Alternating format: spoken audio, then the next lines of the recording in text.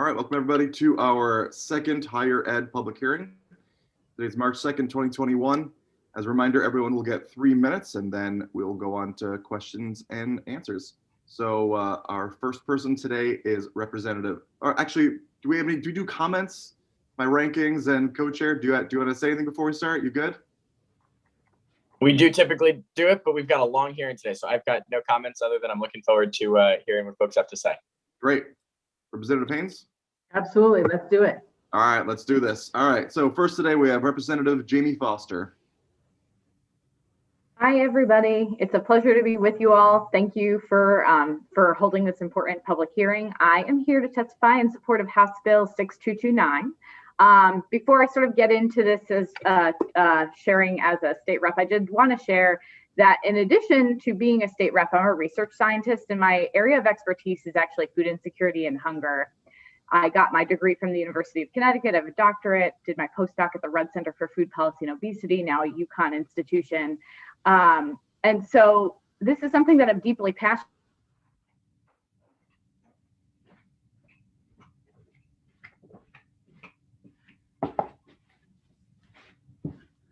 Did Jamie freeze for everybody else?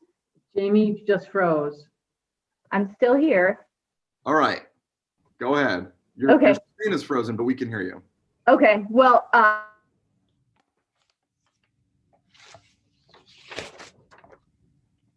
Jamie, you are still frozen. Why don't we go to Senator Wong? We'll come back to you next. Does that sound good? sure. Okay. Senator Wong, you are next, and after you will be Representative Michelle.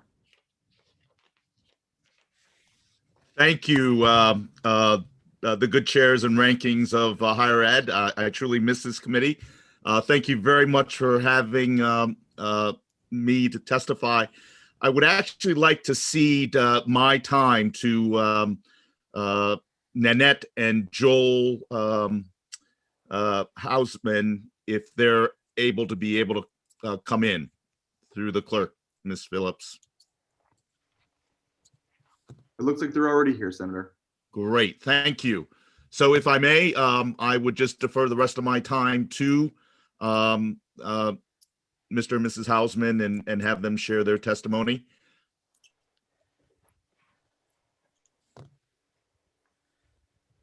Go right ahead.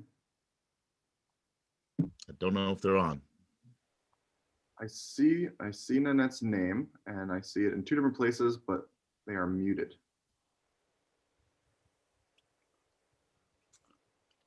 Today's starting off strong. Huh? Oh, between Representative Foster freezing and us not being able to get through.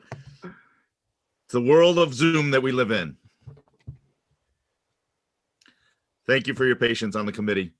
You got it. Why don't we give you a few more seconds, and then if we still don't hear anything, we'll loop back around to Representative Foster. You know what? Why don't we just, is Representative Foster available? I want to respect that order of the line as well. You got it. Representative, are you there? Thank you.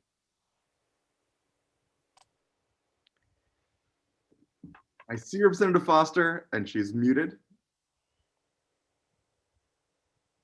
All right, we're going to move on to Representative Michelle. We'll loop back around to the two of you. How does that sound? And after Representative Michelle will be Rep. Winkler, but Rep. Winkler, hold on a little bit. We'll see if we can get number 1 and 2 sorted out. Representative Michelle, are you there?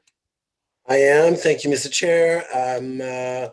First of all, thank you for the leadership of this committee for taking the time and giving us this opportunity to speak on behalf of some of the bills you're presenting today. I'm here in support of HB 6374 particularly, and I would like to concede my time to Liam O'Donnell, hoping that Liam is here with us, and I don't see him in our room.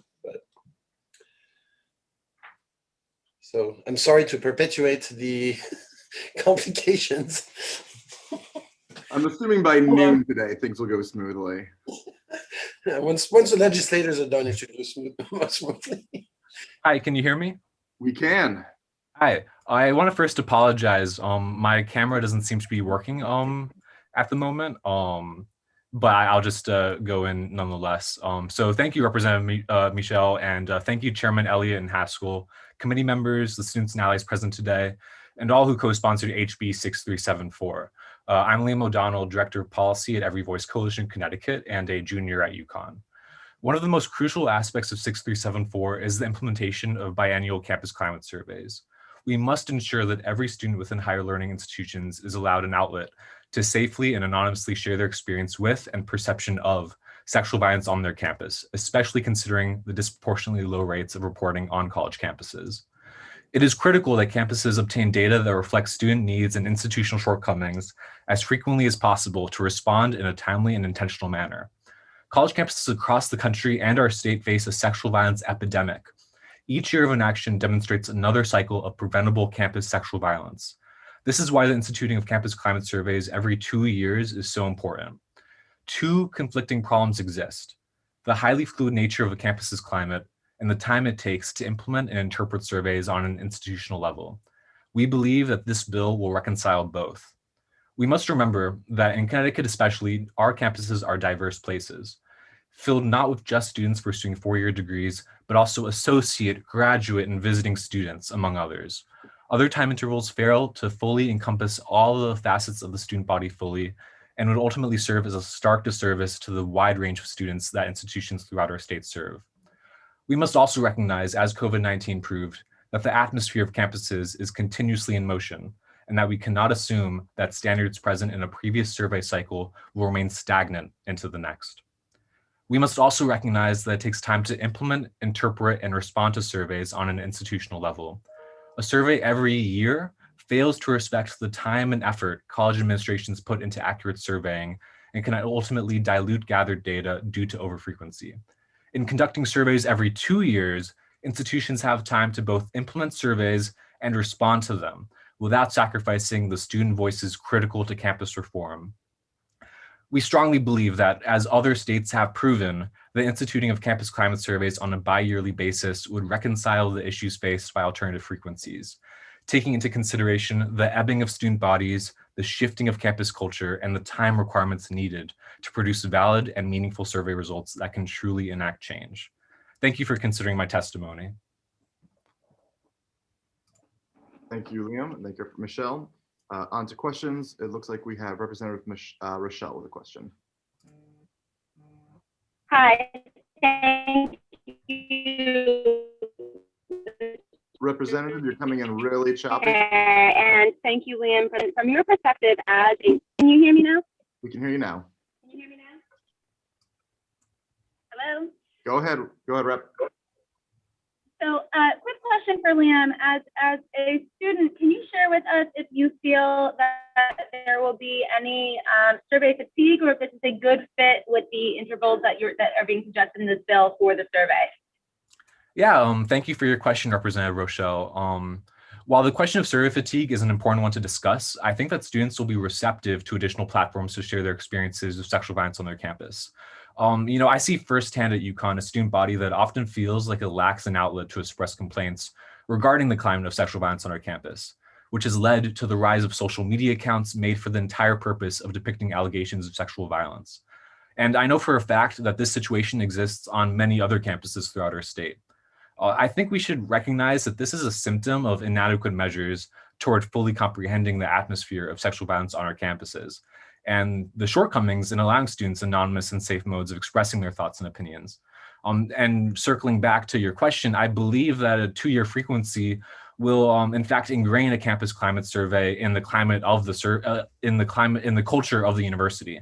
Currently, in our universities in our state that conduct four-year campus climate surveys, students are often unaware that they exist and don't see them as a viable method of expressing themselves due to the huge time intervals between them. I even have friends at UConn that have not taken the survey and will never take the survey due to not falling within that 4-year interval during their studies. So a 2-year survey is far more likely to become normalized as a key component of anti-violence efforts on campus. People will, they will recall having heard about the survey 2 years ago and might feel more inclined to respond to it, another 2 years from then. With this frequency, participation rates will likely increase, helping data collection and reform. So with that being said, I don't see survey fatigue as a viable excuse for not conducting biannual surveys, and think that a 2-year interval may even increase student involvement in the long run. And thank you for your question, Representative Rochelle. Not seeing any other questions. Thank you, Liam, and thank you, Representative Rochelle. All right, we'll loop back around to Representative Foster. Hi, hopefully you can hear me better now. Okay. I am, as shared, I'm Representative Foster, but in my other hat, besides being a state representative, I'm a research scientist, and my expertise is in hunger and food insecurity. So I'm here to voice my strong support for House Bill 6229. I, as someone whose expertise is related to food insecurity and hunger, would often be on university websites with that as my specialty and have students reach out to me saying, I am struggling. I can't balance putting enough food on the table for me, myself, my family, and handling my academic classes and keeping up with payments for being a student. And they would ask me about resources available to help. And that was not something that was a standard part of the work that I did as a food insecurity researcher. My specialty wasn't college campuses, but I became really interested in that work in my time at UConn. So I want to applaud the Connecticut General Assembly for 2 years ago implementing the first study of food insecurity on college campuses. We know that food insecurity rates are very high in college campuses compared to national averages, that there's different prevalence data that shows things from 14% to 49% on college campuses. So this population is a disproportionate risk of going hungry or being food insecure. But what I'm excited about in this bill is that not only are we going to recommend assessment across colleges and universities using a standardized survey, which is something that I had wished happened in the first survey iteration. I wish the universities had connected with one another and made sure that they were collecting the same data. This offers a huge strength and opportunity for universities to compare their data across institutions, which is important for us to know and understand if and when interventions work in addressing hunger and food insecurity, and where interventions might need to be focused more specifically. There's a national context for looking at hunger and food insecurity this way that exists in the American Community Survey. Since the 1990s, we've been assessing food insecurity and hunger in the census data, and that allows us to say when a state implemented this policy or initiated this new program, that change resulted in improved food insecurity, better food access. And that kind of data is necessary for our public higher ed institutions to understand what is working and what is not. Additionally, this bill asks for not only the assessment of food insecurity in college campus settings, but also for intervention. And that intervention can be as simple and low cost as making sure all academic advisors know about food insecurity interventions that are available at that specific university or institution, or as robust and potentially costly as having a sliding scale meal plan meant to target students who are facing hunger and food insecurity. But I think that what we have learned from food insecurity in the pediatric setting is that screening is not enough. You need screening and intervention. And so I'm excited that this bill takes that next important step of addressing not only assessing the existence of food insecurity and hunger and helping us understand if universities are doing good interventions to assess food insecurity and hunger, but also takes that next step of offering intervention. Now, the survey being happening continuously will allow us to understand if those interventions work and are worth reproducing in other settings. And so I think that's a really important step that this bill takes to move forward. I do want to speak briefly in support in section 2 of this bill. Improve SNAP access in the food insecurity step to address food insecurity in a college setting is perhaps the most robust and prolific anti-hunger effort you can make.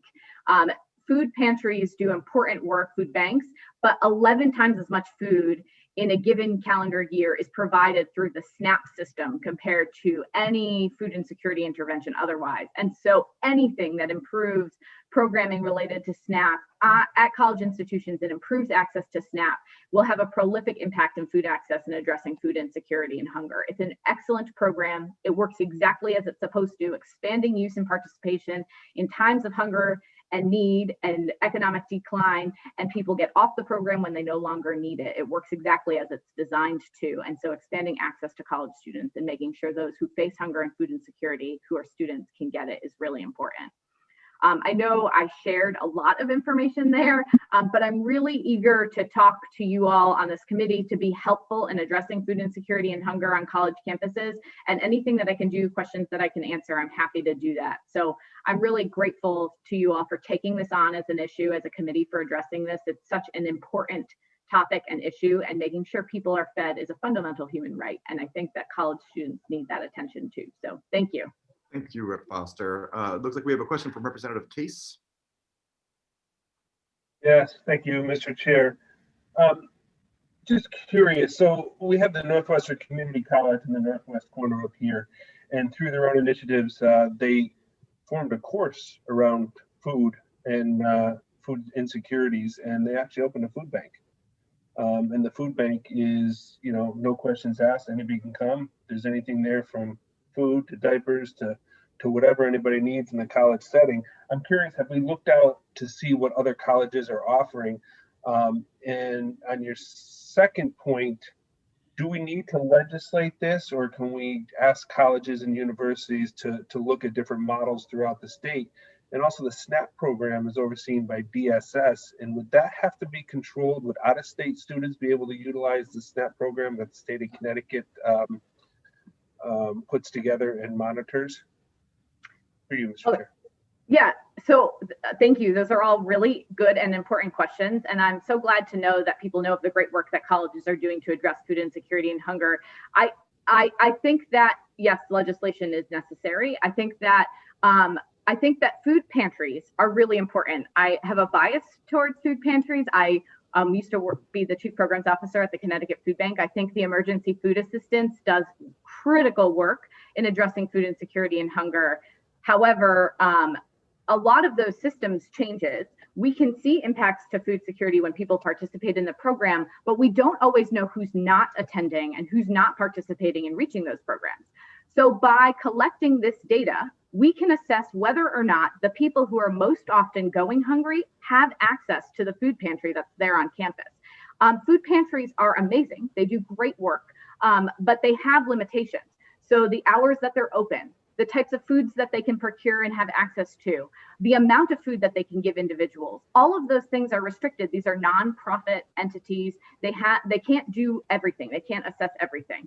And so I think that addressing food insecurity in a food pantry setting happens, but oftentimes they call it the emergency food system because that's the way the system was designed to be. It was meant to be a short-term solution, but with the prevalence rates of food insecurity we see on college campuses, it is not a short-term problem.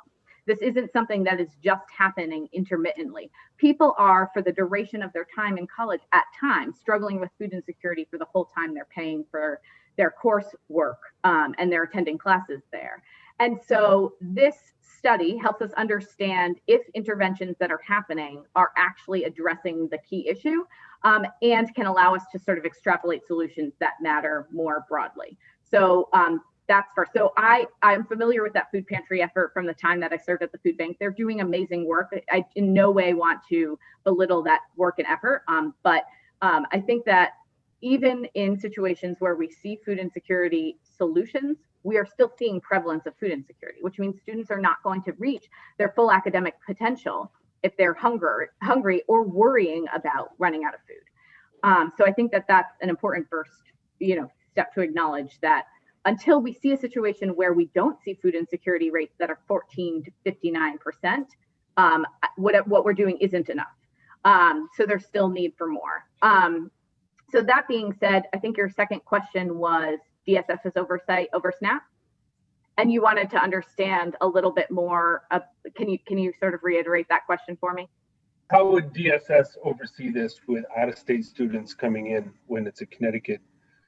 The money's come into Connecticut. Would out-of-state SNAP programs be involved? Well, SNAP's a federally funded program. Correct. It's a federally funded program. The dollars come into Connecticut for Connecticut residents, and it's administered through Connecticut DSS. What do we do with out-of-state students? That'll be something you have to ask DSS for that technicality. I also know End Hunger Connecticut is testifying later on today, and they're policy experts in that topic. But what I will say is if someone is enrolled in a community or state college for the time that they're living in our state, them being hungry is a problem for the community, for their academic achievement. So I'm not sure how residency status affects eligibility for SNAP, how that is considered, but I'm sure DSS, if they come on later today, or End Hunger Connecticut could likely answer that question for you. I thank you for your answers, and thank you for putting this forward. Yeah, it's my pleasure. Thank you, Representative Case. Next, we have Representative Farrar. Great. Thank you, Representative Foster. Just a quick question following up on the piece about this in regards to SNAP utilization. Could you speak to a little bit about why there's potential underutilization of SNAP on college campuses and how this bill could address that? Because again, it is a benefit that is a federal program that our students could be taking advantage of. So I'm curious, why we see such underutilization and what this could do about it. So, and I know End Hunger Connecticut's going to talk about this with you all later today, and that is their wheelhouse. So I don't want to steal their thunder. But what I will say is that there are problems in the way that SNAP is administered, that you're allowed to participate in SNAP if you're on a career path trajectory, and not all higher ed institutions, their education opportunities directly translate into like a work training program. And so there are barriers to accessing the program for that reason. And then also because members of a household may be registered, their home address may be a household that is already receiving SNAP benefits, and they're not living with their family, there's a problem with utilization in that point. So if a student is living in a dorm setting, living in an apartment at college, but their residency, their permanent residence is home with their family, that can also be an issue in accessing SNAP. But SNAP as a program to address hunger and food insecurity is one of the most robust anti-hunger programs because it allows choice to pick foods that are appropriate for the setting where you live and the family and your specific nutritional needs. So people who get the SNAP program can get the foods that are specific. So if a household is utilizing SNAP and then there's the college student living separately or preparing food to be attending classes separate from the household that they live, that's an increased drain on that whole total household food budget, or it could be dividing the food resources between two locations. And this bill addresses getting SNAP for a household member that's sort of separated from their family there. But we also do see an increased rate of food insecurity when college students have families. So that's another part of this barrier, that they could be forfeiting their ability to participate in SNAP because of their student status. And if they are pursuing higher education to better be able to provide for their children and their family, they're forfeiting their eligibility for SNAP because of the type of program that they're enrolled in, then this bill will be addressing that as well. Thank you, Representative Farrar. Last question before you go, it looks like, how are we going to ensure every student participates in the survey? Well, so yeah, so that's a good question. I don't think that anyone doing a research survey at any point in time would ever tell you that they can guarantee that everyone participates in a survey. I think that that's an unlikely goal. What the goal for a survey would be to make sure that you, are we talking about every institution or every student? Take the question how you want. Okay, so I think every institution, this legislation requires that. And then every student, which is an important requirement because each institution might be doing different things to address food insecurity and hunger, and potentially have more need that's not yet fully identified. But the latter, if it's by student, you're not guaranteeing that every student participates in the survey. But the goal is to ensure participation in a way that's representative of the student body as a whole. And so hopefully what you can get representation for example, UConn conducting the study, both the satellite campuses and the campus proper, they had pretty good participation for the survey the last iteration. It certainly isn't, you wouldn't expect it to be 100%. When we do research in an academic setting, we incentivize people for participating in our surveys and studies. So this is not doing that. This is just asking for people to participate in the survey. But as was said from the previous speaker, when you are getting at the root of something that is an issue that a student faces, oftentimes people are eager to tell you about what challenges they face so that you can offer solution. And so I don't think it's a fair expectation or a realistic expectation to have 100% participation, but we would hope that the way that the survey is administered, it gives the opportunity for a representative group to participate. Great, thank you, Representative. And with that, looks like we have no other questions, and thank you for your time. Thanks, everyone. Bye. Next up, we have Senator Wong, and then after that, we'll have Representative Winkler. Thank you, Mr. Chair, and Chair Elliott, Chair Haskell, ranking members Haynes and Whitcoes, and esteemed members of the Higher Ed and Employment Committee. I wanted to submit, I will have submitted testimony and won't take up any time in this public hearing, but I will be supporting Senate Bill 881 on the Governor's Workforce Council. As a member of the Governor's Workforce Council, we wanted to advocate that bill. Also support House Bill 6374, the sexual misconduct in college campuses, and also House Bill 6517, the dyslexia task force. But I am here to defer it and see my time to Nanette and Joel Hausman, who will share their personal story on Senate Bill 954, an act requiring the reporting of accidental deaths on college campuses. So at the indulgence of the chairs and the committee, I defer to Joel and Nanette Hausman. Please. Thank you, Tony, very much. Thank you for co-sponsoring this bill with Senator Haskell. The two of you have been phenomenal since the first day that you heard our story, giving us compassion and energizing us to make change. We're not lobbyists, we're not activists, we're not necessarily even politically savvy. I just turned 63 years old and I now understand what a constituent is. I've never been a constituent before. But we are two devastated parents, and we are here to try to make some change to help everyone. Good morning, all. Our story. 2.5 years ago, our family of 5 traveled to drop our youngest son, Corey, off to college for what was supposed to be, as some people say, the best 4 years of one's life. The drop-off went well. He took to it like a fish to water. Probably couldn't wait for his parents to leave, and we did. After we left, I immediately was so looking forward to going back for Parents Weekend. Made our reservation, wanted to hear the stories of this new exciting chapter. Unfortunately, Parents Weekend never came for us. We did go back to school, however, 15 days after that drop-off, to pick up an urn filled with his ashes. You see, Corey passed away as a result of a preventable accident. Little did we know that accidents are the leading cause of student deaths at college. This was the 3rd week of the first semester. When we got there, we were told Corey's death, was actually the 3rd death of the semester. Think about that for a second. 3 weeks into a semester, 3 young adults died, 3 devastating, tragic stories, 3 devastated families. Our children are so precious.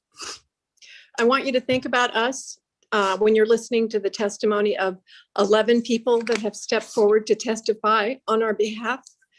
They aren't just people that feel sad for us. They're people that are experts in different subject matters. I have parents, some whose children are still alive. I have parents whose sons have died while they're away at college that have started college safety advocate groups. I have some of Corey's friends that have dug in to help us understand how this could have happened and make change. I love hearing about how we're worrying about feeding children. I think that's great in every aspect of supporting children at college. But I think one of the primary things needs to do is to make sure that they are safe and they stay alive. What this bill is asking for is a new line item on a safety report card, one that's already generated by the universities to talk about other types of safety issues, including fire and crime. The spearhead to this initiative that I've started, which is college911.net, really came together when I tried to find out how many total students died on Corey's campus in the year that he would have been a freshman. I learned when I went to the Department of Higher Education from the state where he went, that his death is treated to reduce the cohort of the college's head count. So the graduation and retention statistics are not damaged because of a death, a withdrawal, or a school transfer. There's no finite number of how many kids died. I believe that the universities, there's a lot of people that would benefit from this information. I believe changes were attempted to be made to the bad area where Corey fell, but it didn't make the budget cut. So I believe that just reporting this one new number on a spreadsheet for the public, for the school, for everybody else to see, will help us drive the investment in safety that we need. The rest of my time, if possible, I'm going to share with you what we lost. This is a video that we found on Corey's phone after he passed away. Corey grew up playing the cello in the Westport school system. And when he got to be a junior in high school, he picked up the guitar, something his dad had always wanted him to do. But he, you don't never listen to your parents, forget it. So anyway, I want to share this with you because this is who Corey was. This is him in his dorm room by himself, recording himself, playing the guitar. Again, I believe it was going to be a gift to his father. I tried to get this uploaded through Jean, but she said that wasn't possible. So just bear with me. Here we go. Hold on. I gotta get the volume. Hold on. Why isn't the volume? Hold on. Sorry, people.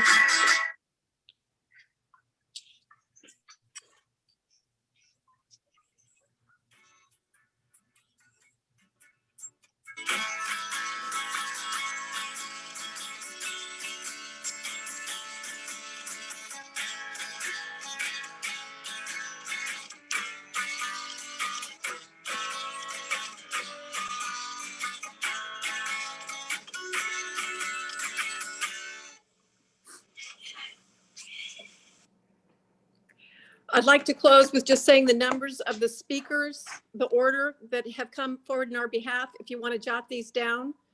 Again, thank you, Tony and Will, for getting us this great spot in today's hearing. Number 48, number 52, number 74, number 80, number 82, 83, 88, 94, 95, 104, and 114. These are all people that have come to support moving this bill forward, and think of us and please listen to them and what they have to say. Thank you, Mr. and Mrs. Hausman, for sharing that story. I'm so sorry to hear about that. We'll do what we can to work with you. Senator Haskell, I see your hand up. Thank you so much, Mr. Chair. And Nanette, and of course, Joel, it's wonderful to see you both. Thank you for your advocacy on this critically important issue. It's been truly an honor to work with you, and also, of course, Senator Wong on the College 911 proposal. And of course, in the wake of Corey's passing, you channeled your grief into activism, specifically around creating College 911, which makes sure families and students have access to the information that they need to stay healthy and safe during their college time. Now, I've taken a look at the College 911 website, and of course, there are many layers to the initiative. Do you believe that legislative change is the only avenue, or is this just one piece of the reform that you're seeking to implement? My immediate reaction after this happened is I wanted to think about how to make change. And I was a strategic planner before I was a mother. And you always look at things, what can you do right now and what do you do in the future? I look at the legislative change as something that's going to take a while, but it's something that's going to make a permanent, lasting change and help a lot of different avenues. But immediately what I put together was a medical emergency checklist, which is on the website. It's college911.net, right on the homepage, which is really a list of things that we didn't think about going away to college that we think would make a difference to someone else. There's information on how to set up your iPhone so that if somebody calls 911 from your phone, your emergency contacts get notified. I've been trying to work with Apple to find out why they aren't a little bit more forthright about this amazing feature on everyone's health app. Pull it up right now, look at it. so my initial reaction is, what can I do right now on my own? And I've been working with high schools and college counselors to say, go through this checklist. It's for parents or guardians and for students to try to help people right now. There's one of the things that's on there is also looking into the emergency medical care of your student when you drop them off, which is something people don't normally think at. The passing of Corey started with an accident, and he fell and he was hurt, but he got taken to a local hospital that, I gotta say, I would not put it in the top-notch category. And we're 2,000 miles away, and we're just getting phone calls because he's 18. He's an adult now in the eyes of the healthcare community. So that checklist is something that is downloadable, printable, actionable. So yes, well, I'm doing the legislative piece, but I know that's going to take some time, and we're going to have to go to other states eventually, and we're going to have to go to hopefully the federal level, so that it's something that it can be a comparison for parents. Just another important factor. That's really helpful to know. And I know we have so many folks lined up to testify, so I'll keep it super brief and just ask one more question. But out of curiosity, of course, Corey's passing happened outside of Connecticut, but did you reach out to Corey's college, after the accident, and what happened in that exchange or communication with campus leadership? Well, I gotta say, I was a little disappointed. The analogy I use is that things were kind of swept under the rug. The immediate reaction of the dean of students and the commander of the police was excellent. I think they really cared. I think they really wanted to make change. That did not end up happening, and my son Lucas will talk about that. But I wrote a letter a year afterwards. I started digging into pedestrian campus safety. I worked with a doctor at Yale and forwarded a quite lengthy recommendation about even using, putting up the signs that you see in Central Park. They're the dismount signs. Like if you're not going to change it, go through your campus, make sure it's safe. Honestly, I wrote it to the chancellor and the president of the college. I did not hear back from the president of college at all. And the chancellor, and I offered to work with them, and the chancellor said, we have people that do this. Thank you. Sorry you lost your son. He didn't even say Corey's name in his email. So it happened at a university, but I think it can happen anywhere. I think it's this transition time. We're moving from, kids moving off to college. The colleges are treating them like they're adults, even though they know 18 to 24-year-olds practice risky behavior. They're away from home for the first time, new environments, new socializations. I just want to, and all we're asking for in this bill is data. We're not asking for programming or anything. We just want a number so that public health people, ourselves, parents, children, the university can look at it, capture it, and say, okay, this is going on. What can we do about it? And then they might be able to get the funding to really address these issues. So those are perfect questions. Well, thank you so much, Nanette. Thank you, Joel, for your strength, for your courage, for your advocacy. Thank you, Senator Wong, for ceding your time to these wonderful constituents of ours. And I look forward to keeping in touch. Thank you, Mr. Chair. Thank you. Next, we have Representative Case, followed by Representative Haynes. Thank you, Mr. Chair. And I just wanted to thank you too for coming forward. It really hits hard when you hear situations like this, and this is why we have public hearings, to actually hear a story and go along with the testimony. I guess my question is, on a personal level myself, I have had a brother who I've lost in the past 3 years, and it didn't have to happen. And my 78-year-old mother is reliving it with investigations right now.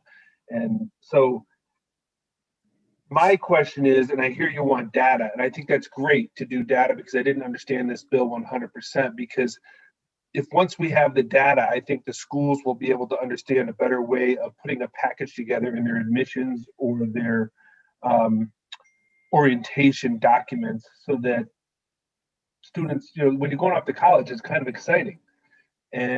But they need to realize that, my father dropped me off. He says, you're going for academics, but you're also going for socialization. So you're going to learn a lot about yourself. So I think the students that go away, we can take this data and just show them that, you're coming out and you're becoming an adult, and we need to aware you of things that can happen. And I think getting the data I understand it much better now in the bill. I wasn't sure where it was going because we can't do much for colleges and universities outside of the state. But I think grabbing information is something that we can do. But I just really wanted to thank you guys for coming forward. It takes a lot to do that. I'm sorry. Yeah, unfortunately, yeah, a lot of people, I hate to say this, but they crawl under a rock. And it's hard, but I think it's, it's been my way of dealing and coping. And I think it will benefit everyone. And this is a good first step. We did a regulatory reform petition. There's other aspects I think that are important also, but this is just huge. If we can get this bill moved forward and looked at, it's an important spark. So thank you very much. And our Thank you, Mr. Chair. Our condolences to you for your brother. And it just shows it can happen to anybody. It can happen to anyone. They're saying we got 3 to 4 more years of investigations, and it's not fair to a 78-year-old mother to have to go through this. It's not fair for anybody to have to go through this. That's the case, if I may. I think it's important to note that the courage in which the Hausmans have raised this issue is very important. It's not just the bill in itself, but I think it's an important point of raising awareness for us as parents and for young adults that are heading off into college to understand that the risk and the challenge that goes with that, rites of passage. So, and what really struck me with the Hausmans is the fact that I still remember vividly the day that we dropped off our children off at college, and it is intended to be some of the most exciting time of their lives, as Joel just talked about earlier. And you have a bond of trust with the university that they have the responsibility and will take the care to treat your child as their own. And that bond of trust needs to be validated and reaffirmed. And to have these kind of tragedies occur because there wasn't a level of communications, I think 2 things comes from this: the data that will allow universities to better educate, but I think the other is to empower parents to know that they have a voice, that they need to be involved and have the universities in their role as caretakers of their children to be accountable and to be responsive. So I wanted to add that, because what struck me the most about this whole issue was the fact that anybody who's a parent who sends their kids off to camp or school or higher education, there is that emotion of excitement for them, but there's also an uncertainty. And when those uncertainties are realized in a horrible tragedy, and you feel as though you were not given a chance to do your best on your child's behalf, I think that is a pain that no one should ever have to endure. And I appreciate you asking the question. Again, my condolences on your brother as well. You've been an incredible caretaker and of his unique, special intellectual needs, and you've been a champion on that. So thank you, Jay. Thank you, Representative, and thank you, Senator. Next, we have Representative Haynes. Good morning, and to you, the Hausmans, thank you so much for being here. This obviously is a very important bill that we need to get through. I am a mom of 2 very independent young ladies who went off to school. I have one who actually was a merchant marine, and to put her on a ship and have her go God knows where was an unbelievable parental situation there. And as well as my daughter who's still at Gettysburg, and every year when she takes off and goes to school, I have that pain. So I totally understand why this is just that important. In regards to your organization, I was just wondering, what experts do you have in your coffers there as far as helping you along? Who's involved in your organization? Mostly volunteers, other parents. I call some of us the transparency team. Some of them will be speaking today that have started different actual safety initiatives. One's called Protect Students Abroad, which is an organization that's been around for quite a few years, trying to get the same kind of information for our students that go abroad. The starters of that organization, both of them have lost children due to accidents when they were abroad.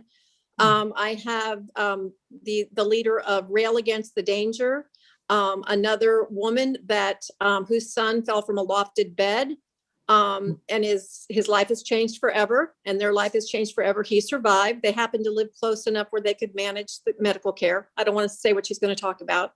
So it's other parent advocate groups. I have some writers that are helping me. I have people that help me with lobbying and understanding the political process, which, as I said in my beginning, I had no idea the levels and layers and the House and the Senate and the state and the federal, all that stuff. So I have a lot of warm hearts, a lot of really smart people. I have someone that completely has helped me build my website that I've known for years. His name's Ira. He's talking about transparency and how there's value in transparency, whether or not we do anything with it or not, the importance of information. I have been overwhelmed with the number of people that have helped me proactively come forward, give me things to do, roll up their sleeves. I feel like I'm on the Academy Awards and I'm forgetting to thank someone, which I'm not. But it's not a fundraiser. It's not right now. It's not a non-for-profit, because my understanding is if you're trying to move forward on regulation, you cannot file for a nonprofit. I looked into the paperwork. So we are a grassroots organization, great volunteers. Check out the website, college911.net. If anybody wants to help out, write to me. So this is just evolving. I thought we were talking about dropping Corey off. We got the call from Corey, this is my husband and my first week of that. Everybody says, oh, your next chapter. I mean, I wasn't happy when all my kids got out of the house. I'm one of those moms. Little scary, right? This was our first empty nest week or two. And we were honestly going to probably move to be closer to our children. But it just rocks the family. It's not losing a child. It has devastated each and every member of my family. We have different ways of coping. I'm a doer. I'm a fixer. That's why I'm peeling back the onion and trying to fix. Everybody's different. So if anybody wants to help, call me. But I'm overwhelmed with the just generosity and supportive, and it's just happening organically. So right now it's me and a very small team of wonderful people. The strength that you are doing this with is absolutely incredible. I don't know if I could do this, so more power to you both.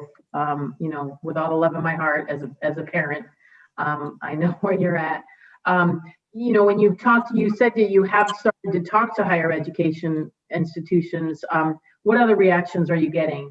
What are they saying? I think the tendency is for them to be a little bit defensive. One of the people on my team actually works for a large university out in California. And, she keeps reminding us and me that no matter what we do, it's going to cost money. And that's a very good reminder, because I don't know the higher education institution. That's why I think starting out small and just collecting data is the smartest way to go, and it might be easiest. I really am, and I've talked to a few people, a few higher ed, one university in particular that's in South Carolina. It's not a large public university, but she's worked at different institutions.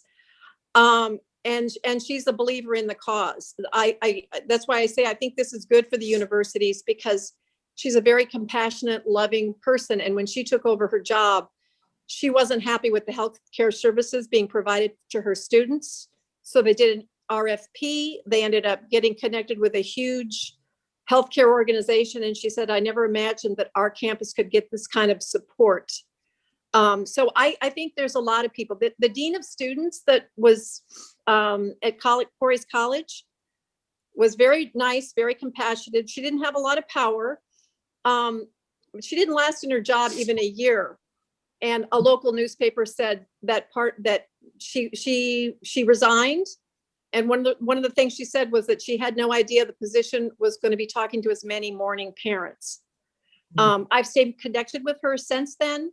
I went to her and I said, am I just a sad mom trying to busy up my time? Is this an issue? And she and the commander at the police station that's also left said, this is the tip of the iceberg. They said, you go, girl. that the commander of the police said, I have to write a report every time a prankster pulls a fire alarm because it's fire. We have certain safety things that we record and take track of. It's called Clery Act. And so they have to record fire and crime-related instances already. So this is good because we already know they're capable of doing it. We're just trying to get one more thing that they keep track of right now. So that was a very long answer to a very simple question. That's okay. Thank you so, so much. The more we hear, the more we realize how important this issue is. And it's in your tragedy has this come out to save others. So thank you so much. And thank you, Chair. And look at the emergency medical checklist on the website for your daughter in Gettysburg. I will. Thank you. Thank you. Thank you, Representative Haynes, and thank you again, Joel and Annette, for your story. And again, I'll be paying attention to this, and this was not in my radar before this year, but it certainly is now. And thank you for advocacy, and sorry for the loss of your son, Corey. Thank you. We're going to move on to Representative Winkler, and next after Mike will be Representative Garibay. Oh, this is.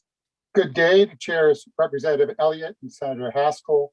Vice chair is Representative Turco and Senator Flexer, and ranking members Representative Haynes and Senator Whitcoast, and distinguished members of the Higher Education and Employment Advancement Committee. I'm Representative Mike Winkler. I also had a constituent who wanted to testify, but that did not work out. So I'll give an overview of the problem she would have addressed from a personal perspective. I'm here to speak in support of House Bill number 5895, an act establishing a task force on the reduction of student loan debt. This bill may result in help for all former students with debt. Black students per capita carry more student debt than white students and are less able to pay it back, both due to the lack of generational wealth. The median white household has a net worth 10 times that of the median Black household. Therefore, Black students have to borrow for nearly all of the costs of college. Black households have less generational wealth, in large part due to discrimination in the housing market. The GI Bill, which rebuilt the American middle class, discriminated against Black soldiers. Redlining and blockbusting have also reduced Black families' generational wealth. You may have seen how this played out between West Hartford and Bloomfield in a recent front page Hartford Courant article. Just last week, the Brookings Institution issued a study, which I've attached to my testimony, which states, many Black college graduates are not surpassing their parents in wealth and improving their chances of achieving the American dream. The reality is that wealth, not education, is what makes the difference. Wealth-poor Americans are disproportionately straddled with student debt as people without means attempt to use education to increase their economic mobility, but go into debt in the process. So given their higher student debt, many young Black households cannot afford to buy homes. So the racial disparity in generational wealth will continue if nothing is done. Brookings continues, we find that the more student debt is canceled, the greater the racial wealth gap is reduced. This study could identify ways to help all students with debt and ameliorate the effects of institutional racism. Please send House Bill number 5895 to the floor of the House. Thank you. Thank you, Representative.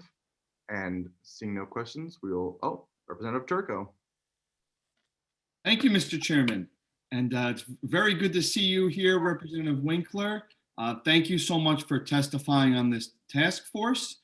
And I think you bring up a very important point that we have to make sure this task force is charged with. And that's not just looking at the overall student loan debt that Connecticut residents have incurred and continue to incur, but also the racial disparities and other disparities, income disparities throughout the state. That is very important in trying to decide how we help people and reduce their student loan debt. So thank you for bringing up that important point. And I'd like that to be a very big focus of the task force. Thank you, Mr. Chairman, for the question. Thank you, Representative. And seeing no other questions, we will move on. Thank you, Representative Winkler. Thank you. Next, we have Representative Garibay, followed by Representative Mary Wieelander. Good morning, everyone. Chair Senator Haskell, Representative Elliott, Ranking Members Senator Witkos and Representative Haynes, and all the distinguished members of the committee. I'm here today to testify in favor of House Bill 6374, an act concerning sexual misconduct on college campuses. Sexual assault is a major problem in the state of Connecticut, and it especially affects our college campuses. The state of Connecticut is the proud home of 44 colleges, and on these campuses, the number of reported incidences of sexual violence has grown over the years. In order to lessen these numbers and fight preventable sexual violence, we must report this bill favorably out of committee.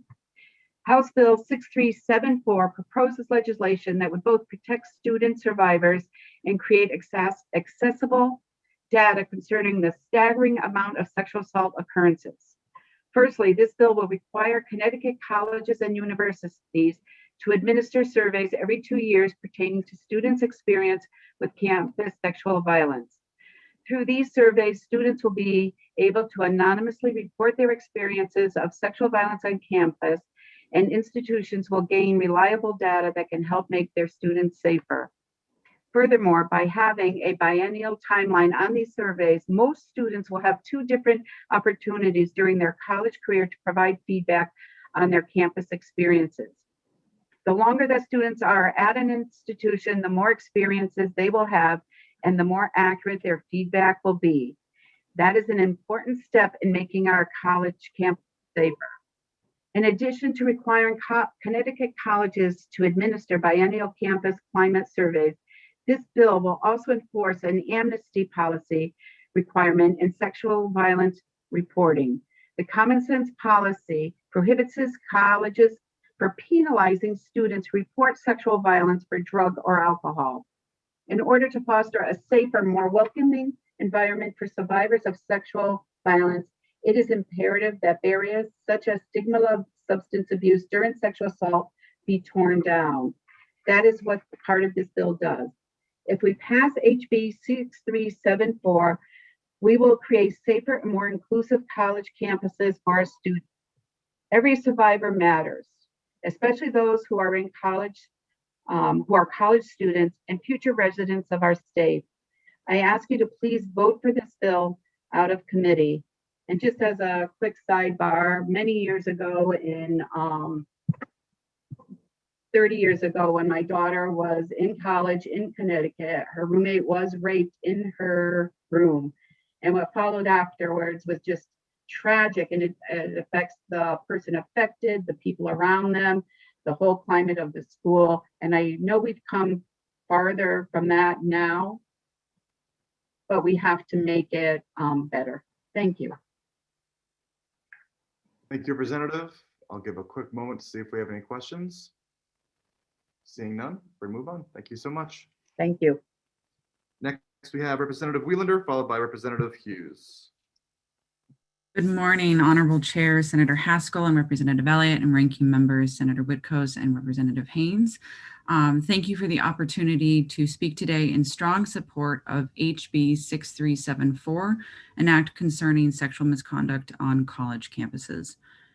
In the interest of time, I won't go into the nuts and bolts, but I will say that I believe that both the frequency and the amnesty aspects are key parts of this legislation, accomplishing its goal of successfully identifying the full scope of the issue of sexual misconduct on campuses and thereby providing a more efficient and compassionate pathway to addressing this problem. I'm 20 years out of college, and I can only imagine how different things could have been for so many of us if our colleges and universities had clear policies stating that sexual misconduct was being watched and tracked, and that the victims would have been provided greater protections. I had the privilege to work with Ali Haghani, the state director of the Every Voice Coalition, and one of my constituents this past year, along with several other incredibly talented young women. There were so many times that I would look at their work and know with absolute conviction that these women would change the world. I am seeing proof of that today. I respectfully ask that all of the committee members please support this legislation, and I would like to yield my time to Maren Westgard. Thank you. Hi, thank you, Senator Welander. My name is Maren Westgard, and I am a student at Wesleyan University, and I'm also from Orange, Connecticut. And today I am also testifying in favor of House Bill 6374, an act concerning sexual misconduct on college campuses. So I have lived here in Connecticut and gone to school in Connecticut my entire life. I love that I have the chance to receive a quality higher education in the place that I've known and loved for my whole life. However, sexual misconduct, abuse, and assault is a persistent problem on college campuses, and even at a school like Wesleyan, which is considered to be a very safe and empowering environment, this issue is still prevalent. As was mentioned earlier today, lots of schools are creating Instagram accounts and different social media accounts for stories to be shared. And we have an anonymously run Instagram page called Wesleyan Survivors for survivors of sexual interpersonal violence. And that was created on June 30th, 2020. And that account already has 237 anonymous stories of abuse, of breaches of consent, and of power being taken away from individuals when it never should have been. These are 237 stories shared in just 7 months of being online. 237 of my classmates. And those are only the ones who feel comfortable sharing their stories online. No school has been immune to the prevalence of sexual violence on campus, and it is absolutely happening here in Connecticut. And that is unacceptable. That does not create an environment that allows for learning to happen, which is the whole purpose of higher education. And we must do everything we can to combat the culture of sexual violence. A campus climate survey mandate would better equip universities with the information and insights to better address sexual violence. Many students do not want to publicly report their experience, so the anonymous campus climate survey allows students to tell their stories in a safe, confidential platform. And I would love for those 237 students from the Wesleyan Survivors page and the countless others who have not shared their stories to be able to report what they have experienced in a confidential way that will allow the university to have a clearer picture on the violence that is actually taking place at our schools. A campus climate survey and the insight it would acquire about these statistics would allow universities to better understand the epidemic of sexual violence. And I also want to emphasize the necessity of the frequency of 2-year surveys. I believe this frequency is essential to encapsulating the needs of all students in the state. A 2-year survey is inclusive of programs less than 4 years, including graduate and associate programs. And I also want to emphasize the amnesty policy, that it's extremely important because there are already so many barriers that keep people from reporting their experiences that we need to take down as many of those as we possibly can. I know that House Bill 6374 will improve the lives of students and survivors across Connecticut. So I urge you to please vote this bill out of committee as soon as possible. Thank you so much. Thank you. All right, looking to see if there's any questions. Seeing none, thank you both for your testimony. Moving on, we will go to Representative Hughes, and following Representative Hughes, we will move on to Representative Gilchrist. Thank you, Chair and esteemed members of the Higher Education Committee, and thank you for allowing me to testify in strong support, like my colleague that just testified, of HB 6374. She covered, actually the previous, both testifiers covered a lot of the highlights. I do believe that if we are going to create accountability across our campuses and across our culture, we have to address what's actually happening and center the voices of those who are impacted by sexual violence, sexual misconduct. And that is why this has to be a legislative policy initiative that and that every 2 years is really important to get a survey anonymously from those impacted and begin to look at how to address the culture. We know that we cannot change culture overnight, but we also can't wait to change the culture every 4 years. So every 2 years is really important. We need to absolutely prioritize the amnesty policy, because we cannot further penalize survivors of sexual violence with fear of being basically criminalized for what else was going on. I remember when I was in college going on a retreat to off campus, and it was a women's retreat, and we were all college students. And towards the end of the second or third day of the retreat, we started taking a little informal survey and realizing 1 out of every 3 students were victims of sexual violence. 1 out of 3. That was shocking to me that this was so pervasive. Of course, that was a long time ago, but no one had reported it. Of course, no one had reported it. And that is why it is a pervasive risk of sexual violence still to this day, because what goes unreported goes unaddressed. And so we need to create a different way of finding out what's actually happening, the devastating impact of what's happening across our campuses, and then hold those climates to account to change and address what's happening, and creating a culture of accountability across all of our campuses. And we can't do that unless we have the data safely reported anonymously about what's happening. So I am really proud to be a co-sponsor of this. I'm really proud of the work that students have done to prioritize this, to demand this, and to demand safer climates across all of our campuses. And I hope we voted out a committee. Thank you. Thank you, Representative. Same. Any questions for Representative Hughes? Seeing none, thank you so much for your time. Moving on, we will have Representative Gilchrist next, and after her, Representative Kennedy.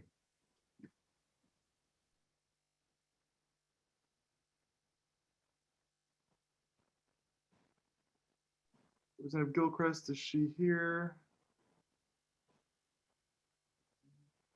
All right, not seeing her. We'll move on to Representative Kennedy.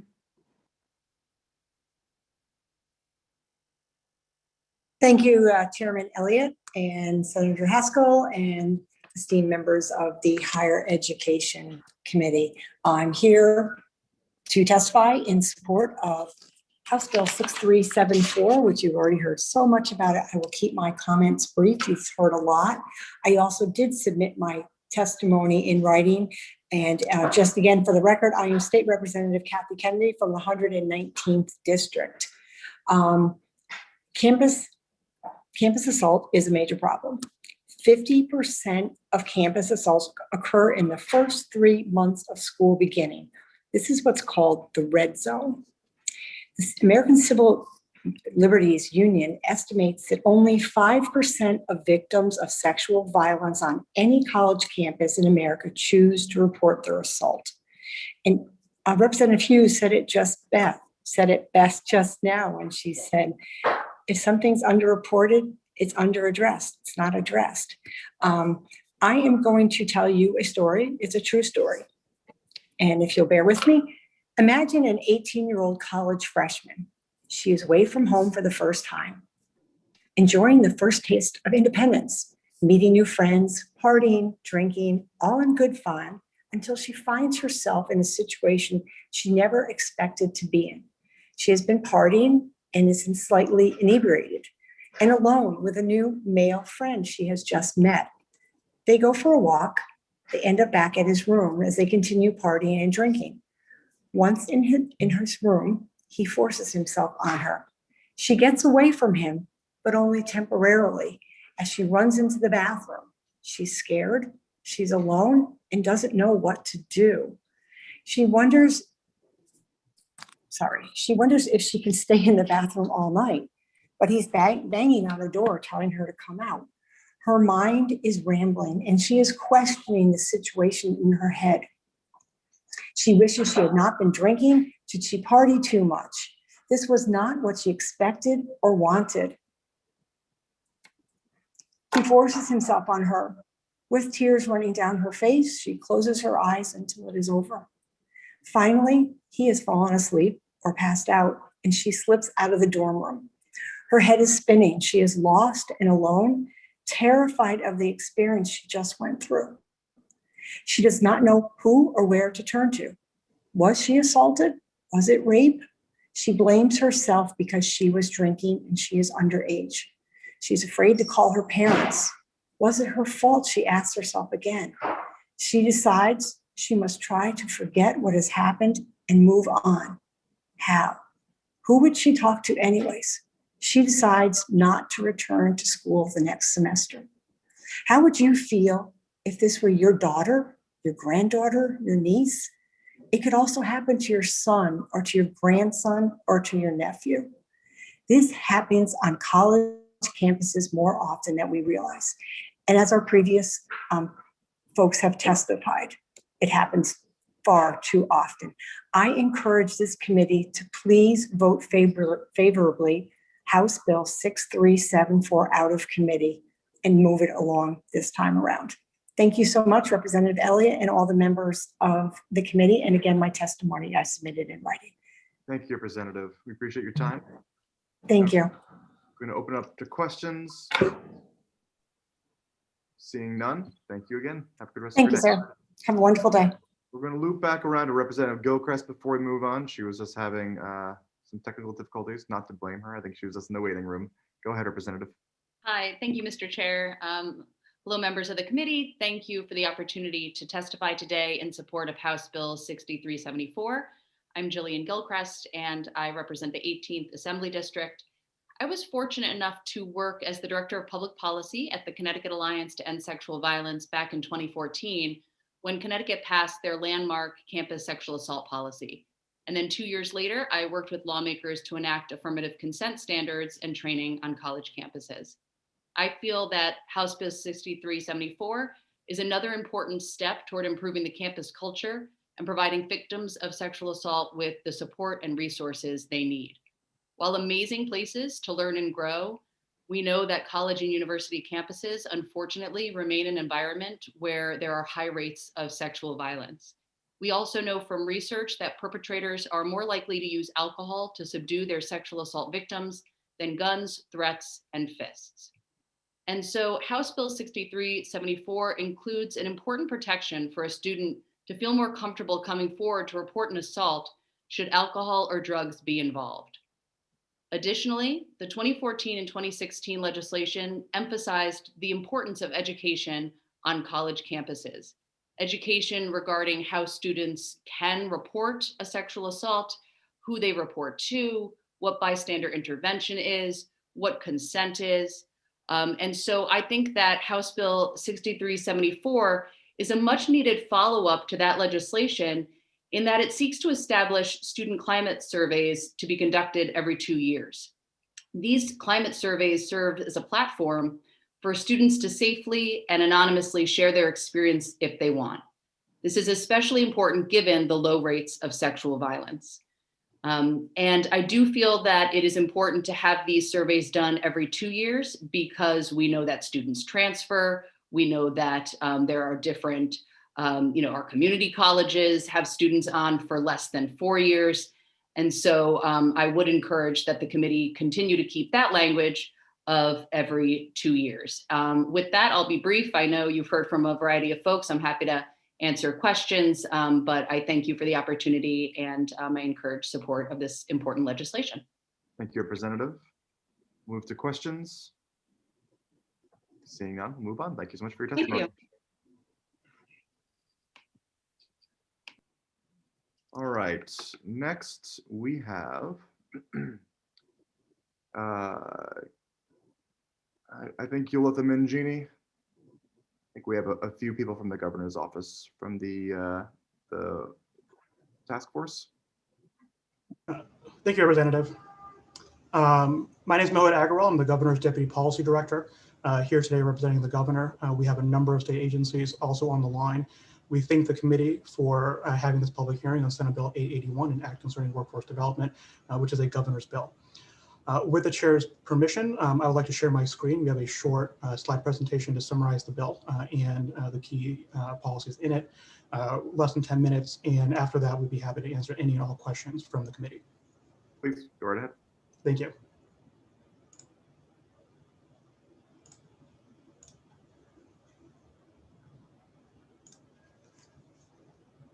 Okay, can everyone see my screen now? Sure can. Thank you. So I'll go ahead and get started now. So we'll have a few slides. I'll set up the framework for how the governor's office and our state agencies are thinking about workforce development and why it's so important at this moment in time that we make these investments. And then I'll click through highlights of parts of the bill. So workforce development is critical for several reasons. First, Connecticut is a state that doesn't, we don't have oil, we don't have the sunshine and beaches of Florida. But what we have is the country's most productive workforce. We have a workforce that attracts businesses here and helps businesses grow. And Connecticut needs to make sure that our workforce development system is the best in the country so that we continue to have the best workforce in the country. Like the governor said, what the state needs is more taxpayers and not more taxes. And what this bill does is really help undergird the state's economic growth coming out of the pandemic. To the second bullet point here, we're at a moment in time when the inequities in our state and in our country are paramount and transparent and are issues that we have to address. Our workforce development system can do better, and we believe that this legislation will help improve equity in our workforce. What we know about equity and diversity in the workforce is that when all individuals are affirmed and that when all individuals can reach their potential, the economy grows. Diverse businesses are more profitable and more productive, but also when individuals reach and get trained to their highest ability, that means they can do the kinds of work that our employers need. The last 2 points here are quite specific to this moment in time on the pandemic. The second to last here on returning to work. Connecticut needs to invest in workforce development to help make sure that individuals can return to work and get into careers that are in demand, are pandemic proof, are telework proof, and are the kinds of jobs that are growing and that our employers need to fill. These kinds of opportunities require training, and that is something that the governor proposes to do with this legislation. And the last point here is that the president during the transition proposed that $50 billion go towards states for workforce development. We have heard similar proposals coming out of the Congress in recent weeks. And if and when Congress acts on workforce development legislation, the proposals in this legislation will make sure that the state is ready and ready to go with getting those dollars out on the street and making sure that we have the most effective and productive workforce system for individuals and employers to use. With this slide, I just want to summarize section 1 of the bill, which establishes the Office of Workforce Strategy. First, for the awareness of the committee, the section 1 of this bill mirrors legislation that is in front of the Appropriations Committee in Senate Bill 885, the Governor's General Government Implementer. And that legislation includes significantly more detail around the Office of Workforce Strategy and how they will do their work. However, I did want to provide this overview because of how important the Office of Workforce Strategy is to this legislation and that section 1's in the bill. So I just wanted to provide this overview here. So the role of the Office of Workforce Strategy is to be a coordinating office that coordinates across state agencies and different stakeholder groups to ensure alignment with the state's workforce strategy. Workforce development encompasses a variety of programs that are managed across state agencies and other partners, our community college systems, community-based organizations, regional workforce development boards, and others. This is a big space. It's a busy space. Workforce development can be anywhere from cradle to career. It can also be a more micro target around the post-secondary space. But either way that you look at it, workforce development has a lot of actors, and that is a strength of workforce. But it does require that the state invest in creating the Office of Workforce Strategy to create coordination. The Office of Workforce Strategy will be led by the state's chief workforce officer and will be within the Department of Economic and Community Development for administrative purposes only. The chief workforce officer will be the governor's principal advisor on workforce and will report to and be responsible to the governor. The Office of Workforce Strategy will support the Governor's Workforce Council in the administration of WIOA, which is the Workforce Innovation and Opportunity Act of 2014, which provides roughly $65 million a year in block grants to the state of Connecticut for workforce development. And under that act, the state is required to have a state workforce board, which is the governor's workforce council, and the Office of Workforce Strategy will serve as the staff to that council and will support in the administration of WIOA. Lastly, here is that the Office of Workforce Strategy will support the Department of Economic and Community Development and the retention and recruitment of businesses to the state.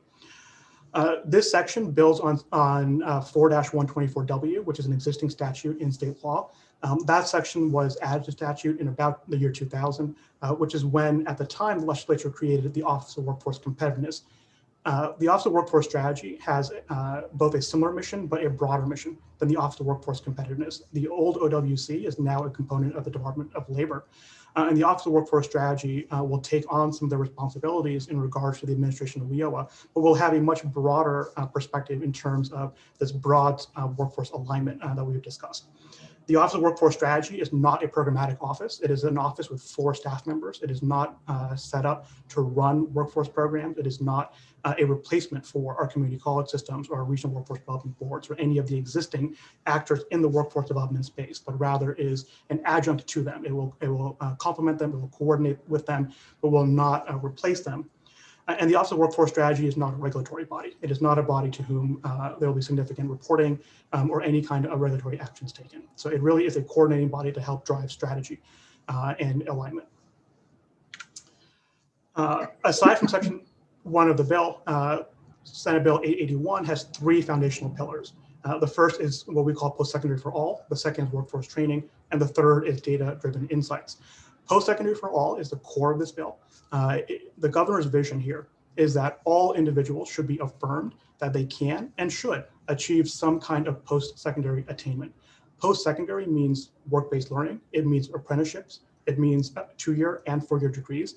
This is an administration that respects that different kinds of jobs and different kinds of employers need different kinds of skills.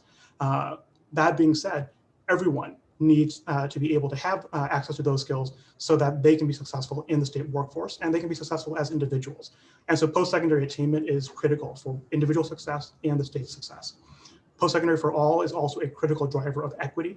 When we don't have equitable access to post-secondary education, it means that we leave behind human capital and we create a more inequitable economy.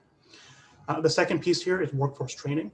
As I mentioned before, workforce training is critical at this point in time to meet the needs of our employers and to help the state recover from the pandemic. The third point here is data-driven insights. The legislature has worked diligently over the last 10 or more years on improving the state's data system. Connecticut is a leader on data. However, we can do more to collect data and use data to help drive insights on workforce. I'll talk more in a second about what some of those are. So what I'm going to do now is just highlight very briefly 2 or 3 of the key strategies in the bill. There are significant details, obviously, in the legislation and on this slide that I'm not going to get into, but that we can discuss in the Q&A. On this slide, just the last point there on FAFSA completion.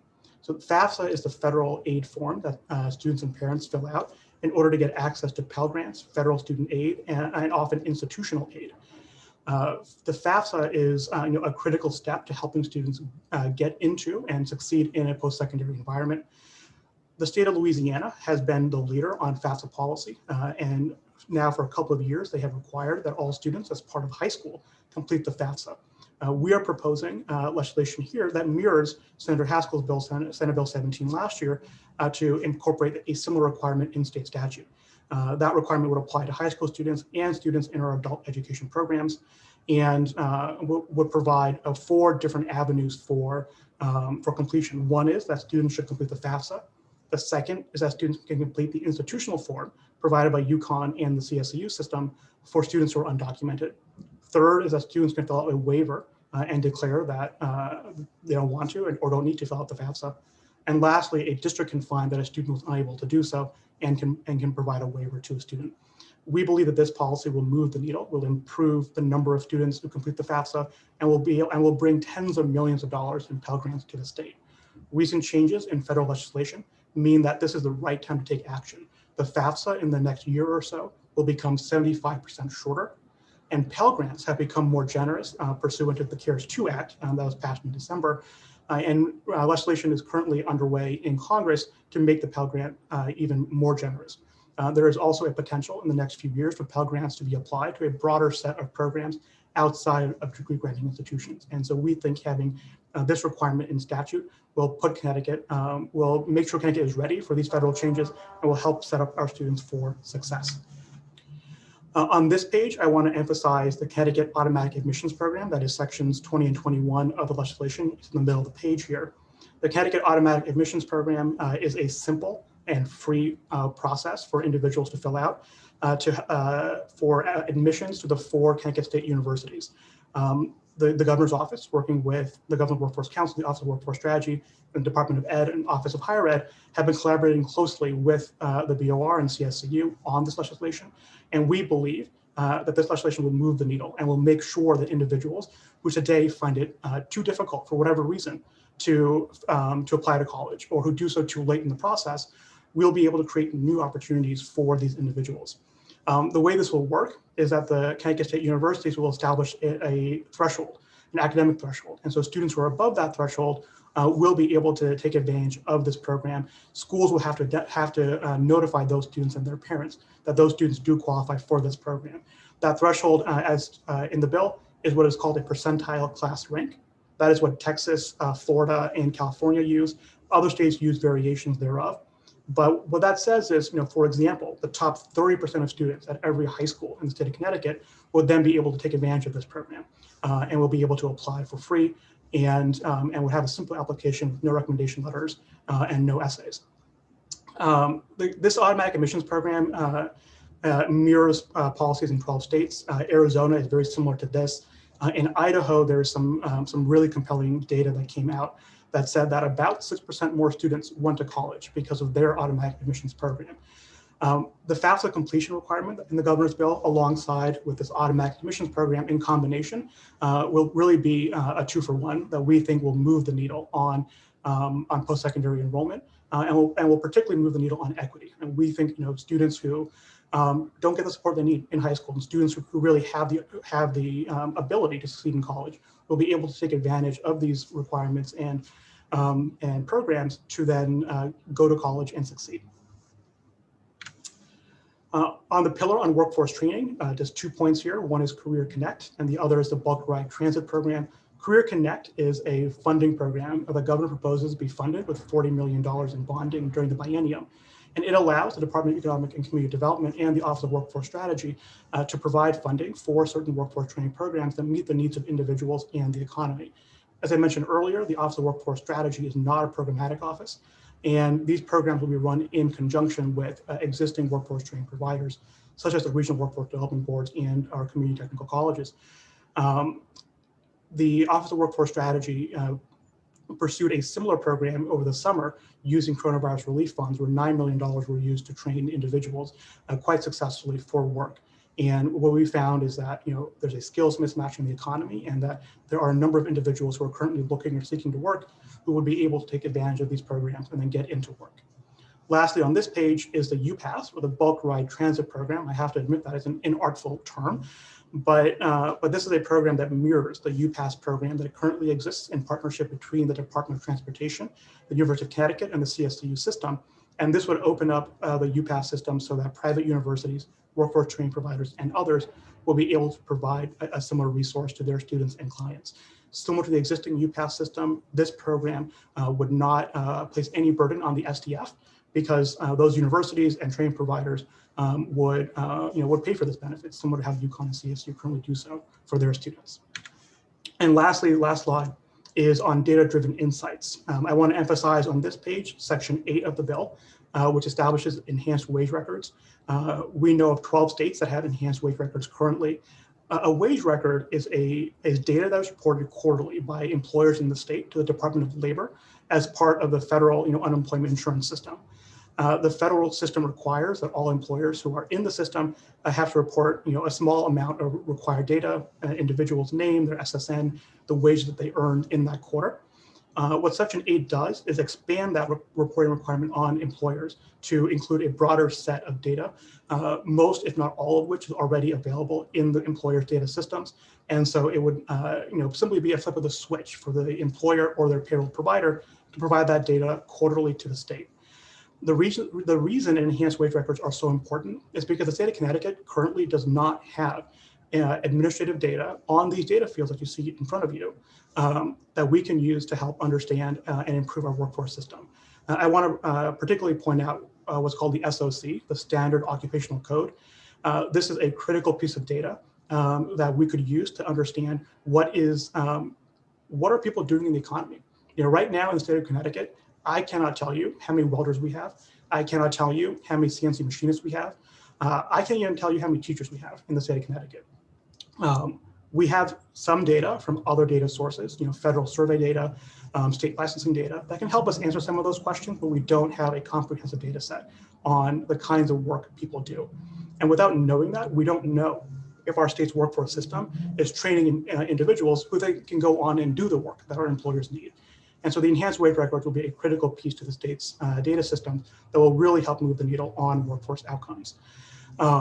We have been in, throughout the development of this legislation, we have been in close consultation across the governor's cabinet, but also with stakeholders, state universities, regional workforce development boards, CBIA, and others. And we believe that we have, solid agreement on this bill. We believe we can. There have been a few technical issues that we have learned about in the last few weeks. And so we look forward to working with the committee on S language moving forward. But we think this is a solid piece of legislation that in partnership with Senate Bill 885 will really help move the needle on workforce development in the state. So with that, I want to hand it back to the chair, and I'm very open to answer any questions from the committee.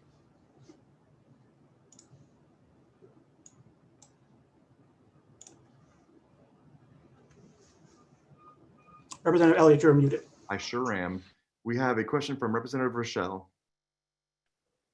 Thank you so much for this presentation. This is incredibly helpful, and I want to applaud you all for the thoughtful work that you're doing in this arena. It is so important that we are focusing on getting our young people on the proper career path and getting those who are unemployed and underemployed into the jobs that we need for the state and that they deserve to have good, stable, middle-class jobs.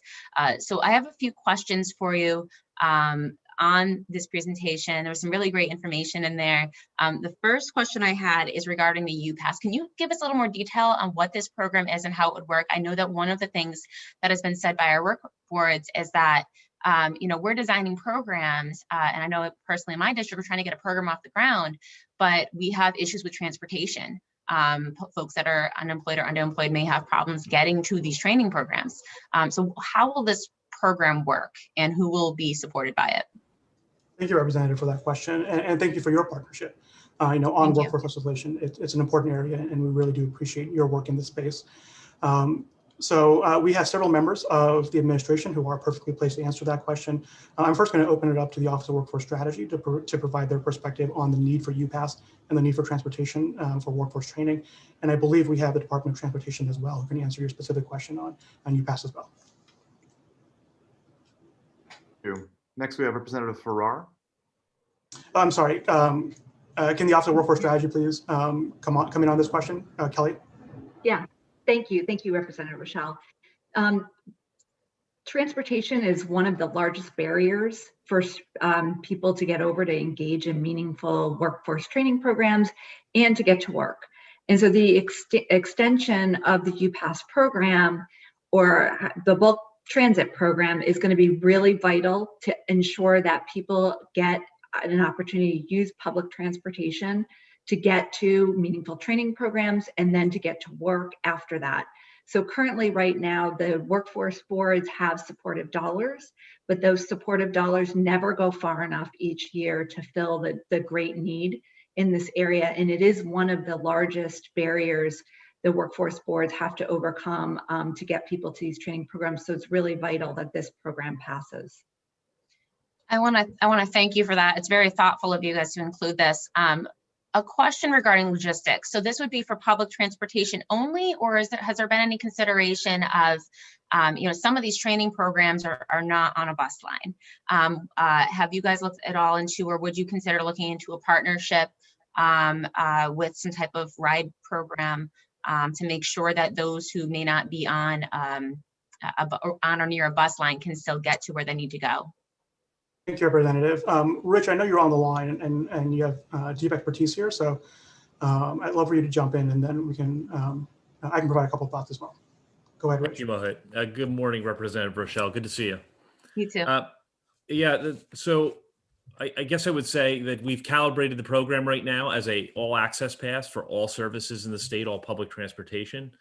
Which means the pass does what really no other pass does right now, which is it gets you on every train and bus in the state, regardless of who operates that service. So whether you're in Norwalk or New London or in the Hartford area, you can ride any service.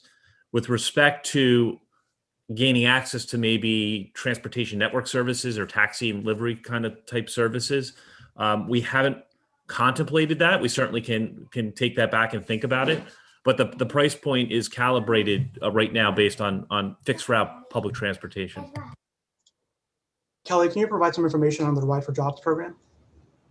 Yes, so the Rides for Jobs program is using some fundings that the workforce boards have for Uber and other such transportation to get people in those rural areas to transportation. So by having this expanded transit package that can be utilized, we believe that that's going to free up some of the supportive service dollars that have been going towards these programs that can be adjusted to the rural communities and the transportation issues that are unique to those communities. I want to applaud you all for including this in this package. It's such a great idea and so important for so many people that are trying to find a path forward to get back on their feet. I had another question for you all, and it has to do with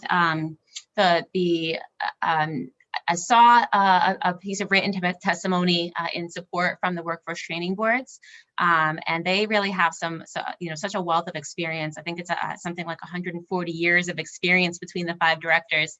And so, can you describe some of the suggestions that they've provided? I saw that mentioned in the testimony, and the type of relationship and partnering that will be going on there. Because they're so, they've been in the trenches and really has such a long and deep knowledge of the regional needs in workforce training. Absolutely. So the regional workforce development boards are established pursuant to statute in 31-3K. And Senate Bill 885, which is not the public hearing here, has more details around how we are proposing to collaborate with them. However, the big picture here is that the regional workforce development boards are the on-the-ground boots in the state's workforce system. They are the ones who are the touch points for so many individuals when they enter the workforce system. And they're the ones we work with day in and day out, particularly in regards to the function of WIOA. The regional workforce development boards are, under federal statute, an important part of WIOA. So what we are doing with this legislation in the establishment of the Office of Workforce Strategy is to provide, as required under WIOA, to provide a state structure for workforce, to provide the guidance and alignment and the strategy that the state, and only the state can provide on workforce. But none of the work can happen without the collaboration of the regional workforce development boards and without working with them on recruiting students and creating workforce programs and working with employers, because they have such good relationships with their local employers. So we've had very good conversations with the regional workforce development boards on this legislation. They've had some substantive comments that we intend to incorporate moving forward. But we believe, I think we can really make this work and really help the state move forward here. Will they be regularly included in the planning process, or how, just the dynamics of this, how will this all work as far as including them and making sure that they are providing the best information possible to you all? Absolutely. Kelly and Mark, do you want to jump in and talk about how we work with the WIBs? Yeah, absolutely. So we have a standing meeting with the workforce boards every other week to really make sure that we're talking about the most pointed issues that are in front of us right now. And an example of that is how we administer the CARES Act funding. So the governor provided the Office of Workforce Strategy $14 million in CARES Act funding.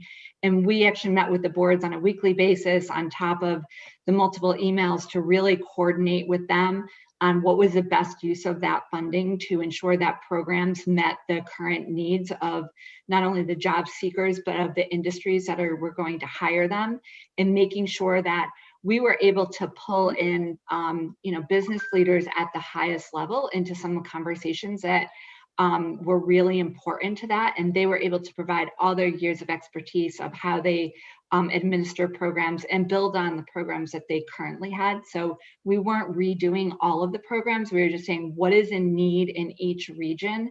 And we made sure that the dollars went to those programs as the workforce boards needed them to in those areas.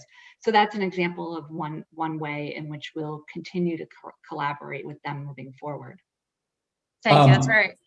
Representative, let me just add, I'm chair of the Governor's Workforce Council, and the regional workforce board presidents are very involved in the 19 strategic initiatives of the Workforce Council.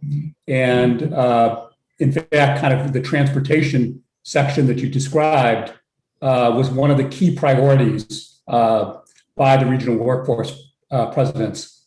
And they are literally kind of members of these various committees and subcommittees. And we really look to them on an everyday basis for their experience and counsel in carrying out our strategies with the Workforce Council. So I'm so very appreciative. I think that this is this level of collaboration is going to be so important, and I'm appreciative of the way in which you are listening and empowering and collaborating to make sure that that the needs are met for these boards.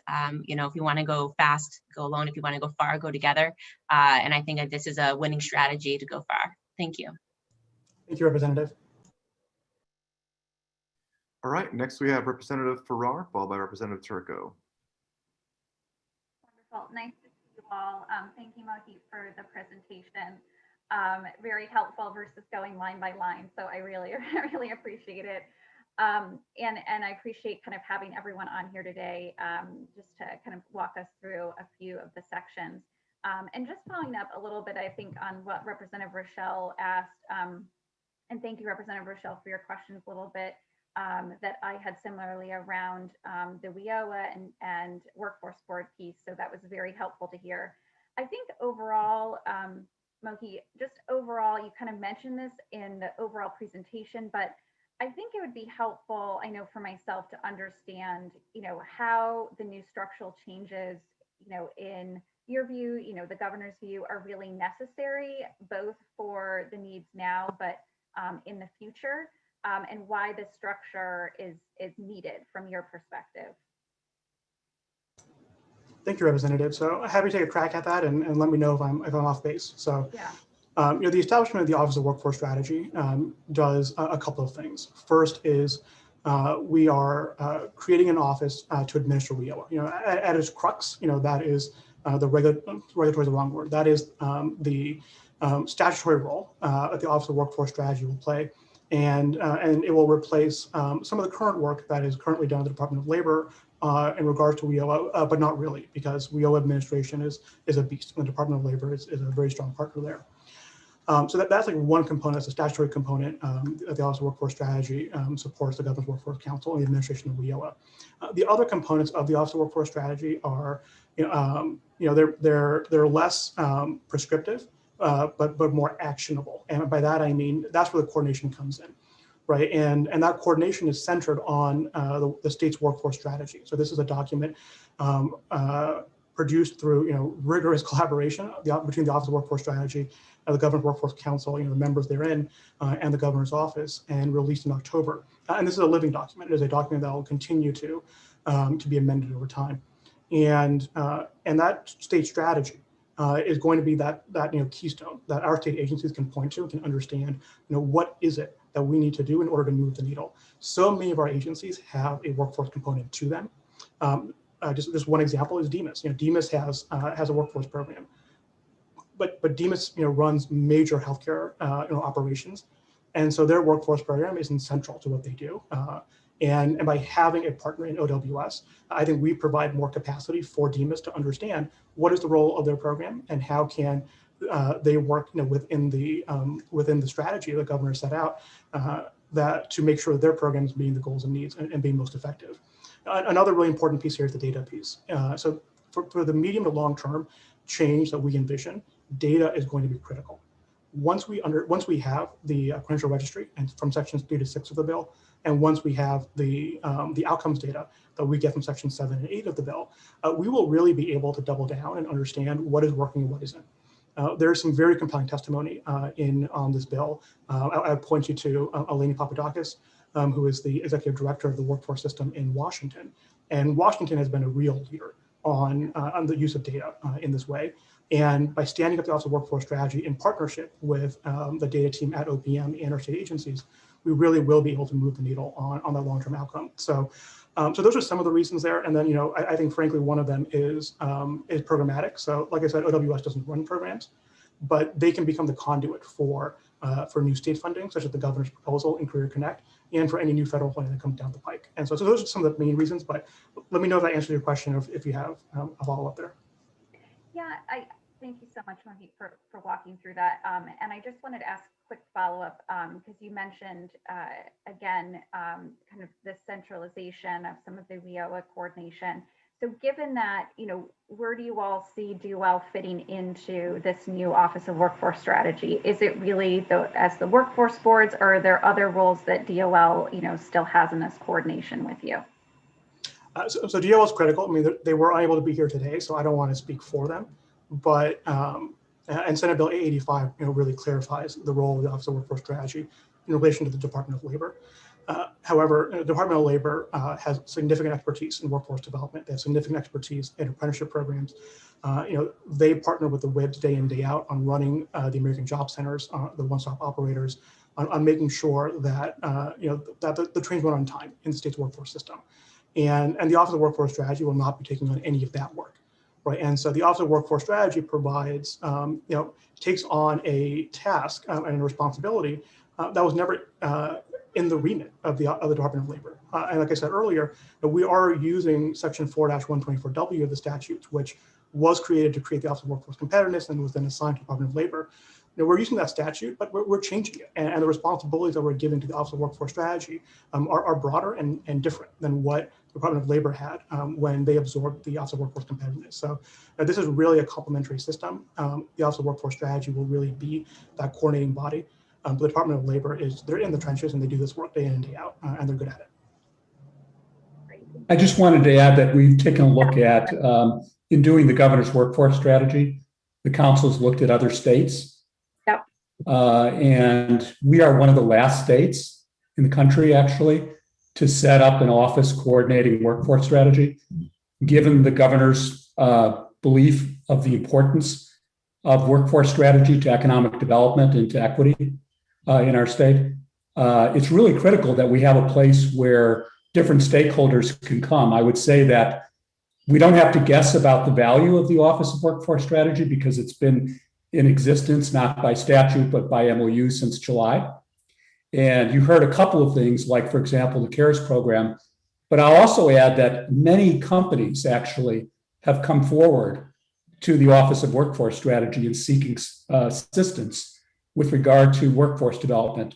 Existing employers in Connecticut who are looking to expand, as well as new companies coming through DECD and Advanced CT who are also looking for that kind of support. And of course, we're working very collaboratively with the regional workforce boards and with the college systems to accommodate those needs. But we've already seen commitments of hundreds of added jobs because there is now a place for kind of businesses to come to. And that's been their reaction, by the way, to the last year and a half with the Governor's Workforce Council, because they actually have a place that they can be a part of and help to kind of, you know, lead the state's strategy development in terms of workforce. It's really changed fundamentally their viewpoint about the state, you know, from a workforce development standpoint. But we have been doing that work with volunteers. And it's very hard with, you know, in this complex day that we're in to, you know, kind of coordinate the, you know, through the Workforce Council with simply volunteers. So that's why we have now a small office with 4 staff, which is the Office of Workforce Strategy. I'll also just kind of add that they've already been playing a key role in terms of trying to increase funding that's available for workforce development, whether it's federal grants, whether it's philanthropy, whether it's getting employers to make direct contributions toward workforce development efforts. So they also are additive to expanding the resources in the state. So I just want to say as being the volunteer chair of the council, I don't know what we would do without having the support of the Office of Workforce Strategy for all those reasons. But also, as Mohit said, we are the state workforce board. So we do have, with federal and state statutes, responsibilities in terms of supporting in a unified way with the regional workforce boards, the WIOA system. And every state that we've looked at has staff to support that process. So to me, this is just simply kind of filling a void that Connecticut had. And it's certainly not overreaching, because the level of funding in the Office of Workforce Strategy will still be, on a per capita basis, one of the lowest levels of funding in the country. So I think it's also, very efficient in terms of the way in which it's been designed. Thank you for your question, Representative. Yeah, thank you, Mark. Thank you, Mo. Another quick question about, I think in the proposal overall, I've highlighted that there's wonderful attributes, I think, that have gone into this proposal to address some of the pieces that are in the state strategic plan. I guess, to me, when I was looking at it and reading through it, I couldn't help but think, in this moment, we do have, so many thousands of Connecticut residents, who are still unemployed, who need to be trained and retrained. And we know there's these open jobs in high wage and high growth industries, that we need in our state right now and are needed for our future. And I guess, what I wanted to, hear from you all is, I saw, I would say, to me, a little more focus on post-secondary collegiate opportunities, I felt, in this proposal than post-secondary, training and certificate programs. And I think we know that in this moment, there's a real need and opportunity for that, especially those who are unemployed and underemployed. So could you speak to, how you all see the Office of Workforce Strategy and this legislation kind of addressing that very immediate need? Yep, I'm happy to take that, Representative. Yeah. The Career Connect program is really vital to that, because that's the funding stream. So we're looking at $40 million over 2 years, and we've actually started working on determining where those funds would best be deployed, as well as where additional CARES Act funding or other funding that comes through the Biden administration will go. So we're doing background work right now, and I've identified that healthcare actually has 50% of the job openings in the state of Connecticut are in healthcare right now. And the majority of them are in CNAs, which are the entry level into the healthcare system. So we're working with a very large stakeholder group of healthcare systems and educators, and then Nursing League, and determining what is the best programming that we can be developing to get people reskilled and into those programs, and really change their lives from, literally being out on unemployment, possibly from the restaurant industry or hospitality, and getting them into a career with upward mobility. And we're actually also looking at how can we support them once they get into a job through incumbent worker training to get them to those mid-level positions. So not just dropping them at the entry level, but how can we support them through those programs, and working with the hospitals and the employers to determine the best way to do that. So all of that work and that coordination also includes our workforce boards, right? So there's regional needs across the state in healthcare. So making sure that those programs are stood up in the areas that they need to be across the region. And the other thing that we're looking at is a high school population. And as you said, there's a lot of things in this bill that are kind of geared to higher ed. But the one thing that isn't apparent in the two documents is how they're linked. So in the career pathways work that we're doing in the secondary high schools is really important for kids to earn post-secondary, high-valued, industry-recognized credentials while they're in high school. We have 9,000 kids who don't go to post-secondary, but if they can earn a post-secondary credential or a certificate that is meaningful to their entry into the world of work, they're leaving now high school and going into work. And the other thing that's important in the work that we're doing is creating really meaningful work-based learning opportunities. So kids aren't only earning a credential, but they're getting some work experience and hopefully getting jobs in those companies that are supporting their work-based learning opportunities. So we have to make sure that all of those kids are supported. And then understanding that the adults that need to be reskilled, we have almost as many job openings as we have people on unemployment right now. The issue is that there's a skills mismatch. So that's the work that we're doing now, is to identify where the skill mismatch is and get those people reskilled and back into work. And so there's multiple layers of the plan. That is an immediate need, right? Getting people back to work right now is really our primary focus through the CARES Act funding, the other federal funding, and then being able to utilize Career Connect. It's going to take probably multiple years to really get the economy and people back to work to the level that we were prior to the pandemic.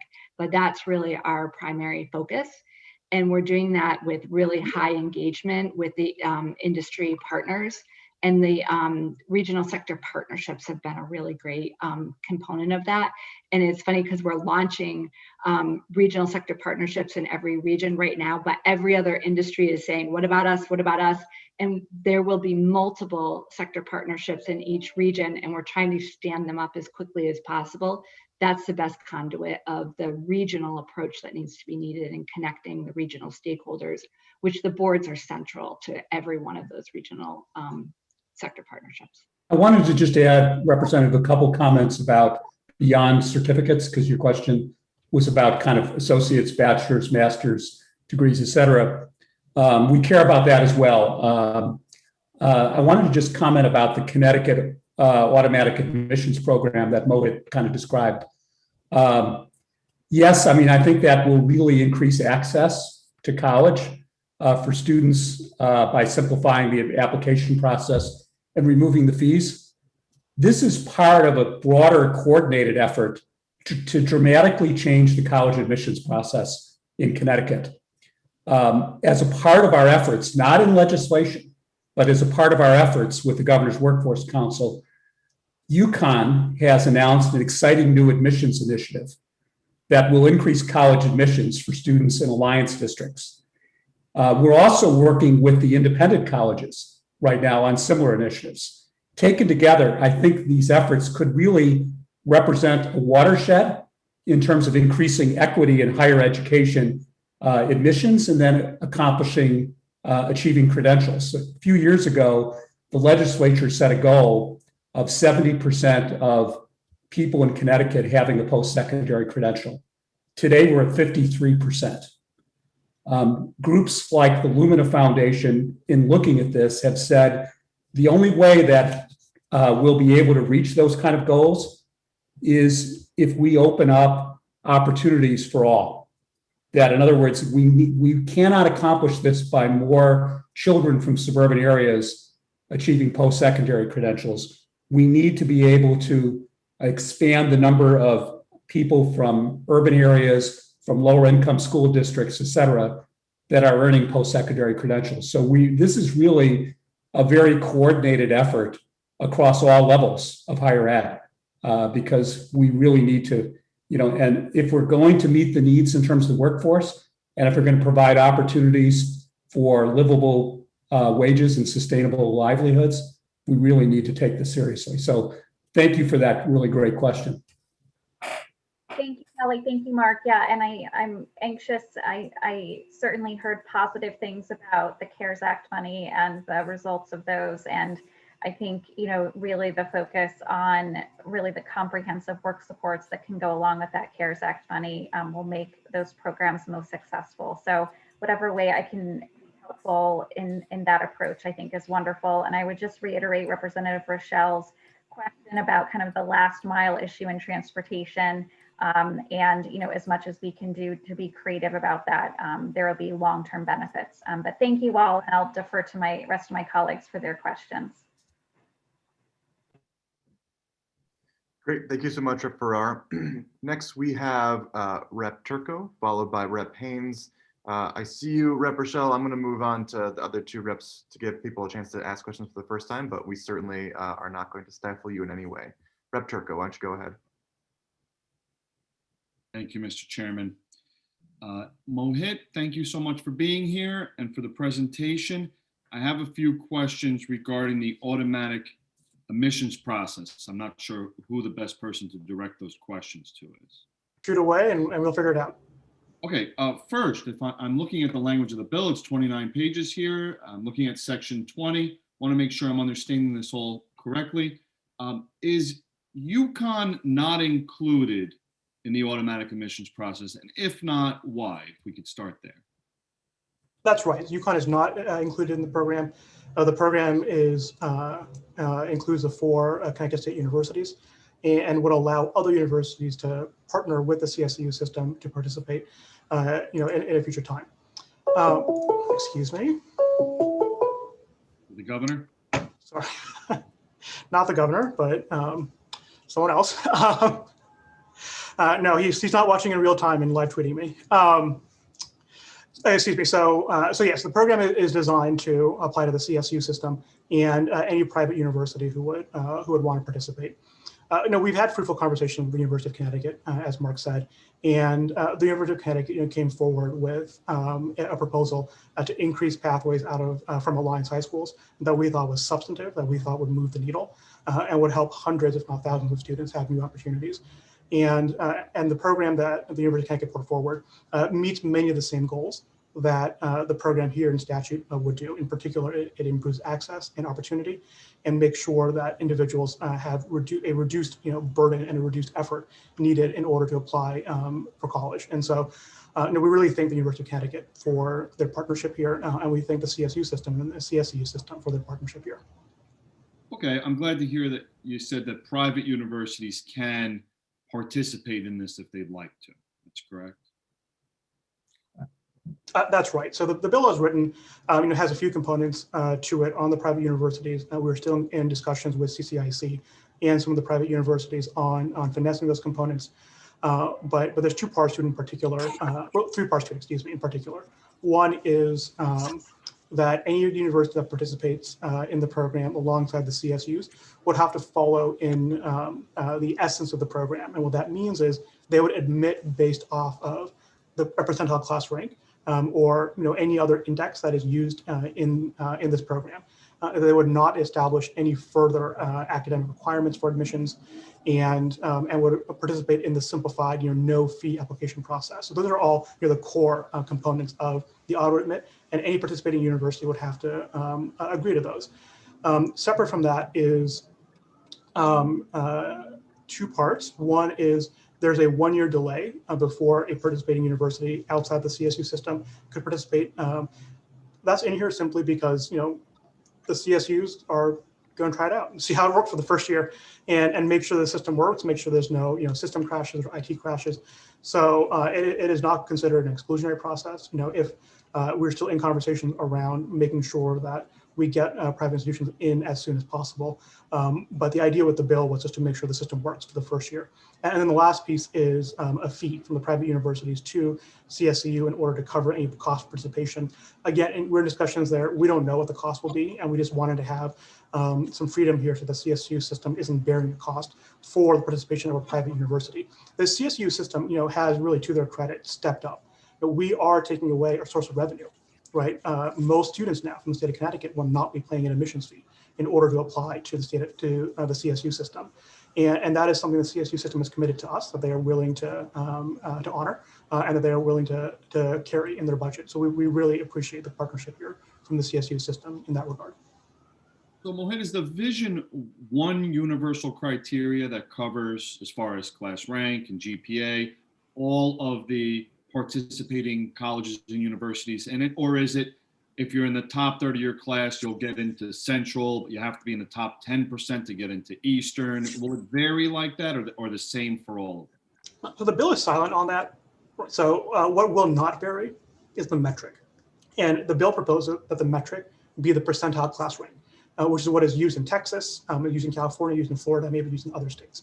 The percentile class rank, which is based on however the school decides to do their GPA. Every school has a little bit different formula. However the school decides to calculate their GPA, they can then use that to calculate their class ranks. And then that will be used as the basis for this program. What thresholds these universities set for admissions in the bill is left up to them. So there's not any kind of requirement. We've had some discussions on is percentile class rank the right way to do this? should CSCU do what a couple other states do and establish a standardized method to calculate GPA and then use raw GPA rather than class rank? You know, that's something that we're very willing to discuss. And similarly with the privates, you know, I think we just need to have a conversation around just what is the right way to make this work so that we have access. But we also are setting up students for success. You know, we don't want to use an artificial threshold that doesn't set up students for success. You know, if we let every student into the CSUs, some of them who get admitted are not going to succeed. And so we need to make sure that we're really balancing the needs here and doing this right. But this is something that we're open to conversations with, you know, with the legislature, with this committee, and also with our stakeholders. Sure, I'm glad to hear that you're aware that schools do their GPA calculations very differently. In full disclosure, my other hat, besides being a state representative, is I am a college admissions counselor for a private university here in Connecticut. So this is what I do, and my day job, so to speak, is read college applications, calculate GPAs and class ranks and all those things. And it is not consistent at all from one town right next to me, Newington to West Hartford, completely different. At Conard and Hall and Newington High School calculate GPAs, unweighted, weighted, what they do for AP. So I'm glad that you're aware of that and the complications around that. And I think class rank, although I'll tell you, many high schools throughout the state of Connecticut do not calculate class rank. Very rare nowadays. So I don't know what kind of administrative burden they believe that places on them. Just on that, Representative, you know, we've been in conversations with CAPS and the state's High School Counselors Association or Guidance Counselors Association, and you know, they both brought that up as an issue that, you know, many schools in Connecticut no longer do class rank, and that's, you know, obviously on purpose. That is a local decision made to meet the needs of that district and those students. So you know, we're cognizant of that, and we're thinking through what the requirements of the bill are. You know, as written, the bill would require all districts to have a class rank, if only for this program. You know, that doesn't have to be reported elsewhere. Doesn't necessarily have to be reported to the student. The student can simply be told you are eligible. You know, the school can provide just an information on whether the student is, you know, above or below the relevant thresholds. But that is an ongoing conversation that we're part of. Yeah, it's a more equitable way of doing things, fairer for the students. So I think that's a good approach to start with. All right, thank you so much for answering those questions regarding that program. I have an additional question for you on behalf of my colleague, former chairman of this committee, but chairman of the subcommittee of appropriations, Greg Haddad, for higher education, who lost his power due to these high winds that we have right now, asked me to ask you this question because on Thursday, the subcommittee on higher education for PROPS is going to be convening. Maybe we'll be seeing you in front of there. And we wanted to know, in regards to the governor's proposal for increasing access to secondary training, is there any funding given to that would help with that initiative? Yes, absolutely. So Section 2 of the bill establishes Career Connect, which is the authorizing, you know, the enabling statute for the Office of Workforce Strategy and the Department of Economic and Community Development to run these programs, and that's the wrong word, to help administer these programs, since there's no direct program being run by OWS. The funding is in the governor's bond package. It's in Senate Bill 887. It is $20 million per year, so $40 million over the biennium. So that is the funding source that the governor has identified for Career Connect and for short-term workforce training. Thank you very much for all your responses. You've been very, very helpful. And thank you, Mr. Chairman, for allowing me to ask these questions. You got it. Next, we have Representative Haynes, followed by Representative Exum. Hello, everybody. Thank you, Kelly, Mark, and Mohit for being here today. As you know, I'm a huge proponent of this. I think this is an awesome collaboration and collective efforts for honestly the good of Connecticut, both its citizens and its workforce. So this is just great. One of the things that I just wanted to ask you about, just a couple of things. I applaud you in your discussion with the Department of Education regarding a student success plan, starting it in 6th grade. I think one of the things that I've yet to talk to my leadership here at the higher ed is to we really need to sit with our pals at the education committee, because I think a lot of the initiatives that we're trying to do in higher ed really need to start earlier than high school and college. So the fact that you guys have actually included this student success plan from grade 6, I think that's, just great forethought. Can you talk a little bit more about that without getting too in the weeds? But I just think people need to be aware that, this is a really a long-term success plan for our students. And it definitely starts way before, kids get to college or trade schools, wherever they're going. So thank you for that. Well, thank you, Representative. I think you pretty much answered your own question on how important it is and the role it plays in helping direct students towards college and career success. We have several members from the Department of Education on the line, and I certainly welcome them to step in with some information on the student success plans and the proposal in the legislation. Obviously I can jump in as well, but I want to provide that opportunity. Thanks, Mohit. Thanks, Representative Haynes. My name is Ajit Gopalakrishnan. I'm the Chief Performance Officer for the State Department of Education. Yes, the Student Success Plan is required from starting in grade 6, including academic and career and social emotional components. The bill not only the part of the bill that is new is the part around data collection of the Student Success Plan. That we currently at the department do not collect any data about the Student Success Plan. So we don't really know what's in these plans to help make those connections. So part of this work going forward will be for us to figure out what are the types of plans that are out there, what are some common elements that we would want to collect that would be helpful to help students make the bridge to post-secondary, and for post-secondary to have some early indication of what are some of the students' aspirations. So we look forward to working on that front. Great. Well, I wasn't aware. I mean, I have children of my own, but they're all grown up now. But I didn't realize that you had such plans already established in sixth grade and on. And again, I do think that's a great idea. And obviously, the data will help us and help them move along. So I think that's awesome. And I was looking forward to hearing some of the thoughts from you guys. So that's great. Thank you so much for being here. And then my second question is just in regards to the workplace initiatives and where you're going. Have you looked into, how do the trade schools fit into this, apprenticeship programs? And have you experienced any conversations around micro-credentials?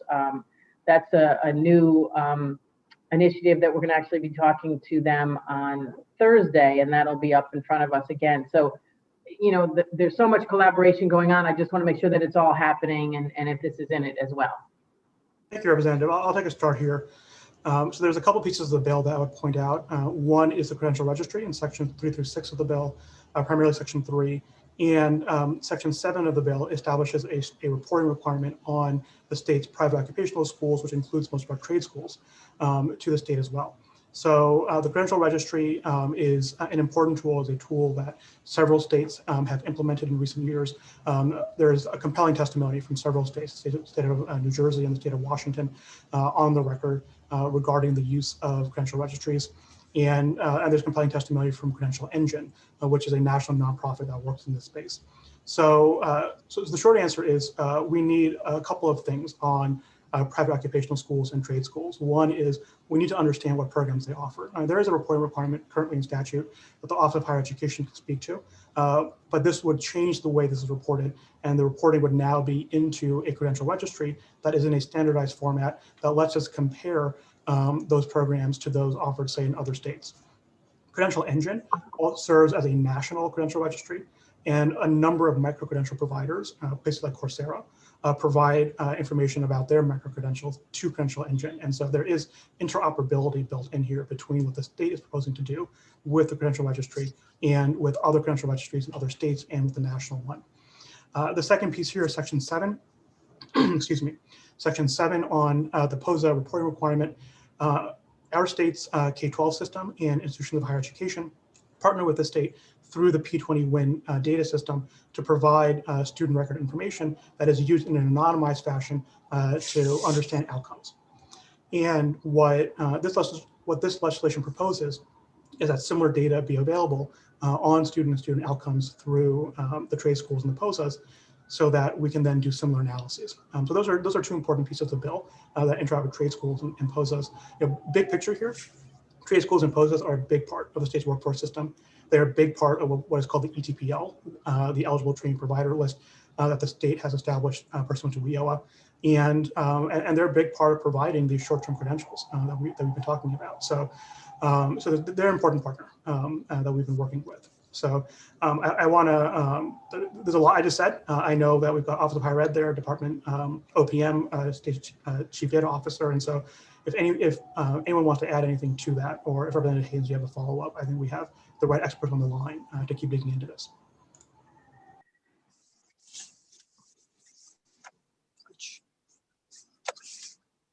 Scott, Sean, anyone want to jump in here?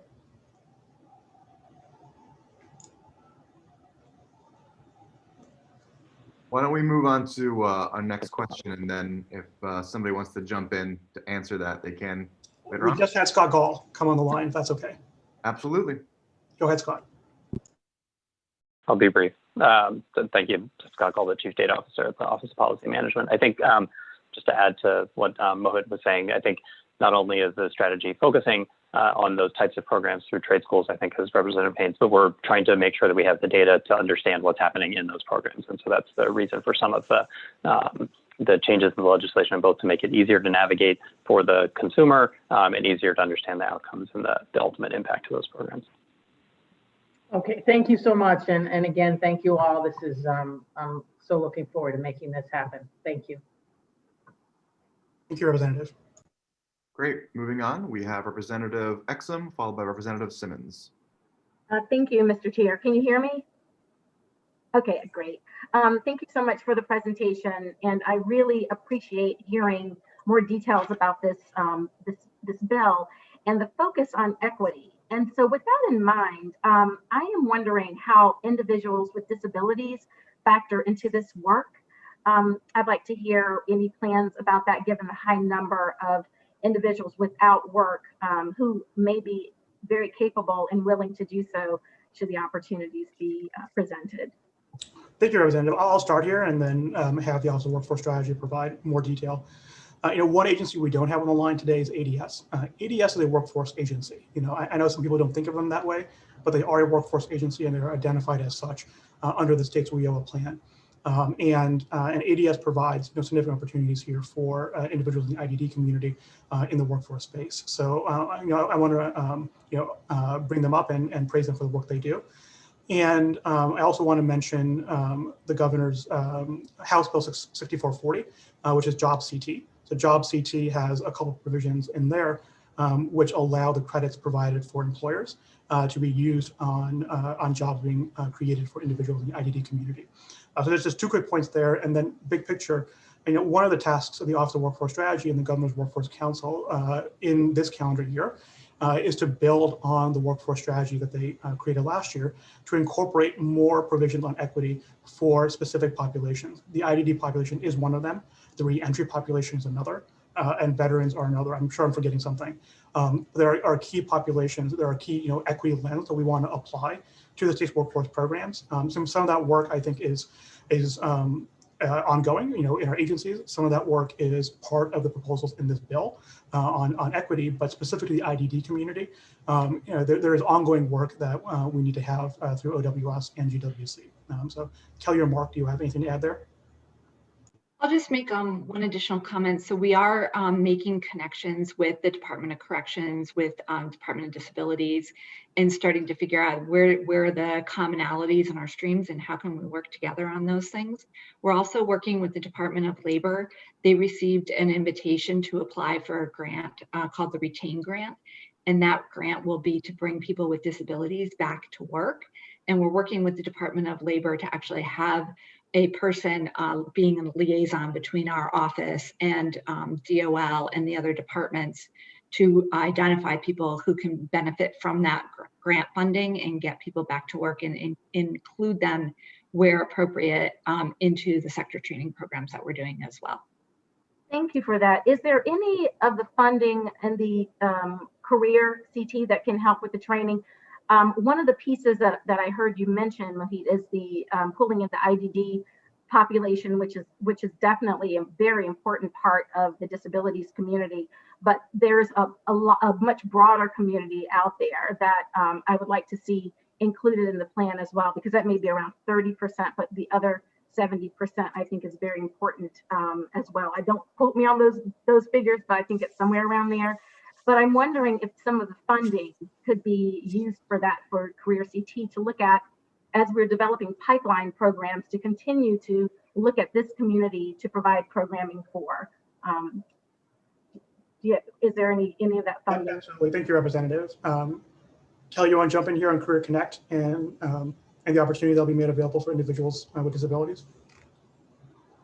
Yes, absolutely. So as I said, we're going to be working closely with the other departments and ensuring that we include people into the sector training programs.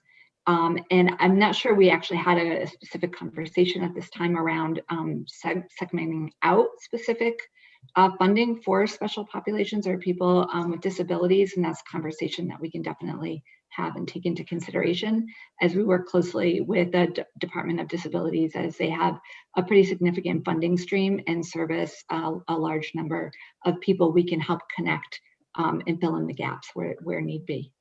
That would be great. I would love to see that. And I think with the transportation piece, that allows for more people to participate, because often that is a barrier, but definitely having that population on the radar, I think is really important. And also when looking at that data collection piece, is that captured in that data group, the individuals that are I didn't see it. Oh, that's a fantastic suggestion, Representative. I don't believe disabilities was in the, I believe it's 13 data fields that are suggested in the governor's bill, but that is something we can certainly take into account. We would have no qualms with including that. We will simply need to have some conversations with employers and payroll systems to understand if that is a data source that can be collected.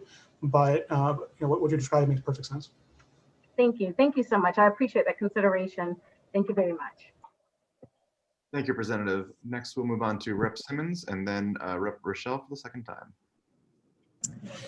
Thank you, Mr. Chair, and thank you so much to Mohit, Kelly, Mark, Scott, the whole team on the excellent presentation today. I found it really informative and helpful, and very much appreciate your work on this critical initiative to enhance workforce development programs in our state. My question has been addressed in part, but wanted to ask if you could elaborate on, how you're thinking about the impact of COVID on our workforce in Connecticut, and in particular, looking at our 8% unemployment rate right now, and the importance of getting people back to work now, as you said, Kelly, and in particular, thinking about the disproportionate impact COVID has had on minority populations and women in particular, and just how critical tracking the data on that is, and helping those populations get back to work, and wondering how we're thinking about that in the short term, and also how we're thinking about industries that have been disrupted and that none of us could have anticipated prior to this pandemic. So wanted to get your thoughts on that. Thank you, Representative. I'll jump in here. Incidentally, I'm a labor economist by training, and so this is a question I think about. It's a question that we have some deep expertise, obviously, in our Department of Labor, and I don't want to step on their toes, but I am happy to provide a perspective on this question and how we think about it in regards to workforce development. So just to start, as you said, we have an 8% unemployment rate, which means that is the U3 unemployment rate in the state. So these are people who are unemployed but looking for work, and in addition to the U3 unemployment rate, I looked at this morning and I've forgotten it, but we're somewhere in the low teens on the U6 unemployment rate. So these are people who are marginally attached to the workforce. And so that is a broader set of the measure of unemployment that we need to keep in mind. And then in addition to both of those, there was a 2 percentage point, there has been a 2 percentage point increase a reduction in labor force participation. So in addition to the 8% of people who are unemployed, an additional 2% of people are no longer looking for work and are no longer in the denominator in that unemployment calculation. And so, all in, we're facing a continuing economic crisis on unemployment. That unemployment crisis is not equitable. The unemployment crisis has been concentrated in low-income occupations, and that unemployment crisis, looks qualitatively different than what happened in 08, 09, and 10. So, we're looking at individuals who have been unemployed from a different set of industries. The industries hardest hit in this recession are accommodation and food services, arts, entertainment, and recreation, educational services, healthcare, retail, transportation, and logistics. And those differ from some of the industries hardest hit in the last recession, which included manufacturing and mining and some other industries. But frankly, and we have this data, Representative, and can share it with you, the unemployment crisis in 08 to 10 was broad-based. The unemployment crisis today is very sectoral. In addition to that, it is, like I said, it is more concentrated on low-income workers, and it is more concentrated on workers of color, and more concentrated on younger workers.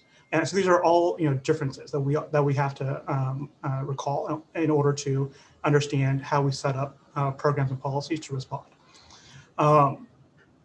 The other challenge here is we don't know what's coming down from Washington, and we don't know what's going to happen this summer. So the unemployment crisis it has already resolved roughly halfway from the peak from where we were in the summer. And so we know that a part of this problem can be resolved through continued economic growth and through what we call virus economics. There's only one rule to virus economics, which is we have to stop the damn virus. And only then can we really get the economy back going. So so that obviously is goal number one for this administration. But on top of that, we know that this unemployment crisis will have deep roots. This is what's called hysteresis in the economics literature. And so hysteresis are the long-term consequences of what would normally be a short-term problem. And one perspective here is that roughly 40% of individuals who become unemployed return back to work with their same employer. That is a historical average. And that is something that we expect to be lower coming out of this recession, because so many small and medium-sized businesses are no longer in work, are no longer open. And so, excuse me. And so we are expecting that there are individuals who will be unemployed and who need services from the state in order to be able to reskill and get into new lines of work. And so Career Connect is one part of that answer. We also need to focus on individuals who have graduated from high school in this year and last year. They have lower college enrollment rates. They have lower rates of post-secondary enrollment overall. So we have to be aware of that issue. And we're really thinking holistically on how we can leverage all resources available, both at the state level and the federal level, in order to provide the services needed for our individuals.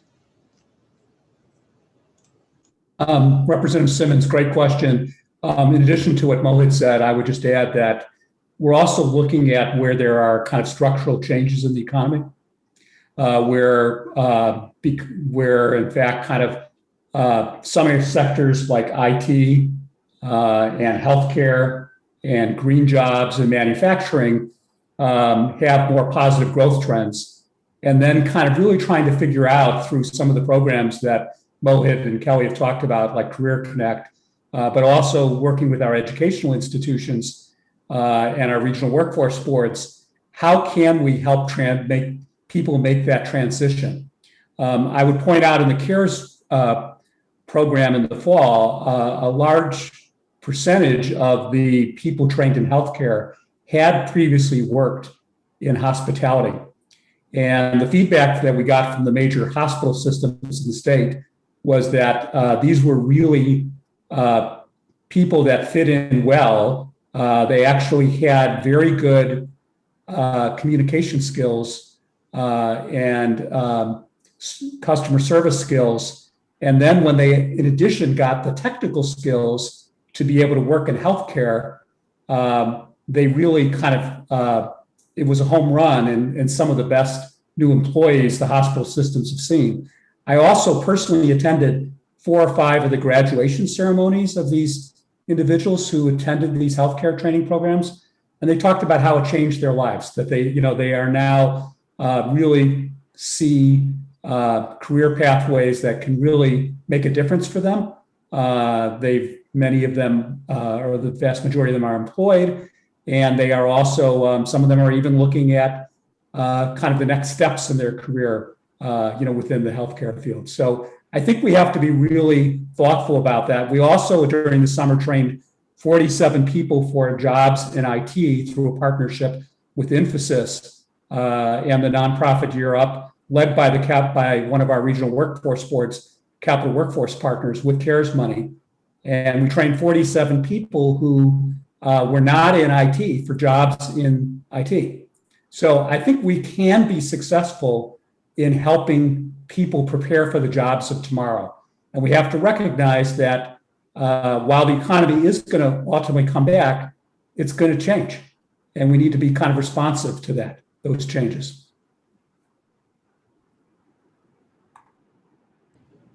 Absolutely. Yeah. Thank you both so much for those helpful answers. And yeah, Mohit, I think the statistics that you highlighted about how typically 40% of individuals who are unemployed can go back to their same employer, how that won't be the case, this time around. And very much appreciate all your work on Career Connect and the focus on high school graduates.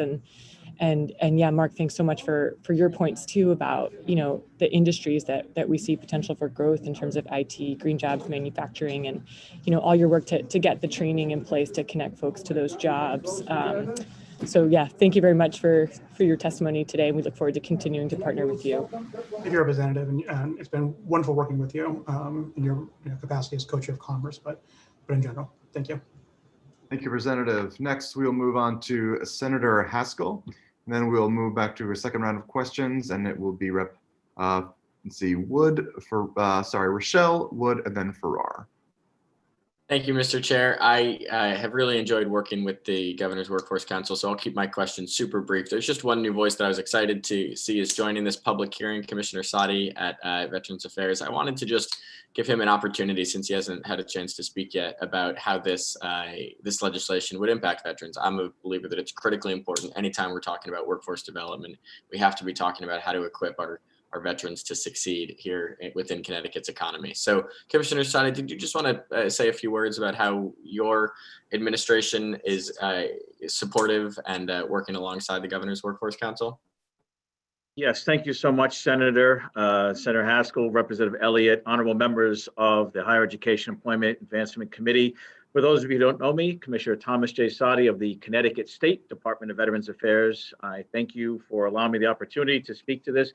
This has been an excellent presentation. I want to thank the governor's office and that team for presenting this comprehensive bill and really laying out an excellent both summary as well as detailed explanation, response, and questions. I'll focus very briefly just on the issue of veterans, and the department absolutely supports this bill along with many of the other positive educational workforce development incentives.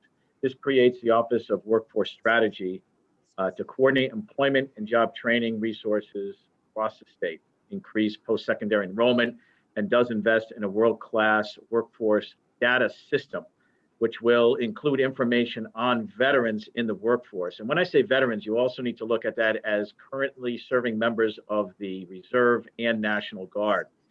By collecting this data, the state will be able to assess the types of jobs in which veterans are working after their service in the military, how their pay compares to that of non-veterans in the workforce, and what new programs the state could provide to improve transition from military service to the workforce. Data-driven coordination and improved program in the areas of workforce development benefit across all segments of society, including our veterans and those still serving, as I said, in the Guard and Reserve components, through more effective integration and reintegration into the civilian workforce that also promotes the recognition of the job skills they've developed within the military and provide retraining opportunities where that is necessary. Again, I thank you for your service to our state, for the recognition of the service of our veterans. Happy to respond to any questions you may have. Thank you, Senator. Thanks so much, Commissioner, for your comments, and looking forward to working with you and so many others to pass this bill. I have no further questions, but thanks so much, Mr. Chair. Next, we'll move on to Representative Rochelle for the second time. Thank you, Mr. Chair. And I think it's fairly obvious to our guests today that we're also enthusiastic about getting our people back to work across the state and about the work that's been done in this bill. So thank you all for that. I had two quick questions. The first is that we all know that this recession disproportionately affected women quite deeply. The data is there on that, and you know, part of it was the types of jobs that were lost, and part of it is the childcare component. And so my question is what efforts are there discussions happening interdepartment regarding getting childcare available to families as our caregivers are looking to get job training or go back to work? Would that look like perhaps the CARES Act funding, providing free summer school through our boards of education or enriching summer play? Or will you be supporting the expansion of Care for Kids? What can we do in that arena to ensure that as people are looking to go back to work, that childcare is not a barrier? Thank you, Representative. And you're absolutely right. I mean, this is a she session. There we go. You know, it is, that's another reason why this recession is so different than last time. The last recession was a he recession, but this is definitely a she session, sorry. Hard to say, but it's a real issue, and you've identified the two core reasons. You know, it's the industries that are impacted and the childcare issue. You know, economists have looked at the long-term impact of women withdrawing from the workforce because of childcare, and it is scary to fathom. It is scary to fathom the idea of women not being able to succeed in career and work because of the issues with childcare at this moment in time. We don't have the Office of Early Childhood on the line today. I think they would be best positioned to answer some of your questions. There has been funding as part of CARES 2 on childcare that I know we are diligently working to get out the door and to really help recapitalize our childcare institutions. Kelly, do you want to speak a bit about supportive services in general and how that works with, for example, the Coronavirus Relief Fund program we ran over the summer and other workforce programs? Yes, absolutely. We understand how important supportive services are to help people get over the barriers to be able to participate in meaningful workforce learning. We've been working very closely with Commissioner Bai in the Office of Early Childhood. During the first round of coronavirus funding, we provided $5 million to the Office of Early Childhood, and in return, they paid for childcare slots across the state of Connecticut for program participants in the training programs that we did, and also opened up childcare slots to healthcare workers, as well as helping small childcare providers either get their licenses or ensure that they can stay in business at this point in time. We're working with them on a continuous basis, as childcare is one of the initiatives in the strategic plan. And so we're collaborating with them and pulling together businesses to get involved in solving the problem of childcare overall. It's a really big initiative, and it's super important to ensuring that we get people back to work in that equity piece, right? To make sure that women also are able to get back to work so their kids are in meaningful, high quality childcare situations. So it is something that is really important to us, and we continue to work on this, and we'll continue to as new funding comes into play. In addition, I agree with everything Kelly just said. And in addition, we have formed a strategic partnership between the Governor's Workforce Council and the Council on Women and Girls to specifically kind of address the most important issues in childcare. So we're very excited about that partnership with the Lieutenant Governor and others involved with the Council on Women and Girls. Thank you. I appreciate that. And I know that there was a press conference this morning, but we were all on this public hearing, so that may have been covered this morning while we were here with you all. My last question is— Representative, just on the last one on childcare, and I'm sorry, I forgot this. The governor is laser focused on opening schools when it is safe to do so. And that is critical to the success of our children and their education, which is obviously a workforce issue, but it is critically important to the success of women in the workforce. I know we have Department of Ed on the line. I don't want to belabor the point, but I know this is a really important point to the governor and our office, and we believe it is central to our recovery from the pandemic. Thank you. It's incredibly appreciated. And my last question is actually related to some testimony that came in from a workforce board in Washington, and it was regarding a Career Bridge program. That program in Washington is a publicly facing website, and I know the governor has had great success with a publicly facing one-stop shop for small businesses. And I'm wondering if we have something similar, or if there is something in the works that is similar to be a one-stop shop for all post-secondary job training, higher education resources, things like childcare. Is there a site that is currently available or under works? I know there's a few, we have some really great sites for our various different entities, but is there one-stop shop that folks can turn to find information? Yeah, so short answer is not currently. And also short answer is we're working on it. So that is an important priority. It is part of the strategic plan for workforce. In addition to Career Bridge in Washington, there is something called My Colorado Journey in Colorado, which serves a similar purpose and is considered a best-of-breed tool. Several states, I believe Virginia, are using a similar tool now. I'd like a Sonic double cheeseburger meal combo. Yeah. You need to mute. Greg. Hey, Greg. I'll have a large. Hey, Greg, you are not muted. He's muted now. Sounds great. It's lunchtime. So Colorado has a fantastic tool that Virginia is also starting to pilot. The Governor's Workforce Council and the Office of Workforce Strategy are looking at similar tools to be used here in Connecticut. I do want to mention that there are tools available in Connecticut. We have CT Hires, which is the data portal through which so much of the Department of Labor and regional workforce development boards use and push through their jobs and some of their work. Many of our K-12 systems use Naviance, which is another data source. So there are various data sources available, but you're hitting on the exact right point, which is a single, simple to use location that has all the necessary information, at a click of a button. So that is something that we are working on and would want to make some progress on. Kelly, you're really close to this. If you want to jump in on that. Yes, absolutely. So that's really one of the foundational success stories that we need to have at the end of this year. And we're really focused on this. We already have launched a working subcommittee that involves, there's 30 different stakeholders across different state agencies and outside stakeholder groups in the community and education.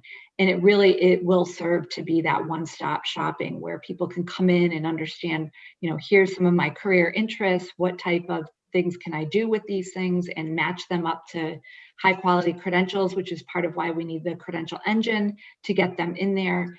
We'll be able to link into the benefits cliff calculator and understand what supportive services people are either currently have and how those will be affected by additional training, and also how if they are not hooked into the supportive services, what they're eligible for, and then show them the stackable credentials that they can earn in the career ladder, and businesses can also participate in there. And we're looking also to build out a platform for work-based learning opportunities and making matches there. So a really robust system that is being worked on moving forward. And we're hoping by the end of the year to at least have a pilot launched. Thank you. I suspected you'd already be working on it. That one-stop shop, I think, is going to be critical so that folks know where to go to find all the resources. So thank you for being on top of that. Thank you, Rep. Rochelle. And finally, looks like we have Rep. Farrar for the second time. Well, it was a robust discussion, and I think for me, I just had a couple follow-up questions that came to me as we were going through. So one, thank you all so much for what you highlighted OAC has been doing. And I just had a quick question about the processes that had happened previously in opening up slots for families. One of the things I had actually heard from families directly is there was some challenges with the slots due to transportation. And I was wondering if moving forward, there would be an open kind of a real opening to thinking more about voucher opportunities for folks with childcare rather than slots. Representative, that's certainly a question that can be directed to the Office of Early Childhood. I don't know if the agencies who are on the line today are best positioned to answer that. Any agencies want to step up?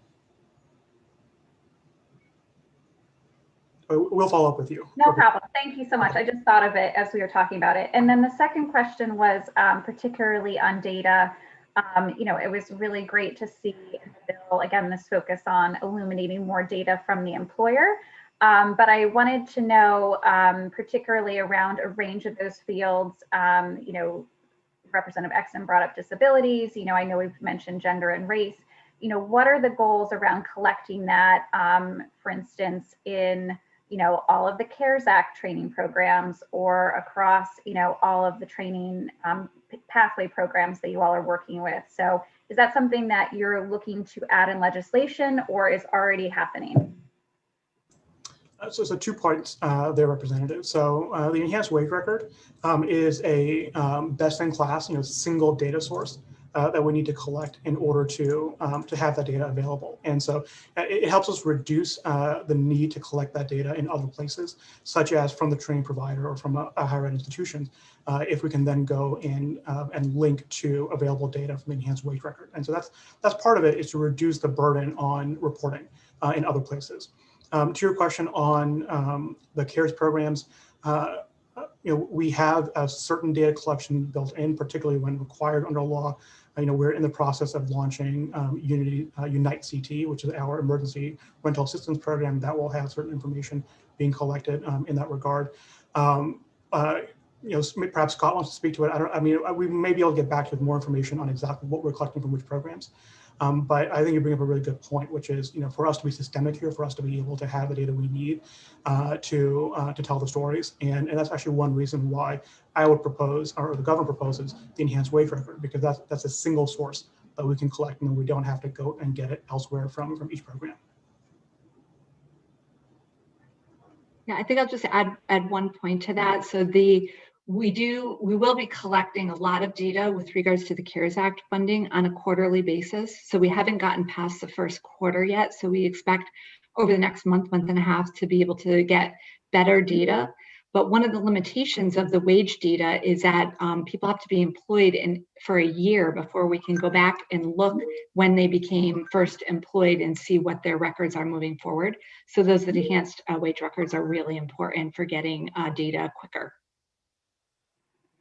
And so I'll just follow up with you all about what you're currently collecting in CARES and how to move forward, because as you said, Mohit, we don't want to look back on this and kind of have missed the opportunity to really have that disaggregated data to prove the impact of these programs. So thank you.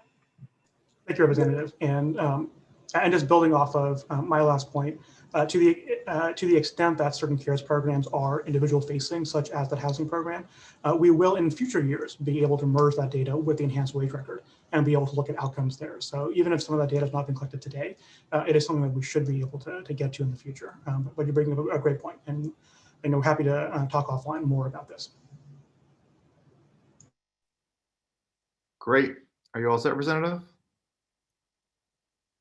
Okay. Moving on, we now have Representative Ackert. Thank you, Mr. Chair. And I want to thank this group for such a wealth of information provided on this legislation that's put forward before, and your work on this. An area that I would be remiss if I didn't bring up, and I'm kind of looking at lines 61 through 64 of the bill, and it deals with identifying subject matter courses and curriculum. And I would be remiss, as somebody that works in the trades and wears a tool belt, that I didn't make the mention that the need for those that, we were considered essential workers to keep that building trades going and plumbing. And it is more of a technical trade when you talk about green jobs nowadays and energy efficiency programs. These are all tradespeople out there doing the work.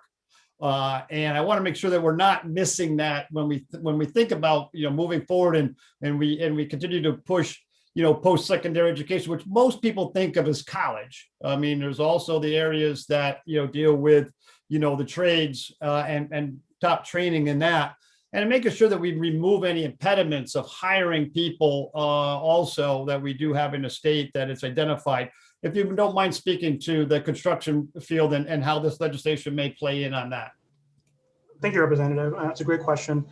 So like we said earlier, in the framing in this legislation and really the governor's perspective on the workforce is post-secondary for all. And maybe I should rephrase that. It is all types of post-secondary for all. And like you said, even in industries like manufacturing or construction, success in the workforce still requires some training.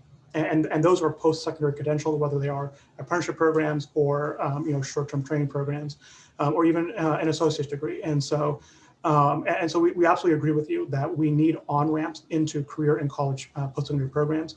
And those on-ramps, start, like Representative Haynes said earlier, they start in middle school. They start with the SSPs, and we absolutely agree with that. To your point on this specific subdivision of the statute, so this actually links to section 10-21C as well, because that section, an existing section, allows the Department of Labor, and then this authority is being switched to OWS, that allows the Department of Labor, in addition to the Department of Education, to identify areas that need, that have a shortage in training, shortage of teachers. And so what this would allow, what this subdivision allows, is for OWS to identify those areas, and then pursuant to 10-21C, there's some additional flexibility created for school boards to be able to find teachers for those areas that need more teachers. So that's the exact way that this subdivision works, but broader. You're absolutely right. I think we're aligned here. I think there's the deep intentionality from the governor's office on driving forward a post-secondary for all agenda. Well, thank you, Mohit, for that answer. I know that we have some of the top training schools for our high school trade schools. And we used to have most of those all open evenings for retraining, and whether it was manufacturing or others. And I think we've started to open those schools up more. I think working with the Office of Higher Ed and maybe even continuing that effort, let's keep those bricks and mortar schools too, open and operating. So again, I want to thank you for your answers and thank you for your efforts on this. Thank you, Mr. Chairman. Dr. Larson, do you want to comment?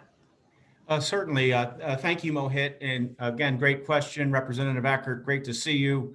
Great to be part of this great discussion. I think, frankly, the big takeaway on this bill is the Office of Workforce Strategy clearly is a total team effort, and it's an opportunity for us to effectively lean into some of these silos and extract the information that each and every one of these department has and start to focus it in on what we're offering on a larger scale here in Connecticut, a repository function, if you will. Our office does the licensing and accrediting of the independent colleges. We also certify all of the 105 POSA schools here that you mentioned in your testimony here. In fact, later on this month, we are going to have our first annual virtual career fair with our POSA schools. We got canceled because of the pandemic last March, and we committed to reopening that up this year. So we'll be moving forward with that at the end of this month. But again, the Workforce Strategy Board is allowing us, again, to sort of de-silo each of these departments, extract the best information that we possibly can from labor, from higher ed, from education, put it into a portal that really drives what we need here in Connecticut. All of the various departments working together to get that student intelligence, that business intelligence, the hiring intelligence, and the workforce. So, the credential registry will allow us to extract more information from the POSA schools. Typically we're asking for, coursework and curriculum and strengthening what those course offerings are, but then to take it to the next step and find out where those graduates are going, what they're earning, and how in fact important it is. And frankly, as we're seeing more and more kids looking for opportunities other than college, frankly, not that that's not important, but this is an opportunity for people to get involved in computer training, manufacturing, the trades, if you will. And the strategy office will allow us to really focus in, laser focus on what we have for resources, lay out the blueprint as to where we may be lacking, and moving it forward. So this is critical.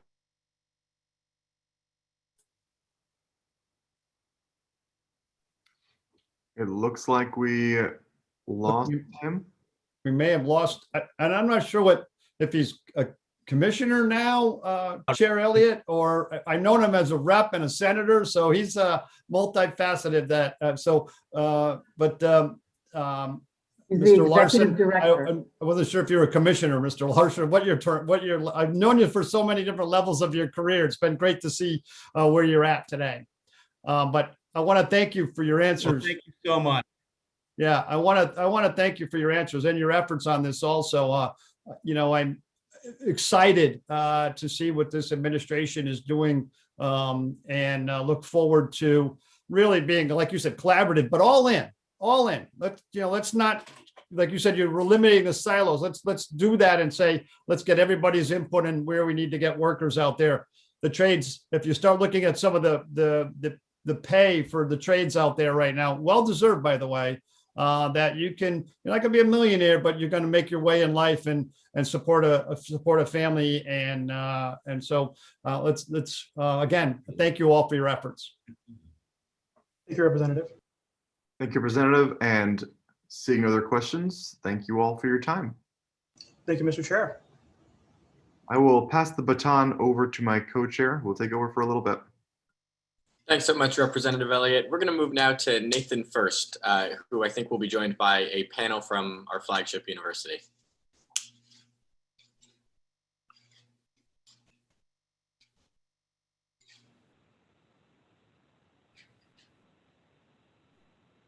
Can you hear me? Thank you again to the folks on the Governor's Council who joined us. Oh, good to see you, Mr. First. Good to see you again. Thank you very much for having me. Members of the committee, my name is Nathan First. I'm the Vice President for Enrollment Planning and Management at the University of Connecticut. Thank you for this opportunity to provide testimony supporting SB 881, the Workforce Development Bill. We were delighted with the emphasis the Governor's Workforce Council placed on higher education, and we're thrilled to work with the council to advance the growth of economic, racial, and ethnic diversity in our student body. I applaud the efforts to increase high school students' FAFSA completion by adding a requirement that students do so in order to graduate from high school. There's extensive research that demonstrates increases in college enrollment among students who submit the FAFSA. Among minority and first-generation students, rate of college attainment are further amplified through participation in financial assistance and literacy programs. In the face of declining FAFSAs this year, UConn took a leadership role in engaging with every institution of higher education in the state of Connecticut, as well as other partners. Never before have these entities come together in this way to achieve a common goal, which was to increase the FAFSA submission rate for next year's entering class. These and other efforts have reportedly made a significant impact. We think that the FAFSA requirement will take this, obviously, quite a lot further. I'm glad that the proposed bill acknowledges our undocumented students who are ineligible to receive federal higher education financial aid, and thus completion of the FAFSA isn't feasible for them. It's important that we get this piece of the implementation right, such that undocumented students know to complete the institutional aid application and get appropriate support in doing so.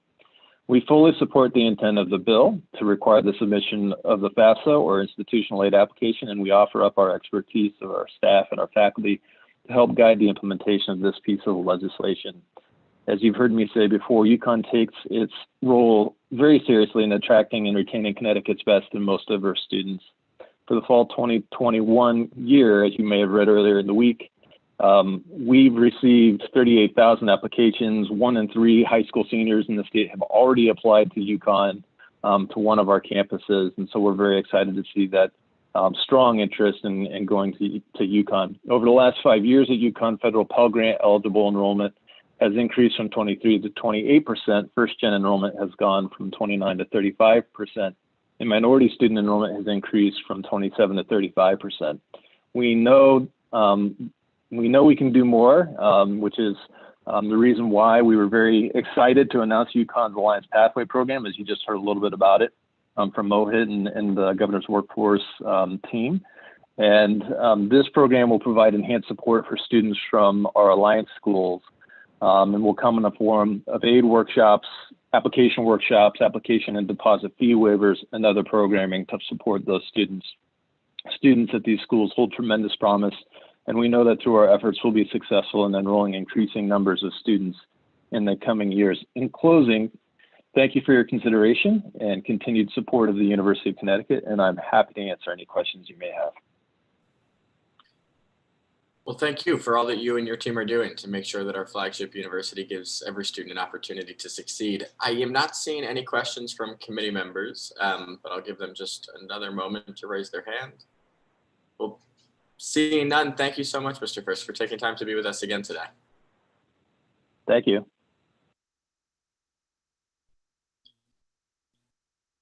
All right, next we're going to move along in the list. There were some other folks from UConn signed up to testify who are joining that conversation, but next we have Zoe Bertone, a student. Hi, Zoe. Hi, how are you? Thank you so much for having me. Senator Haskell, Representative Elliott, and distinguished members of the committee, good morning and thank you for being here. Oh, good afternoon at this point. My name is Zoe Bertone and I'm a student at Connecticut College. I live in New London and I'm a constituent of Representative Cruz and Nolan and Senator Formica. Today I am testifying in favor of HB 6374, an act concerning sexual misconduct on college campuses. My college experience was unimaginably altered by sexual violence during my first year of college. The same situation Rep. Kathy Kennedy described was the same as mine, pretty much. Sorry about that. Following this traumatic attack, I suffered immense physical, emotional, and psychological repercussions for the next 4 years. Yet, my experience is unfortunately not unique or unheard of. Most of my peers have had an experience similar to mine. Sexual violence is occurring at every college in our state. This could have been prevented. Sexual violence on college campuses is preventable with legislation such as ours. The biannual campus climate survey provisions in this bill would have better equipped my college to understand and thus prevent my and others' instances of violence. The specific frequency would allow my university to actually act upon my insights during my time of studies. Since the creation of this bill last year, the need for more accurate data and resources have become far more apparent. As some of you may be aware, this summer, almost every Connecticut university had a survivors page where survivors could share their stories. For many, this was their first time sharing their story, and many expressed a want and a need for more from their university and from their states. Many of these survivors also felt like they were able to speak through the anonymity of the Instagram account. The Campus Climate Survey would provide survivors with a better avenue to report their experiences anonymously while being supported by their university. The amnesty policy embedded in this bill would have expanded the breadth of resources readily accessibly for me after my experience. So I urge you to support survivors around our state and join our fight so that no one has to experience what I did. Every single day that this bill sits, another student's life will be undescribably altered, just as mine was 2 years ago. Thank you all for taking the time to hear my story.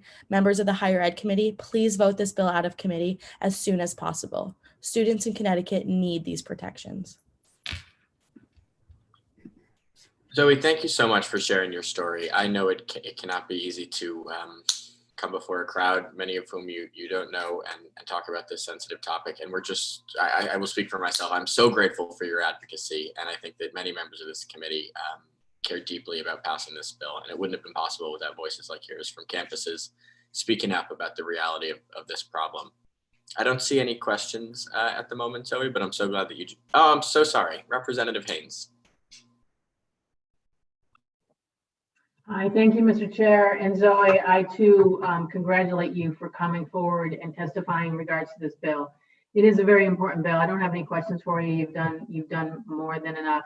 But I just want to say to you and all your fellow students that are going to be, we'll hear from today, that this is what makes this bill go forward is you. And thank you so much for being here. And I am sorry that you had to go through what you had to go through, and we're not going to let another student let that happen too. So thank you again. Thank you so much, Rep. Haynes. Yeah, I urge you, as you hear from legislators and higher education administrators, to remember that above all else, you should act upon the demands of students who are being impacted by this every single day. So thank you so much. Thank you, Representative Haynes. And thank you, Zoe, for your comments. I don't see any further questions, but again, we're so grateful that you came to our committee and shared your story. And I hope you'll keep in touch as we move forward with this bill.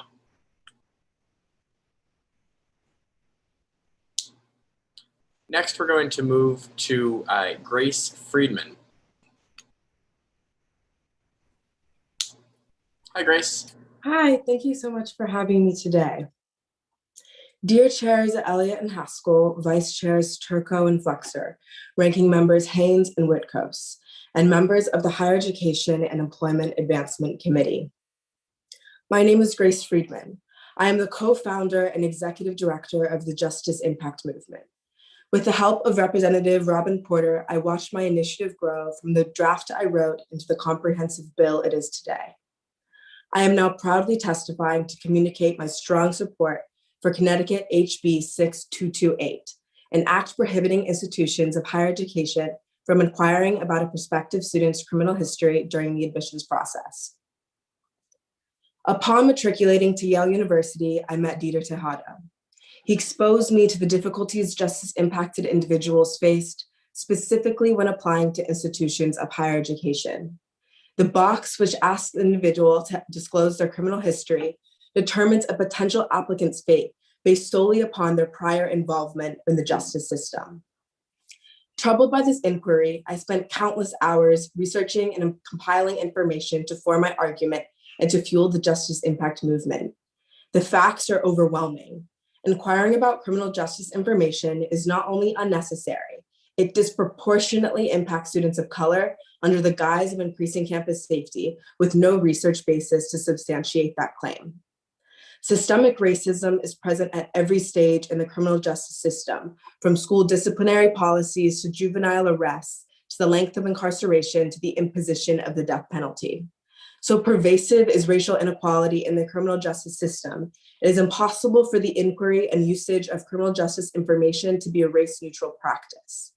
In the 21st century, a criminal record serves as the basis for de facto abrogation of civil rights. Education is a necessity in today's economy. Given the power of education to reduce recidivism, protecting justice-impacted individuals would break the cycle of incarceration and instead usher in a life of employment and restoration, creating a positive economic benefit that will ripple through entire communities. This bill would address both the structural exclusion to higher education for justice-impacted individuals, as well as the economic benefits it would generate. Connecticut should lead in the national fight for educational equity and favorably vote HB 6228 out of the Higher Education and Employment Advancement Committee. Thank you very much. Well, thank you, Grace, for your testimony and bringing your knowledge about this issue to Representative Porter. I'm grateful to work with her and to work with you on this bill. Just a very quick question. While I certainly agree in principle, campuses and admissions officials should not ask about a potential applicant's criminal history, I'm wondering how pervasive this problem is here in Connecticut. Do you know if Connecticut schools, generally speaking, currently engage in this practice?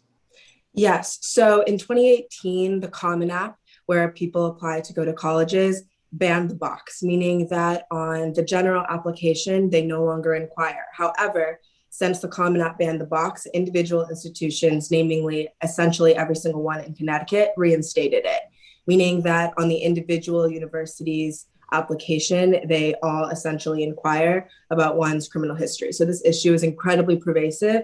And what we're primarily trying to focus is this application attrition that refuses justice-impacted individuals from applying to college when they see that box. It's incredibly discouraging, and that's what we're trying to affect.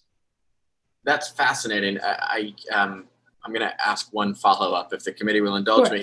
I had realized that I had heard that the Common App had banned the box, and I thought that had, resulted in more substantial progress. But I'm learning now that individual universities have a separate form outside of the Common App on which they are still asking this very same question.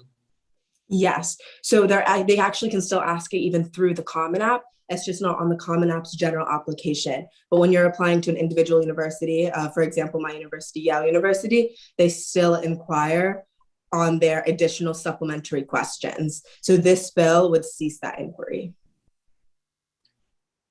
Fascinating and so important to know. Grace, thanks so much for taking the time to testify today. I don't see any comments from committee members, but thanks to you and Representative Porter for bringing this to our committee. Thank you so much. Next, we're going to hear from Brandy Kennedy. Good afternoon, Ms. Kennedy. Good afternoon, Senator Haskell, Representative Elliott, and members of the committee. My name is Brandy Kennedy. I am an MSW Policy Practice graduate student at the UConn School of Social Work, and for this academic year have been placed with the Connecticut Coalition Against Domestic Violence as a policy intern. Additionally, I work as a family violence victim advocate within the courts, and I'm speaking here today to urge your support for House Bill 6374.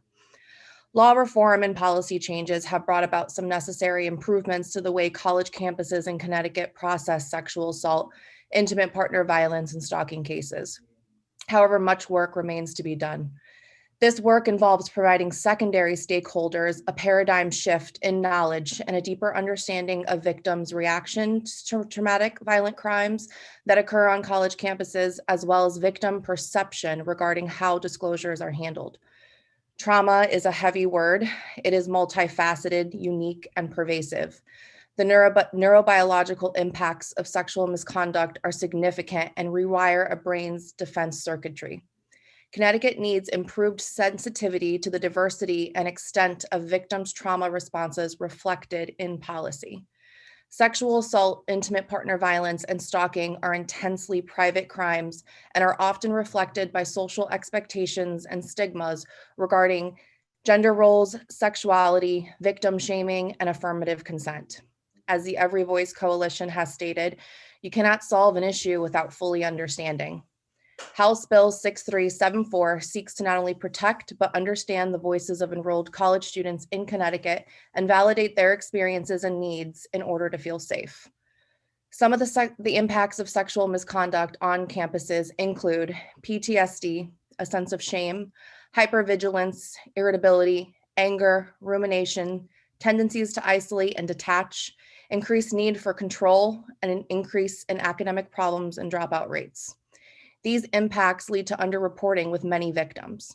According to the Rape, Abuse, and Incest National Network, only 20% of female victims age 18 to 24 report to law enforcement, and 90% of rapes at colleges are perpetuated by 3% of college men, an indicator that there is a real issue of repeat offenders.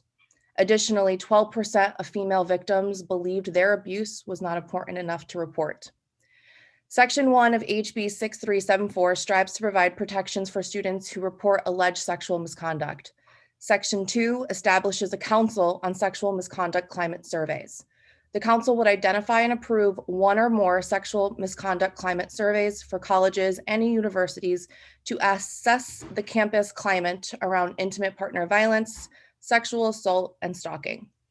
Furthermore, Section 3 of the bill seeks to provide ongoing and updated data regarding the climate surveys no later than 6 months after distribution and every 2 years thereafter. This firsthand knowledge from primary stakeholders is fundamental to the betterment of evidence-based interventions in order to protect all of Connecticut students and ensure their safety while enrolled within a Connecticut college or university. Thank you for your consideration, and please do not hesitate to contact me with questions. Thank you. Thank you so much, Brandy, for your testimony and for your powerful voice on this issue. We greatly appreciate it. I don't see any questions from committee members, but thanks again for being here. Next is Allison Hagani, State Director of the Every Voice Coalition. Great to see you, Allie. You too. Thank you, Senator Haskell. My name is Allison Hagani. You mentioned, I'm the State Director of Every Voice Coalition Connecticut. I'm also a constituent of Connecticut. And I'm testifying today for the second year in a row in unequivocal support for HB 6374, an act concerning sexual misconduct on college campuses. Today, you have or may hear some institutional arguments that in effect water down this bill in fear of survey fatigue or out of cost concern. Although I understand these arguments, I want to help position the student back in the dialogue. This bill is not just about state cost or university cost and energy. This bill is about what current inaction and holes in resources are costing students.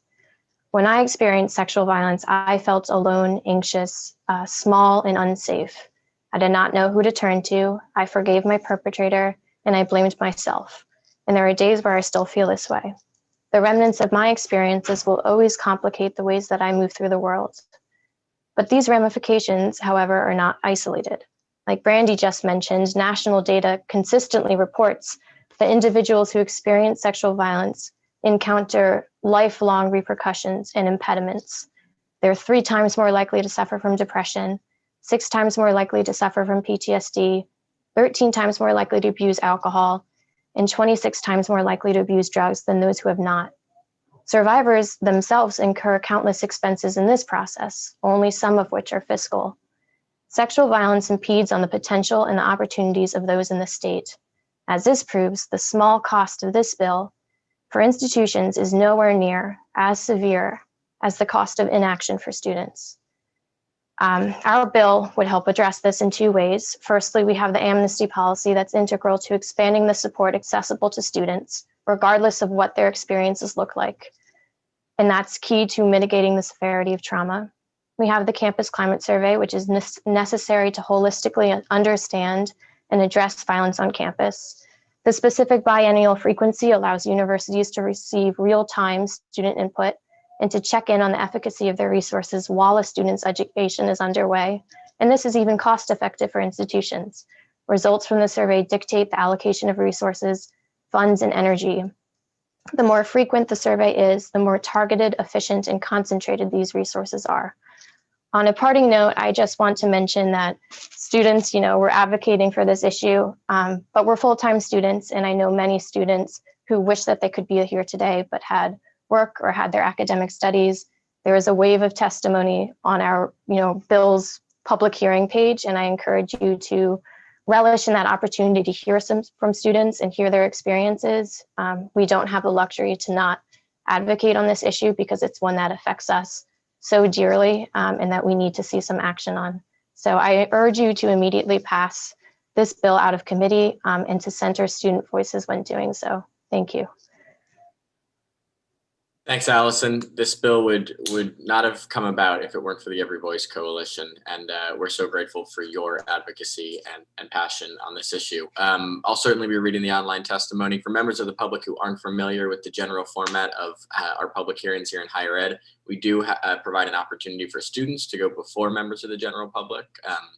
Just in case you're watching from home, we believe it's important that those students' voices are featured first and foremost. There are a few questions, starting with Representative Elliott. Thank you, Chairman Haskell. And thank you, Ali, for coming and testifying. The question I have is about the costs to universities to institute this survey. Could you speak a little more about that? Yeah, I'm happy to. I think we have a great advantage here in Connecticut because this policy, the Campus Climate Survey, has existed in other states. It's not an incredibly new concept, which reflects how important it is. And with that, I think we have data on what this exactly costs. There's a Harvard Kennedy report that uses data from Massachusetts and Maryland, both states that have, Campus Climate Survey policy instituted. And that report found that the estimated cost of implementation for this policy per school is around $3,000 per survey, and that includes incentives and analysis. So that's just $3,000 for more targeted resources and greater violence prevention efforts. I have seen some inflated costs about what this survey, particularly in its crucial biennial frequency, cost institutions. I think when evaluating those costs, we should be cognizant of two things. One, no institution within this bill needs to hire an outside consulting firm. I specifically have heard feedback from colleges and universities around amending line 222 to remove the option of universities creating their own survey. I think that reflects feasibility and cost concerns. But using approved survey instruments does not necessitate an outside consulting firm. And the second thing that I will say about inflated costs is that schools can rely on existing institutional research staff to help them analyze the data. A new position is not warranted and the funds for that position isn't. So I would also say again that the bill's relatively low cost is also outweighed by the huge return it will provide. I know we're talking a lot about fiscal concerns, which I think is really important, but I want to make sure that we're not just thinking about fiscal as the cost, but again, thinking about the potential of students and investing in those students. So I would also pose the scenario in which, this bill did cost more than is actually the case. And we continue to see, especially apparent today, like the ways in which colleges are just filled with pervasive sexual violence. So what is fiscal cost in the grand scheme of investing in student safety and thus student potential? So I implore you not to just consider that low cost for institutions, but to also consider, again, the cost of inaction for students. Thank you, Ali. And I'm all set, Chairman Haskell. Thanks, Representative Elliott. Representative Haynes. Hi, Allison. Thank you. Thank you, Mr. Chair. Allison, thanks so much for being here. And Every Voice has done a amazing job in advocating for this bill. And I think one of the things that that you said in regards to the ramifications for the you throw a pebble into a pond and all the circles of effects that happen when a sexual assault happens, or sexual misconduct, if you want to call it that. I think you really laid out the cost, right? And as a parent, I have to say that what this legislation would do for me, I have two daughters, one who's already through college and one is in her last year. But if I were a parent who was starting to negotiate the college, world, and sending my daughter off to college and leaving that fateful day when I leave them in their dorm room, to know through these surveys that this school is proactive in keeping my daughter safe, I will be sure that this is a college campus that I'm happy to leave my daughter at. So that's one thing that you can put into your testimonies going forward, and things that we need to listen to is that the cost, as you've mentioned, of doing nothing is the cost that my child will go to a different university. Thank you very much. So keep up the good work, Allie. You guys are doing a phenomenal job, you, Jeff, and everybody else. And thank you so much, and happy to co-sponsor this bill and get it right out of committee as soon as possible. Thank you, Representative Haynes. Thanks, Representative Haynes. Allison, I don't see any further questions, but we're grateful that you're with us today, and we will be reviewing all the testimony from students who didn't have a chance to participate. Thanks again. Thank you. Before we move on, I want to apologize. There were folks who I skipped earlier in the committee agenda. Ms. Garcia from the Department of Corrections, I am deeply sorry for missing your name earlier. Do you want to, if you're ready and available, feel free to go ahead. No problem, sir. Thank you. Yeah, Dave just let me know that it was a mistake, so no worries at all. Good morning, Senators Haskell and Whitcombs, Representative Elliott and Haynes, and the members of the Higher Education Committee. I am Eulalia Garcia, District Administrator for the Department of Correction.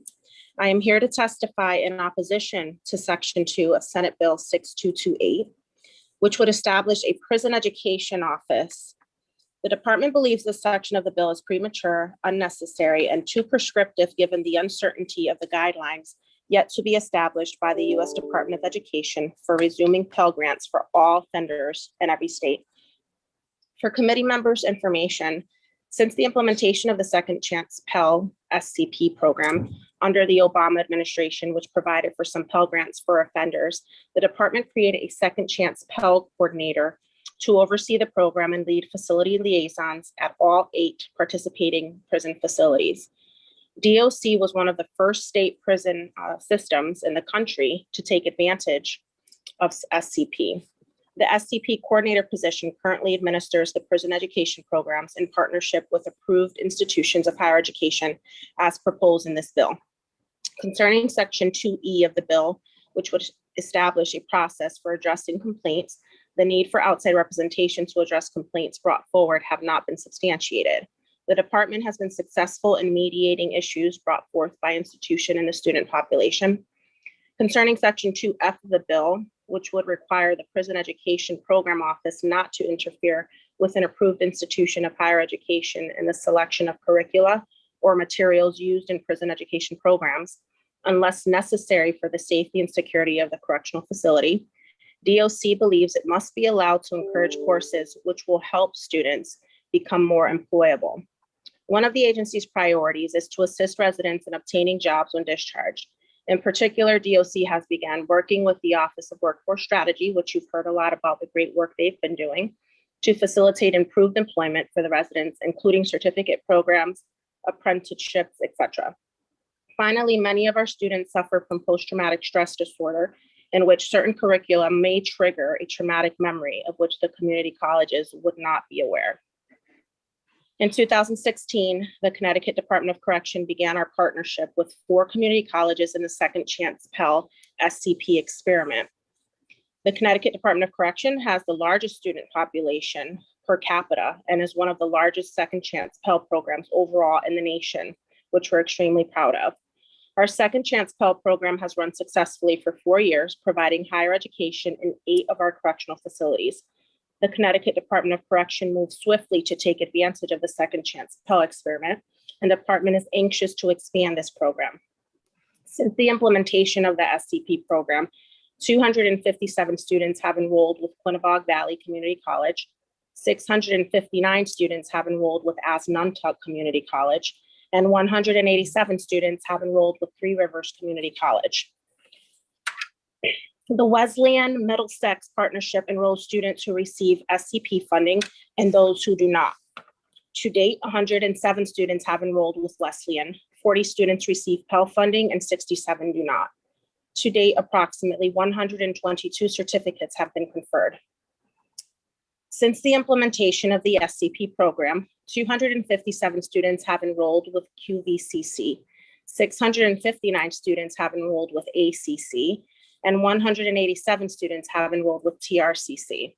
The Wesleyan MXCC partnership enrolls students who receive SCP funding and those who do not. To date, 107 students have enrolled with Wesleyan, 40 students receive Pell funding and 67 do not. The department intends to work with additional community colleges to expand the course offerings to more facilities once the U.S. Department of Education establishes the rules for allowing all inmates to access Pell Grants. DOC Department Commissioner Quiroz has written U.S. Secretary of Education Miguel Cardona to urge his department to move as quickly as possible to establish these rules and requirements so more Connecticut offenders can participate. However, our current information is that they won't be finalized until 2022, so we're anxiously awaiting. In closing, I am proud of the collaboration between the department and our partners in the community college institutions, and I look forward to expanding the good program that is already in place, which is working extremely well. I urge the committee to remove Section 2 of this bill for the reasons mentioned in the testimony. Thank you all very much for your time and consideration. Thanks, Ms. Garcia. I have just a few questions, if you don't mind, and I appreciate your testimony and expertise. So you mentioned, I realize the numbers are in your testimony. It's around 150 students involved in Wesleyan and 4 participating community colleges. I guess my question overall, and I didn't see this in your testimony, is what percentage of the incarcerated people in Connecticut as a whole are currently engaged in some sort of post-secondary training or educational program? So we currently only have them operating, as I stated, in 8 of our facilities. I can't give you a breakdown of where those are if you needed that. That'd be helpful as a follow-up, but I guess I'll just for the purposes of expediency, I will move on to one other question, which is I certainly understand your testimony that it could be premature to establish this responsibility within DOC before federal guidelines are set, but I'm not sure that I agree or at least understand the contention that DOC needs to have sort of the ability to screen the material beyond, of course, ensuring the safety of incarceration facilities. Mm-hmm. You mentioned that a lot of incarcerated people have suffer from post-traumatic stress. Isn't that, and that the community colleges might not be aware of it. Isn't it possible though that outside of incarceration facilities, community colleges wouldn't be aware of the post-traumatic stress that their students are suffering from? In other words, why put that additional protection as opposed to just allowing the students themselves to opt out of that material as they might on a typical community college campus? Yes, I completely understand your point, sir. Our responsibility is to ensure protection of the offenders and both the staff.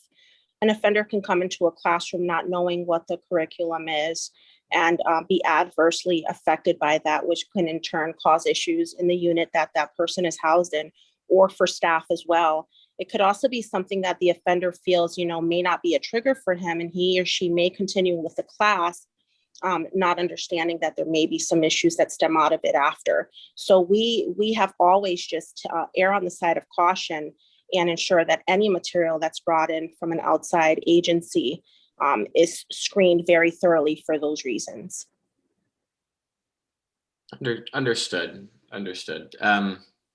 One last question, if the committee will indulge. I see we have a question from Representative Haynes, to whom I'll go next, but I just want to better understand the notion that DOC wants to limit the availability of programs, or at least prioritize those that emphasize employability. And I agree with that. Inside of prison and outside of prison, we want to be helping students enroll in programs and degrees that are going to help them get jobs, ideally here in Connecticut after graduation. That being said, I'm sort of viscerally uncomfortable with the notion that we have to tell that the state has the right to tell somebody who's incarcerated that the federal Pell Grants that they're going to be receiving have to be used for advanced manufacturing and can't be used to study English, for example. Is it really, do you think it's really sort of within DOC's existing expertise to evaluate which programs are going to result in a higher likelihood of employability? I think that we do have the experts on site that can determine that. Obviously, in collaboration with USD1, which is our pre-graduate program for schooling, as well as the offender's input to see if this is something that he or she might be interested in. So I do have confidence that our staff are able to make that determination, but we always seek the input of the offender population as well. Fair enough. Thanks so much, Ms. Garcia. I will. You're very welcome. I'll likely circle back with more questions, maybe after the committee hearing. We can always touch base. But Representative Haynes has a question now. Thank you, Mr. Chair, and thank you, Ms. Garcia, for being here. You're welcome. I had kind of an issue with the bill in regards to setting up, another office, another, measure of administration, but through the questions that Senator Haskell just asked you, maybe I understand. My initial, from hearing your testimony, is that what this bill is trying to do is basically unseat you and what you're doing within the Department of Corrections, correct? Correct, ma'am. Okay, so technically you already have this going on, but you have a different point of view because you're coming from the incarcerated and what their needs are, whereas this is coming from higher ed and what the education is coming through. So maybe what we could do in this instance is have a collaboration as far as from what Senator Haskell was suggesting is that you just need more input from the Workforce Alliance group, because I know the Workforce Alliance wants to get incarcerated folks back to work as well, is that there's just the method that we teach these incarcerated individuals or prior incarcerated individuals, because that's where we want them, is out and working. We just need the method fixed. We don't necessarily need to set up a whole new office, because what you are doing is trying to get them out and get them motivated and moving in the right direction. And the higher ed people want the same. So I have to say, and talking it through with you right now, I'm still of the mindset that I agree with you. I don't know that we need another office. We just need more collaboration with you and what you bring to the table with the Workforce Alliance people, and be able to set up those programs and make that connection, make that collaboration work more. How do you feel about the section 1 of this bill in regards to asking about the on the applications as far as whether or not they have prior issues with corrections on their applications or should that be something that should be hidden away and it has nothing to do with the colleges? No, we have no issues with section 1. We're completely fine with that section. It was just section 2E and F that we were in opposition to, ma'am. Okay, well, thank you very much, Mr. Chair. You're welcome. Thank you, Ms. Garcia. You're welcome. I do have the breakdown of the facilities that we're currently working in if Representative Haskell would like me to circle back to that. I'm personally very curious, but I know we have so many other folks ready to testify. If you wouldn't mind sending it along. I'll send it to you. Sure. Or to my aide, that would be wonderful. Thanks so much. No Ms. problem. You're welcome. Thank you. I apologize for having skipped you early on, and I'm so glad we circled back. That's okay. You too. There's one other person who I may have skipped, Eleanor Daughtery from UConn. Now, I was under the interpretation that you were online to answer questions during the UConn section, but I see you're on the line now, and I don't want you to feel as though we skipped you. Are you interested in testifying? I am. I was interested in testifying on HB 6461. Wonderful. Go right ahead. I'm sorry to have missed you earlier on. And I'm always happy to answer any questions. So I'm happy to be here. Thank you, Senator Haskell. My name is Eleanor Doherty. I'm the Associate Vice President and Dean of Students at UConn, and looking forward to testifying on HB 6461, an act implementing the recommendation of the Mental Health Task Force for the state of Connecticut. In my role at UConn, I'm responsible for a number of issues relating to the student experience. In this case, I am specifically referring to my supervision of student health and wellness areas, including counseling, medical, and health promotion. I also want to thank the committee for their persistence in responding to the mental health crisis present in our state and country. I deeply admire your work. I will add that the urgency of this work has only heightened given the impact of the COVID-19 pandemic upon college-aged youth. Since we last spoke, I had the honor of co-chairing a mental health task force formed by our president. We, like you, have diligently worked over the course of the pandemic to recommend and implement changes that address many of the issues represented in your legislation. And I encourage the committee, if they wish, to look at our final report and recommendations on the university's Project Wellness website. I would like to offer 4 points of feedback relating to this bill. First, we cannot lose sight of the importance of training that increases proficiency in areas of diversity and inclusion. It is clear that we should not assume that proficiency is inherent in our professional training programs throughout the country, and I believe it should be required for all mental health clinicians at a minimum. We can only overcome historic marginalization, stigma, and lack of access to care if there is a required diversity and inclusion component in the training of clinicians providing mental health care in a university setting. We are truly global communities, and we must be responsive to the myriad of identities our students present and the care that we provide them. I request that the committee establish the expectation of diversity and inclusion training for all mental health clinicians. Second, I ask that the university have the ability to select a survey method.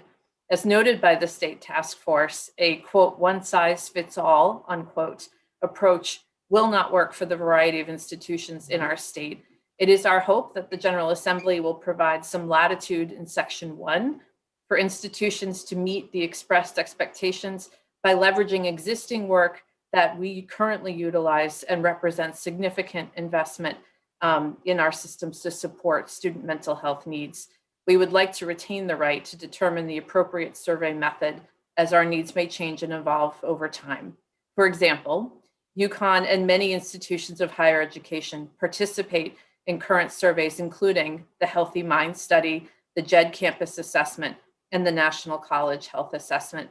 UConn annually administers at least one of these nationally recognized research surveys, measuring student health habits, utilization of services, behaviors, and perceptions.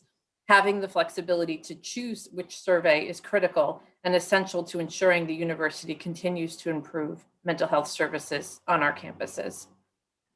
Third, it is essential that universities protect student confidentiality. UConn strongly encourages the committee to reconsider the language in Section 4 with thought for the reduced confidentiality that will occur within the university system by creating a classification unique to issues relating to a mental health leave. I'm specifically referring to the language on a mental health policy. UConn does not have a specific mental health leave policy, nor do I wish it to have one. In doing so, the university could harm the privacy a student facing a mental health challenge desires, and that is currently provided through more general leave processes available at universities like UConn. Instead, we recommend providing a general notification to all students, faculty, and staff regarding the availability of mental health programs and services, and providing links to related policies such as existing leave policies on our universities. Finally, I ask that we remember that transparency and clarity is critical for insurers to provide when describing what mental health services are covered.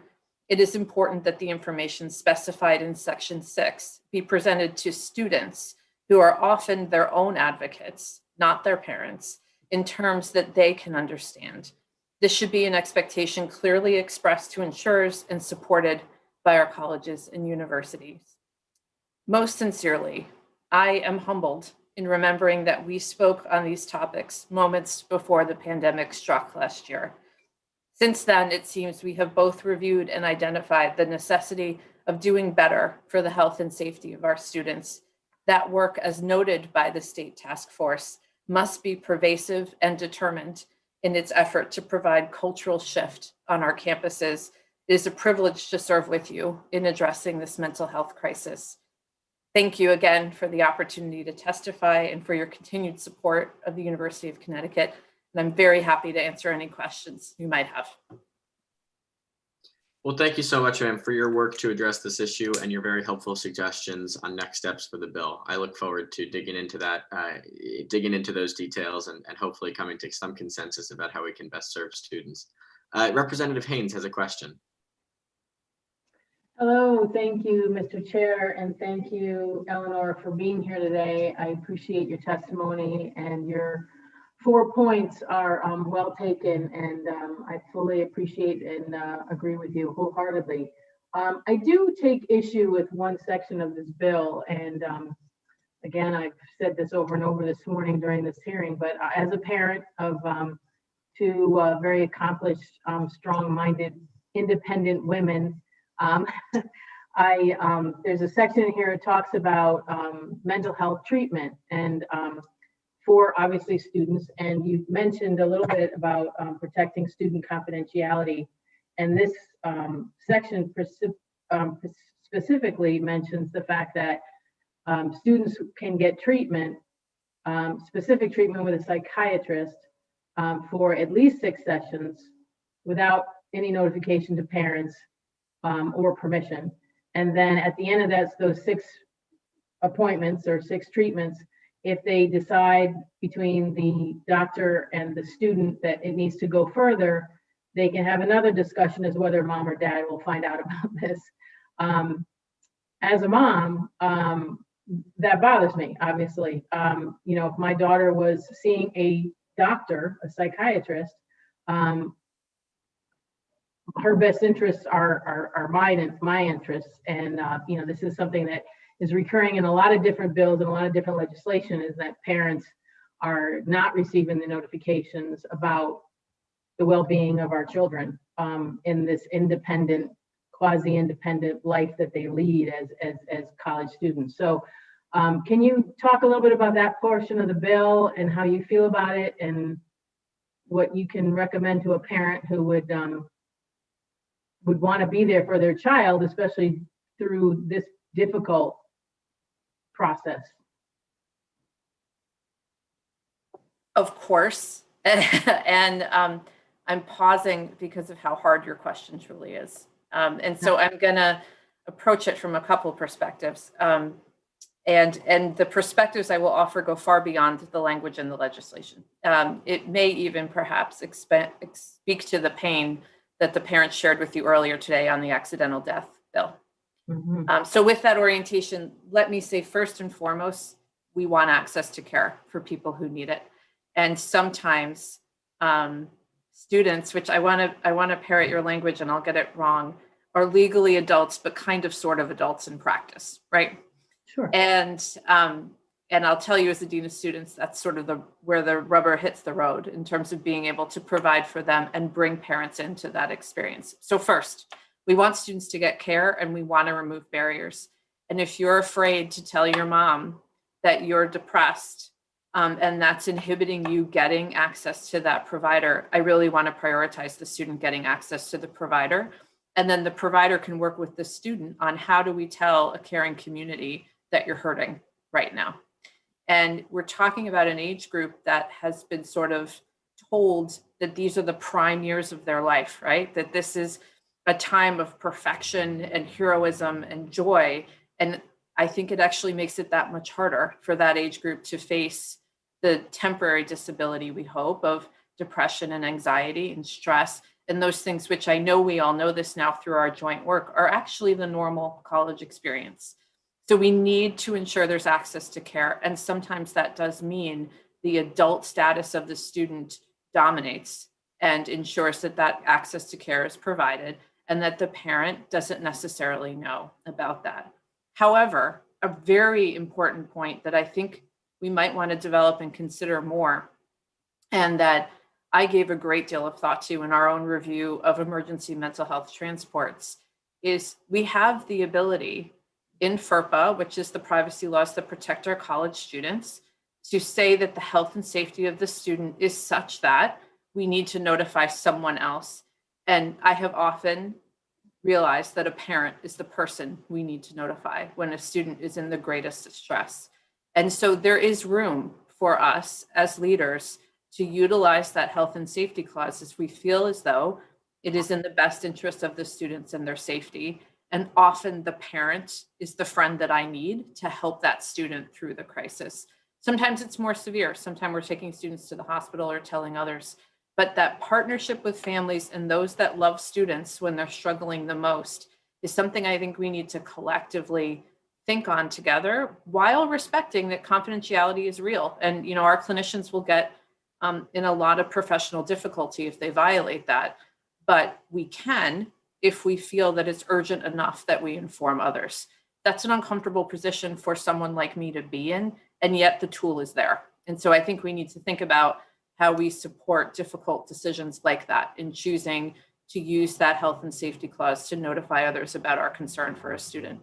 But I would not use it for someone getting routine care who is now stable and supported by the university. So I hope that answers what, as a mother and as a dean, I hear is a very sincere and hard question. Well, it certainly is. And, you know, again, you as a parent, when you drive away from that college campus, and I've said this also today about other bills, you know, you drive away from that college campus and you hope that everything you've ever told them since they showed up is in them. And you just hope that it all stays. But our universities can acknowledge the partnership our parents provide, and we can respect the privacy of the students. We just need to be a little creative in how we do it. Absolutely. You shouldn't feel as though you're truly letting go. All right. Well, thank you very much. I appreciate your being here today and your testimony. Thanks for answering the questions.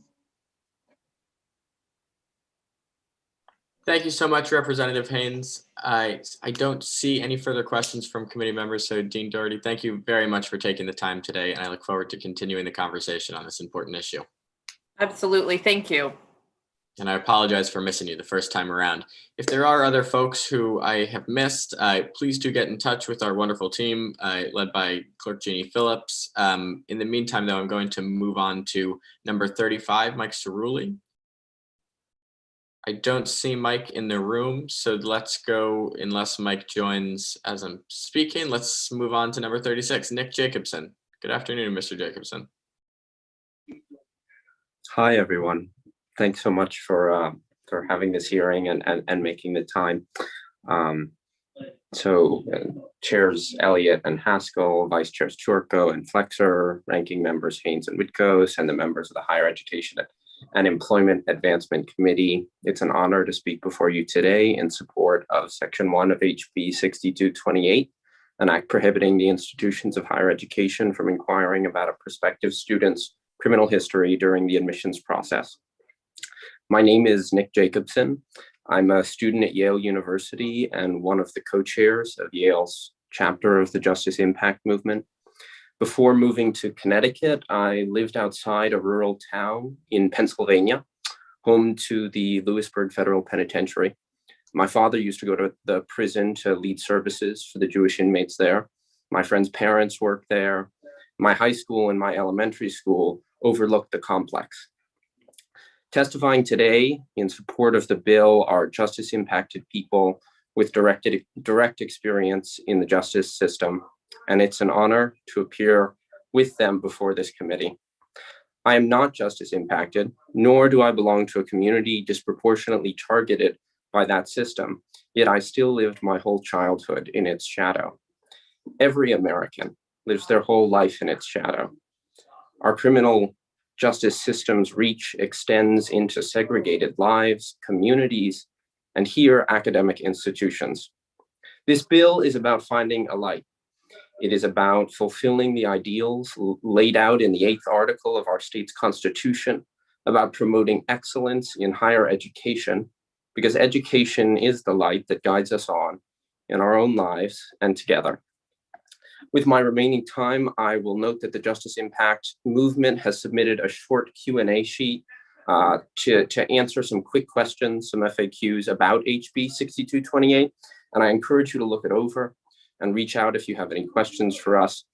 Finally, I'll add that this movement has begun across the country, and in passing HB 6228, Connecticut can join a bipartisan national coalition.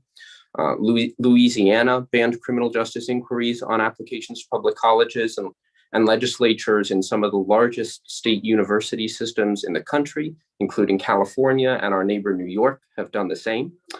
As mentioned before by my friend and colleague Grace Friedman, the Common Application removed this question on applicants' past involvement with the criminal justice system in 2018, although subsequently schools added it back on. We can be a leader in this movement too. This bill is about our future, not just the justice impacted individuals who will be directly impacted by its passage, but the communities and the institutions and the people like myself that will be enriched by new perspectives, new opportunities, and new friendships. My small town is not the only one in this country where a prison and a school stand across from each other. HB 6228 is our chance to stand with the school. I ask you to pass HB 6228 out of committee and in the full legislature. Thank you very much. Thank you, Mr. Jacobson, for your passion on this issue and for your testimony today. I don't see any questions from committee members, but I appreciate your patience, and it was wonderful to hear from you. Next, we're going to hear from Grace Sotis. Hello. Good afternoon. Co-chairs Elliott and Haskell and distinguished members of the Higher Education and Employment Advancement Committee. My name is Grace Sotis, and I am currently a student at Manchester Community College and a legislative intern here in the Connecticut General Assembly. I live in the town of Windham and am a constituent of State Representative Johnson and State Senator Flexer. I am testifying in favor of House Bill 6374, an act concerning sexual misconduct on college campuses. Sexual violence impacts all of us directly or not. Sexual violence is unfortunately especially prevalent on college campuses, and this bill will make strides against it. It is averaged that the state of Connecticut spends over $5 million per year regarding sexual violence, including lost wages and emergency department medical costs. The passing of this bill will not only help curb this cost, but it will create a safer environment for students in the state like me. Sexual assault is most likely to happen to women ages 18 to 24, which is heavily a college population. College students who are victims of sexual violence report to be 3 times more likely to miss school out of fear of re-encountering their assailant or experiencing additional sexual trauma. Survivors of sexual violence should not feel unsafe on their own campuses to the point where it becomes a hindrance to their education. If passed, this bill will enact 2 things: a biennial campus climate survey and an amnesty policy requirement. The implementation of a biennial campus climate survey will require colleges across Connecticut to provide students with surveys in order to collect anonymous data about their personal experiences with sexual violence on campus. This will include a task force to manage this process, a base survey to assist universities, and incentives for those involved. The most important detail of this survey is that it is anonymous. Students will feel safer under the cloak of anonymity, which will result in victims being more likely to report. In order to fight college sexual violence, it must be fully understood, and the first step of doing so is collecting necessary statistics. The 2-year frequency of this survey is imperative to greater campus violence prevention. A biennial campus climate survey has been similarly implemented in other states such as New York and Maryland, where positive results have arisen. The amnesty policy requirement will also require Connecticut colleges to enforce an amnesty policy which will not punish students who are intoxicated during the assault. The involvement of drugs and alcohol during campus sexual assaults are incredibly common, and this amnesty policy helps to address that. Sexual violence is never the victim's fault, including if any parties involved were under the influence. The amnesty policy requirement creates a safer and fairer environment for survivors to come forward regarding their result, as well as destigmatizes the presence of substances during sexual violence. 1 in 5 women will experience sexual violence during their time in college, as well as 1 in 16 men. Furthermore, sexual violence disproportionately affects queer and transgender students, as well as Black, Indigenous, and other women of color. The undeniable negative effects of sexual violence lead 6 in 10 survivors to develop depression and PTSD and cause a significant decline in both mental and physical health.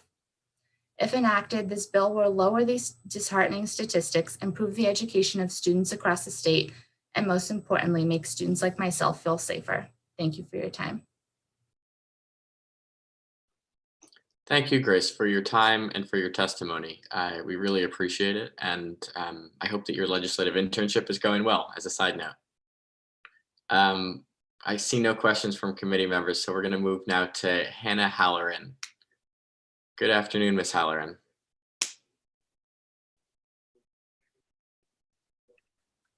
All right, I think I'm unmuted now. Hello, Chairman Elliott and Chairman Haskell, committee members, and all those who co-signed HB 6374. My name is Hannah Halloran, and I live in Hartford, Connecticut. Today, I'm testifying in favor of HB 6374, an act concerning sexual misconduct on college campuses. I urge the committee to support this important legislation. Today, I have the privilege to speak about something that I think about every day. I was sexually assaulted as an undergraduate 3.5 years ago. And since then, I've made it my life's mission to prevent sexual violence. While it cannot be completely eradicated, we can make the conditions of reporting sexual violence much easier and comfortable for survivors. Survivors are often fearful to report their assault and disclose the involvement of drugs and/or alcohol because of the potential of facing punitive actions for breaking the school's code of conduct. This was true for me. While students might admit their use of drugs and/or alcohol in their report out of fear of being penalized, their incapacitation could be the key factor in their school determining they were the victim of a sexual assault, which can result in true justice. I was fortunate enough that the school I attended had an amnesty policy in place like the one proposed in this bill. However, that is not the reality for so many students in our state.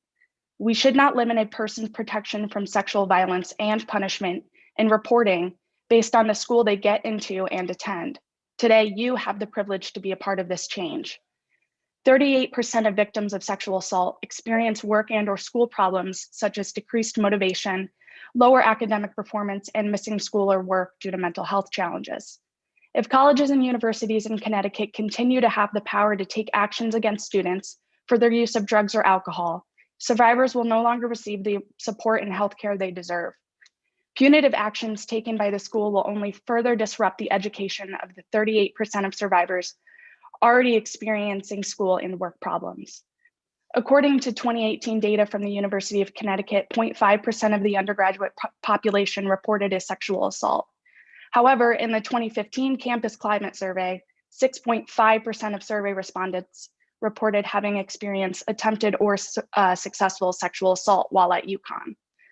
While we cannot conclude that circumstances at UConn improved 13 times over in a matter of just 3 years, we can attribute this difference to the means of reporting. The Campus Climate Survey allowed for students to anonymously report their sexual assault and shows a huge gap in reporting to the school.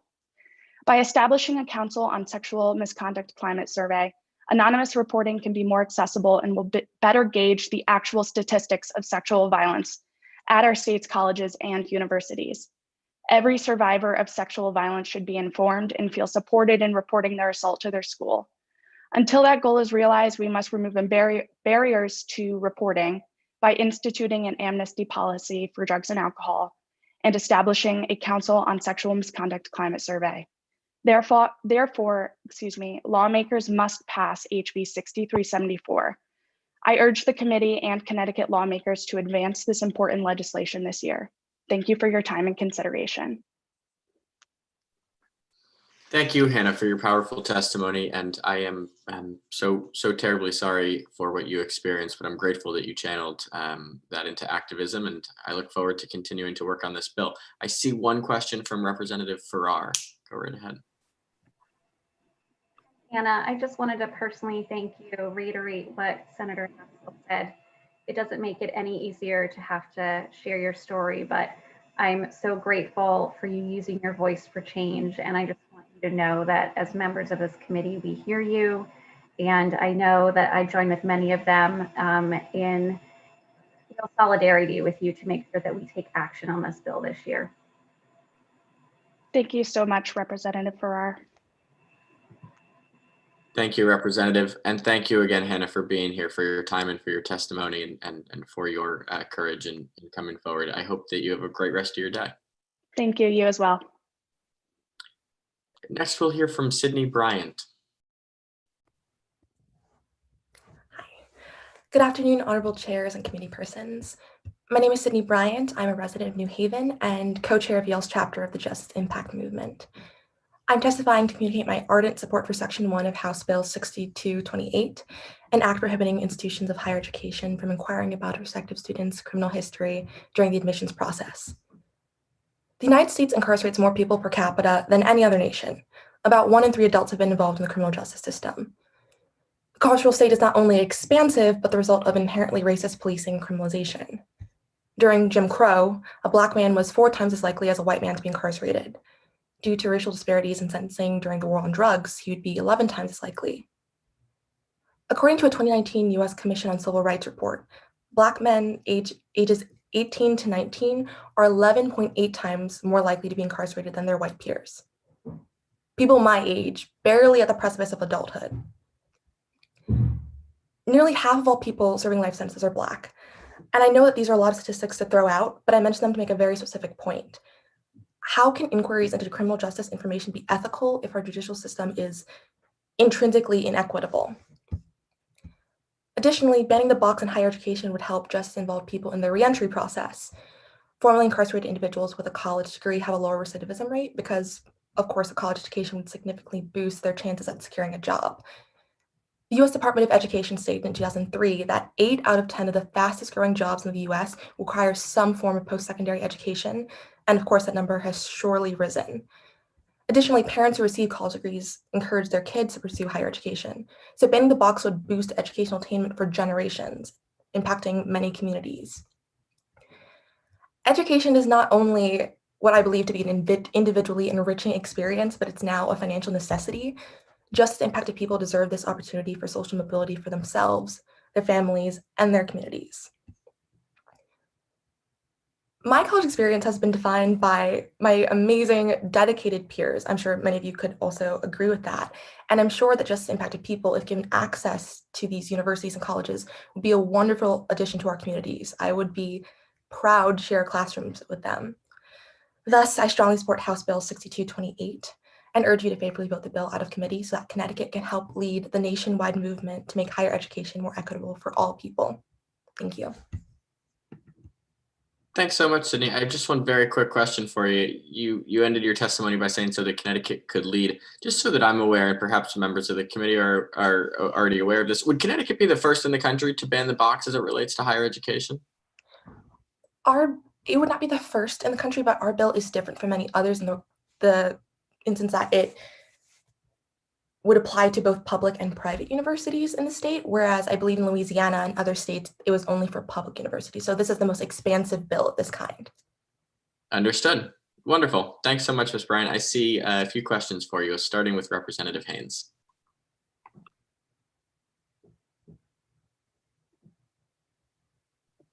Thank you, Mr. Chair, and thank you, Sydney, for being here with your testimony is enlightening, and the statistics that you quoted are many, but far too many, and we need to address the equity issue here. And if this is what will do that, I look forward to you sharing your classrooms with all of them, and I'm just thankful that you're here, and I appreciate it very much that you testified today. Keep up the good work. Nice job. Thank you, Representative.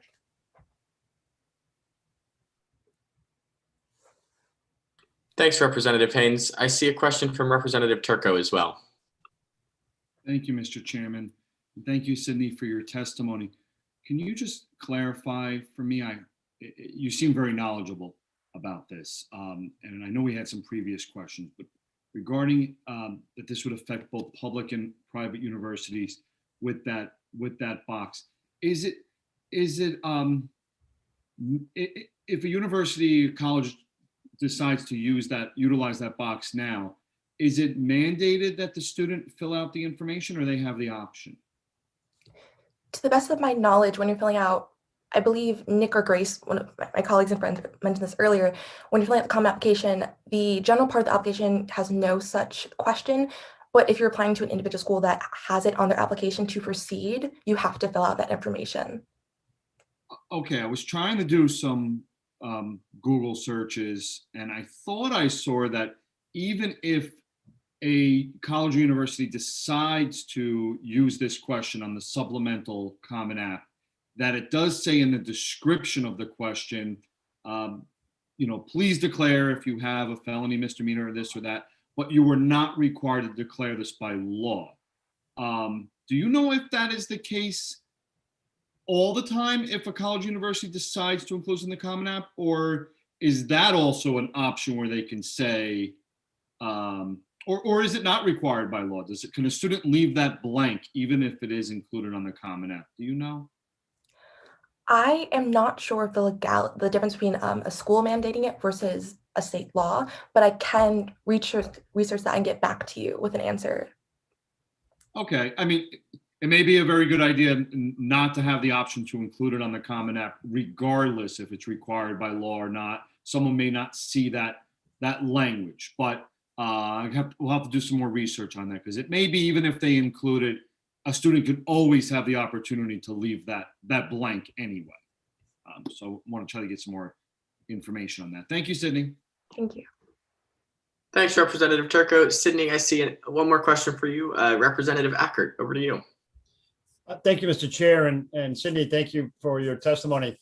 It was interesting when I saw this bill come up. I didn't even know there was such a box on an application, and really what the value of it was to go to college. So did you mention that this has it always been there? Is that correct? Or is it something that's always been there on majority of schools' applications? So I believe it has always been there. I believe the Common Application took it off in 2018. I'd have to double check on that. But up until that point, it was pretty common for that to occur. And recently, because of just impacted people speaking out about what a hindrance this is for people to apply, it's been slowly but steadily been taken off.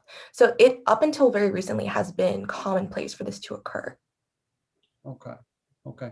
Yeah, I can, it's interesting, and I didn't know, and maybe, I'm not sure in like the private sector, like other schools like that go for certificates or something like that, if they actually ask that in their admissions, and maybe I know Representative Turcotte is in admissions, so I'm not sure if he or maybe the committee members, Senator Haskell, know that if are other schools that you're applying for, whether it's any post-secondary school, not just a college setting, ask that question too. So.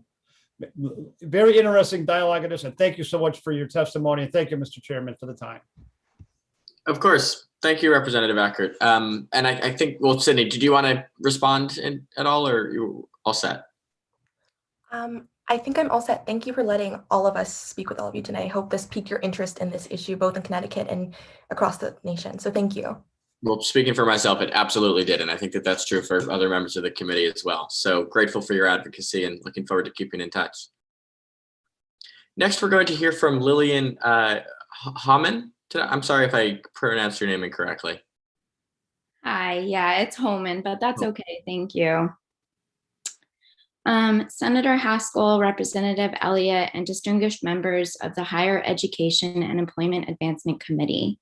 Good afternoon, and thank you for taking the time to listen to mine and other students' testimonies today. My name is Lillian Holman, and I'm a junior at Southern Connecticut State University. I live in New Haven, Connecticut, and I'm a constituent of Representative Tony Walker and Senator Gary Winfield.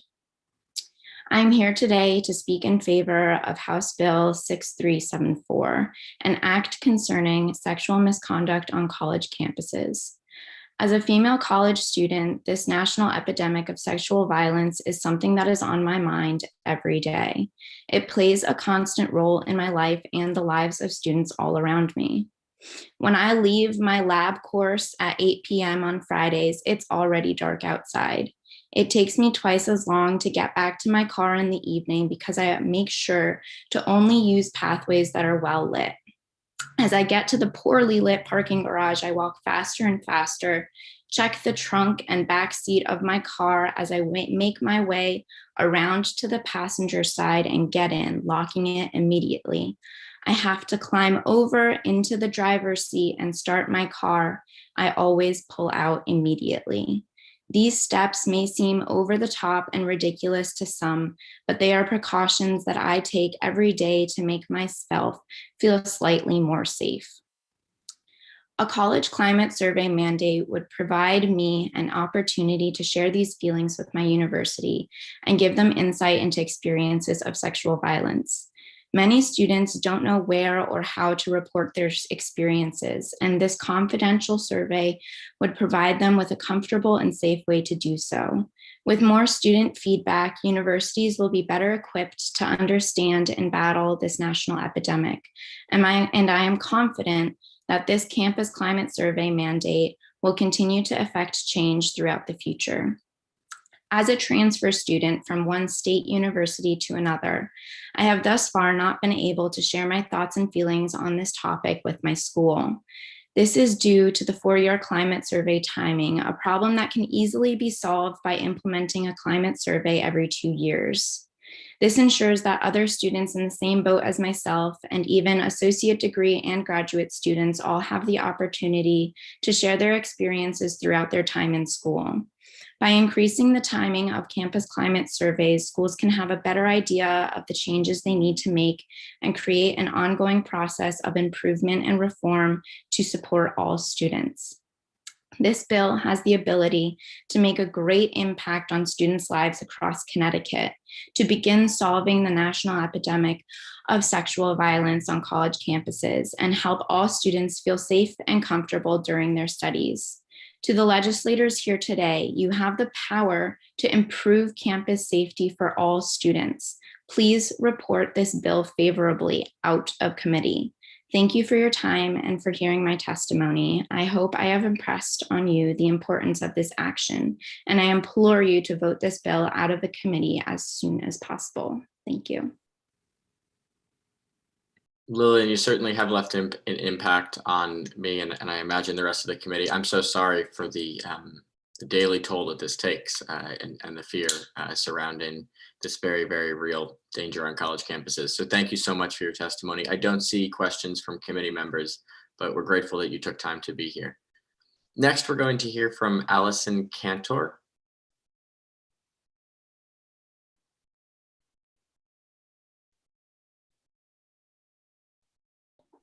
Oh, 1 second.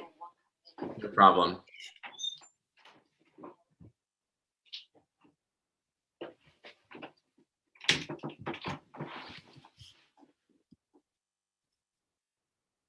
Hi, thank you so much for waiting. I'm sorry for that. No problem at all. Good to see you. Thank you. Senator Haskell, Representative Elliott, and distinguished members of the Higher Education Employment and Advancement Committee. My name is Allison Cantor, and I'm a student and resident of Fairfield, Connecticut. I'm a constituent of Representative McCarthy-Vahey and Senator Huang.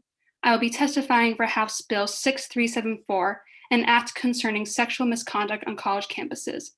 It is imperative that we take this time to discuss sexual violence, an act that affects the lives of survivors, their friends, and families every single day. Connecticut universities and colleges do not have the proper data about sexual violence happening on their campuses, yet there are many survivors that want to share their experiences in order to make change. We know in Connecticut through the Clery Act that there were 436 reported cases of campus sexual violence, stalking, and domestic violence in 2018 alone. However, this number does not come close to what is perceived to be the actual number of accounts of violence happening to students on college campuses, because national statistics estimate that more than 90% of sexual assaults go unreported. For those who may not know, the Clery Act was established under the federal statute 20 U.S.C. section 1092. The Clery Center website describes this act as a consumer protection law that aims to provide transparency around campus crime policy and statistics. Over this past summer, hundreds of students attending colleges in Connecticut took matters into their own hands by creating Instagram accounts for student survivors. The creators of these Instagram accounts provided a link to an online form in the bio of the accounts where students could anonymously share their stories of violence that were committed against them by other students. The creators then were able to take those stories and turn them into posts that were put on the Instagram accounts for their followers to see. Some of the accounts I saw were made for student survivors of Wesleyan University, Trinity College, University of Connecticut, and Connecticut College. These Instagram accounts show that survivors at colleges in Connecticut want to share their experiences in order to seek immediate change from their colleges, but they need to have an anonymous platform to do so. Fortunately, genuine change has the potential to happen in the near future if House Bill 6374 were to be implemented. The proponent of the bill that would mandate that colleges in Connecticut administer a campus climate survey every 2 years would provide a consistent anonymous platform for survivors to share their experience of sexual violence with administrators. The survey would provide a credible source of data that would help colleges and universities improve policies to prevent sexual violence and to provide better support for survivors. The campus climate survey must be administered every 2 years in order to accurately capture what student bodies are experiencing. A 2-year frequency is more likely to capture the experience of students obtaining a 2-year associate's degree, as well as transfer students, graduate students, those studying abroad, and those taking time off. Thank you all for taking the time to hear why I support House Bill 6374.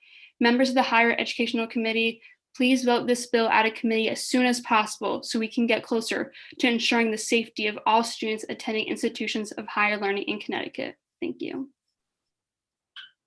Thank you, Allison, for your powerful testimony and for your patience this afternoon. We greatly appreciate it. I don't see any questions from committee members, but I hope that you stay healthy, and we look forward to continuing to work together. Next, we'll hear from Sarah Thakur. I'm so sorry if I mispronounced your last name. No, it's all good. Sarah Thakur, yeah. Okay. Senator Haskell, Representative Elliott, and distinguished members of the committee. Good afternoon. Thank you all for being here. I know this has been a long couple hours.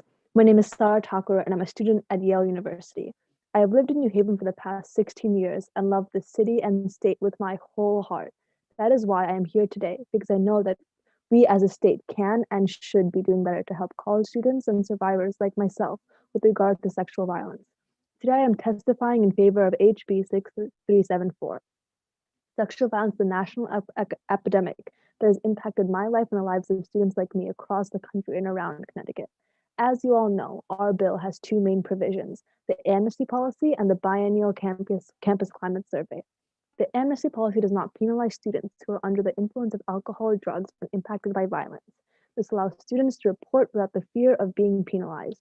This is especially important given the prevalence of drugs and alcohol on college campuses, especially in instances of campus sexual violence.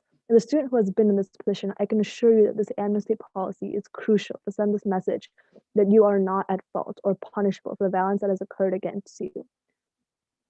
The Yale administration is dangerously unaware of the privilege that they hold as an elite institution. This bill is supposed to be for every student in the state. The 2-year frequency in the campus climate survey accommodates the shifting nature of student bodies at Connecticut's community colleges and state schools. At community colleges, which primarily grant associate's degrees on a 2-year schedule, many students will never be able to take quadrennial 4-year campus climate surveys. There are also issues of low retention rates and incoming and outgoing transfer students. The 4-year frequency that Yale suggests blatantly disregards these demographics of students. Our push for a bi-yearly campus climate survey would allow more students to communicate their experience at the institution before moving, taking time off, withdrawing, or graduating. This provision is a necessity to accommodate all students around the state, not just the ones who have the privilege to go to institutions such as Yale. My only time to take the campus climate survey was spring of my freshman year. I wasn't even fully done with my first year and had more than 75% of my college experience left, yet I only had one chance to fill out the survey. Yale, do you think that that is fair? Do you think that collecting data every 4 years is truly helpful for us students? It is not only unfair, but also a severe loss for the thousands of students at my college and around the state. As my colleagues have mentioned, the frequency of the survey will help get real-time data and improve student lives going forward. The campus climate survey is an integral part of helping students, and the 2-year frequency. I implore Yale to listen to their students and support this provision. I know that this bill will improve students and survivors' lives all across Connecticut. I know that when the bill passes, our state will be a leader in the country, paving the way to make campuses safer and more supportive places for all students.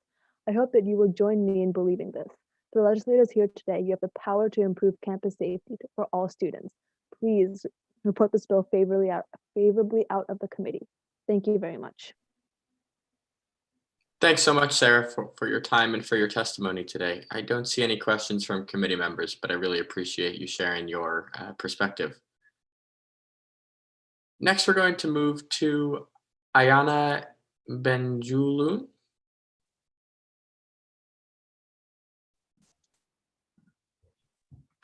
Yes, I believe I'm now unmuted. Thank you. Dear Chairs Elliott and Haskell, Vice Chairs Tarko and Flexer, Ranking Members Haynes and Witkos, and members of the Higher Education and Employment Advancement Committee. My name is Ileana Benjaloun. I'm a resident of New Haven and co-founder of the Justice Impact Movement, and it's an honor to be here today to testify to communicate my strong support for Connecticut House Bill 6228, an act prohibiting institutions of higher education from inquiring about a prospective student's criminal history during the admissions process. I became involved with the Yale Undergraduate Prison Project because of my interest in the American criminal justice system and my strong belief that every person deserves a second chance. Through my work in organizations like the Justice Impact Movement and Mourning Our Losses, I've met countless justice-impacted people who, after being released from prison, have had to face seemingly insurmountable barriers to obtain an education. As someone who really values my own education, I found this structural exclusion deeply distressing and have spent the past 2 years of my time at Yale trying to learn more about the American carceral system, the prison industrial complex, and the powerful forces of historical inequity that shape them. Many people with criminal records who see questions inquiring about their prior convictions on a college application simply don't apply, deterred by the stigma that such questions imply. Crucially, it is students of color who are most likely to be harmed by these questions, rendering them de facto forms of race-based discrimination. Systemic racism is deeply rooted in the criminal justice system, in which the over-disciplining of Black children in schools creates a school-to-prison pipeline, characterized by incarceration and execution rates that are determined by the color of people's skin.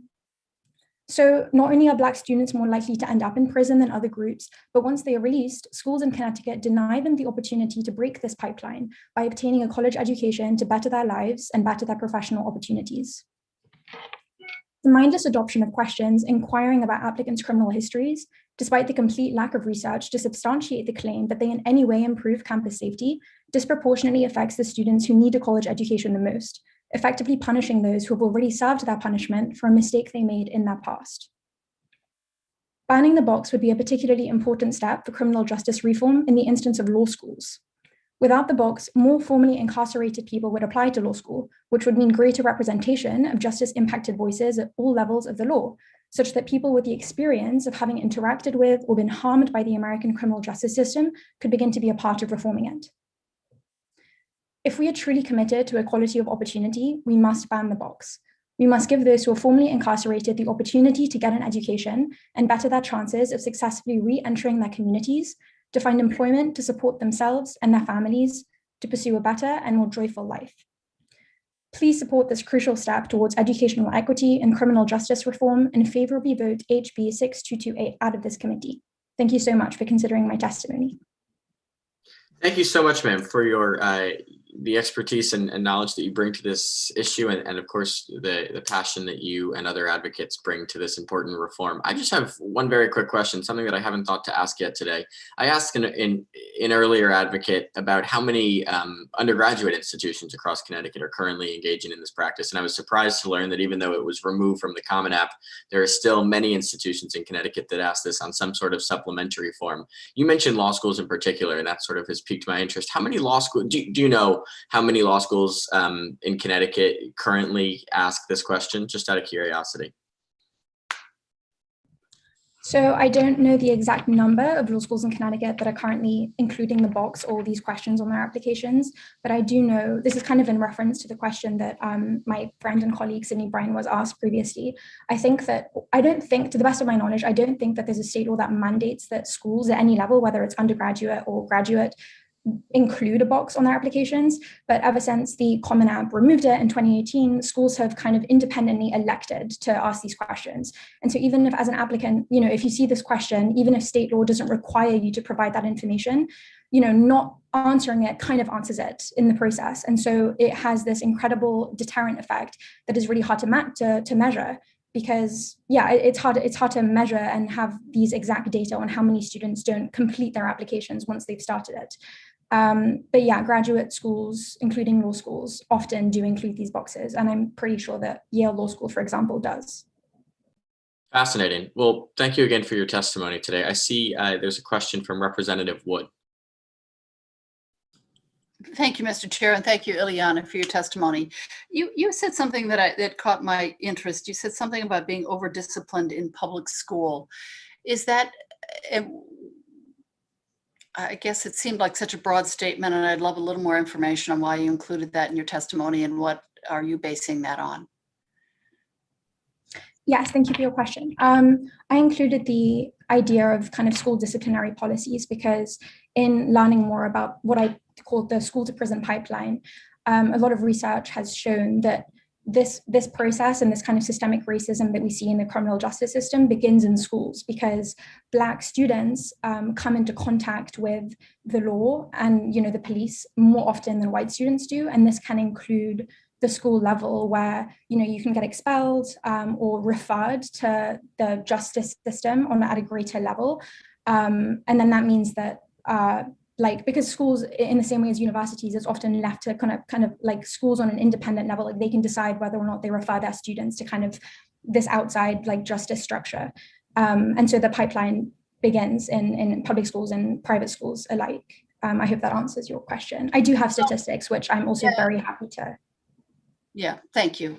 It does and it doesn't. It's sort of a blanket statement that doesn't really identify what are the causes that these kids are being addressed in the criminal justice system so early. And one of the bills currently that we're hearing today, which we haven't heard that much testimony on, to me it's foundational to this issue, is kids with learning disabilities in urban districts. It's not being addressed early enough, particularly around language-related learning disability. So I hope in your service of justice that you will look into that area. Kids with learning disabilities, particularly in the urban districts, go unidentified, unremediated, and that is what starts the prison to pipeline. Generally, that's one of the biggest factors in that prison to pipeline. Pipeline to prison, school pipeline prison, which you referenced. So I just would encourage you to, and all of us, as we're looking to address the racial inequities, to look at the root causes of it and address it before it gets down to having to be addressed by the criminal justice system. So thank you for your testimony and your interest. Thank you, Mr. Chair. If I could I actually respond to that, a further response? It's up to the chair. Yeah. Oh, okay. So thank you very much for that. I do have a statistic which potentially may answer your question, although I would also like to recognize that it is true students with learning disabilities are also disproportionately impacted by these policies that you mentioned. So this research, I believe it was done by the Education Trust. They had a statistic that said that Black students are suspended and expelled at a rate that's 3 times greater than white students, and often for the same type of infractions. And so while Black students represent 16% of student enrollment, they represent 27% of students referred to law enforcement and 31% of students subjected to school-related arrests. So that's kind of just quantifies that effect that I was talking about schools referring their students and having the kind of autonomy to be able to do that to the greater kind of criminal justice system. That a response to your question. Yes, and well, I don't want to take up, because I'm tying two concepts together. One, learning disabilities, and in suburban districts and rural districts, kids with learning disabilities, because they tend to be in smaller schools and better organized schools, that there's more accountability, the kids who have those sort of special education needs are addressed in a more effective way. Thereby, they don't start to act out of not being properly identified and remediated. So I agree, it's definitely an issue and we do look at it. So thank you, Mr. Chair, and thank you, Ileana. Thank you, Representative Wood, and thank you, Ileana, for your testimony today. I don't see any further questions, but we really appreciate you taking the time to share your perspective with the committee. I'm going to call on Lily James and also at the same time hand the virtual gavel back over to Representative Elliott. Thank you so much. Go right ahead. Hi, thank you so much, Senator Haskell, Representative Elliott, and distinguished members of the Higher Education and Employment Advancement Committee. My name is Lily James.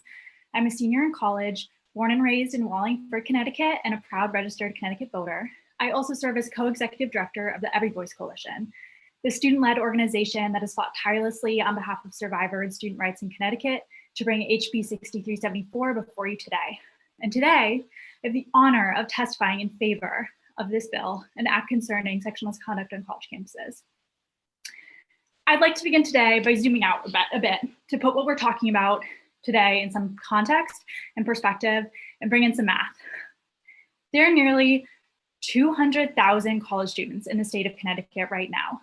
With 1 in 10 college students experiencing sexual violence during their time in college, some 20,000 current college students have or will experience sexual violence during their time on campus.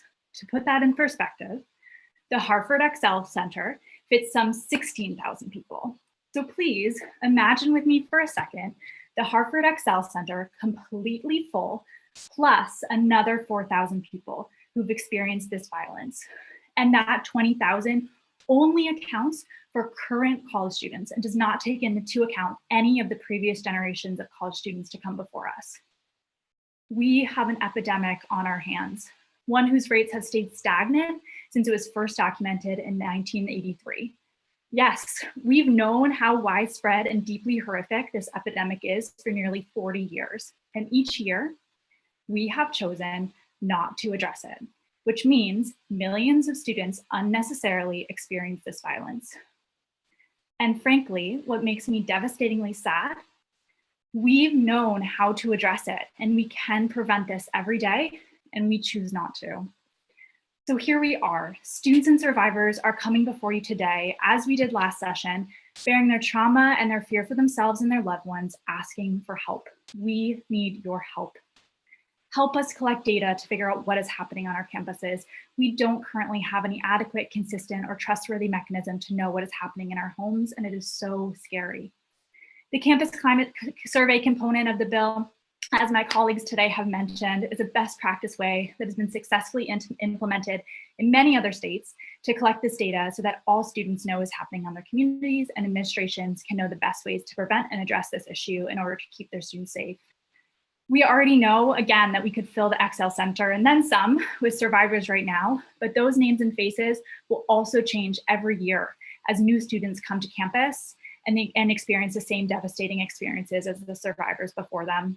That's why it is so critical that we administer this survey biannually to give all students, including those who go to 2-year institutions and 4-year institutions, the opportunity to share their continually evolving experiences.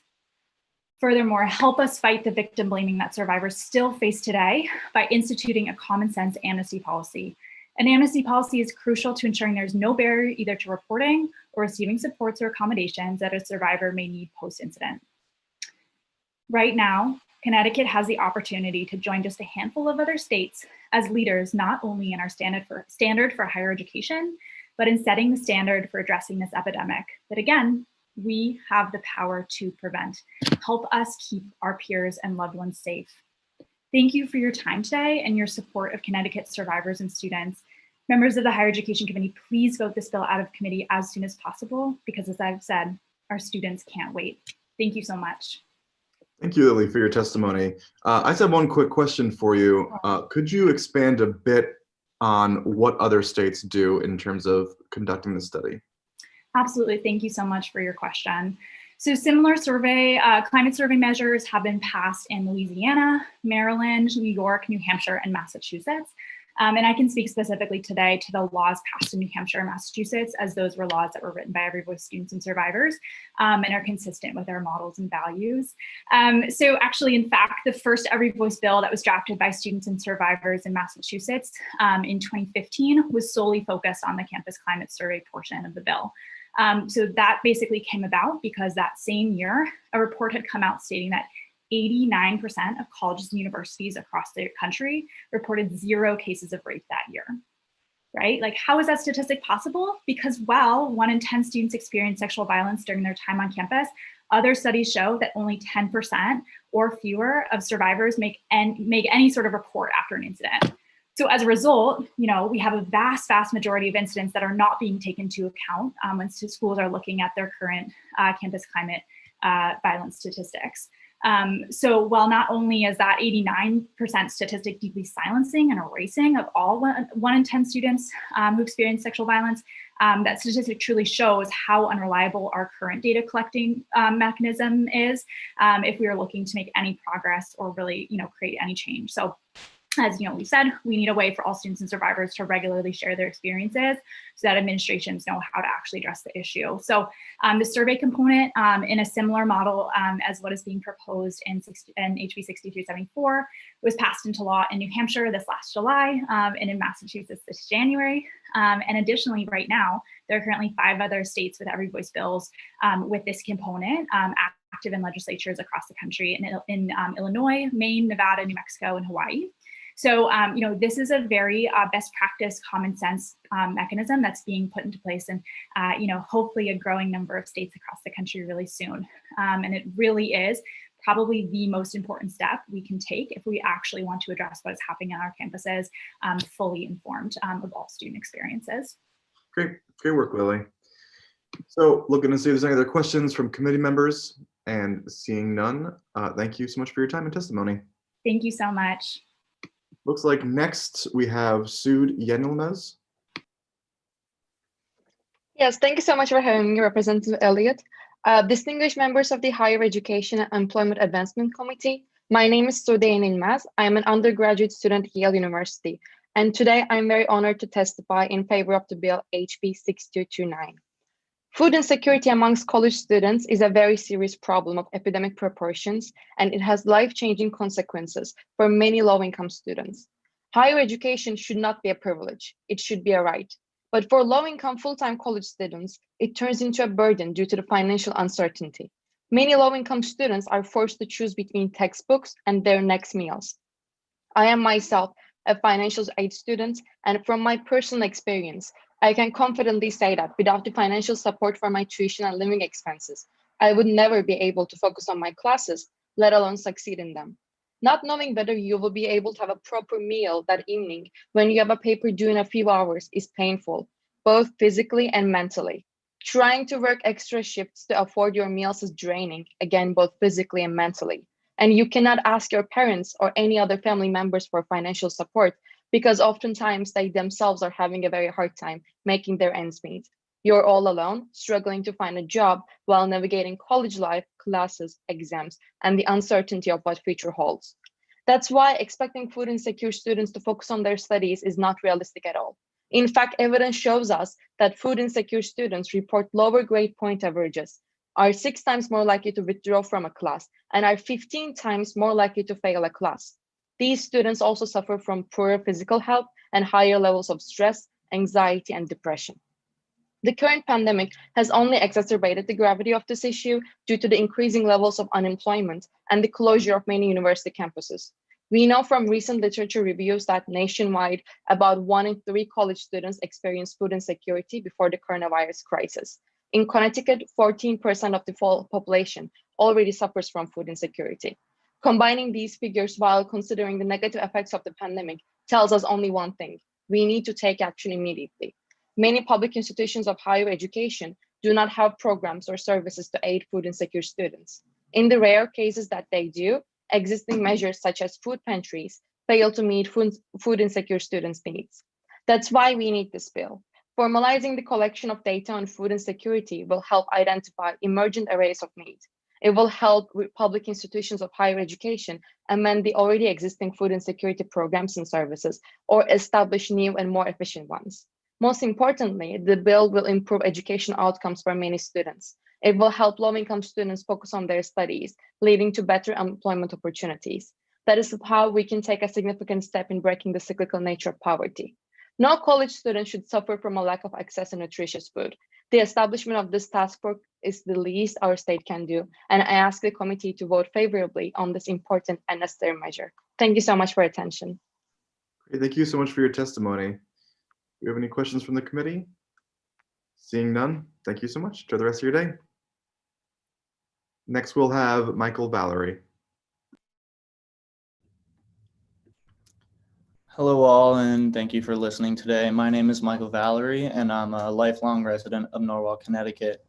I'm a senior neuroscience pre-medical student at Wheaton College, Massachusetts, and I am here today because I lost one of my best friends, Corey Hausman, from what started as a simple and preventable accident on his college campus. I'm a member of College 911, a college safety advocacy team, and I've come to learn that neither his accident nor death is counted on his college's publicly available safety report. I believe it is an important step that our Higher Education Committee is taking today to improve campus safety by considering the reforms called for in SB 954. Publicly reporting accidental college student deaths will expand the focus of how safety is measured and accounted for in order to save lives. My contribution today is the results of my research, which focused on college student mortality in Connecticut. Over the past few weeks, I've done quite a bit of research to see what exactly is being reported on, specifically in regards to student deaths while attending college. Given that the Connecticut's Office of Higher Education does not track or have available statistics of our college student deaths, my team had to rely on the reported cases that can be found using the internet. This limits our findings to the immensely sensationalized cases of student deaths, i.e. Caitlin Nelson, the Sacred Heart University student who died in a pancake eating competition in 2017, or Heffany Polly, the UConn student who unfortunately lost her life after getting run over by a campus fire truck in 2016. In Connecticut alone, according to Posted Media, there have been 32 cases of student deaths on college campuses in the past 10 years. These findings include reporting from all public Connecticut universities, as well as Sacred Heart, Fairfield U, Yale, Wesleyan, University of Hartford, University of Bridgeport, University of New Haven, and Quinnipiac. In my attempt to account for as many CT colleges and universities, I found that Mitchell College, Connecticut College, and Albertus Magnus College have no accessible reported cases of college student deaths. However, this does not mean there weren't more deaths possibly at every college. It means that if there were, the stories aren't currently available on the internet and that they are not publicly accounted for. The conclusion of my work is that there is no evidence-based way of knowing how many students die while attending college in Connecticut, either in total or by the college. Now, my team's purpose is to not point fingers at universities, which in many categories make student safety a priority.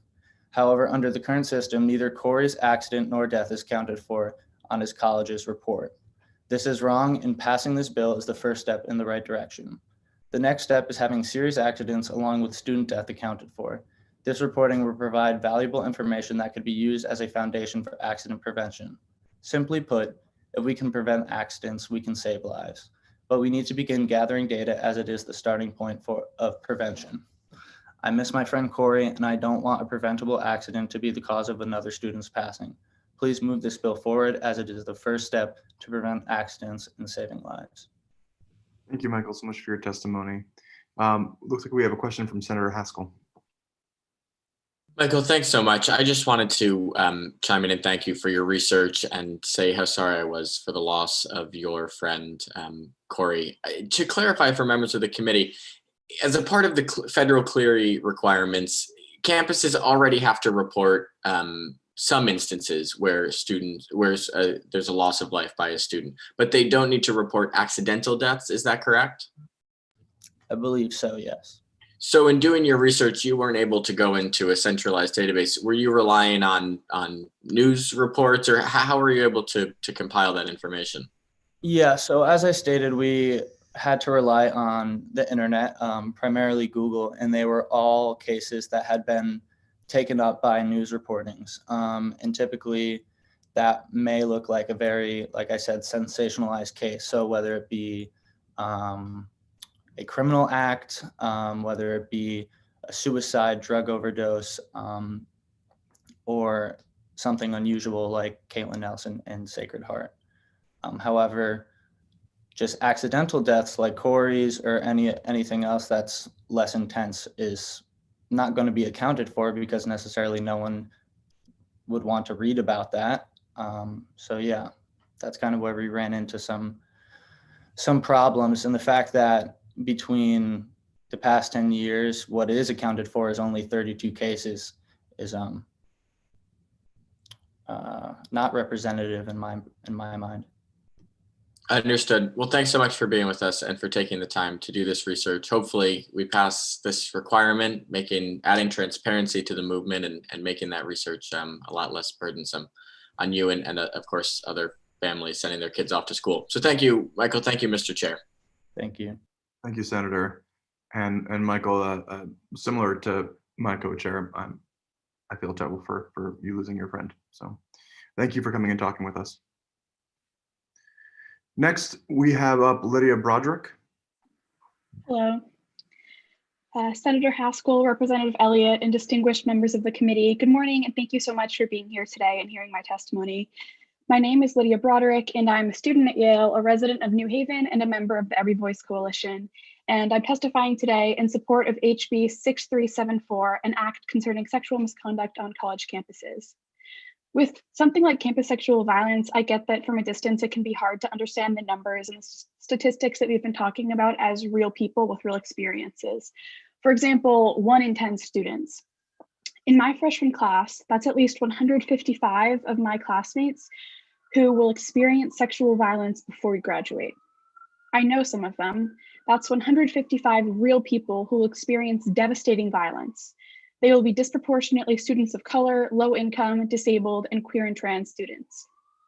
Students like me come to Connecticut colleges and universities to learn, to find community, maybe to leave home for the first time, and to think about the futures we want for ourselves and for our communities. There should be no place for sexual violence in this story, and the fact that it's there for so many of us is a deeply horrifying thought for me, and I hope that it is for you too. And all of this is what we know from the statistics and data that we have. Campus sexual violence clearly is an epidemic, and what we're doing right now isn't working. But we also know, as so many of my friends and colleagues have pointed out, that we don't have all the facts. If 90% of survivors don't report, we have no way of knowing how bad it really is, what's working, what isn't, and what interventions might work to finally make campuses safe for all students. We can't expect schools to address this epidemic on their campuses if they can't see 90% of what's happening. That's why this campus climate survey is so important to me. Because without that transparency and those opportunities for all of us to be heard, we can't have real progress. And given where we are right now and what the status quo is, I can't accept no progress. For me, having a 2-year frequency for the survey is particularly important to make sure all students' voices are heard and that we get accurate data. Survivors deserve to see their schools listen and respond to their experiences while they're still on campus. I know that for me, I came to college excited for a lot of things, but also justifiably a little bit afraid. Some of my first memories on campus include being warned about certain frats to avoid, for example. Campus sexual violence was never just some abstract idea or statistic as a young person looking to go to college. It was and is a real tangible fear and a painful and traumatic experience that I've seen too many people that I love go through. I wish it had been ridiculously wrong for me to come into college afraid of something like that. I wish that my campus and all campuses were safe and supportive communities free from violence. And I know that HB 6374 has the power to make Connecticut a nationwide leader in showing that we care deeply about what kind of communities our colleges are. I hope that you all care about that as much as I do, and I ask the members of the committee to vote this bill out of committee as soon as possible. Thank you so much for your time. Thank you, Lydia, for your testimony. Do you have any questions from the committee? Seeing none, thank you so much for your time. And before we move on to our next person, which will be James Jetter, we are having some technical difficulties. Some people are getting kicked out of the waiting room. If you were in line and you got skipped, we will come back to you. So just give us a little bit to figure out the IT problem and we'll loop back around with you. So with that, next we have James Jetter. Good afternoon, Representative Elliott. I'd like to thank you and the rest of the hired committee for allowing me to testify on behalf of House Bill 6228. Concerning this bill, I know that you have heard from educators, from DOC, other supporters of this bill, and supporters of aspects of the bill. But I think that what I offer is a very unique testimony concerning this bill. I was incarcerated at the age of 17 and I served 19 and a half years in prison. During that 19 and a half years, my formal education came through the Wesleyan Center for Education program. And then upon my release, I was hired by Yale Prison Education Initiative to aid in the structure of the program and to work within the program. I am currently a student at Trinity College in Hartford, and this is my life. I'm a huge, not just a huge supporter of this bill, but I want to tell you why it is important that higher education finds its way into the farther into the prison systems, and is best left in the hands of those who know what it is to have a functioning program. I think the very first and clear difference between no, it's not the clearest difference between DOC and college, but it's the clear difference in the system, is that DOC in culture and in practice is wholly about who you are. You are locked into a charge. I don't care how long you've been incarcerated, you are your charge. Your relationship to everything in DOC is tied to what landed you in DOC, whether you qualify for some programming, whether you have to release. It is a thing that comes up at parole, at probation. It's your charge. It's this one incident. Your identity is locked into that. That is part of the reason why, very small part of the reason why we have huge systemic issues that aid in recidivism, but this is part of the mental hurdles that impact individuals to move forward their life. The beauty of college is that college is committed to who you can become. The whole structure and support about college is how will you develop and how do we support your development in who you will be. It has nothing to do with who you are. Thus, every aspect of college, the entire institution is built around not just aiding that, but supporting it as you move forward. I had no full understanding of what college was until I came home. Even participating in a program in prison, I always wondered whose responsibility was it for my reentry, right, and my transition. And what I've come to accept that it's everybody's, it's mine ultimately.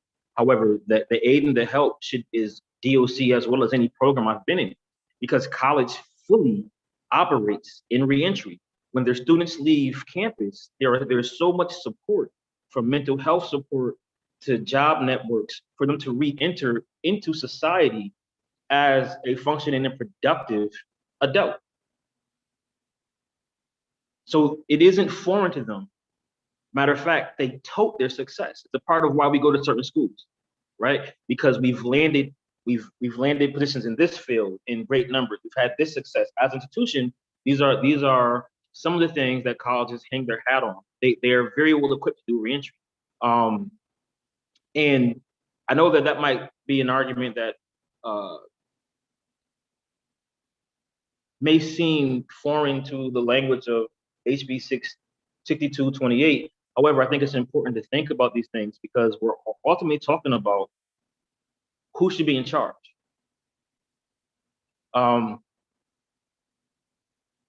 DOC is a safety and security institution. It doesn't make sense to put safety and security in charge of higher education. It makes every bit of sense to have higher education built into the system, but separate from the system, because the system is not based on who I will become, nor on educating me around who I can develop to be. I heard Senator Haskell say earlier that he cringes at the thought that DOC should have a right to say where the Pell Grant money should go, whether it's manufacturing or English, or philosophy or music theory.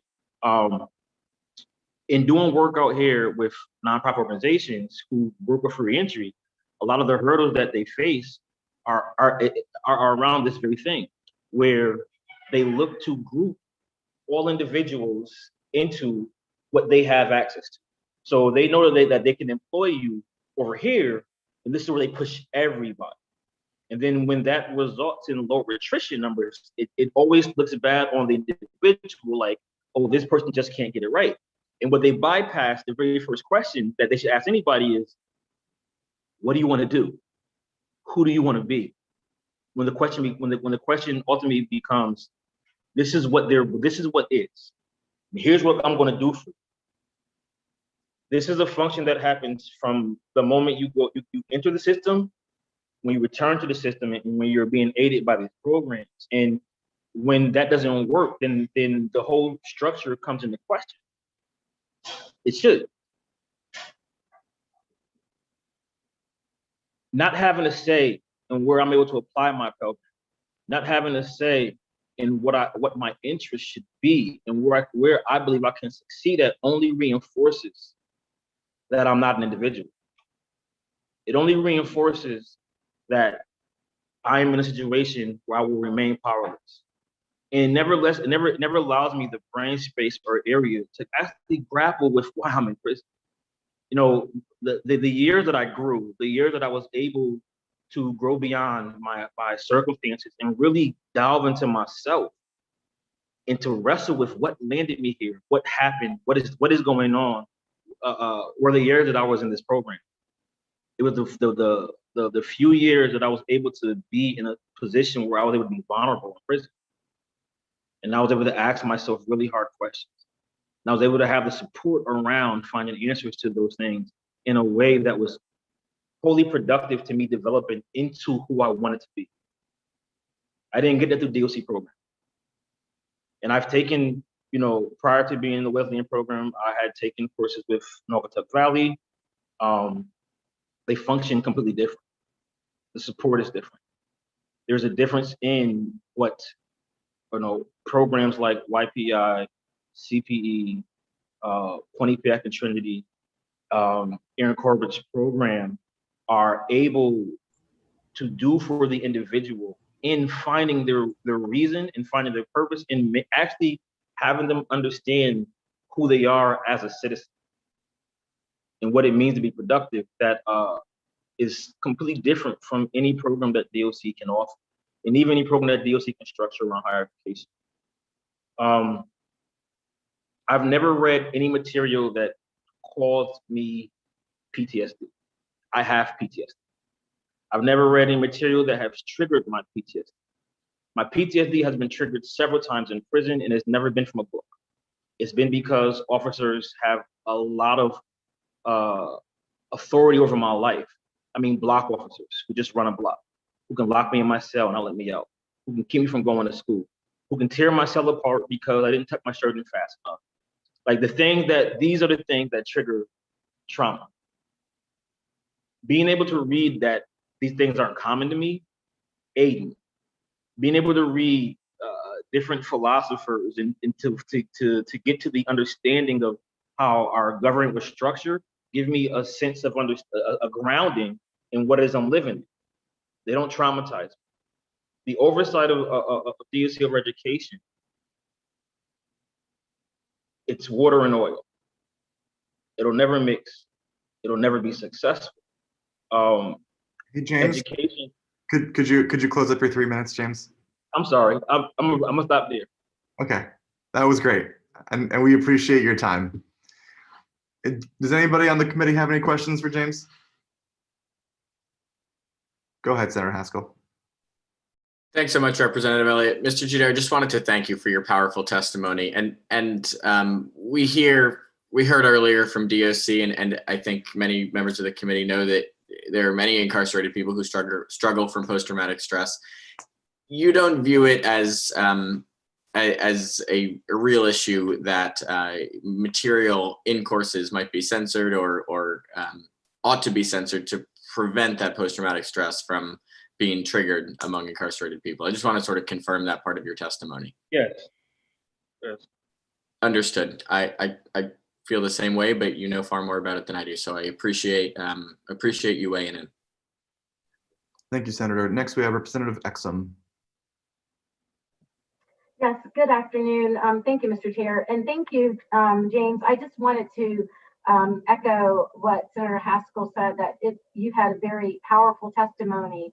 And I really appreciate that you said college is committed to who you can become, whereas in the prison system, it's where you are. And I think that's a powerful contrast, and it speaks to opportunities and moving forward and being productive. And I also appreciate your comment around the PTSD that was brought up earlier, that some of the curricular materials could perhaps trigger. And what I'm hearing you say is it's the prison experience itself that can be triggering, but you've not run into that particular issue around the materials that you've studied and the classes that you've taken around being triggered. Is that correct?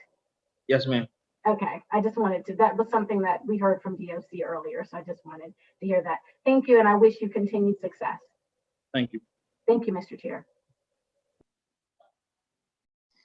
Seeing no other questions, it looks like you're off the hook, James. Thank you so much for coming in. Good seeing you. All right, next we have Yoselin Luna Romani.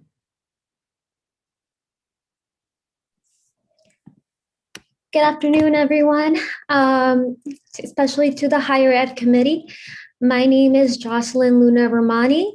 I am currently a student at the University of Connecticut, as well as a former teaching assistant at Conner High School in West Hartford. I am also a formerly undocumented student, and I'm here to discuss Bill SB 881, specifically the section that is requiring students to fill out forms in order to graduate. Being a former undocumented student, I faced many barriers in order to get higher education, in order to receive a higher education. I was the first undocumented student that my school counselor had, and there was very little information and resources that she could give me. Even when I went to college, I was left lost. I didn't know who to go to and had no one to help me. There's no office for someone that is undocumented to get support. Bursar's office, financial aid office, the undergrad offers, they wouldn't help me at all with my situation. And this is something that I faced every day. Because I had to repeat my story. I had to repeat that I was undocumented and why I was undocumented. And that was traumatic, having to relive my trauma over and being treated as a shiny new toy or exotic person and not a student. It was my right to be able to have an education. And I remember my freshman year of college having to pay out-of-state tuition because my school counselor and also the college people did not know that I did qualify for in-state tuition due to me being just a Connecticut resident. And when I was a teaching assistant, I came across many of my students that were also undocumented and then facing the same barriers that I did. There is institutional aid and other scholarship resources and being able to pay in-state tuition. However, many of the school counselors, if all, did not know about institutional aid, did not know what resources undocumented students had. So my students were left feeling that it was impossible to achieve their dreams and goals of going to college. It wasn't, I had to be able to communicate with school counselors, communicate with other college advisories on what was right, what was out there in Connecticut, how to fill out forms. And if it wasn't for my students reaching out to me, they would not be able to go to college. While I believe that this legislation would create access to higher education for students, I plead that to please not forget low-income students of color or students that are undocumented and leave them behind. this legislation, it's not just about implementing the requirements of having to graduate to fill out forms and that's it. But my concern is that we also have to be aware that school counselors, there's a lack of capacity for them and training as well. So in order for this to be successful. Excuse me, the 3 minutes is up, please. Would you summarize, please? Sure. Thank you for letting me know. So overall, I would beg and have you all please consider working with other advocate groups that support undocumented students in order for this legislation to be successful. I thank you for your time. Thank you, Jocelyn, for that testimony. Representative Farrar has a question. Thank you so much for being here. I know that this remote virtual format is challenging, but I'm so grateful for you taking the time to be with us. And I really appreciated hearing your own personal experience, but then clearly how you chose to give back to other students. And as someone who represents Southern West Hartford, Conard being a part of it, it is extremely accurate and telling exactly how you're talking about the students that you saw in your daily work as a teacher. And I appreciated you saying, particularly, don't forget the undocumented community, because I think first and foremost, in any legislation, it always has to be about often asking who's missing, right? Who's missing from this conversation? Who's missing from this legislation?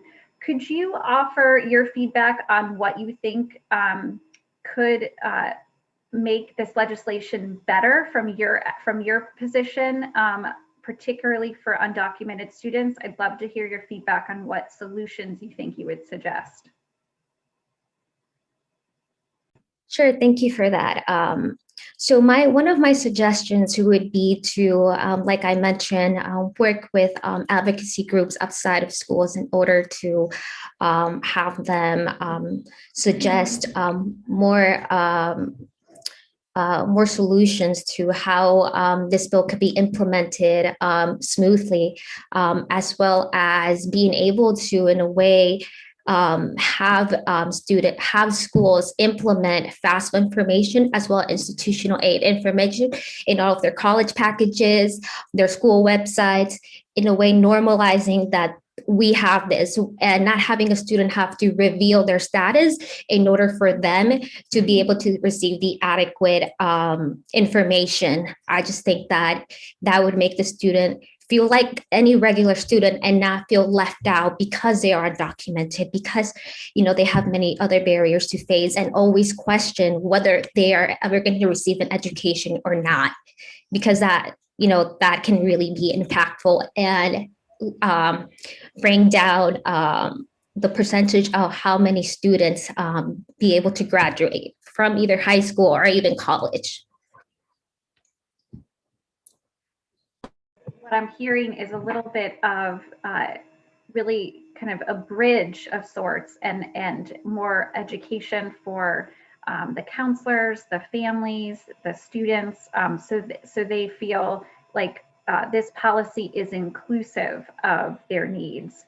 And I'm aware of some of the work that Connecticut Students for Dream, has done with families in regards to this education, but I do think you're bringing up a good point of what we can learn from that in making sure that any approach is, as you noted, doesn't leave these students behind, and they feel that all of this information and opportunity applies to them. Thank you, Representative. Appreciate those questions. And Jocelyn, appreciate your time. Looks like we have another question from Representative Haddad. Yes, thank you very much. I just wanted to follow up on Representative Farrar's question because I think it's a good one. The bill that before us, 881, speaks very specifically about completion of the FAFSA form, which, as undocumented students cannot complete because of their legal status. A couple of years ago, however, we established a bill that said that institutional aid would be open to students with undocumented status, and required both the CCSU system and the University of Connecticut to develop an alternate financial aid form that undocumented students could fill out. At the CCSU, it's called a aid application for Connecticut undocumented students, for example. So what the bill does is it says if you can't complete the FAFSA, then what you should do is exempt yourself from the provision of the bill that requires FAFSA completion.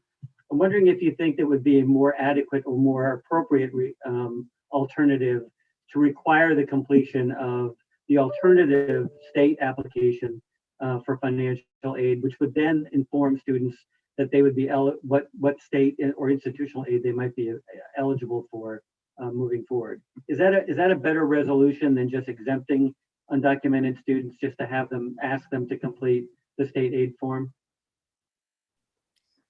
Thank you for your question.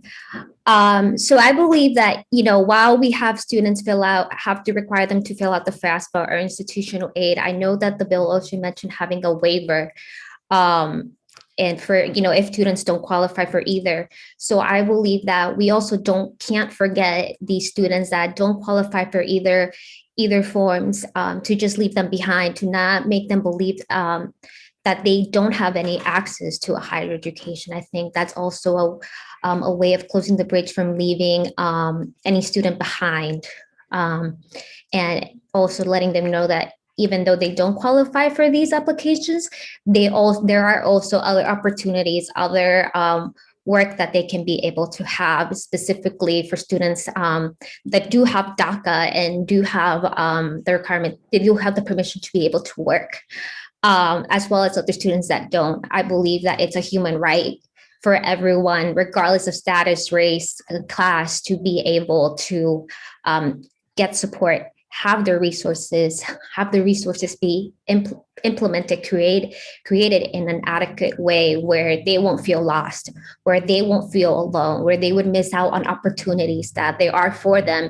And just because someone lacks the information, they don't get access to it. So like I mentioned, this is a great legislation, except I would want for the implementation of it to have clear guidelines, and for also have like a backup plan of not just implementing it, but also being able to not leave students that want the waiver, that can't have the waiver behind.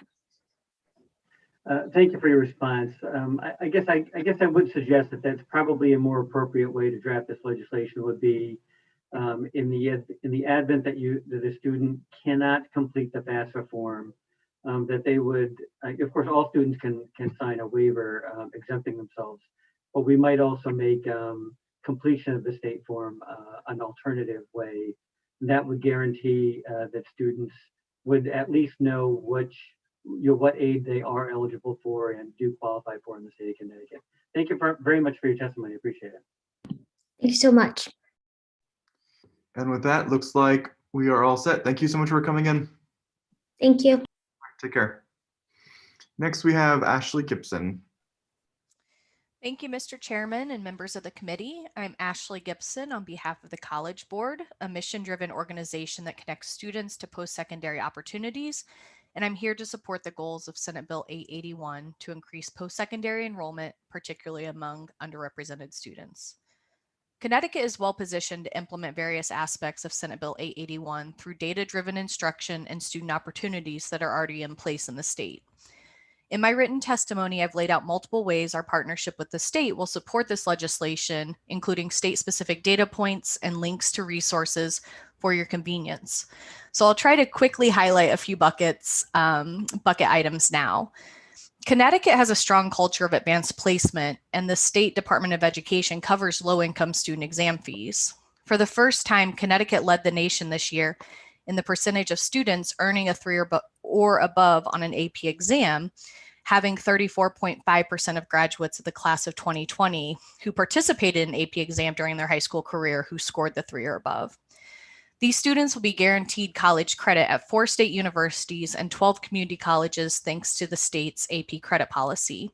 And research shows that students who take AP exams are more likely to enroll in a four-year college, to return for a second year once enrolled, and more likely to graduate on time than similar students who did not take AP. But many prepared students are still not completing AP coursework. In the class of 2019, roughly 7,500 students demonstrated potential to be successful in one or more AP courses, but did not enroll in the matched AP course. And 87% of these students were enrolled in schools that offered the relevant AP courses. So we applaud the bill's commitment in removing barriers to advanced courses, specifically the efforts in Section 11 and Section 12 to remove gatekeeping that may keep some students out of advanced courses for which they are prepared and have demonstrated readiness. We do suggest amending this section to include multiple measures for identifying students for the advanced coursework, and I'm happy to provide suggestions to the committee on ways to do so. Also, Connecticut administers the SAT statewide to all 11th grade students, and most students also take a PSAT related assessment. In the 2018-19 school year, over 160,000 students in Connecticut took the SAT or a PSAT related assessment, and schools can then utilize PSAT related assessment data for AP Potential, which is a free web-based tool that uses score data to identify students with the potential for success in AP courses. Additionally, years of research have consistently demonstrated that the SAT is a valid predictor of first-year college success for all students, regardless of gender, race, or socioeconomic status. I have linked a report from the University of California around this specific research. And based on the findings of that standardized task force from the University of California, and Connecticut providing universal SAT administration, we recommend Connecticut incorporate student scores on a college entrance exam into its automatic admissions policy.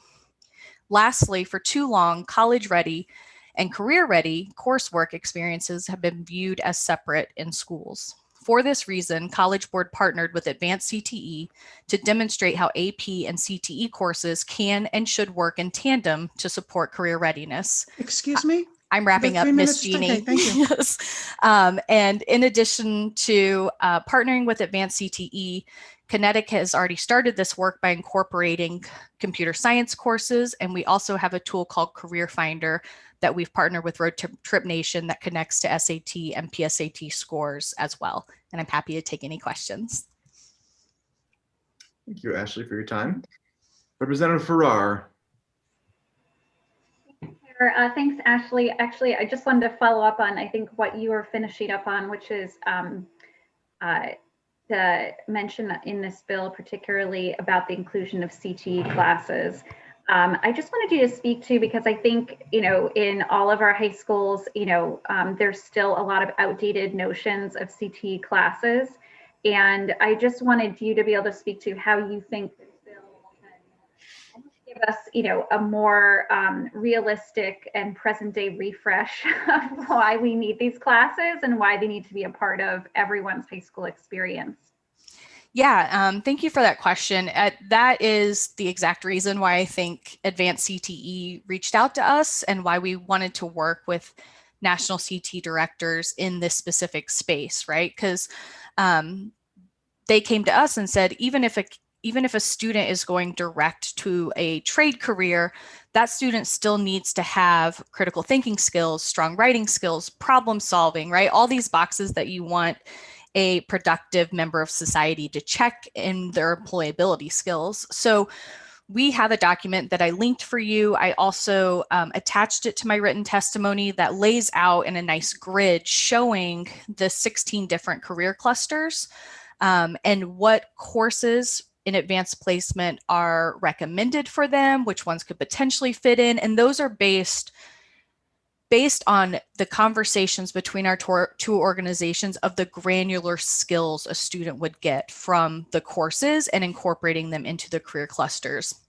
And in addition to that, in partnering with Road Trip Nation, we have an app-based program that a student can then take their PSAT, SAT score, link it in there, shows the data points of where their strengths and weaknesses are based on their scores. And then a student can also answer a few questions about their interest, right? And it's not a intensive, convoluted assessment. It's like 5 questions, like what lights you up at your core, right? Like what avenue do you go down a rabbit hole and sort of lose time, right? And so it's questions that really drive the interest of the student. And then at the end of this, we'll come out with a pathway, with a plan that a student can take to a caring adult in their life, a guardian, a parent, a counselor, a favorite teacher, right? And talk to them about, hey, I think I'm really interested in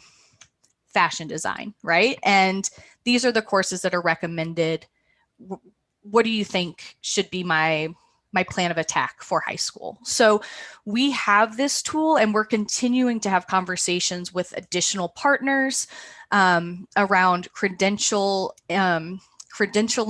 industry certifications, ways that we can also connect these dots that states are already doing, so they don't have to reinvent the wheel, but you're still meeting the end goal of the state priorities. Thank you. Yeah, I think that what you highlighted, and also this bill, I mean, the more attention we give to the value add of these CTE classes for all of our students, the better. So thanks for highlighting that. Thank you, Representative. Next, we have Representative Haynes and then Representative Exum. Hello, Ashley. Good to see you again. You kind of went down a rabbit hole there a little bit and answered my kind of question there, but I did want to say that I think that one of the things that the College Board program has, which is just the fact that you can look at the, the direction or career pathway. And if you want to talk, maybe if you didn't already, a little bit more about that, I just think that that's such a worthy tool, especially as we start working with the Workforce Alliance. Everybody is really working together here to create, an unbelievable workforce with our students as they come up through school.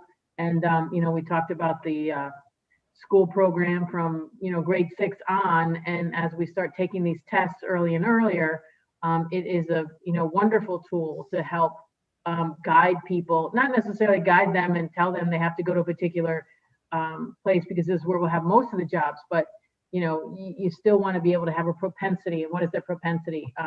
My daughter didn't figure out what she wanted to do until she saw a college course being offered in a college bulletin. So that's what it took for her. So the more things we do, I think the more opportunities we provide them, as well as where we can fit them into where we need them. So if you want to talk a little bit more about that, but thank you so much. College Board is really an amazing tool, and I'm glad we're partnering with you. Yeah, thank you. And it's nice to see you again. And a couple things that you said nudged my thinking around additional aspects and resources for students is, on top of being able to use Career Finder, we also have a tool called Big Future. It aligns a student's personal interests and connects them to compatible schools. A student can do that regardless of the career exploration tool, right? So that's a piece to where we try to connect those pieces for post-secondary and outline schools that are compatible to those interests. So that way it's not a lot of trial and error for a student to try to figure out on their own, trying to at least give them an arrow or a pathway to go down a rabbit hole and have something sparked, right? To your point, if your daughter would have had something like that, she could have maybe answered some questions or had those dots connected earlier. She could have even explored other schools that had that particular major. So that piece of the puzzle. And then also, when I mentioned earlier about AP Potential, a student who takes one of our PSAT assessments and even the SAT, our PSAT assessment can start in 8th grade. And a lot of districts throughout the nation use the PSAT 8th grade and the PSAT 9th grade to connect the two of middle and high school, right? To get the student on the right track. And that tool, the AP Potential tool, will show potential in 22 different AP courses. So it's a wide range, and it really is a way to just start those conversations with a student to see where their strengths and weaknesses lie. And once you get a student into an AP course, and we have a great intro AP course of AP Computer Science Principles that's showing incredible results in terms of getting more underrepresented students, female and minority students access to computer science principles, but then they then go on to take an additional AP computer science course because of having that introduction. And a lot of them are getting into that course from being shown that they have the potential through AP Potential. And AP also informs more often than not college majors. So it's just a way of sort of sparking that interest and honestly showing a lot of kids who might not show that they have the skills to do a rigorous advanced coursework such as AP. And then once they have access to that, then they're hooked. And in Connecticut, the data shows if a kid has access and has that opportunity, they perform well. The correlation is there. So we were really excited when we saw this bill from the governor's office, and we thought that it was really well poised to just bring a lot of what the state was already doing together. And just a follow-up question, Ashley, the College Board and going in and seeing potential and all of that, is this tool also available for folks that are recently released from prison, from other programs, other workforce programs? Is it just because with the PSATs coming through the regular state education, or is there also open? Is this a tool open to others that aren't necessarily coming through that? That's a really good question. As of right now, it's only connected to a PSAT assessment because that's where we have the data points to drill down and to have that correlation between performance on AP exams and performance on PSAT assessment. Because in the redesign of the SAT suite of having the PSAT starting in 8th grade all the way up to the SAT and then aligning with the AP courses, that's how we're able to make it all work, right? And to set a student up for success.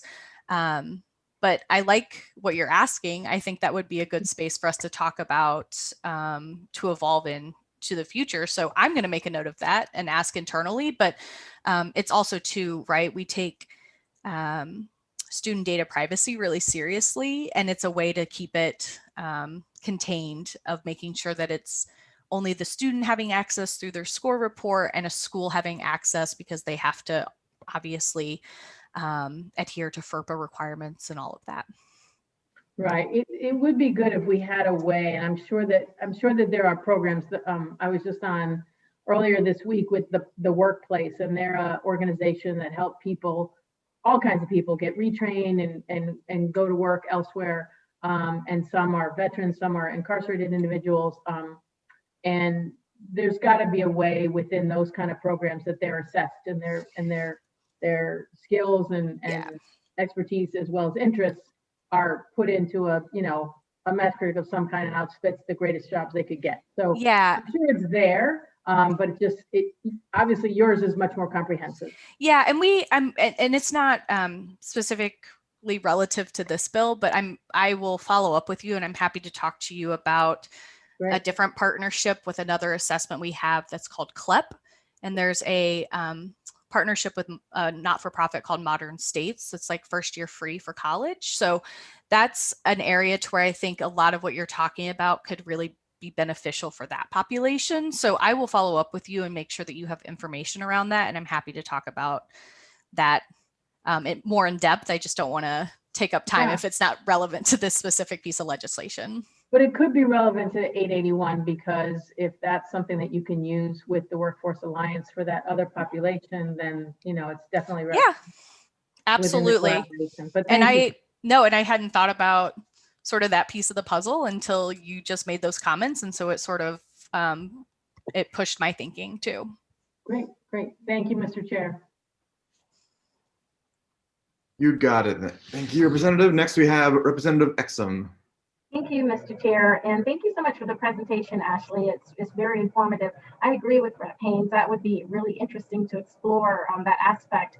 But I have a question around the AP exams and really trying to push more students to take them, particularly given the kind of, it opens its own pathways. Oftentimes the students are in there.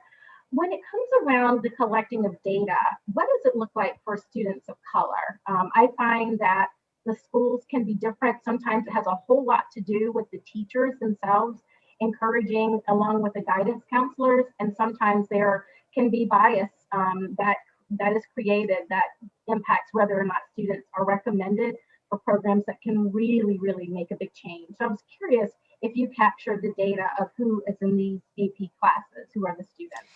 Yeah, we do have that. I don't have that specific breakdown in front of me. I'm happy to follow up with you. But I can tell you this. Over the last 10 years, we have seen exceptionally more low-income students have access to the AP program. We have seen many more underrepresented students who have had access to the AP program. But to your exact point of potential bias or just opinions of a particular guiding adult in a school, right? Of maybe the track they had taken in school or their experiences informing the way that they talk to a student, right? That's why we are so excited about Section 11 and Section 12 of this bill, because it removes those barriers, right? It really can really dive down to that data driven of being able to say this student is demonstrating readiness for this rigorous coursework and they should have access to it, right? So we were thrilled when we saw that piece, especially the open enrollment side of it, the automatic enrollment, because we're hoping that the exact points that you're highlighting are taken out of the equation. So we're excited about that, but I will absolutely follow up with you on the specific demographic breakdown of AP students. Thank you so much. I appreciate it. Thank you for the presentation. Thank you, Mr. Chair. Thank you, Representative Exum and Representative Farrar.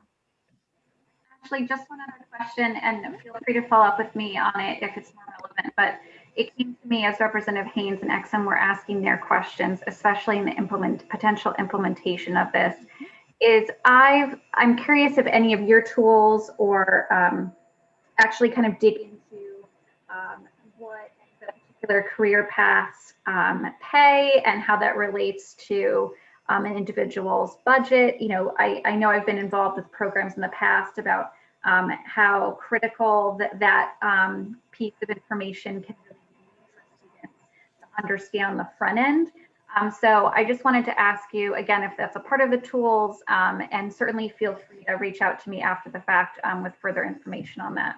Yes, I am happy to. I will send you a very informative 2-minute video that gives you a highlight around Career Finder, but I'm glad that you brought that up because the Career Finder tool is localized, right? So a student would put in their specific zip code or even where they potentially want to live in life, and they're able to answer questions of like, you know, they want a small family or a big family. And, you know, you might have a student who says that they're really interested in being a social worker, but they want to drive a Lamborghini and that they want to live in a mansion, right? And so we just need to have a little bit of reality and expectations around that, and not to deter a student from going down that path or having those aspirations, but it allows for them to put in different opinions or thoughts that they might have about their life, and then also see that localized workforce data of where the demand is,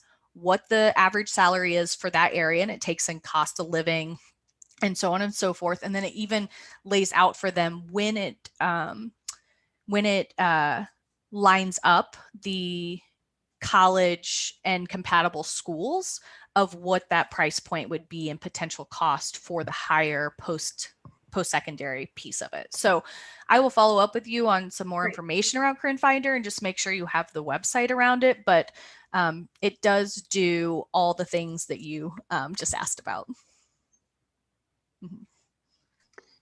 All right, and moving on to Representative Vale. Thank you, Mr. Chairman. This is my first session on this committee. You guys use a lot of terminology that I'm not that accustomed to. Could you tell me what your definition of an underrepresented student is? Yes, sir. Thank you for the question. Underrepresented student would be a student who would fall under a minority definition historically. Latinx, Black student, Hispanic. That's generally how we would define an underrepresented student. And what is Latinx? Latinx is a student who would fall under under the umbrella of Latin heritage. Latinx is just a way of encompassing all individuals who would fall under that umbrella. And that's separate from Hispanic? Traditionally, yeah. Most of the time when in our assessments, if a student chooses to fill out information about their demographics, which is completely voluntary, there's different subsections. And so we try to encompass all of them for a student to have those options. And what makes them underrepresented? Just historically based on the data and research around it of just the educational opportunities that they have access to, whether it be based on their zip codes and the opportunities that the school has, or what their family can afford in terms of opportunities, and based on the socioeconomic data points. So would it be based on zip code? Because that's a little bit different. It could be. It could I'm be. trying to wrap my head around this, so when people mention it, I know exactly what they're talking about, because we have these ever-changing terms. And I'm kind of straightforward, so I just trying to understand better. It's kind of confusing, but I appreciate your input. I'll figure it out. Thank you. Okay. Thank you, Representative. And seeing no other questions, thank you so much, Ashley. Great, thank you. We're going to move back in line very briefly to Ileana Kravitz, and then next will be Jean Morgan, just because we had to pass over, just because we were having some tech difficulties. So Ileana, go right ahead. Yeah, thank you so much for your patience. Good afternoon, everyone. I'm Ellie and have lived in Westport, Connecticut for going on 6 years. Thank you for hearing me out today to discuss the important step that our Higher Education Committee is considering to improve campus safety by discussing the reforms called for in SB 954. Publicly reporting college student deaths is important because college student safety needs to be expanded in order to save as many lives as possible. Going far away from home for college should be a wonderful, rewarding experience. Regardless of which mascot you sport, you worked hard to earn it.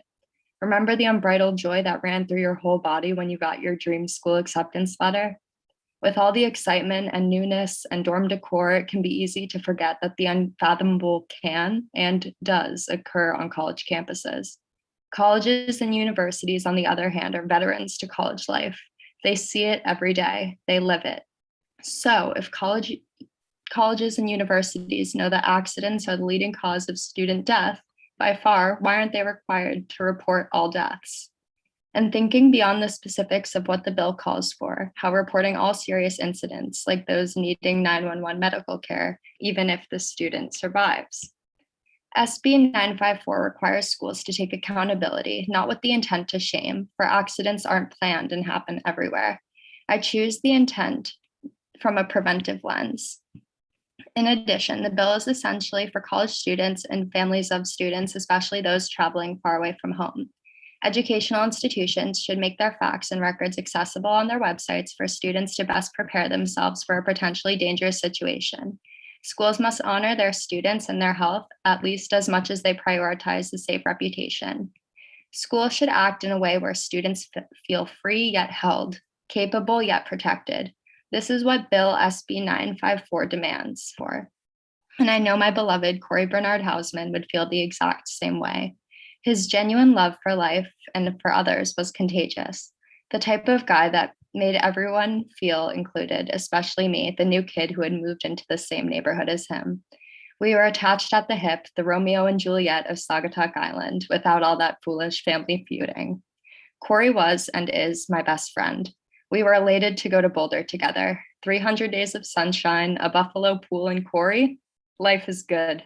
I remember falling to the floor when I received a call from my high school friend back in Connecticut telling me that Corey had died. I was in the same place as him, yet heard nothing. It's inarguable that Corey and his loved ones deserve far more insight, communication, and help during this unfathomable time. Universities must report all serious accidents to ensure they and we learn from these incidents and respect our future generations as they prepare to attend whichever school they go to and making it as safe as possible. Don't wait for a painful, preventable personal accident for safety changes to transpire. I beg of you, let's hold educational institutions accountable for excluding crucial truths from their glossy brochures and flashy websites. Bill SB 5954 is a gift and a tool similar to toothpaste. We must use it for results. Without this toothpaste-like tool, we are left with deep holes, cavities. Let's take care of ourselves and those we love. Thank you so much for your time. Thank you. Senator Haskell has a question. Yes. Thanks so much, Mr. Chair. And Ms. Kravitz, I don't have a question so much as just a comment to say thank you for your patience. We apologize for the fact that there were some technical difficulties. I'm so glad. I would sit here all day for Corey Hausman. If you knew him, you get it. So no worries, but thank you so much for respecting my time. I really appreciate it. Of course, we're grateful for your testimony, and I'm so sorry for what you experienced with Corey's loss, but thank you, Mr. Chair. Thank you. And thank you again for your testimony. Thank you. No other hands, we're going to move on. Next, we have Jeannie Morgan. Hi, good afternoon, co-chairs, members of the Higher Education Committee and Employment Committee. My name is Jean Morgan, and today I'm speaking on behalf of RB 6517, which creates the necessary frameworks, guidance, and accountability to support dyslexia legislation implementation, particularly as it relates to quality educator preparation programs. I know we have several testimonies from members of the Dyslexia Task Force here today, so I will be as brief as possible. And although I ended up on the speaker list twice, I will only ask for one slot. Thank you. I graduated as a graduate of 2 Connecticut universities. I have spent almost 30 years in the Waterford Public Schools as a special education teacher, curriculum leader, administrator, and as a dyslexia specialist.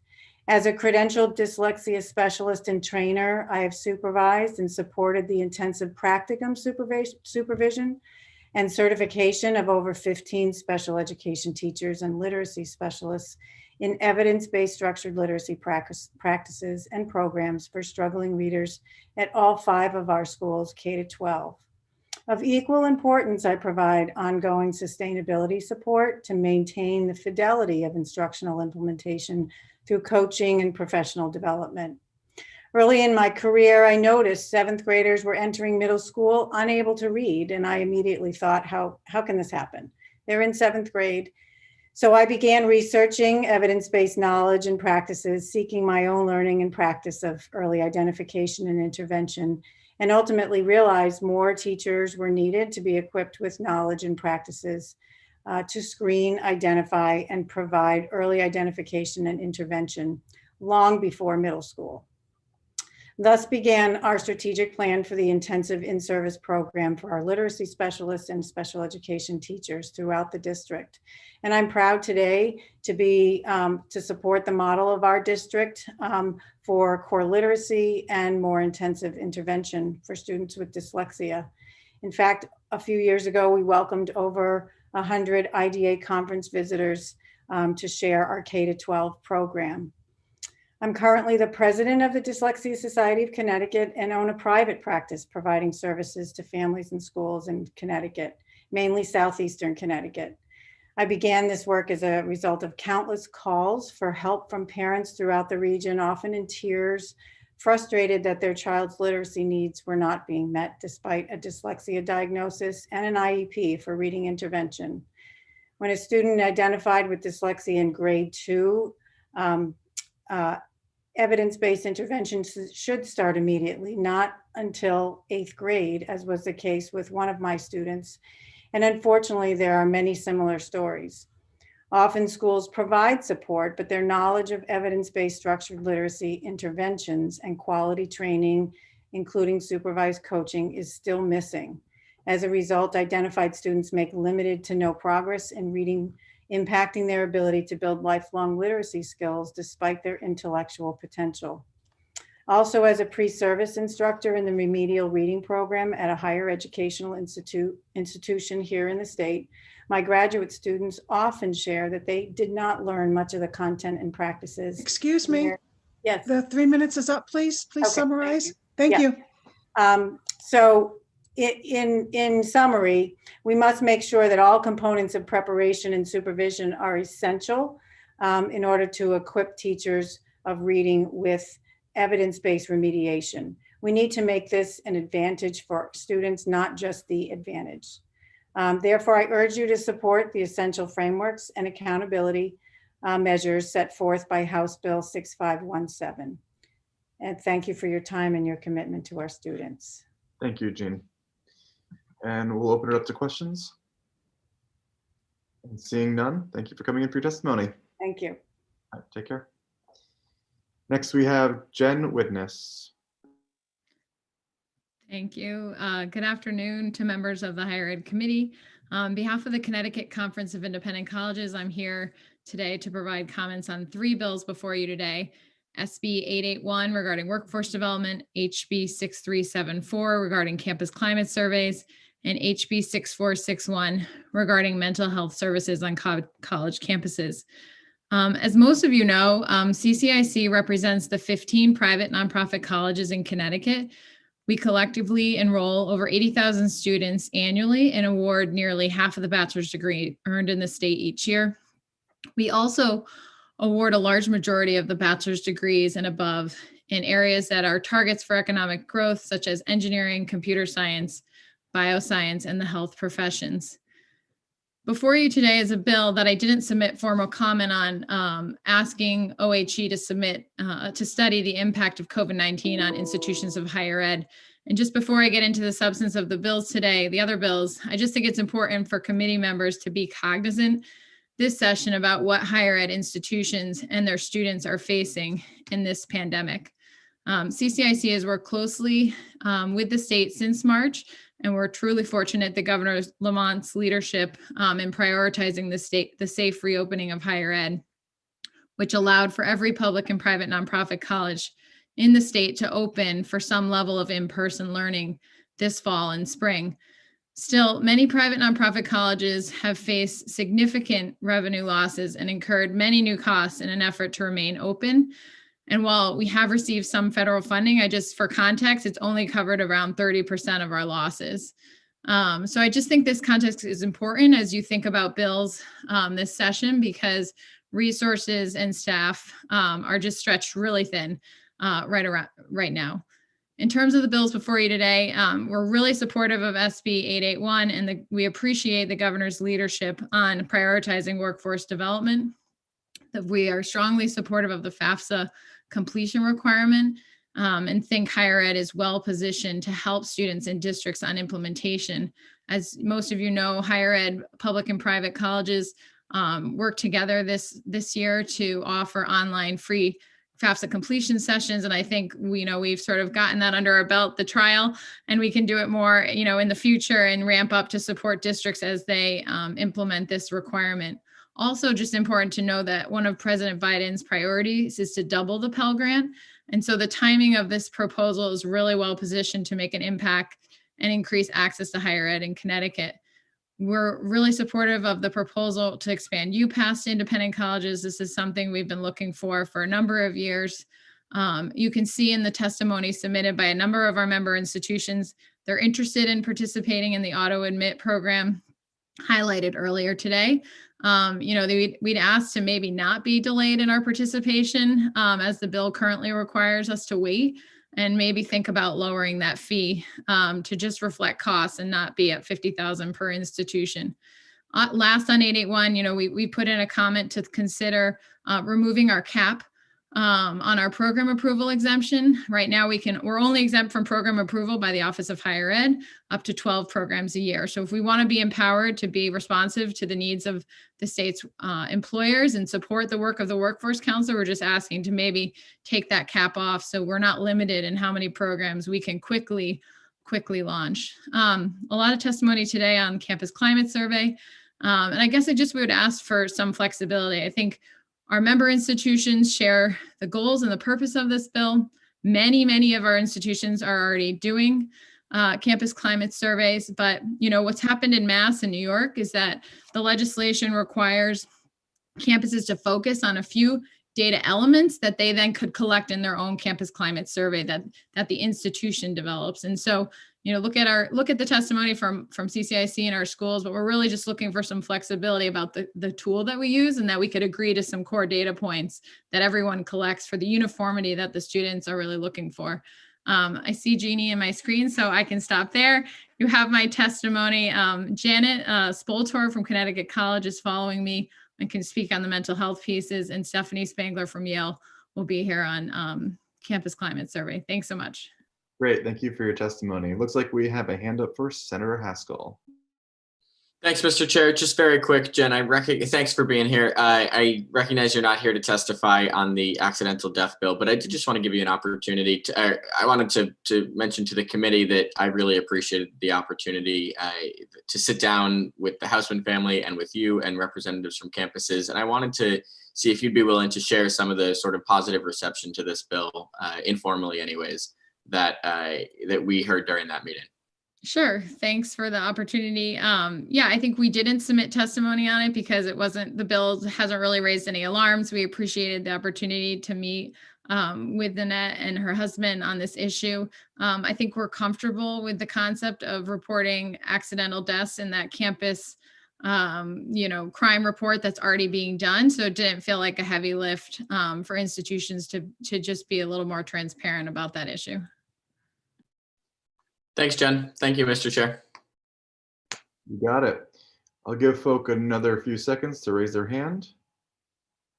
Looks like we got Representative Turco. Go right ahead. Thank you, Mr. Chairman. Good to see you, Jen.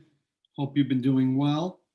I wanted to ask a question in regards to the automatic admissions proposal, because there's this, like you mentioned, $50,000 would be the fee private universities would have to pay to participate. I forgot to ask this to Mohit earlier, where he came up with that number. He did mention that it was something they're still looking into, and maybe it will be less. But what kind of cost do you think would be incurred that they even need to charge any kind of fee, and especially one so high, to your understanding? I did talk to Mohit about this issue, and so I think they're willing to look at that number. And to be fair, as the bill is written, it says to cover the cost of participation or $50,000. I think whichever is less. So I think it's still a little TBD as to how this would be rolled out and how many staff might be needed at CSCU to administer the program. But I think it would probably mostly only require a website, right? And some upfront costs to build that website and the application process. So I think we're just worried that 50,000 seems a little high and could be a barrier for participation for some smaller schools like USJ or Albertus Magnus. So maybe to lower that or just take it out and just say a fee could only cover the actual cost of participation versus putting a number in that's quite so high. Okay, and you probably nailed it there when you said staff. That's probably what they're thinking is they may need potential staff and they may need to cover that cost, because the website and building the website, that's probably not too costly to justify that fee. So I understand that now. Kind of wait and see what they think they'll need to implement it, and then they could adjust that fee. Do you have any idea from your conversations with any of the private colleges and university how many may participate in this? That I work in admissions. This is really a game changer as far as access for Connecticut students to get into college. And I see it also as an incentive, starting out as a freshman in high school, if I work really hard and I'm in the top, let's say, third of my class, I'm going to have automatic admittance to a number of prestigious universities. I mean, it could be a real incentive for students to do even better in high school, but curious on how many you think would participate. So we have 15 members, and I can think of at least 10 that might be interested in participating in this. And I use that number because we're actually working with CSCU on a guaranteed transfer admission program right now. It's similar to auto admit in terms of if you meet a certain GPA and you get your associate's degree, you'll be automatically admitted into certain participating member institutions. And we have 9 institutions already signed on to that, independent institutions who are working to have clear pathways into these colleges for community college graduates. And so I think the pickup might be high. And actually the governor's office came to independent colleges to talk about this issue at the board level a year ago. And many thought it was really interesting. As you know, the demographic challenges that are coming to the Northeast on top of the pandemic is going to make some challenging times for higher ed. And so I think this is exciting, like you said, to promote access, because many students don't understand that the net price of a lot of private colleges is the cheapest option for them in the whole state. And that's true. And yeah, the other point to this too is we're really trying to keep our best and our brightest students that graduate from Connecticut high schools here in Connecticut. So to have them, want to go to a Connecticut state or private university because they're automatically admitted, that's great. And then if they do go to a community college or a state school and or a private and want to transfer to another to do that automatic transferring, that helps keep them in the state too. So this is all good news, I think, for building our workforce with our youth. And keeping them here. So I'm very excited about this. So thanks, Jen, for all the work you're doing, everything the private colleges are doing, the partner. And thank you, Mr. Chair, for allowing me these questions. You got it, Representative. Good, another few seconds for hands. And seeing none, thank you for your time, Jen. Thank you. All right, next we have Andrew Clark. Good afternoon, Senator Haskell, Representative Elliott, Senator Witkos, Representative Haynes, and distinguished members of the Higher Ed and Advancement Employment Committee. My name is Andrew Clark. I direct the Institute for Municipal and Regional Policy at Central Connecticut State University. And I've done that for the past 15 years. Prior to that, though, in sessions 2000 through 2004, I was clerk of the Appropriations Committee.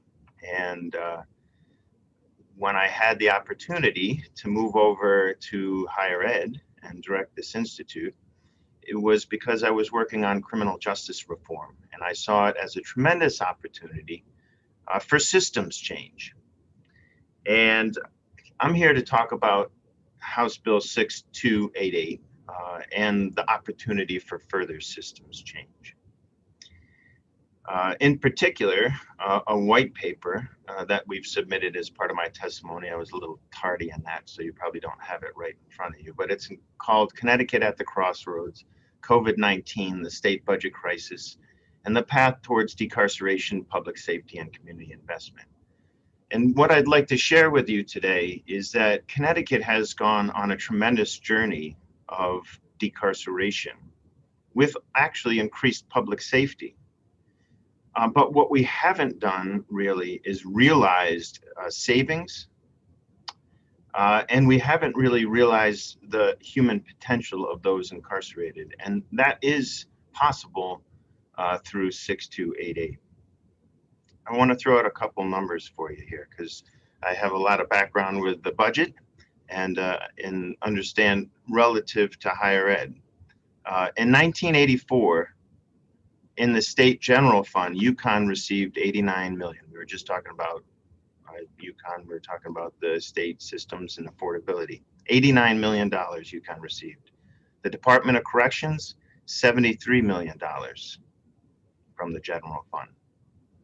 Fast forward to fiscal year 2004, my last year working in Appropriations Committee, UConn's general fund budget was $197 million. the Department of Corrections was $576 million. They went from being about equal to DOC going more than double of UConn's.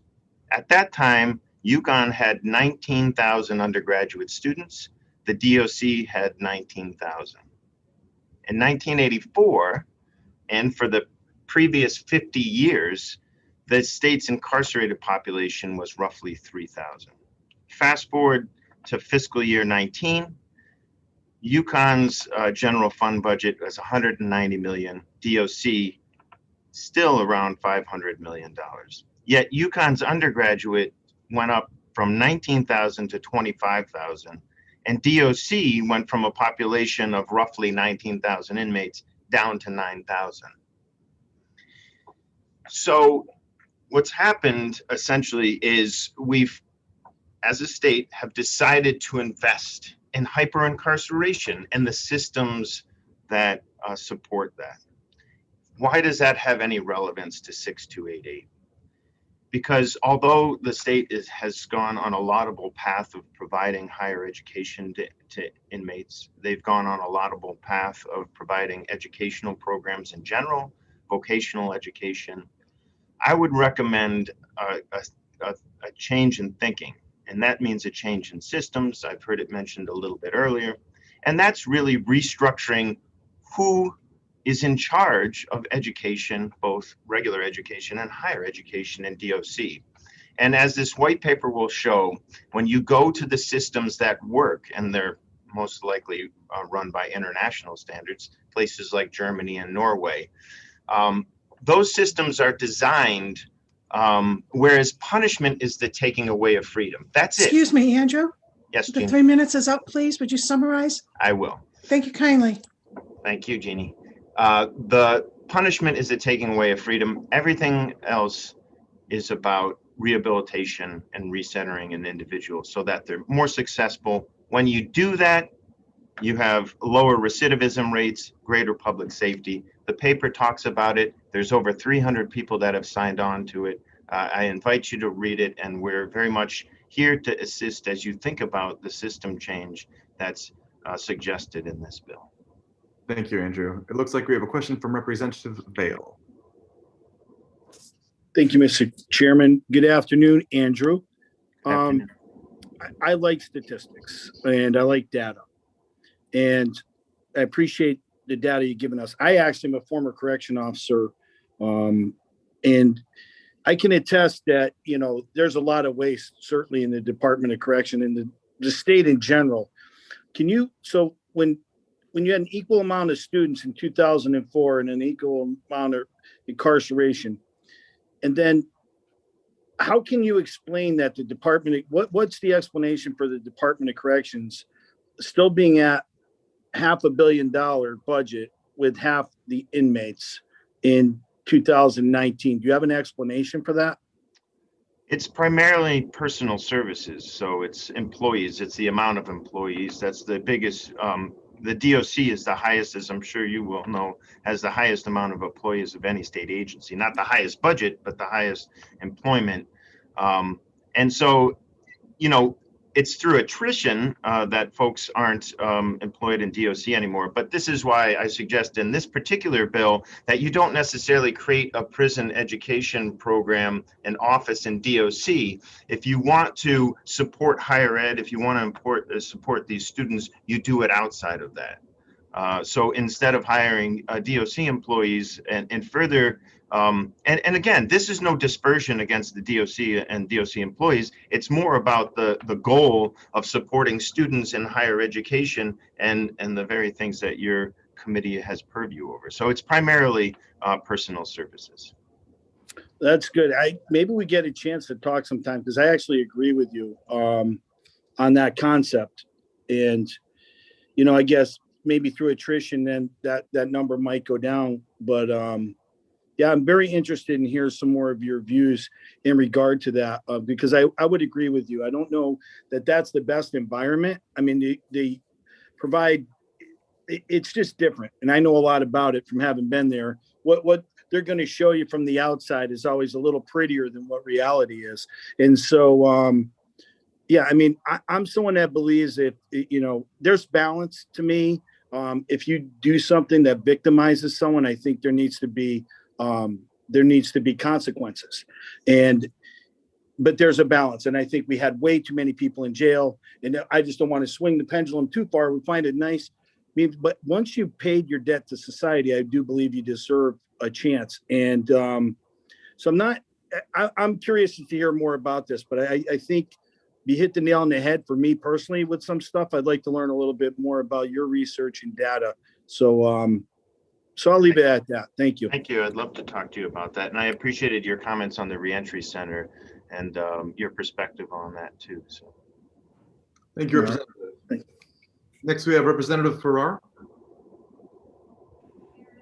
Hi, Andrew. Thanks for being here. Just a quick follow-up question about kind of the systems change aspect of this. In the way that it's proposed and the way that your paper addresses this, how do some of the certificate and training programs through the workforce development system, how would they work into this new office? Because I think hand in hand, right, there's an opportunity through any of these programmatic opportunities for many of those who are incarcerated. So I'm curious how that is a part of this kind of new vision. Sure. Truth be told, there's much greater experts in the specifics of this, many of whom are here today. But think about it in the concept of, you have children, you have loved ones. What kind of education do you want them to have? And again, this is not casting dispersions, but as I understand it, the current chair of the school board of US District 1, we're talking about higher ed, not necessarily secondary to ed, is the the commissioner of corrections. I've never seen any notice from a school board hearing in DOC. I've never seen who gets elected to those. Do they get elected? Do they get appointed? But you think about the conversations you have with your local school boards on what type of education you want for your students. And that's why a prison education department is probably best suited in a place like the Department of Higher Education. And you may create an advisory board that does have ex officio members from the Department of Correction, because they wouldn't understand the nuts and bolts of how it works within there. But ultimately, those systems are designed by people whose expertise is in those spaces. And it also provides for greater transparency to allow for those conversations to occur, not within just the four walls, but in an open way. And that's where the systems that work best and have the greatest success of people returning to society, that's how they operate. They have, not just in education, but in healthcare, in a number of different services. It's more of an open door, and those services are provided from outside, not from within. Thanks. Thank you, Representative. Next, we have Representative Vale for the second time. Sorry, Mr. Chairman, but I don't normally do this twice, but again, I agree with you, because you have to understand corrections, and you also have to understand education. So there's probably some type of hybrid model that would be the most effective. I don't think people from outside corrections can understand that environment. You can go for a tour of a prison all day long. You either have to have worked there or you have to have been there. Then, there it's a little bit different from the normal education stuff, because it's just a different environment. And so maybe some type of hybrid model that incorporates both the Department of Education and the Department of Correction. So just food for thought. Thank you. Thank you, Representative. And seeing no other hands up, Andrew, thank you for your time. Thank you, Representative Elliott. All right, looks like Dieter is next.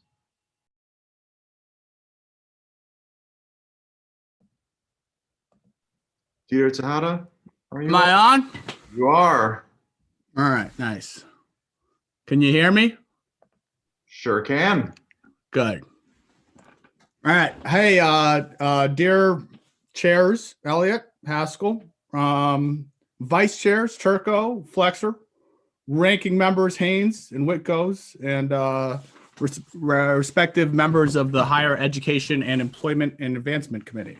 My name is Dieter Tejada, if you don't know me, and I am the founding president and executive director of the National Justice Impact Bar Association, JIBA. I'm here to testify in support of House Bill 6228, an act prohibiting, you know the act. So JIBA is a national nonprofit organization founded in 2019. We're the first comprehensive legal organization led by and for justice impacted population. And we work to represent and advance justice impacted people in and through the field of law and to promote justice impact powered solutions to systemic issues within the criminal justice and legal systems. So I don't know if you have the written testimony that I submitted. I submitted it not too long ago. I will say that there's a survey in there that we just conducted with LSAC, and some of the relevant data from it, I think, would add to the heaps of data that you've already gotten. To me, this issue is pretty simple. When it comes to admissions, if you want to do something that's actually going to deal with the systemic racism and discrimination that underrepresented populations, I remember Rep. Vale's question, have faced, this would be the number one thing you can do. You can do implicit bias training, all that other stuff. It's great. It should happen. But you need to put something in there that actually stops schools from asking the question. Like it's been noted, 66% of people that see the question alone don't apply. I know this because I was one of the few people that did apply. I'm from Connecticut, wrongfully incarcerated as a kid, went to UConn, graduated from UConn, very happy UConn graduate. Then I applied to law school, faced a lot of the same issues that I'm seeing now. This bill, and I'll highlight this because I don't know, I'm probably running over time soon. This bill is the best ban-the-box bill that's happened so far in the country. There's other states that have done it, but this one would be the most comprehensive. How do I know this? I've been there from the beginning, and I saw I have to give kudos to the students that are leading this charge. To me, this is what democracy is all about. We have young people that got together, looked at the issue. Then they went to who are the most impacted people, who are the most representative constituents in this case. People like me, people that have been through the system, that have dealt with these barriers. They reached out, consulted with us, got the background, and they now have a bill that to me is the best, is clearly the best one that's happened. This one would be private and public. It would apply to undergrad. It would apply to graduate Excuse schools, me, the 3 including minutes is law up. schools. Would you summarize, please? Absolutely. Thank you. So, in summary, I'm confident. I've listened to most of this. I'm confident that you guys are going to do the right thing and push this out of committee. And that when it gets to the floor, I'll just give you a little future. These kids are just getting started. They're going to keep on pushing the whole way. And I'll just tell you that I will be there with them as well. And Tahiba Bain, who I think is going to speak later, will be there with them as well to make sure that this happens. There is one thing that I would add, that there's one concern I have really quickly. The bill right now, it prevents any questioning in terms of prior history or record when it comes to financial aid and scholarships. My only concern is that this should not be used to prevent schools from actually recruiting, prospectively targeting and recruiting people with the background, or providing scholarships to people with the background. Obviously, the intent of this bill is to stop discrimination, and to make it an easier path and provide access, not to actually stop that. So that's the end of my thing. I'll open it to questions. Thanks, Jeannie. All right, thank you for your testimony. Looks like we have a question from Representative Vale. Thank you, Mr. Chairman. Again, it looks like my appointment to this committee is going to be a higher education for me on terminology. Because again, some of these things, what is your definition of a justice impacted community? Okay. Well, I could pull up I'll in that report that I sent, it has a very comprehensive definition. I'm a pretty simple guy. I'll put it this way. Anybody who's been through the system at any point. So 70 million plus Americans that have a criminal record. In terms of who do we represent, it's them plus their families, because at the end of the day, we know that the impacts of the criminal justice system is felt by everyone.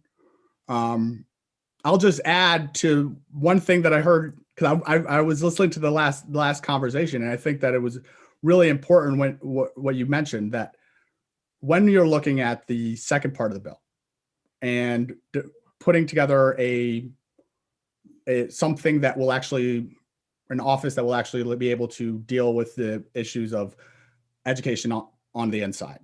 I think you rightly pointed out that you can't just have educators involved in the process. You need to have people that have actually been in prison and prison officials. I'll just throw in 2 cents. If you want to do it the right way, you get justice impacted people involved as well. You get people that are actually going to have been students or would be or have like come at it from that angle as well. Right now, I'm working on a number of projects. One specifically with the CT DOC, where I'm providing that background to the project. It's run through the Yale Collaboratory. Anyways, that's an aside. So Justin, justice impact. I thought you said community, so I didn't know. So just justice impacted means at some point in time, that person was incarcerated. Or they've gone through the justice system. Quite frankly, so I came up with that term a while back. To be honest with you, I like the term now more is system impacted.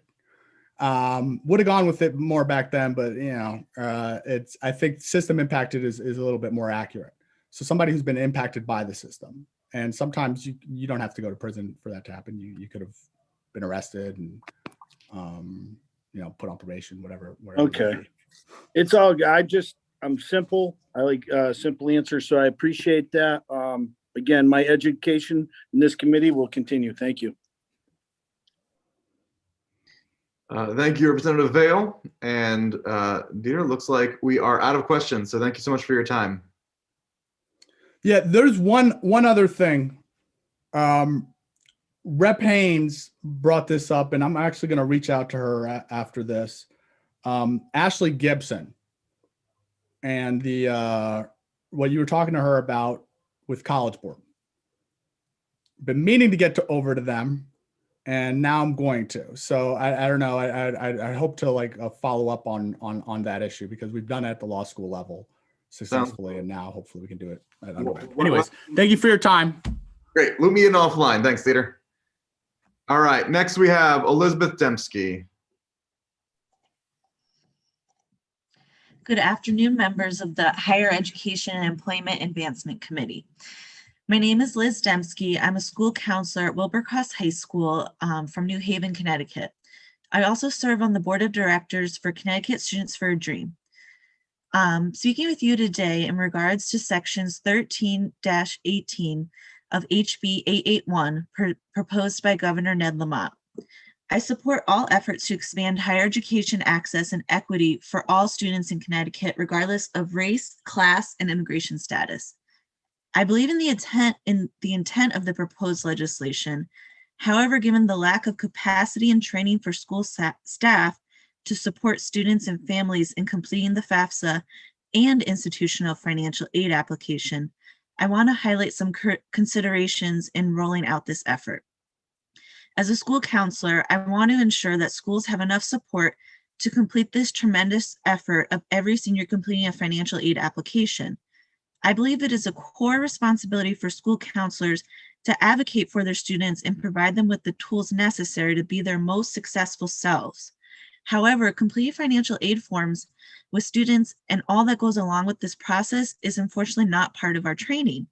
I fear that schools, especially where the majority of students are low income and staff are already overburdened, will not be able to fulfill this task without the proper support in place.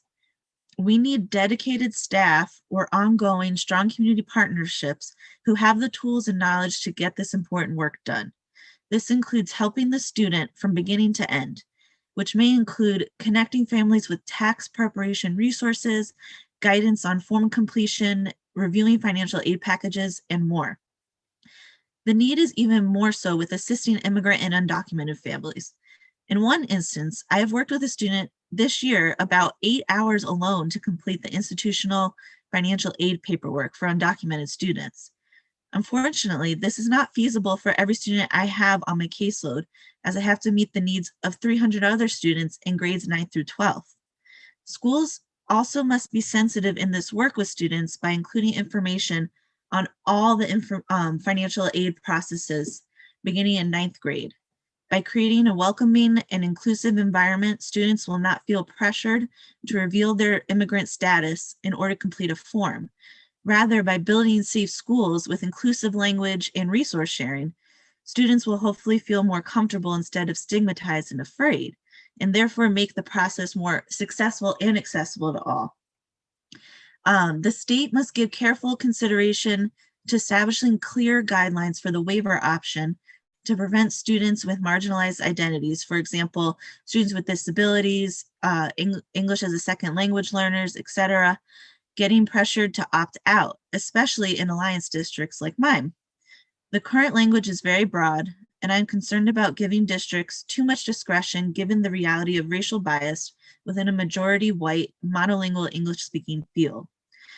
Thank you, and I hope the committee will make the necessary changes so that our state can truly provide a realistic pathway forward for our young people. Thank you for your time and consideration. Thank you for your testimony. It looks like Representative Haddad has a question. Thank you, and I wanted to thank you for your testimony as well. I think you raise an important consideration for us. I think in this building, we frequently do things that we can afford to do, and don't address the harder work of providing resources to help achieve outcomes that we really want to achieve. And I think your testimony sort of referenced that in a couple of different ways. I think with regard to completion of FAFSA, it is an arduous task for any parent who hasn't, especially first generation parents who haven't gone through that process. And I think that it's important to recognize that we need to provide resources and we need to be creative about this to make sure that if we're going to mandate that everyone complete the FAFSA form, that there are adequate resources to help families who have never done that before go through the process. And that's probably particularly true for undocumented students as well, since we know that that for them, there are even harder questions to answer as they go through and apply for financial aid forms. In my earlier, Representative Turco referenced his day job. I'm going to do that as well. I operate a nonprofit program that seeks to help students from in the Hartford region and Priority 1 schools apply for and successfully matriculate into college. FAFSA and financial aid completion is an important part of it. And like you, when we've run into undocumented students, it oftentimes takes extra attention and extra help to sort of figure out how we can successfully get them to apply for both financial aid and just apply for college.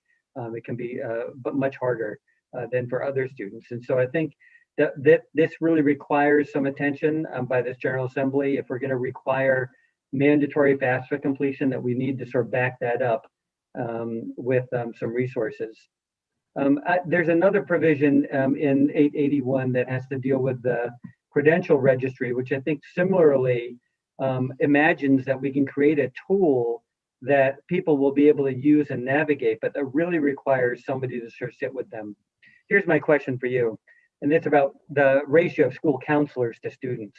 Do all students in the state of Connecticut have equal access to school counselors? Definitely not. That's a very good question. I don't know the numbers off the top of my head, but I'm pretty sure the average for Connecticut is about 400 to 1, 400 students to 1 counselor. And it's just, our role is to navigate career, academic, social, emotional. And financial aid expert, could be a whole job. But that is a very good question. We need school counselors at every level. I know at least in the high schools we have them, but they're definitely not enough. And I know we're working on getting them at the younger ages as well. And that could be a whole nother conversation.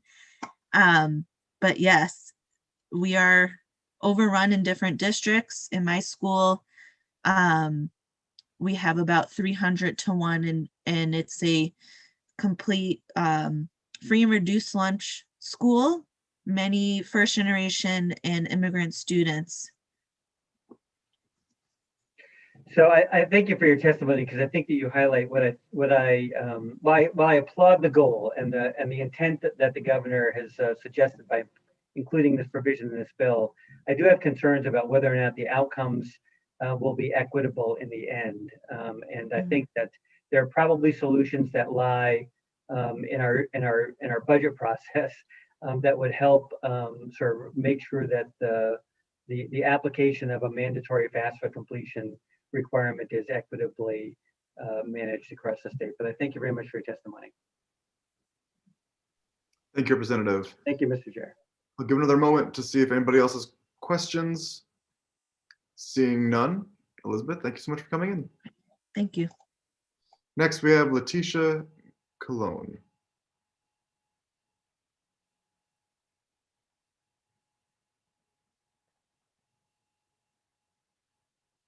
Letitia, are you there? You are muted if you're trying to talk. All right, why don't we come back to you, and why don't we move on to James Hagani. Jeannie, I see he's in the attendees room. Can you let him in? Because he's number 65, or he was there. Ah, I see him there. All right, James, you are good to go.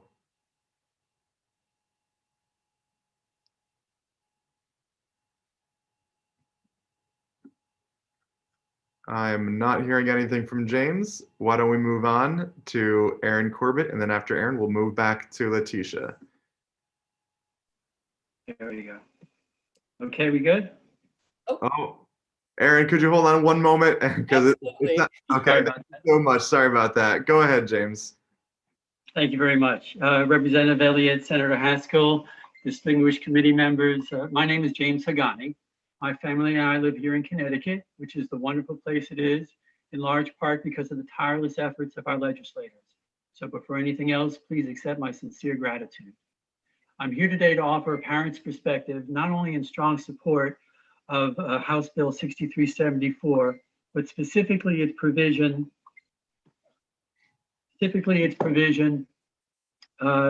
regarding campus climate surveys be conducted every 2 years. I believe I speak for all parents with children in college when I say not a single day or night goes by that we don't worry about our kids' well-being. During the college selection process, we as parents take into consideration an array of factors. At the top of our list is our children's safety.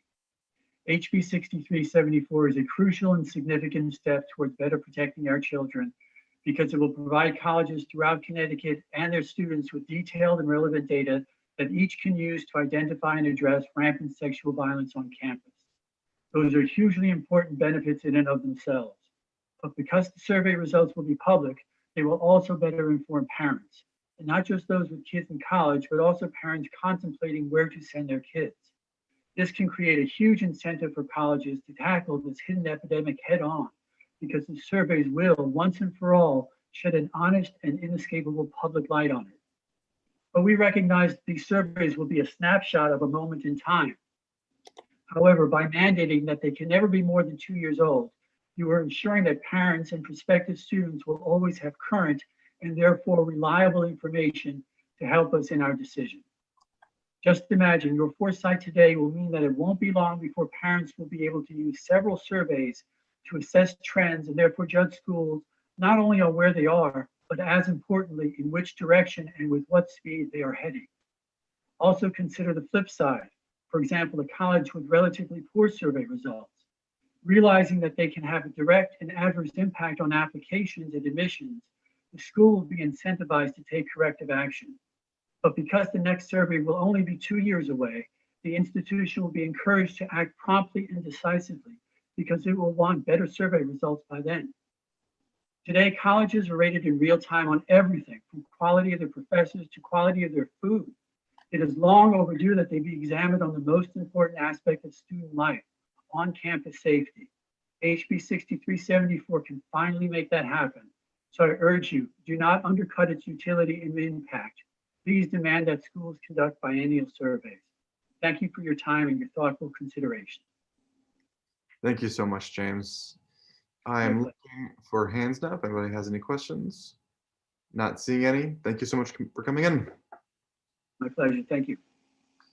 Letitia, you want to try one more time? So you're still here, but you're still muted. All right, let's move on to Erin Corbett, number 66. Thank you. My name is Dr. Erin Corbett, and I run the Second Chance Educational Alliance program that currently operates in the McDougal-Walker Correctional Institution. I support House Bill 6228 with revisions that are outlined in my written testimony. I was fully prepared to read my written testimony, but want to thank Ms. Garcia for providing me the opportunity to respond to some of the feedback she provided in voicing agency opposition to sections 2E and 2F. Now is actually the time to start having this conversation about quality guardrails for incarcerated students. The only way this conversation could be premature would be if we had had it before Pell Restoration had actually passed.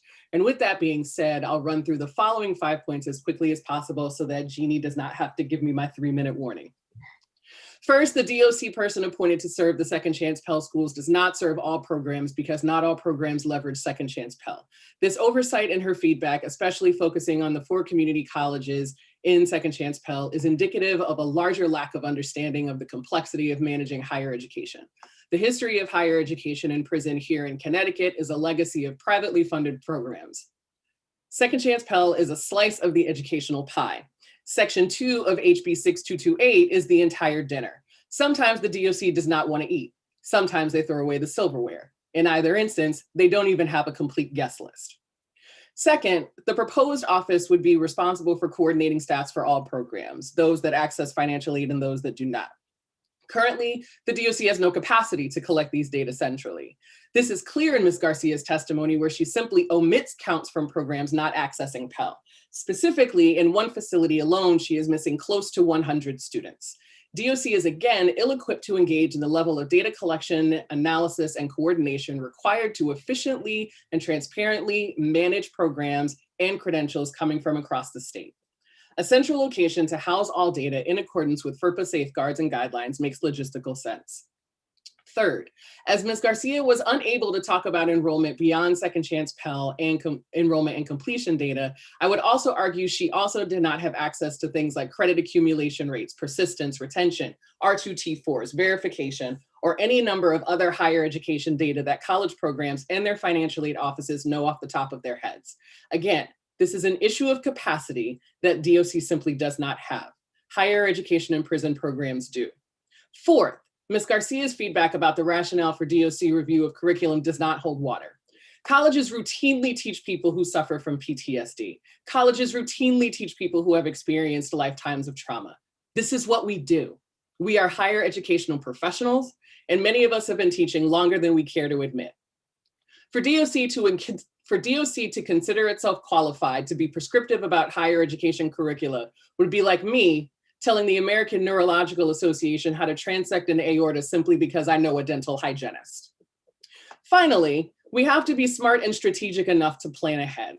As someone with ties to federal policy conversations, as someone who currently works with states and professional higher ed organizations on their statewide work, as someone who has leveraged her own social capital to expose Connecticut DOC employees to congressional level conversations in Washington, DC, And as someone who has intentionally included DOC employees on national research projects, I can assure you that this conversation is very necessary and very timely. In other states, we are already seeing DOC overreach, citing many of the same things Ms. Garcia mentioned. But when considered strategically and ideologically, as Mr. Jetter noted earlier, the best solution is to let the experts do what we have been trained and educated to do in a fully transparent partnership. Thank you.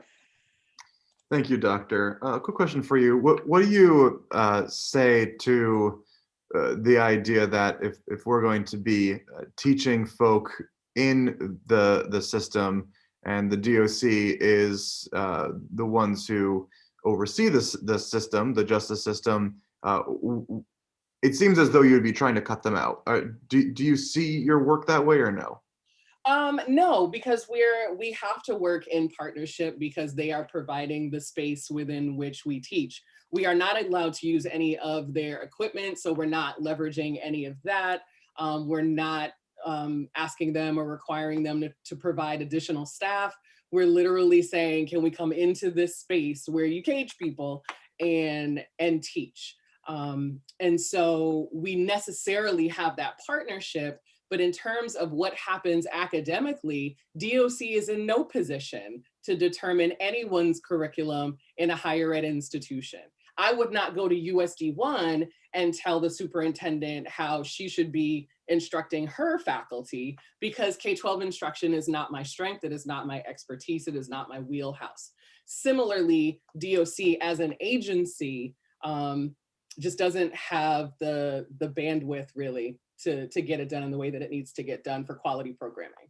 And what would you say to somebody who has a criticism that it's unfair that somebody who is not justice impacted would have to pay exorbitant costs for a college education versus somebody who might, let's say, get it for cheaper or get it for free if they're incarcerated? I would say I agree. I believe college should be free.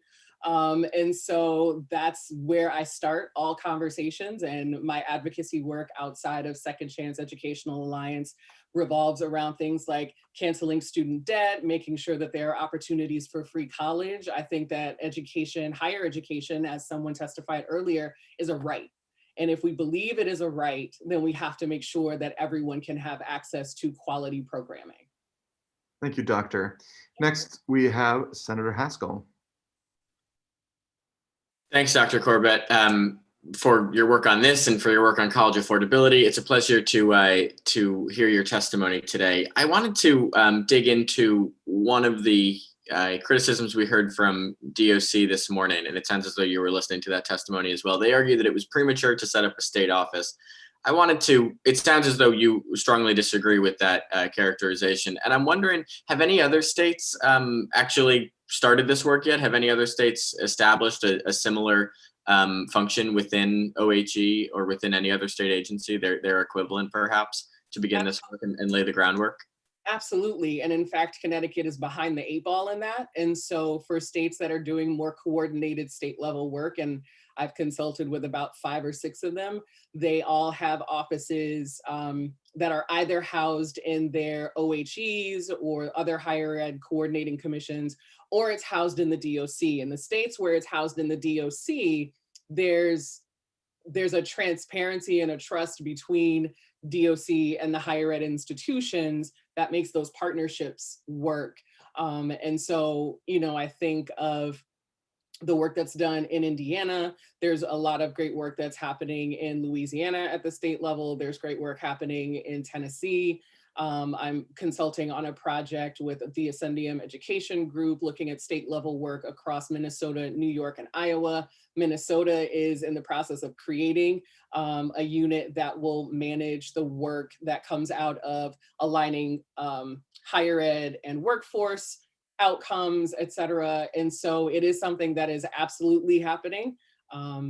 And we have the opportunity now to make sure that Connecticut puts its flag in the sand again to ensure that there's quality programming that is provided to students once Pell is fully accessible for incarcerated students. Because what we are seeing in other states is that DOCs are taking it upon themselves, again, in this egregious overreach, are taking it upon themselves to invite low quality programs into facilities because they're cheaper, they come with tablets, and they don't come with the necessary hassle of having to deal with human beings. And so we're just wanting to make sure, you know, as we voice support for this legislation, with revisions that are in my written testimony, that students are accessing quality programming and that DOC does not see itself as, you know, the sole proprietor of all things that are higher education related. That's incredibly helpful to know. Thanks so much, Dr. Corbett, and thank you, Mr. Chair. You got it. Thank you for your questions. Next, we have Representative Vale. Thank you, Mr. Chairman. Good afternoon. We've had multiple meetings going on today, so I didn't get an opportunity to hear Ms. Garcia's testimony that you referenced, but you seem to be pretty darn critical of the Department of Corrections and how they're handling education. And say that we had someone on earlier from Central Connecticut. I forget his name. I just talked to him a brief while ago. I apologize for that. And I kind of agree that the Department of Corrections might not have the best, you know, ability when it comes to higher education, but I also don't agree that educators understand what goes on in the Department of Corrections. And so I think there needs to be some cohesion between the two. Because in the end, the people missing out are the people that are going to be receiving that education. And I feel like you seem to be a little hostile towards the Department of Correction, yet you say you want to work with them, but you're very critical of them. I think when people are attacked, they're less apt to work. And in the end, I don't think we're going to come to a good resolution. You say they're not equipped to educate our students, and I would tend to agree with you. But what makes you equipped to understand how to run a correctional institution? Oh, I'm not saying that I'm trying to run a correctional institution at all. And in fact, in the end of my testimony, what I mentioned was the need for full and transparent partnership. And so what that alludes to is the fact that, you know, as Second Chance has been running since 2016, we've been in Cybulski, we've been in Carl Robinson, and we have been in McDougall-Walker. There are policies and procedures that allegedly are supposed to be agent-wide, but differ in implementation from facility to facility. As you well know, having experience in the DOC, and not only do those things differ from facility to facility, they differ from shift to shift. They differ from employee to employee, depending on who's on the metal detector and who's doing the escort and who's doing X, Y, and Z. And so when you have that level of inconsistency and disparity in how people are being communicated with, what they're being told are the rules and regulations, it does not engender a sense of trust that the DOC as a broad spectrum agency is able to manage higher education. And I'm being very specific about higher education, access to college. You know, USD1, as I mentioned, does the adult basic ed and the GED work. And I would not dare step to Superintendent Bolio and say, you should be doing this in your classes, and you should be doing this, and you should read this. Similarly, that same kind of respect and acknowledgement of her expertise and the expertise of her staff is the same level of respect and acknowledgement that the DOC needs to make sure it is providing to higher education providers for our level of expertise and our level of work as well. And so it's absolutely, there is this, we have to partner, we have to work together. There is no other way to put all of these pieces, these different moving pieces together. But I'm also in agreement with Andrew Clark and with James Jetter and others who have mentioned that DOC is not the place for that level of coordination to happen. And again, I don't even disagree with any of those things. I think there is a lack of consistency. But this isn't like a normal environment. It's different. It's a very difficult environment to work in. It's a very difficult environment to control. A lot of inmates might want the education. Some go to the education just to get out. Some get their GED just to qualify for a program, and there's a lot of different facets that go into it. And ultimately, at the end of the day, people who are in charge of the prison system have to think of safety and security of the incarcerated individual, of the staff, and of the public in general. So they have a lot of other considerations. Thus, I agree with you, but I think to just have this blanket statement that they don't know what they're doing, they have to do things a different way than the general public. And I think your best avenue to find solutions, as with Mr. Clark, as you mentioned earlier, is to find maybe some hybrid model, because it's not going to be the same. There was an uproar in my community when they decided that they were going to have incarcerated individuals from the Enfield area go to Assuntuck Community College for free. And then so people, and our chairman asked that question earlier, and you answered it. There were people in my area like, my kid didn't break the law. My kid didn't, and they were outraged that happened. So all these things have to be taken into consideration. There was not one blanket solution. And, again, I don't disagree. I've seen this stuff that goes. I worked there for many years. I would be assigned to the school many times at Osborne, which is pretty big in comparisons. And I worked at Willard-Cybulski as well. I do think there's a path, but I think it needs to be more harmonious and less critical. But that's my 2 cents. So thank you for listening. Absolutely. Great. All right, Doctor. I think we're all set. Thank you so much for your testimony and time. Yep. All right. Why don't we jump back to Letitia one more time? Are you there? All right. We'll move on to Kristen Allen.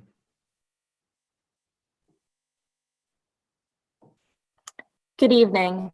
My name is Kristen Allen.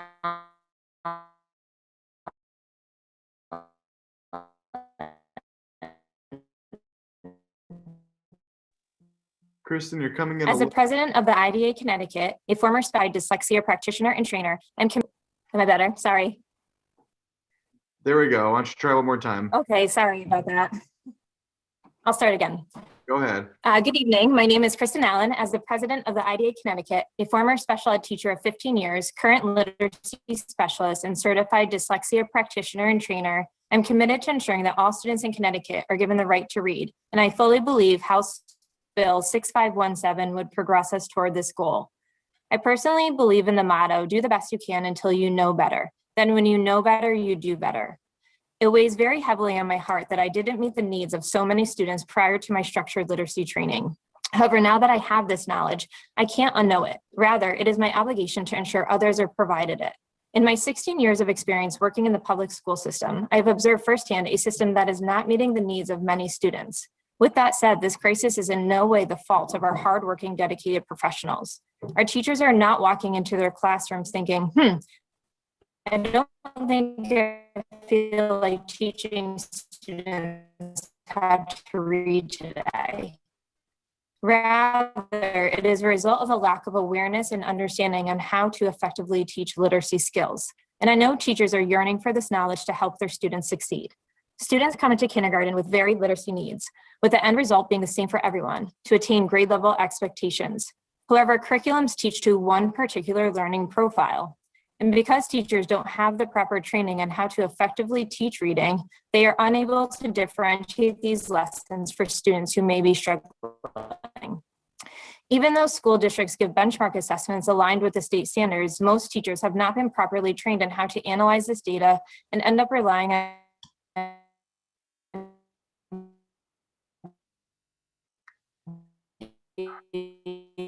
Coming in sort of choppy, Kristen. Assessments that research shows are not effective in measuring early literacy skills. Even if districts have a phonics block, most use readers and writers workshop for a bulk of their literacy instruction, during which students are taught ineffective strategies that go against the science of reading. Once students, am I back? You're just coming in. Am I back? Choppy. No. Okay, let me see if I can switch internets.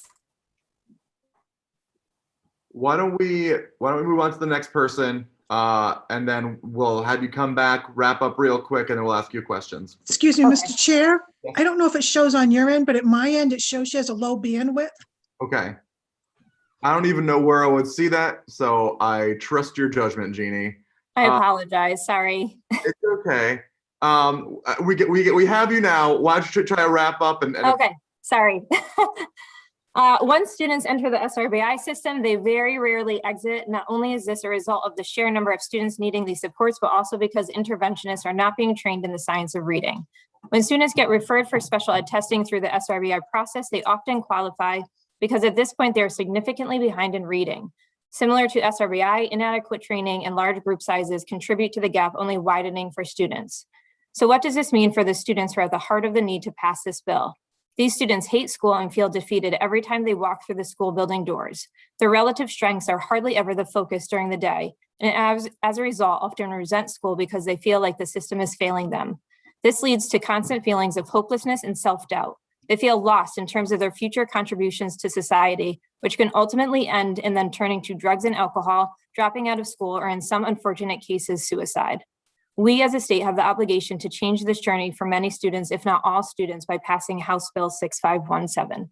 Thank you for your time. Thank you so much for your testimony. Opening up to questions now and seeing none. Kristen, thank you so much for coming in. Thank you. Sorry about that. Okay. Next, we'll move on to Stephanie Spangler.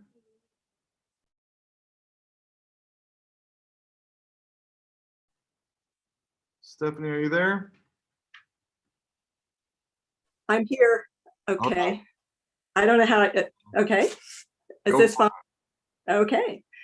Representative Elliott, Senator Haskell, Representative Haynes, and Senator Whitkus, and members of the Higher Education Committee, thank you very much for the opportunity to comment on behalf of Yale University on HB 6374, an act concerning sexual misconduct on college campuses. Yale University, I want to begin by emphasizing that Yale University supports the goal of Raise Bill 6374 to combat sexual misconduct on all of our campuses in Connecticut. I also want to convey my admiration and gratitude for the courageous, thoughtful, and compelling testimony of the students who participated in this hearing. We agree that sexual misconduct is a persistent, serious problem on our campuses and that no school is immune to its impacts. We also lament the fact that many instances of sexual misconduct go unreported. We further believe that ongoing data collection, providing students with frequent and safe opportunities to share experiences, and providing transparent information about the incidence of sexual misconduct with our communities are critical in encouraging and enabling students to come forward, hopefully out of anonymity, to access the support resources they need and to pursue, if they wish, complaint processes in which they have confidence. Data is also a powerful tool to engage the entire community in owning the problem and working together to transform data into actions to fortify response and prevention efforts and lead to real change. At the same time, we realize there are multiple ways to collect information, methods that require varying amounts of time and effort, that comport with different timeframes and schedules, and that serve a variety of purposes. Further, we feel is often a multifaceted approach to data collection that leads most powerfully to effective action, which is our shared and ultimate goal. We're therefore recommending that the Council on Sexual Misconduct Surveys that is created by the bill be charged to review and endorse an array of qualitative and quantitative methods that campuses can use to pursue the data collection required by the bill. Ways that reflect the many differences among our campuses and will allow campuses to choose the method that will be most likely to provide them with meaningful and actionable information. We would also support the development of core data points that Jen Widnes described. By example, I share our experiences at Yale. Not that I think others should do as we do, but really to underscore the need to have an array of options that meet the unique features of each campus. For the past 10 years, we've been producing reports of all the complaints of sexual misconduct that come to our attention. We describe them statistically, we describe them descriptively, talk about the outcomes without identifying the people involved. But we realized that those that come to our attention, those that are reported to a campus resource, are the tip of the iceberg. And in 2015, we sought a way to get a handle on the denominator. What is the prevalence of sexual misconduct on our campus that goes under or unreported? We learned that it's not so easy to produce a large-scale comprehensive survey, and ended up working with 27 other institutions under the auspices of the Association of American Universities to create a very large-scale comprehensive survey offered to all of our undergraduate and graduate students. It had over 100 questions about prevalence of certain sexual misconduct behaviors, perceptions of campus climate, use of resources, and other areas. It was incredibly valuable and provided very sobering findings, which are posted on our website, and important directions for our campus. But that survey in 2015 and the one we repeated in 2019 provided directions for our campus. It pointed the way, but did not provide the destination for making change. Excuse me, we have reached the 3 minutes. Could you summarize, please? Thank you. It was rather the subsequent qualitative and quantitative initiatives, focus groups, smaller targeted surveys, local climate assessments that provided more granular information that helped us define the definition. So we would not want to abandon our AAU survey, which due to the size, scope, and complexity could not be done more frequently than every 4 years. But on the other hand, we don't want to forego opportunities to collect information much more frequently about student experiences in the campus climate in the intervening years using alternative methods. So again, we recommend that the council develop a flexible toolbox rather than a single instrument to measure campus climate. I agree, in closing, I agree with one of our student colleagues that we cannot wait every 4 years to change culture. I look forward to continuing to work together, not only to collect data more frequently, but also to use that data to identify and pursue actions that will help us eliminate sexual misconduct on our campuses. Great, thank you so much for your testimony. Give people a moment to raise their hand. And it looks like Representative Haddad has a question. Thank you, Mr. Chair. I appreciate the opportunity to ask a couple of questions to Ms. Spangler. I will just preface this by saying that in the tenure that I had as the chair of this committee, we worked very closely together in a number of initiatives that I think really did improve the climate on college campuses. We mandated bystander training. We implemented affirmative consent. We codified almost all of the Obama era guidance on how to deal with incidences of and allegations of sexual assault on college campuses. And when I think about all of that work that was accomplished, I think about the expertise that you brought to the table, as well as Elizabeth Conklin from the University of Connecticut, the Title IX coordinator there, and all the help. Of course, a lot of the work that informs our, a lot of the input that informs our work, has been the really capable voices of students who are dealing with this in their lives in a real way. I know, when it came to affirmative consent, for example, it was really a student group at the University of Connecticut that first brought that initiative to my attention, and we pursued it for a couple of years before we got it passed. So I give them a lot of credit for driving the bus, and you a lot of credit for providing the expertise necessary to make sure that when we implement a law, it's a good one. Thank you. I had a couple of questions and concerns about this. First, I'm glad to hear that you think that a 2-year schedule makes sense. We have heard, from some colleges and universities that they're uncertain whether or not a mandatory schedule of every 2 years really suits them well. I'm convinced it does make sense, but I'm intrigued by your idea of providing some latitude, so maybe it's not the same kind of input that's being requested on an every 2-year basis. Did you want to expound on that at all? Yes, thank you very much. And yes, thank you for your partnership over the years. And Connecticut's been quite ahead of many other states in putting in practice a lot of the principles and that have been stated by Obama in the Obama era and beyond. So I really appreciate your partnership there. Yeah, I'm reflecting on the fact that on the experience that you may at times, and depending on the configuration of your school, we have commuter schools, we have residential schools, we have schools that largely have graduate students versus undergraduate students, that your campus climate is local and campus climate is local. So you will want to make sure you can develop questions that are actually meaningful for your campus and actionable. So that's one area.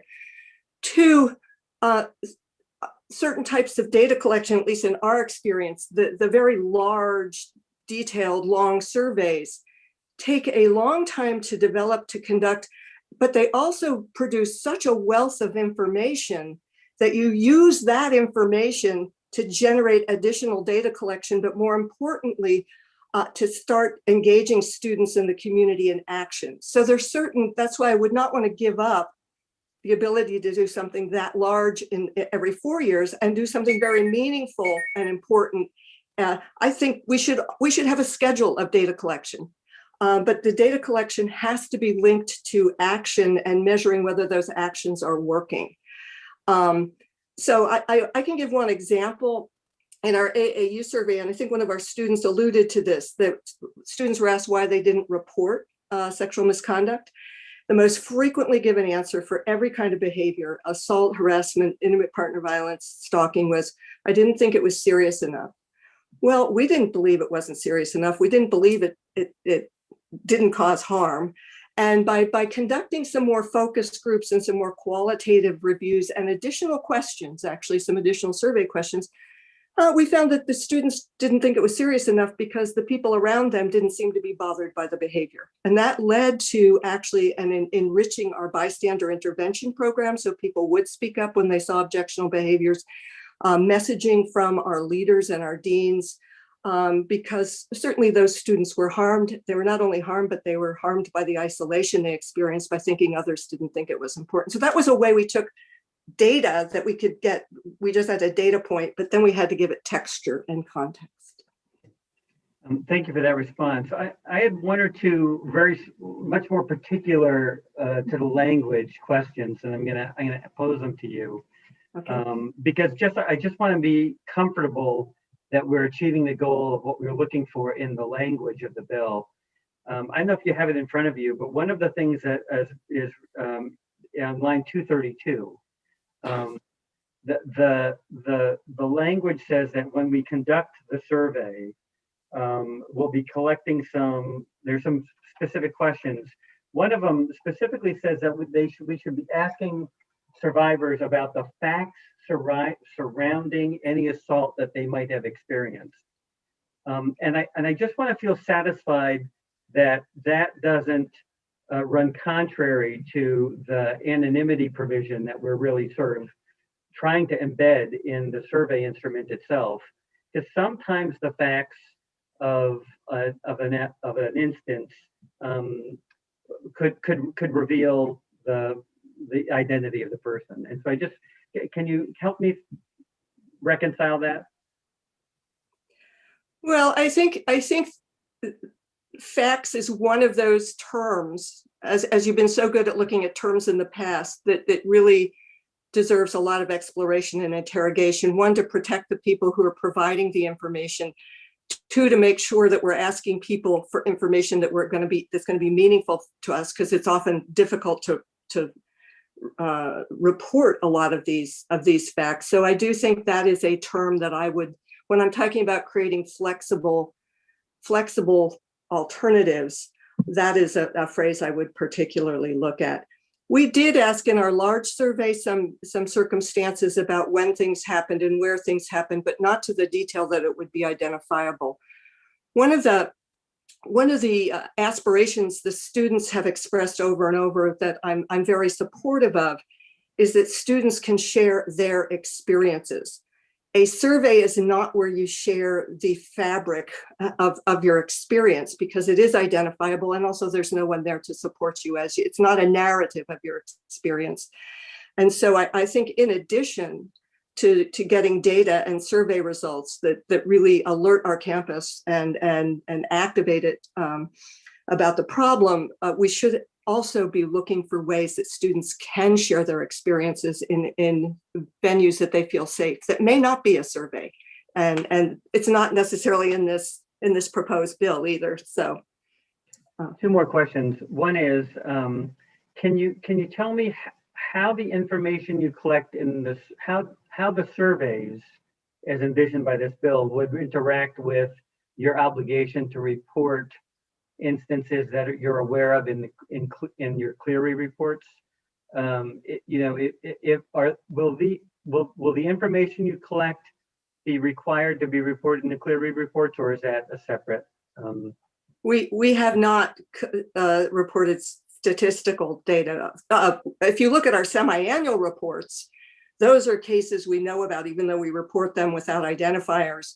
Those, if they qualify, get reported in the Clery reports. But the statistical data collected in the AAU survey. Now, I'm a gynecologist. I'm not a lawyer, so I don't hold me to it. I do not think we had to report that in our Clery reports. In fact, I know we did not report it. I guess I'm just wondering about what happens when a student informed, even anonymously through a survey instrument, gives you details of a specific instance. Yeah. Is that you would call that a statistical? But I didn't know if that was enough information to require that you report it in your Clery reports, which I don't have any objection to. I just trying to figure out how much of this information ends up in a publicly disclosed Clery report. I cannot answer that question with technical confidence. The way we did our AAU survey did not require us to report what was reported to us in Clery. I do think we should be transparent about what we receive, though. I mean, our communities should get a full reporting of the data that we received, which right. I think the purpose of this is to inform the community. And in fact, we keep it on a public website. Anybody can look at we have our data tables. And I think that's a good practice. Yeah. It doesn't, yeah. Last question, and this is regards language that's in line 279 to 281. In this instance, it says, no survey responses. I think this is an instruction to a requirement that you disclose these facts to people who are participating in the survey. It says no survey responses may be used as a basis for investigation, disciplinary action, or legal proceeding. And I was just trying to sort of carry that thought through. In the instance of an allegation that's being made anonymously in a survey tool, but maybe one that names a specific staff person or professor, this language seems like it would prohibit you from even investigating whether or not there's a problem with that staff person or faculty member. I'm curious to know if that's the way you read it. I'm curious to know, when, because I know this also happens when there's an allegation and the survivor decides that they want to remain anonymous. We have a victim-centered process which allows them to decide to some extent what the university or the college does with the information.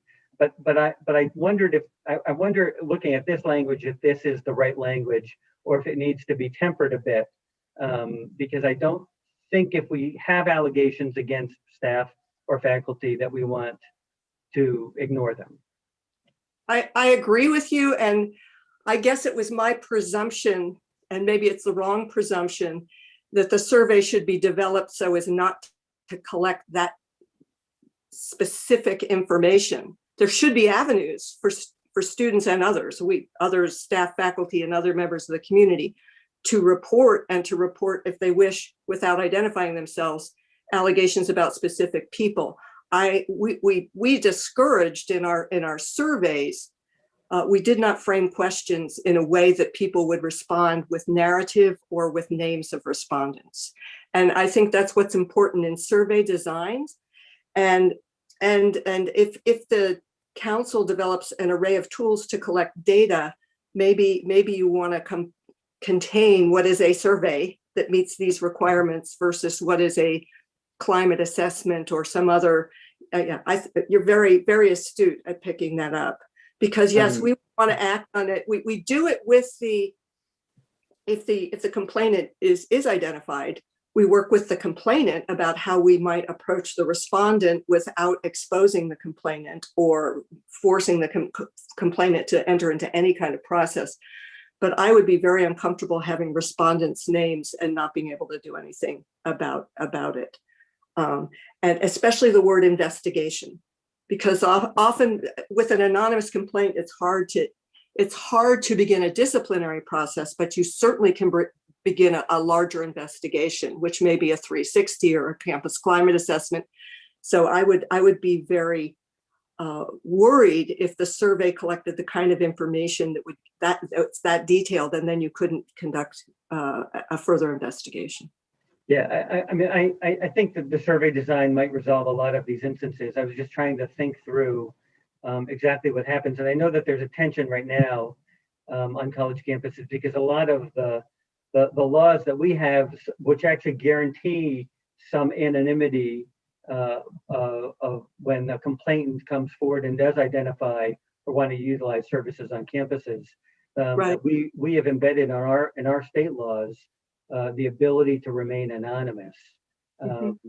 But that was it's under attack somewhat by some of the new federal guidance, which I think is still in play, which requires that if you're going to take any disciplinary action against a respondent, that we allow for cross-examination. And so I know that these issues are sort of actively debated on campus. I'm just trying to sort of figure out again how this sort of interjects into that, into your real procedures about like how we would manage this.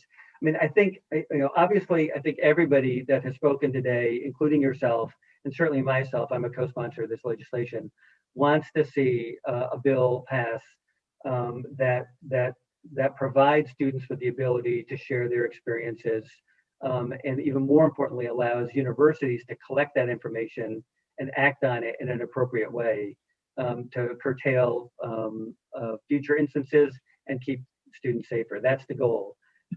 When I look at some of the language here, I do scratch my head and wonder what the law of unintended consequences is. And I think that I raise these issues in this public hearing because I think a couple of these lines merit some closer scrutiny.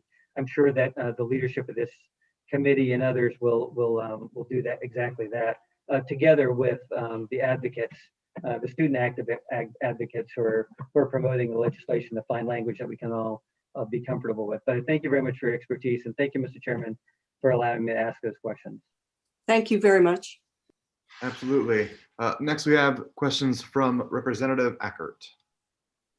Thank you, Mr. Chairman. After following Representative Haddad, it's hard to have anything left to ask. He asked such good questions. But I do have very quickly, and thank you, Ms. Spangler, for your testimony. How similar do you believe our college surveys are from institute to institute now? And when they provide the reports, in other words, I'm looking at the section 3 of the legislation, some of the areas that Representative Haddad had just touched base on, and it says create a climate, survey that represents to each student, which makes sense to me because if they're going to do an analysis of a survey, and your institution has one type survey, another institution has another type survey. So how similar do you believe the institute surveys are right now between each campuses? I think they're probably varied, which reflect the different composition of the campuses. The reason we went with the survey we conducted, the AAU survey, is because we're in an organization with more universities across the country that look a lot like Yale in terms of undergraduate and graduate education. And the goal was to get some comparability across institutions and also over time, longitudinal comparability. I think there are some vetted surveys out there that can be, but I'm not sure that even the ones that are already vetted and been used in multiple institutions could be used in each of the many different institutions in Connecticut. And in fact, we, with Wesleyan and UConn, created a consortium of Title IX coordinators across the state. And we shared our survey instruments. And it was clear that what worked for us wasn't necessarily going to work for another, one of our commuter colleges or a college that largely focused on undergraduates. So I think it's important that the survey has rigor and I see you have survey experts on your council, which I think is really important because I'm not a survey expert, but I learned that it depends how you ask the question, what kind of information you get. So I think having a survey that is well vetted with survey expert input, as well as all the other constituencies that are on the council, is important. But I'm not sure that you're going to get a survey that fits every institution in Connecticut in a way that gives them actionable data. But there may be common questions. I like the idea that Jen Widnes presented. There's some core data elements that every institution can ask. Right. And then embed it in whatever instrument gives them more information about their own local climate. So that might be the way to get Right. some. Yeah, and I'm not a survey developer, but you want to get to a certain answer in a topic. So having, let's say, 20 questions that are similar on every survey, but then more, a campus that has 20 buildings spread apart, as opposed to a campus that has one building, one structure, everybody's in a structure, will have different results. So, and of course, I just lost my the screen. But the other part that you brought up is results and trending. And I think that's when I get to this, we're looking to, not eliminate, but, have an understanding of what is taking place on our campuses, but also trending. Are we getting it? Are we moving in the right direction? And of course, reporting is a key. So survey may be one piece of it, but the actual students reporting to an officer or something, or to somebody, that this took place on the campus. And I think that's the key that we want to see. We want to see trends going in a direction if possible. And I think that's when you mentioned that earlier, is about results. And I appreciate you for bringing that up, because that triggered me to want to make sure that that's something that we should be looking at as a committee, and each of the campuses should be looking at, so, and that's something that I'd be interested to see. And I see that's in one of the sections that, that on your internet, is that you have to provide survey results on your webpage and others that, and then that's section 3. So it'll be something that I'll be interested in seeing how this moves forward on our campuses. So thank you, Mr. Chairman, and Ms. Bangor, you can reply to that if you like, but I want to thank you for your time. No, I think it's very important to use the data and to know what results you want to see trends occurring in. And I think in addition to conducting surveys and posting results, we should make sure we convene our institutions together to share the practices they put in place to actually affect some change. And so one of my concerns about pace is to make sure we pace collecting data with acting on it in the right cadence. And I think that's very important. Thank you. Thank you. Thank you again, Mr. Chairman. You got it, Representative. Next, we're moving on to Representative Smith. Thank you, Mr. Chairman, and thank you for taking my question. First, I have to say that I was bouncing between some other meetings today, so I may have missed some things that have already come up. But on this particular topic, and following up on Representative Ackert's questions there, I do think and would hope, Stephanie, that you would agree that there should be a baseline of information that is collected and is reportable out across institutions, however they need to tweak or modify any survey for their own personal use in developing their own action plans. Just as we heard earlier today in that very heartfelt testimony about accident reporting, we can't forget that there's another end user of all of this research, and those are the students and the parents that are making these very important life decisions coming into the various universities. And so, they're going to be doing their due diligence, and they're going to be looking at multiple reports. And to the extent that those reports are digestible or condensable down to those 20 key common elements, so that they can get a real good snapshot and compare apples to apples when they're making these very important decisions, I think we can't forget that when we talk about the science of surveys and all the rest of it. We have to remember who the ultimate end user is and the decision makers that are going to really determine the future of every university in the state. And I would hope that you would agree with that. No, I agree with that. And I think Jen Widnes brought up the concept of core data elements. Let me just, Right. one thing that I was pondering was for a number of years now, thanks to your good work, we have had to submit reports every year to the state that include common questions about prevalence of certain behaviors on our campus, our educational programs.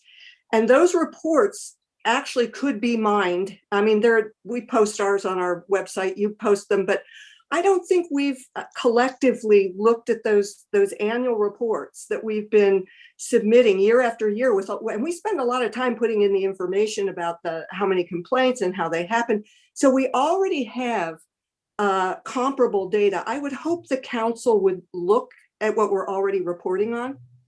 And then supplement that so that we actually gain by creating additional tools.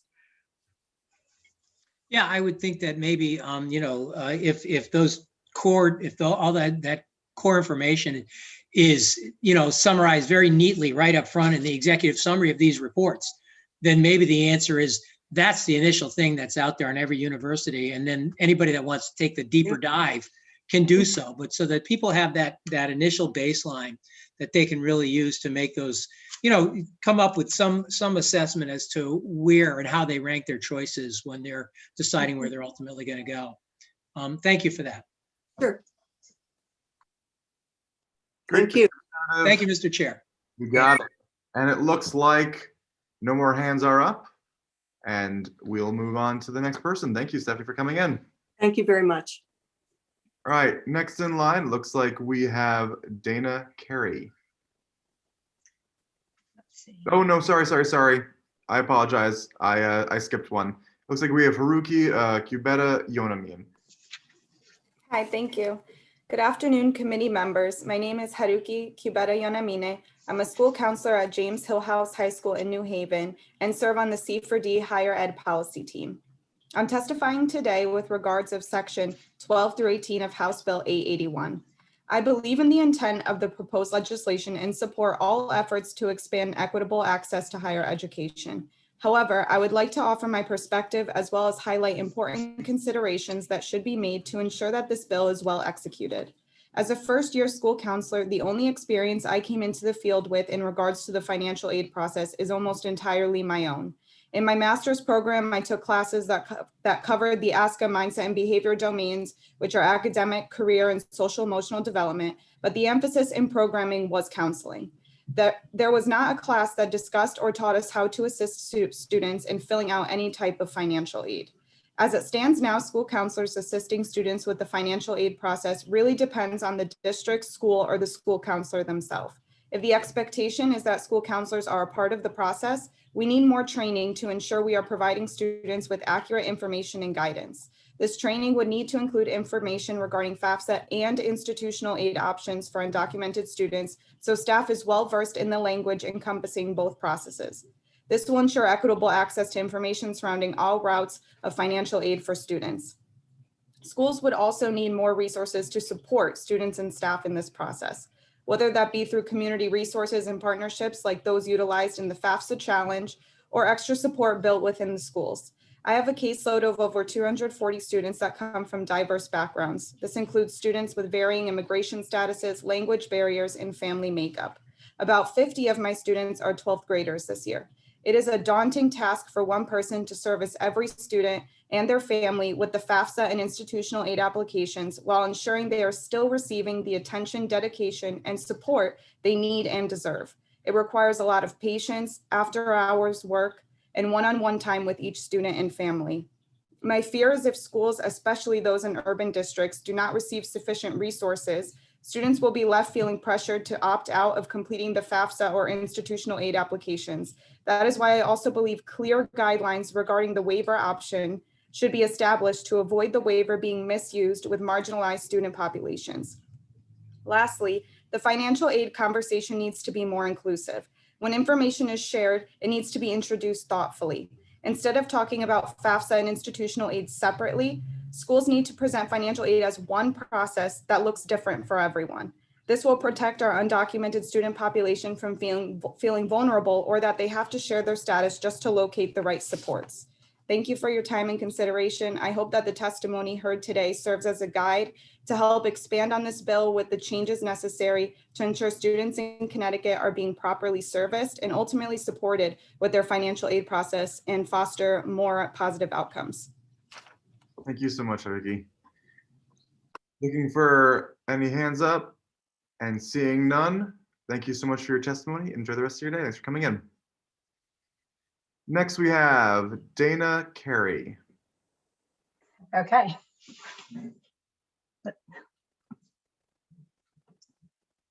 My name is Dana Carey. Thank you, Chairs Elliott and Haskell, and esteemed members of the Higher Education and Employment Advancement Committee.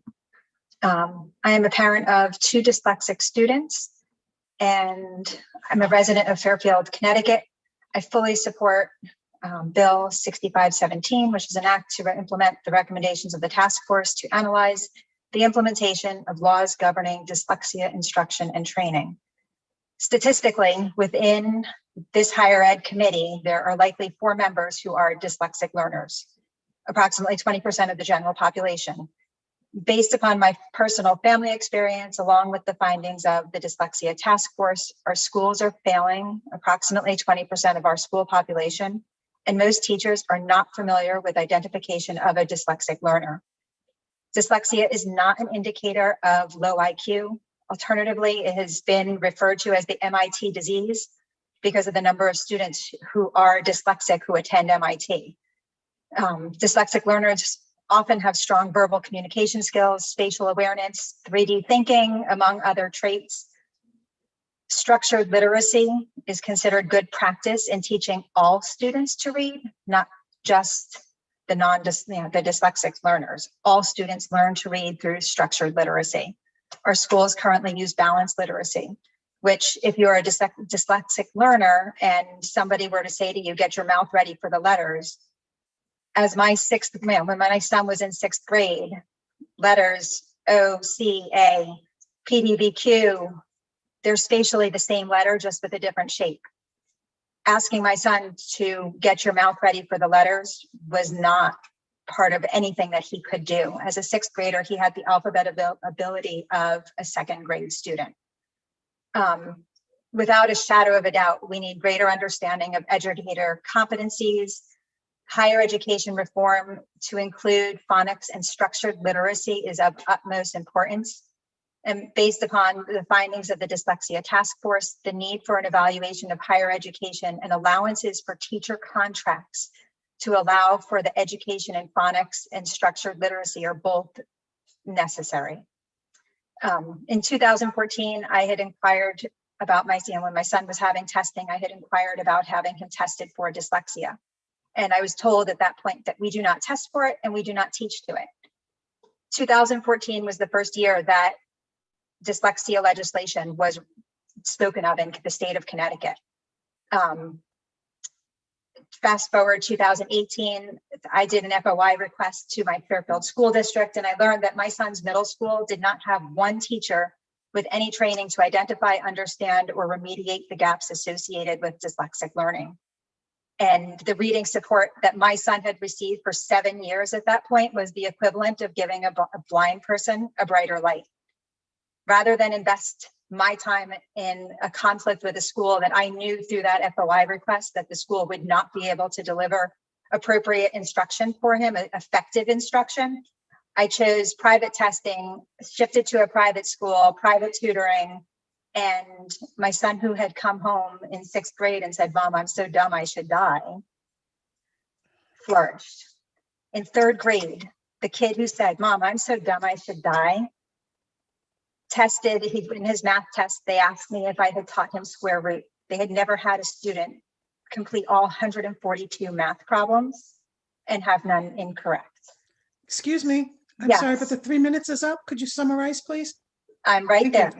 So this task force, this the work of this commission, dyslexia legislation has been discussed annually since 2014. The task force findings indicate that the legislation has not been utilized or executed in the classrooms. UConn, Yale, both have dyslexic learning institutes. UConn has launched what's called a prizeproject.org, which is a freely accessible dyslexia screening app. We have resources that should be utilized. All students will benefit from a shift to structured literacy. And interestingly, as I've been listening to people speak today, Representative Exum, Representative Wood, Andrew Clark, all of this dyslexia training ties right back to your Department of Corrections. Supposedly 67% of prison inmates are dyslexic learners. And through understanding dyslexia, through teaching all students to read, it's without a shadow of a doubt extremely, extremely important, to speak to the curriculum and the PTSD. When a student doesn't know how to read, it's a foundational skill that without Excuse a shadow me. of a doubt, yes. Yeah, we're past the 3 minutes, please. Thank you for your time. Thank you so much for coming in, testifying, Dana. Just to piggyback a bit off your comments, I was talking to Senator Austin, and this is a major priority of hers as well. And I do a lot of work in the justice realm, working on bill to make calls free for people who are incarcerated. And the senator's comments to me were like, basically, that's a great bill, but if we don't have people who are incarcerated in the first place, then we would have much less need to do some of these more ancillary bills. And it struck a chord with me. I think she made a good point. I think you made a good point as well, that if we invest in ourselves now and we ensure that we have the right training necessary, then we'll be doing a lot of good work for ensuring that people don't end up incarcerated in the justice system. So yeah, for all students. Yeah. I was fortunate enough to be able to go private. I read with students in inner city schools. They don't always have that benefit, and that's not, and that doesn't give an equal footing for all students. All students are deserving of a free, appropriate public education, and this falls directly back to the work that you're able to do through higher education and finding a way to improve what we know is not working for a large number of students. I agree. All right, Representative Wood, looks like you got a question. No, thank you to Dana. Thank you for your testimony. Thank you for your thoughts. Absolutely right. This is low-hanging fruit, and all these students deserve an opportunity before they end up incarcerated. Yeah. So And let's or get MIT. this done. Sorry? Thank you. No, Yeah. or at MIT, how many students, end Exactly. up incarcerated who could be, and it's fascinating to see the dyslexic learners and the contributions to, Right. In every field. That's absolutely right. They tend to be very, very bright students, and they're capable of everything. So thank you. Thank you. Thank you, Mr. Chair. Got it. Thanks, Representative. Seeing no other questions, Dana, thank you so much for your comments. Thank you very much. And if my co-chair is ready to hand off the baton to him for a little bit as well. Thanks, Representative Elliott. We're going to move next to Andrew Feinstein.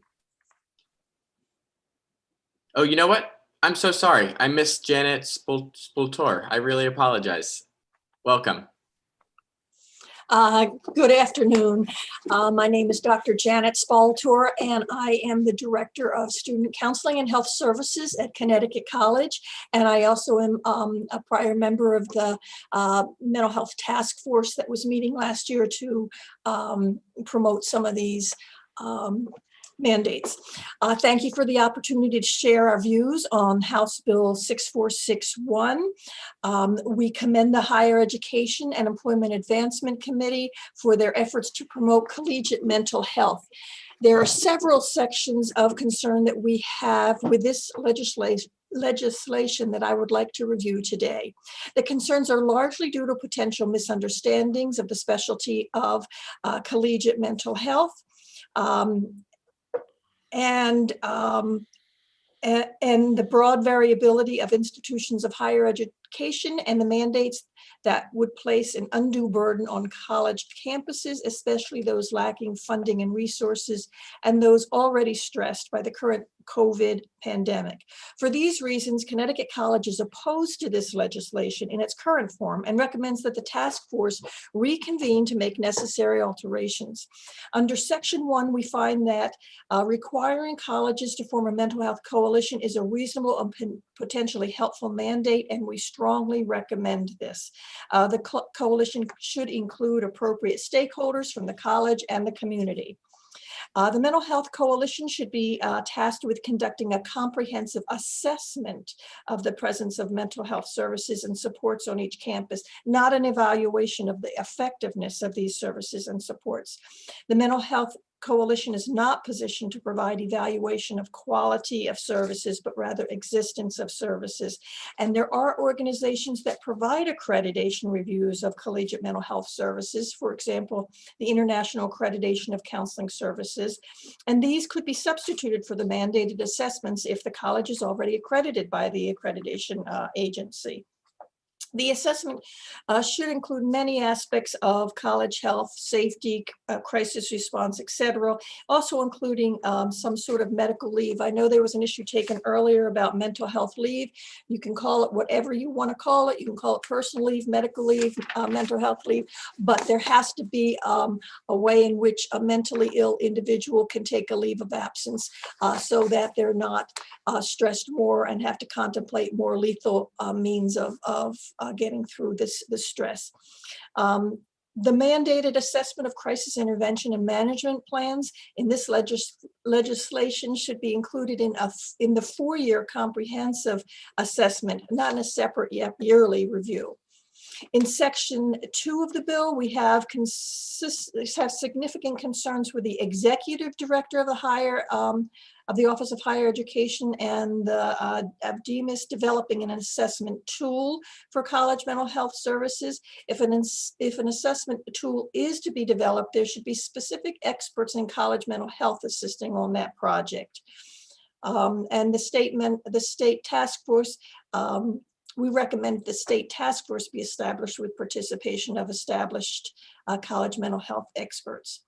The executive director of the Office of Higher Ed and the commissioner of DMIS could, however, be critical in conducting training workshops for statewide mental health coalitions, and that could benefit all institutions of higher ed and is a budget neutral initiative. Excuse me, Yes. you've passed the 3 minutes. If you could summarize, please. Okay. Thank you. Section 4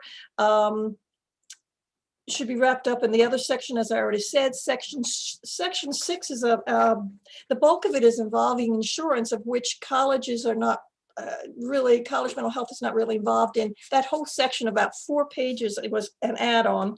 Section 7, treatment of minors, is already a state statute that clearly defines the treatment of minors.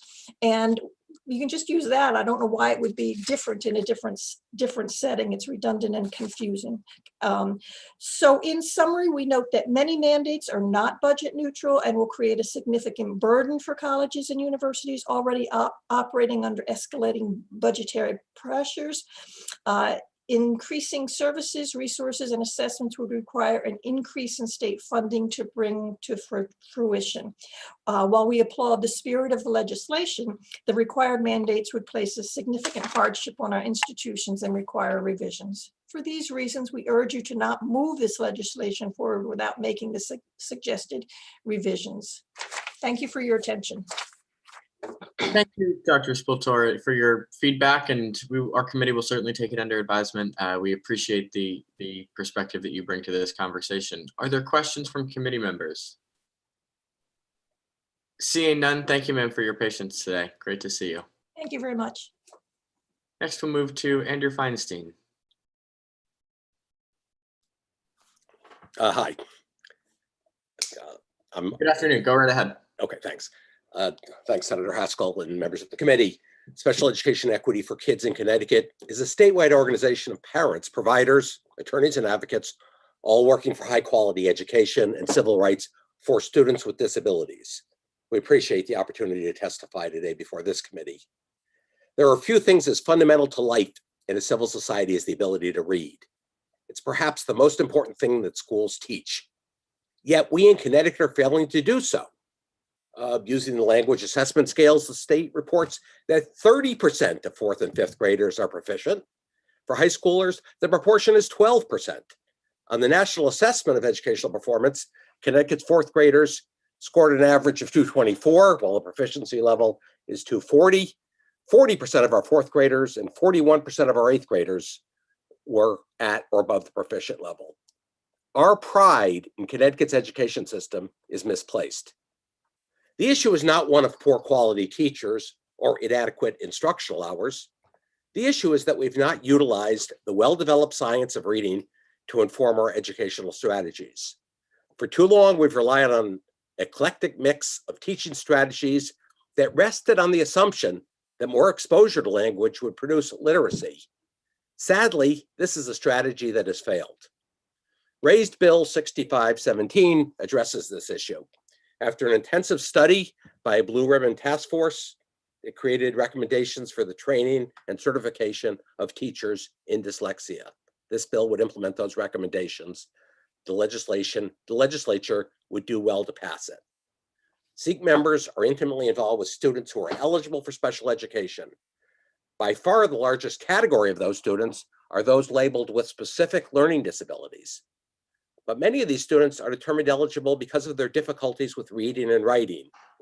Were there intensive, scientifically based, structured literacy instruction in the early grades, many of these students would not exhibit the deficits that now qualify them for special education.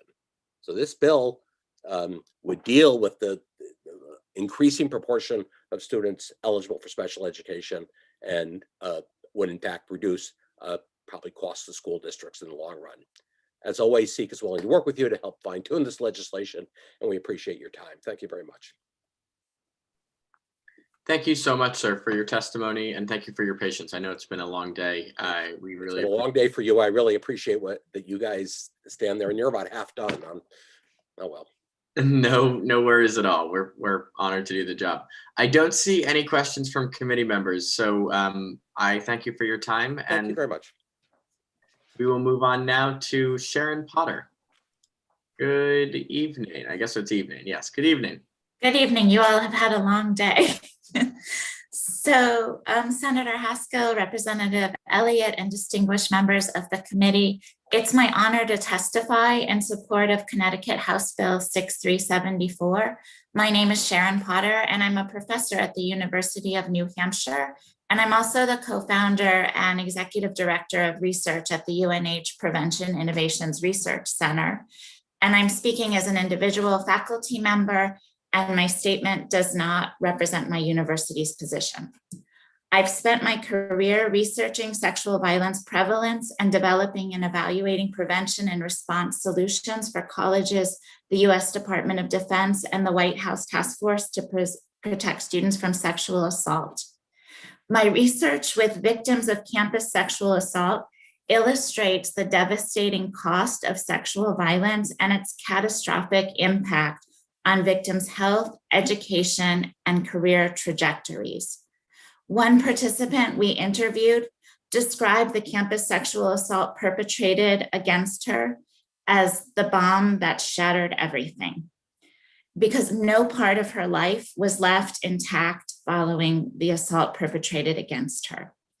And additionally, we need to recognize that society pays a heavy price as we lose the full economic and intellectual contributions that these individuals might have made.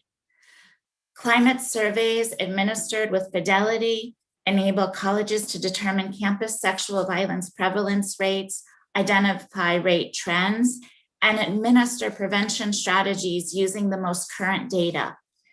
As demographers project, the aging New England population is likely to reduce the supply of college students, and therefore colleges need to be focused on retaining students.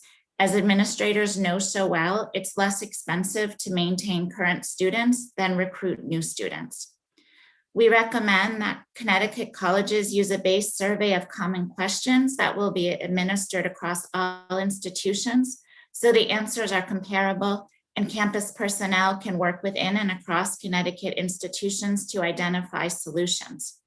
Campus climate surveys need to be conducted on a biennial basis, reference similar timeframes, and be administered at the same time of the year, like other national studies, including the Youth Risk Behavioral Surveillance System, YRBSS.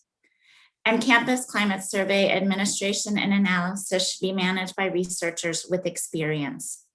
Further, incentives appealing to students should be offered to increase participation rates and ensure the surveys are completed by a representative student sample. An investment in climate surveys is critical in reducing the incidence of campus sexual assault. As sexual violence is a public health problem impacting 1 in 5 female and 1 in 9 male college students, we need comparable measures that are able to detect and address this public health epidemic that is devastating for individuals, their institutions, and society. Thank you for your consideration of my testimony in support of Connecticut House Bill 6374. Thank you, ma'am, for your expert testimony and the detailed perspective that you bring to this matter. We greatly appreciate it as a committee, and I don't see any questions from committee members at the moment, but I thank you for being with us this evening. Thank you so much. Next, we'll move to Lucas Hausman. Good evening, Lucas. Hey, how's it going? Thanks for having me. My name's Lucas Hausman of Westport, Connecticut. I grew up in the Westport school system and have lived here most of my life. I think it's such an important step that our higher education committee is taking today to improve campus safety by considering the reforms called for in SB 954. Publicly reporting accidental college student deaths is important because college safety needs to be expanded in order to save student lives. My contribution to support this bill is to share one aspect of my family's tragic story, which I believe to be blaringly relevant. I lost my little brother, Corey, 2.5 years ago due to what we've come to learn was a preventable pedestrian accident that happened while he was at college, beginning his freshman year. Now, I know you probably heard from my parents already earlier. But while this accident occurred in Colorado, what we've learned, I believe, can and possibly does easily happen at other colleges. I was a recent college grad myself, and I'm going to read a letter sent to us from the commander of Corey's College Police Department, dated September 17th, 2018, 6 days after Corey's accident. At the time, the commander could not have been more committed to improving the pathway. His letter was in response to my mom's offer to help pay to make the area safer to prevent the possibility of another accident. The subject line of the email we received was "moving forward." Quote, "Today I met with staff from facilities management. In reviewing the accident and discussing the problems with the sidewalk, I wanted to let you know what we are looking at moving forwards. First, everyone sees the problem with the congestion of pedestrians, bicycles, and skateboards on this sidewalk. With additional student housing being built on Frontage Road on the east side of 28th, the problems have only increased. The first step will be some additional signage. I agree that this will only impact a small percentage of students, but there is a need to do this. Our efforts on the physical aspect of the sidewalk will be twofold. First is to examine the possibility of expanding the sidewalk. Next is to look at slope. By adding some level spots and making the sidewalk ADA compliant for slope, this might help decrease speed. We will be looking at other options to improve the traffic flow on the sidewalk as well. Everyone I've spoken to is aware of the risk, and I feel are committed to improving the safety for our students and staff. I'll advise you of any changes we implement. If you have any questions, please let me know." End quote. So after receiving this letter, and I remember like it was yesterday reading it, we felt a little bit of comfort in believing that Corey's fatal accident was at least being taken seriously by his college, and that physical improvements were identified and provided to us in writing and would hopefully likely occur. Well, they haven't. We followed up with the dean of students a full year later, knowing that things don't happen overnight, especially at a large public college. What we learned was that the recommended structural changes to improve safety were considered, but just did not make the budget cut. The estimated cost of $100,000 was just too much for the large state university to bear. And there had been zero correspondence from the university on this or any other matter to make our family aware of this decision. For comparison, had Corey been able to attend his college for 4 years as planned, my parents would have used almost $250,000 of their life savings to pay for his out-of-state tuition, room, and board. And it just totally feels like Corey's accident and death were swept under the rug. I think even hearing that, it's clear to me. And I believe passing this bill to require accidental deaths to be tracked and publicly reported by colleges will positively impact investment in college campus security because it'll hold them accountable. And we don't know. Excuse me, Lucas? Yes. Excuse me, you've passed the 3 minutes. Could you summarize, please? Thank you. Pretty much done. Adding to this required reporting, serious accidents like those requiring a 911 call would further prioritize the investment in safety. We believe this commander wanted to do the right thing, but the right thing was just too expensive. Let's make sure our colleges in Connecticut have what they need to make and keep our colleges as safe as they can be and should be. Thank you for your time. Well, thank you, Lucas, for your incredibly moving testimony. And I am so tremendously sorry for the loss that your family's experienced. You and your parents have demonstrated such courage in coming forward to testify today, and we as a committee greatly appreciate it. As a side note, I think you and I overlapped at Staples High School for a few years, so it's good to see you here. I actually went to Hopkins, but oh, is that right? If I had gone, we would have overlapped. Bummer. Well, hey, good to see you, and I see that there's a question from Representative Haynes. Hi, thank you, Mr. Chair, and Lucas, thank you so much. I don't have a question at all. I just want to reiterate what Senator Haskell just said. You know, the courage of you and the rest of your family coming here and advocating for this is just, you know, beyond me. I wish you all just the very best, and we're going to do everything we can in our power to get this thing through and get it out of committee and make something happen for you all. And as a parent of college students, I can attest that this is a good bill, ought to pass, as we say up here. So we will work on this, Lucas. And again, thank you so much for your courage and your advocacy in light of, you know, losing your brother. And, you know, God bless you all. I really appreciate it. And thank you guys for your time and effort as well. Thank you, Representative Haynes. And it's the very least we could do, Lucas. We're happy to be here. And thanks for your testimony this evening. Sure. Okay, next we're going to go to Maureen Chalmers from the 4Cs. Great to see you, Professor Chalmers. Thank you, Senator Haskell.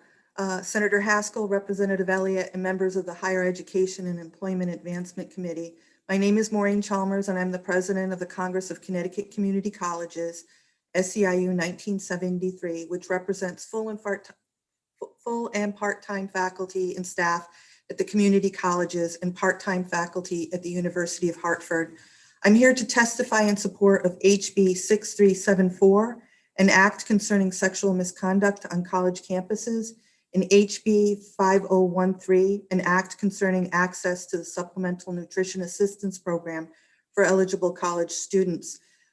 I have submitted written testimony, but I wanted to say that we support these, and I appreciate the fact that many of the people on your committee have already been working on these important bills. I was contacted by Representative Elliott regarding the act concerning sexual misconduct on campuses because he has a great concern about the safety of our students, in particular with such a heinous situation as sexual assault. I shared with him some anecdotal experiences that I've had where my students have either been sexually assaulted or sexually harassed or stalked. And my college was very responsive to them. I'm from Northwestern Connecticut Community College. But I want the information that we use in order to help these students to be more than anecdotal. A previous individual spoke to say that, you know, we want standardized questions. I totally support that. And I hope that you recognize that though the community colleges have no dorms, we do have student-on-student assaults that happen off campus, but the trauma of interacting with between the victim and the perpetrator can happen on campus, in the classroom, in the cafeteria, in social and other organizations on campus. So please remember that this should be an important part of the community colleges. I also want to thank the members of the committee about your concern about the food insecurity that our students are experiencing at our 12 community colleges and perhaps maybe at the state universities as well. I know you went before the pandemic and traveled to 10 of our 12 colleges to see what's been put in place by the faculty and the professional staff and student organizations in order to help students who've been suffering from food insecurity. Faculty regularly make the effort to bring food to their class to perk up the students who we know missed a meal either because they're going from work to school or because they are financially trying to have enough money to go to school, pay for the books, etc., and have a meal as well. So I recognize you've been here for quite some time today. So I hope that you will continue to support HB 6374 and HB 5013. They're important to our students, their safety, and their ability to continue in school. Thank you for your attention. Well, thank you, Maureen. I think that was perfectly timed, and I appreciate your advocacy on these issues. I remember visiting those 10 campuses with you and being so shocked and saddened by the fact that not only are there food pantries at every one of those campuses, but they were heavily used and relied upon. And therefore students, it's easy to imagine, would have a hard time focusing on their studies if they don't know where they're going to get their next meal. So I appreciate your advocacy on this bill. I don't see any questions from committee members at the moment, but we are grateful that you, for your patience in this very long hearing. Well, thank you for sitting through all of this. I've been jumping in and out, and I want to thank everyone on the committee who's been involved on these two important bills. So thank you very much. I know Representative Haddad was also, and Representative Turco. I remember walking with you across the campuses on these things. So I don't think I need to urge you. I just want to add my voice to yours. Thank you very much for your time. Thank you, Maureen. Stay healthy, and we'll be in touch soon. Next is Bridget Costner. Good evening, Bridget. How are you?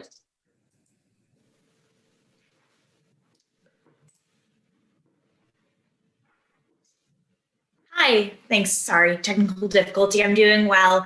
Good afternoon, Senator Haskell, Representative Elliott, and distinguished members of this committee. My name is Bridget Kessner, and I am the Campus Services Coordinator for the Connecticut Alliance to End Sexual Violence. The Alliance is the state's leading voice to end sexual violence and a coalition of local sexual assault crisis centers. In my role, I provide training and support to campus communities statewide. I'm speaking in support of HB 6374, an act concerning sexual misconduct on college campuses. Please note that my written testimony goes into greater detail on the following topics. The Alliance worked closely with this committee in 2014 and 2016 to make campuses safer by requiring annual reports on their prevention and response efforts, and by the use of the affirmative consent standard. This legislation would be a natural next step to the work we've done, so we can hear from students about how they feel their campuses are doing. These surveys would be beneficial to institutions and campus advocates from local crisis centers, who will all have an opportunity to implement prevention and response practices based on the individualized needs of the campus community. Given the feedback of students, the flexibility the council would have, and other precedents, we support the 2-year timeframe proposed. We believe our policy and advocacy should be informed by those experiencing and witnessing sexual violence in their communities, and I want to thank each student who has informed us here today. Other states require or recommend that surveys are conducted every 2 years. A White House task force also shared that seeing more than one survey during a student's time at an institution can reassure them that this issue is taken seriously and that students may find it difficult to recall information reflecting on 4 years. The legislation provides flexibility for the council to identify a tool that would fit both the needs of students and institutions as a baseline. Both of these groups would be represented on the council, so their perspectives would always be heard and considered. Also, survivor representatives on this council can ensure that this work is trauma-informed to protect students from feeling triggered. We also support the amnesty provisions for substance use. In enacting amnesty policies, we have the ability to create spaces where survivors will have more choice in reporting, where they do not feel blamed for sexual violence because we know that it is never a survivor's fault. Campus sexual violence is underreported, and more than half of all instances involve substances. Students state that they're even less likely to report in these cases. And if we can remove that barrier for the sake of the well-being, safety, and autonomy of survivors, we should. Amnesty also protects campus communities by addressing repeat offenders. Additional information and citations, once again, can be found in my written testimony. please feel free to reach out to me at any time. Thank you for your ongoing collaborative efforts as we all do our parts to address and work to end campus sexual violence. Bridget, thank you so much for your advocacy and work on this issue and for all that the Alliance does. I've learned a lot from you and from your colleagues over the course of working on this issue. I see a question from Representative Elliott. Thank you. And thank you, Bridget, for coming in. I echo my colleagues' comments. So a couple questions. The first is, what makes this bill unique to Public Act 14 and previous legislation to collect data to address sexual violence?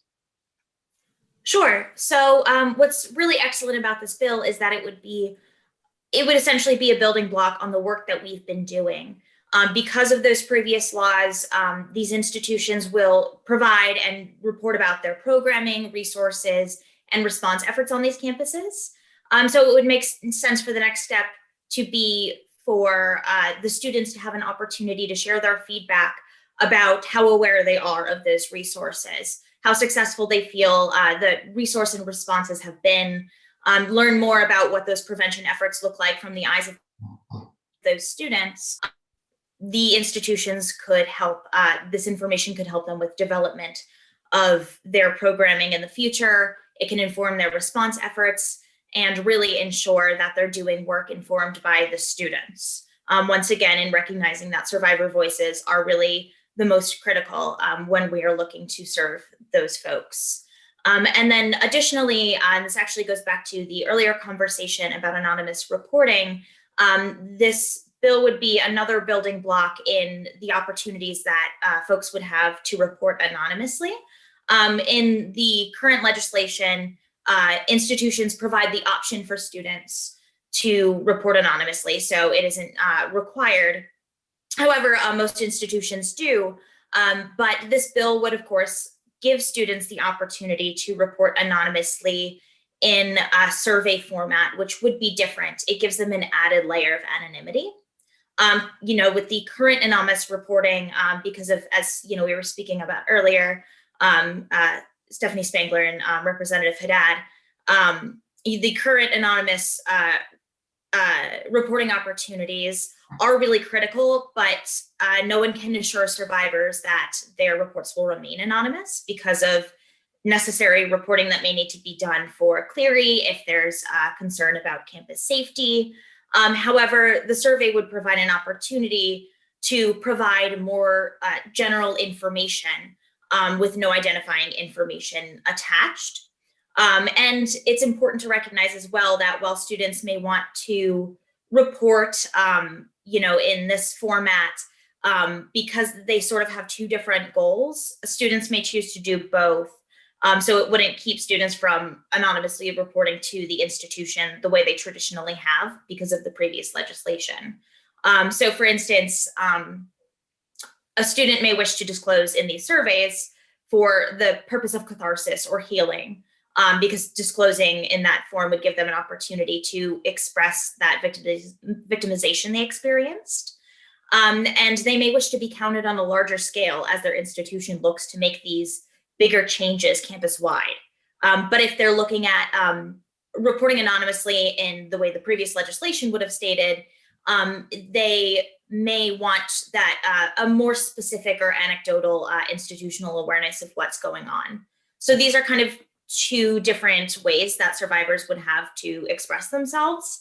And, we've done an incredible job in previous legislation, and I'm so thankful for the work that this committee has done in tandem with our agency and our campus partners to make all of that happen. And we've given survivors so many choices, and this would be a next step by providing them with yet another. So it's a really natural next step, and I'm really excited to see so much support for it here today. Great. And just one other question. What are your thoughts on potential re-traumatization of students taking the survey, especially when we are talking about doing it more frequently? Sure. I know that that's a concern that has been brought up by a couple of folks, but it's important to remember, if we're looking at the makeup of the council, that there are several representatives from victims' rights organizations, the Alliance, CCADV, and we as advocates are all well educated and understand the dynamics of needing to create sort of trauma-informed surveys and trauma-informed environments. So in creating a preface to that survey, we can create a content warning or trigger warning for survivors so that they would understand what they might be getting into. And additionally, we would also really want to ensure that there would be resources provided to those folks. And this would be another avenue, of course, for students to learn about the resources on their campus. So you would have from the gate students that may recognize that they would be triggered, would have the opportunity not to participate, which of course would be an entirely valid choice, as it's necessary for them through their healing. But if somebody did choose to participate and ended up being in any way triggered, then they would have the opportunity to connect with one of those resources, including campus advocates or counselors, who would be able to talk to them about their experience and walk them through, how to heal and move forward with potentially reporting. So if a student were triggered, they would have those resources available. And then additionally, it's important that we recognize that, there are survivors that will find healing through this process, and it could be helpful for them. There was a recent study that was done. There was a book written about it called Sexual Citizens. And they speak to the fact that survivors who disclosed, shared to the researchers that they had experienced sexual violence, actually often experience some level of catharsis through that disclosure, in believing that they were helping other people by disclosing. And folks that would do so would be doing just that. They'd be informing the institution in a way that would be helpful for those that they go to school with and those that will come after them. So it could provide that healing for individuals. So that's another kind of group that we would need to consider their impact. So sort of a long answer. I hope I answered the question well, but feel free to follow up if there's anything else I could add. No, that was great. Really appreciate your time. Thank you so much, Bridget. Of course. Thanks, Representative Elliott. And Bridget, I don't see any further questions. So thank you again for your time and for your testimony. Thank you so much. Next, we're going to move to Allison Quirion. And Allison, I also see that Jack is signed up to testify. Would you like to testify together as the Housemans did earlier today, or would you prefer two separate 3 minutes? We're going to do separate 3 minutes because he's at school in his dorm room. So. Oh, I didn't realize that. I'm so sorry. I thought you might be in the same. No worries. No worries. Go right ahead, Allison. Okay. Good evening, distinguished members of the Higher Education and Employment Committee.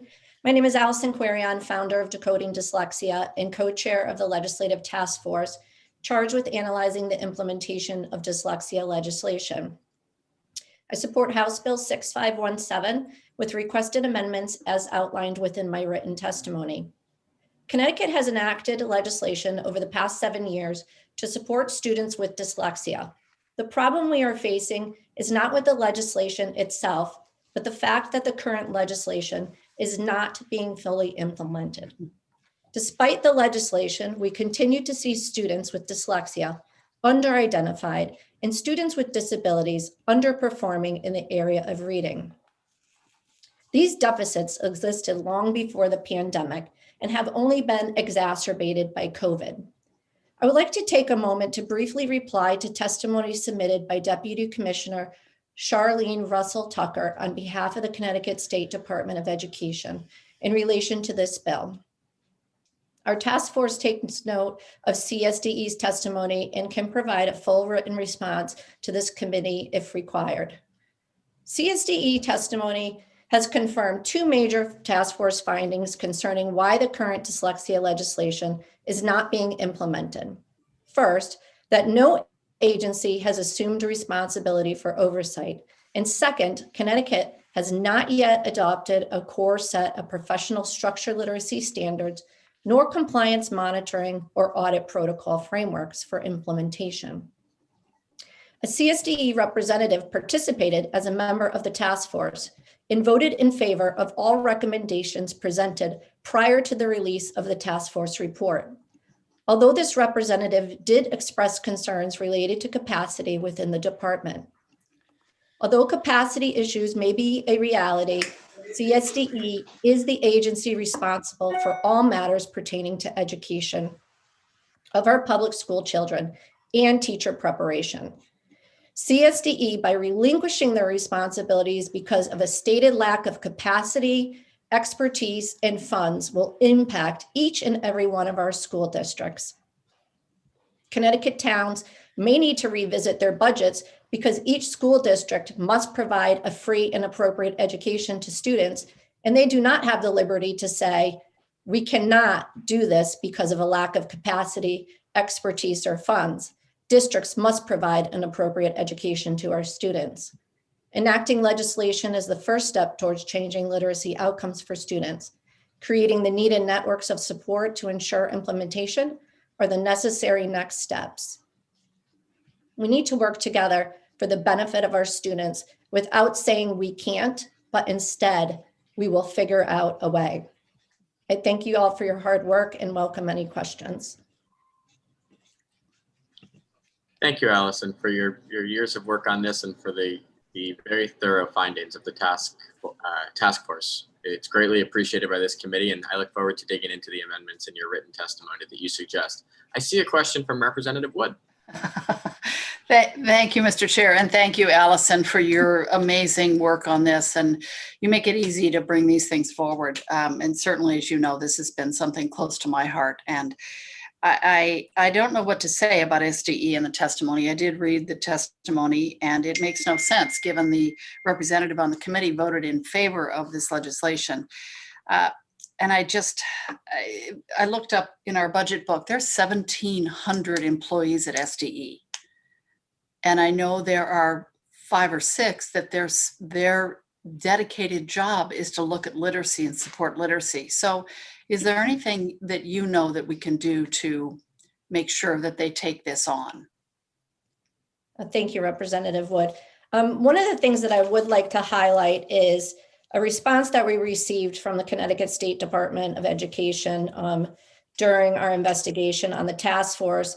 And I just want to quote it specifically, that they represented that there was no requirement for CSDE oversight or program evaluation. And this is specifically speaking to institutes of higher ed content, and that it becomes part of a continued program approval under CAPE, which requires programs to meet statutory requirements. This is not entirely accurate. We contacted CAPE. CAPE does do a review. They do accreditation for institutes of higher ed, but they do not look at any statutory requirements during that accreditation process. And that is one of the main findings of the task force and the recommendations, that the statutory requirements, and specifically not just dyslexia, any statutory requirements that apply to institutes of higher education should be made part of the CAPE review. CAPE also indicated that this could be done through a state amendment to the contract that the State Board of Education has, and that amendment would be free. The only obligation by the State Department of Education would then be to review that information that is collected. And just to further in on that point, CSDE wrote in their testimony that they don't have that area of expertise, but I would argue that they've already admitted to the fact that they are reviewing new programs and ensuring that they're compliant. So why is it that they're unable to review existing programs that they're compliant? And then as to their point of capacity, CAPE accreditation is only once every 7 years. And we only have about 20 institutes of higher ed. So we're not asking for something to be done in a yearly fashion. It's once every 7 years, and it's something that they're already doing for new program approval. So it should be able to be done for existing program approval. I just wanted to highlight that specifically. Great, thank you. Thank you very much. It's, I hope we can, as a committee, work together with SDE and weigh on them the importance of this legislation, especially in a year when we're so focused on the racial and equity divide.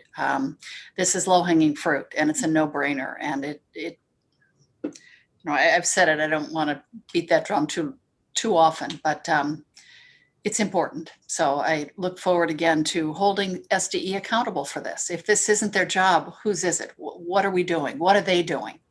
Right. So, Yeah, and I thank you. appreciate that comment. And I know that we've spoken about equity. And if the State Department doesn't take on this responsibility, as I said in my testimony, it will fall to districts, in districts that can afford teacher training, tutoring, outplacement, mediation costs. Those are the districts that may be able to supplement this, but that's not all our districts in Connecticut. And again, 1,700 people at SDE. I would think somebody there can take this on. Anyway, thank you, Mr. Chair. Thank you, Allison, so much, always. Yeah. Thanks, Representative Wood. And Allison, I don't see any further questions, so I thank you for your testimony, and we'll certainly be in touch regarding next steps. Okay, thank you so much. Next is Jack Querian. Thank you. Hi, my name is Jack Querian, Oh. and I support House Bill 6571. My first piece of testimony in support of dyslexia legislation was in 2014. At that time, I was 10 years old and I had just started going to a new school out of state to learn how to read. I didn't know that I would be advocating for support 7 years later. I did not learn how to read because of my dyslexia at my public school. And after 6 years of education, I left to go to a school where teachers had the tools to teach me how to read. I want to emphasize that my public school did not teach me, not that I couldn't learn. I thought at the time that it was a special superpower to teach kids with dyslexia. I now know that every teacher can have the skills if they are taught the science of reading. How different would my life have been if I hadn't gotten the appropriate intervention I needed? Where would I be today? Would I be a reader? Would I be on the honor roll? Would I be graduating from high school this year? Would I be going to college? Would I realize my dream of playing D1 soccer? Would I be happy? I'm able to say yes to all of these above because I had the opportunity to learn how to read. I had teachers who knew how to teach me. I had the opportunity of being in a school that understood who I was as a learner and helped me succeed. I'm one of the lucky ones. Do not let this opportunity go by to support teachers so they can help students with dyslexia get appropriate interventions. You can save lives by making sure students with dyslexia get what they need to learn how to read. I can tell you, learning how to read definitely saved my life. And I hope by continuing to advocate, I can help others. Thank you. Thank you so much for your testimony, Jack, and for sticking with us over the course of this long day. We appreciate it. And I don't see, oh, I'm sorry. There's a question from Representative Wood. Representative, I'm sorry, you're on mute. Thank you. It's just a statement, no question. I've worked with Jack and Allison now for 7 years, and I've got pictures. We will miss the annual picture this year. And Jack in the beginning was right here, and I'm sure right now it'd be much taller. And thank you for your advocacy, and you're absolutely right. This legislation will save lives, and we need to get this done. So Jack, thank you. I'm glad you're in a great place. I'm glad it's all worked out, and keep going. Thank you. Thank you, Mr. Chair. Thank you. Thanks, Representative Wood. And thanks again, Jack. I don't see any further questions from committee members, so appreciate you taking the time tonight. Thank you. Next, we will hear from Mary Ellen Jacobs. I apologize, ma'am. I understand there was a technical difficulty earlier in the hearing. We're glad that you're with us, and please feel free to go right ahead.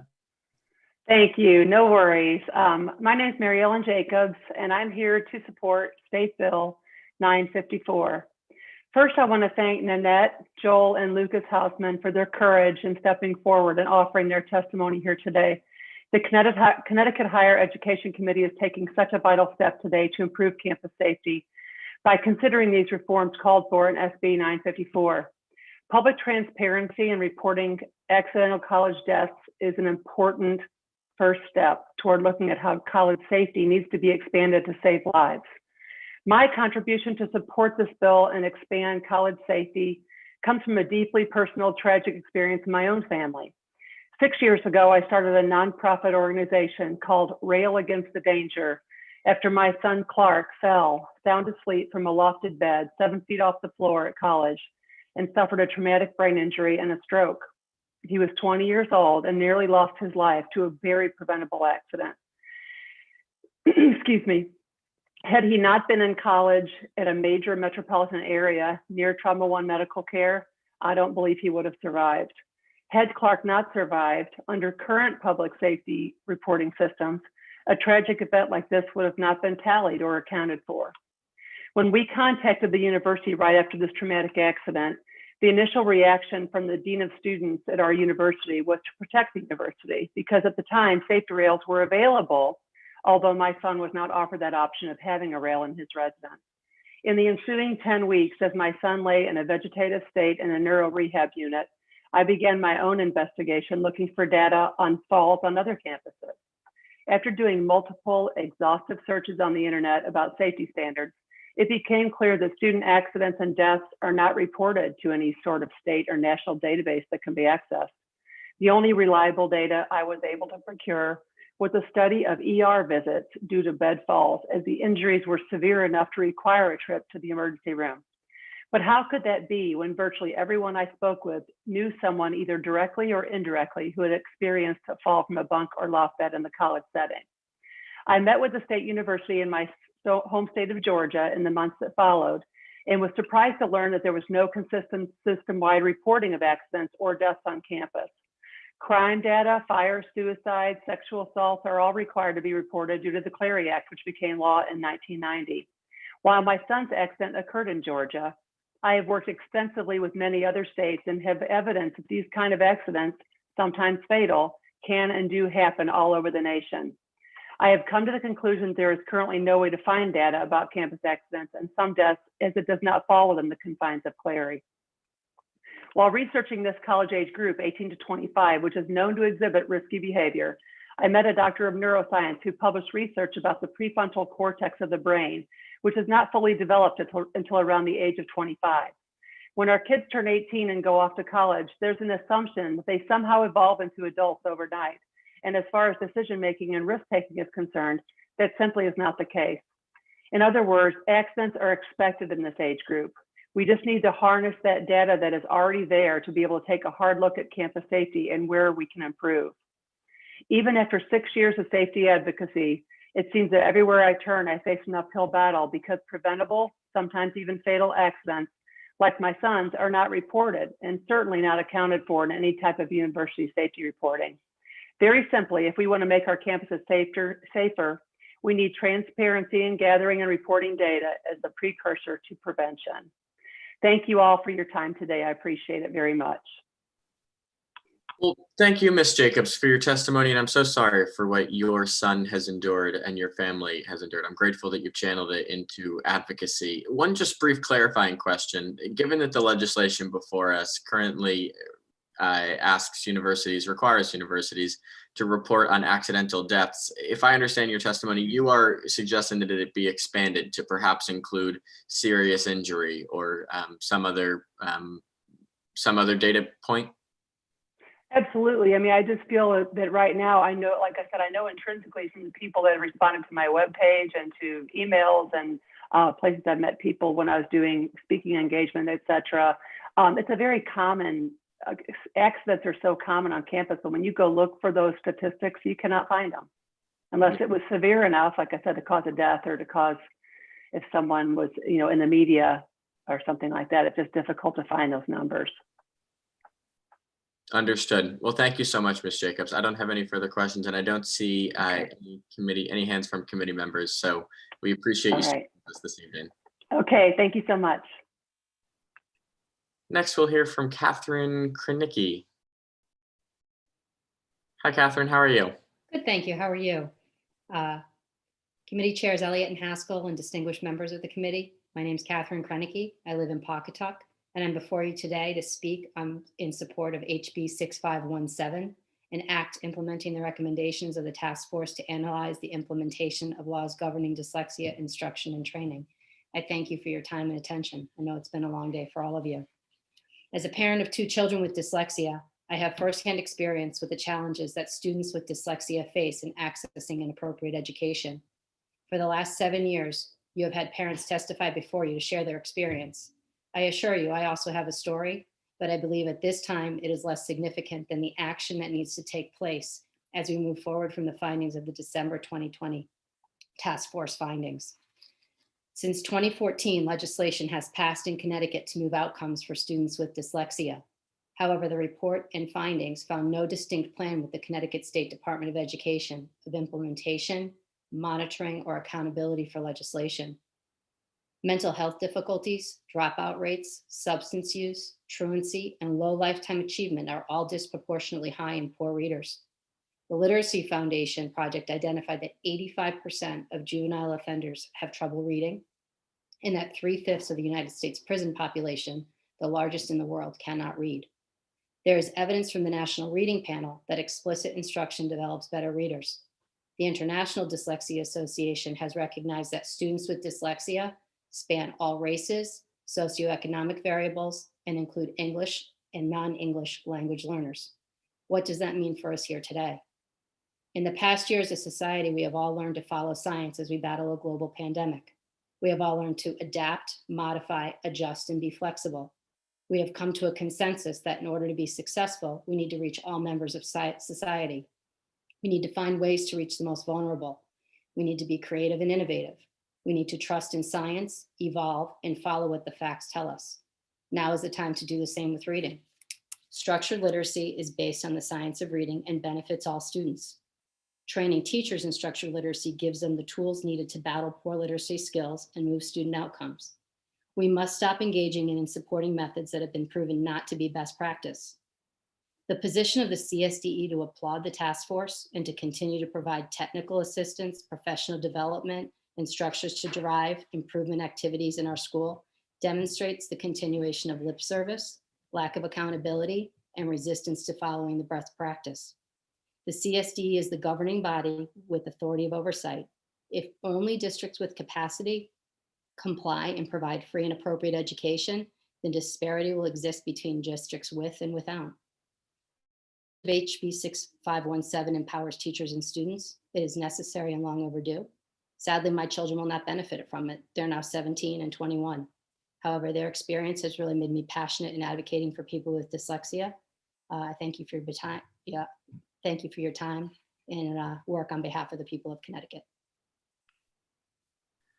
Catherine, thank you so much for your testimony today and for your patience in sticking with us over the course of this hearing. I don't see any questions from committee members, but we are grateful for you sharing your interest and expertise. Thank you. Next, we'll hear from Jennifer Spirito.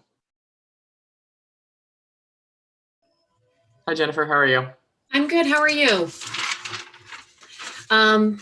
Thank you for having me. My name is Jennifer Spirito. I'm here to testify in support of HB 6517, an act implementing the recommendations of the task force to analyze the implementation of laws governing dyslexia instruction and training. I come here today as a parent, not with any expertise in dyslexia, but as a parent. I have 2 boys with severe dyslexia. And navigating a public school system where teachers have been minimally trained in dyslexia has had a significant impact on my children's ability to read and to be able to keep up with the content of their peers in school. Dyslexia itself does not impact anyone's intelligence, but it does change the way that they are able to access learning opportunities. Giving teachers the training in evidence-based practices that all children will benefit from is a great step towards equalizing educational opportunities across all communities. Without proper identification and access to appropriate research-based interventions applied with fidelity, children are falling through the cracks. As I mentioned, I have 2 children. When my youngest entered 5th grade, he was reading at a pre-kindergarten level. When my oldest entered 8th grade, He was reading at a kindergarten level. This is not uncommon. They both had been identified very early on in elementary school as having reading difficulties. They were both given interventions, but none of those interventions provided were helpful or fitting to their needs. Although everybody had good intentions, the district, the educators, they failed my children. And it wasn't until I myself pushed for the appropriate interventions through outplacement that could not take place in the public school system that progress was made. Please give the teachers the opportunities that they deserve and empower them to help our children. I ask that you support HB 6517 because all children deserve the right to read and all teachers deserve the education to support them. Thank you so much. Thank you, Jennifer, for your time and testimony and sharing your story with our committee this evening. I don't see any questions or comments from committee members, but we're grateful that you took the time during this long hearing. Thank you very much. Next, we'll hear from Allison Van Eaton.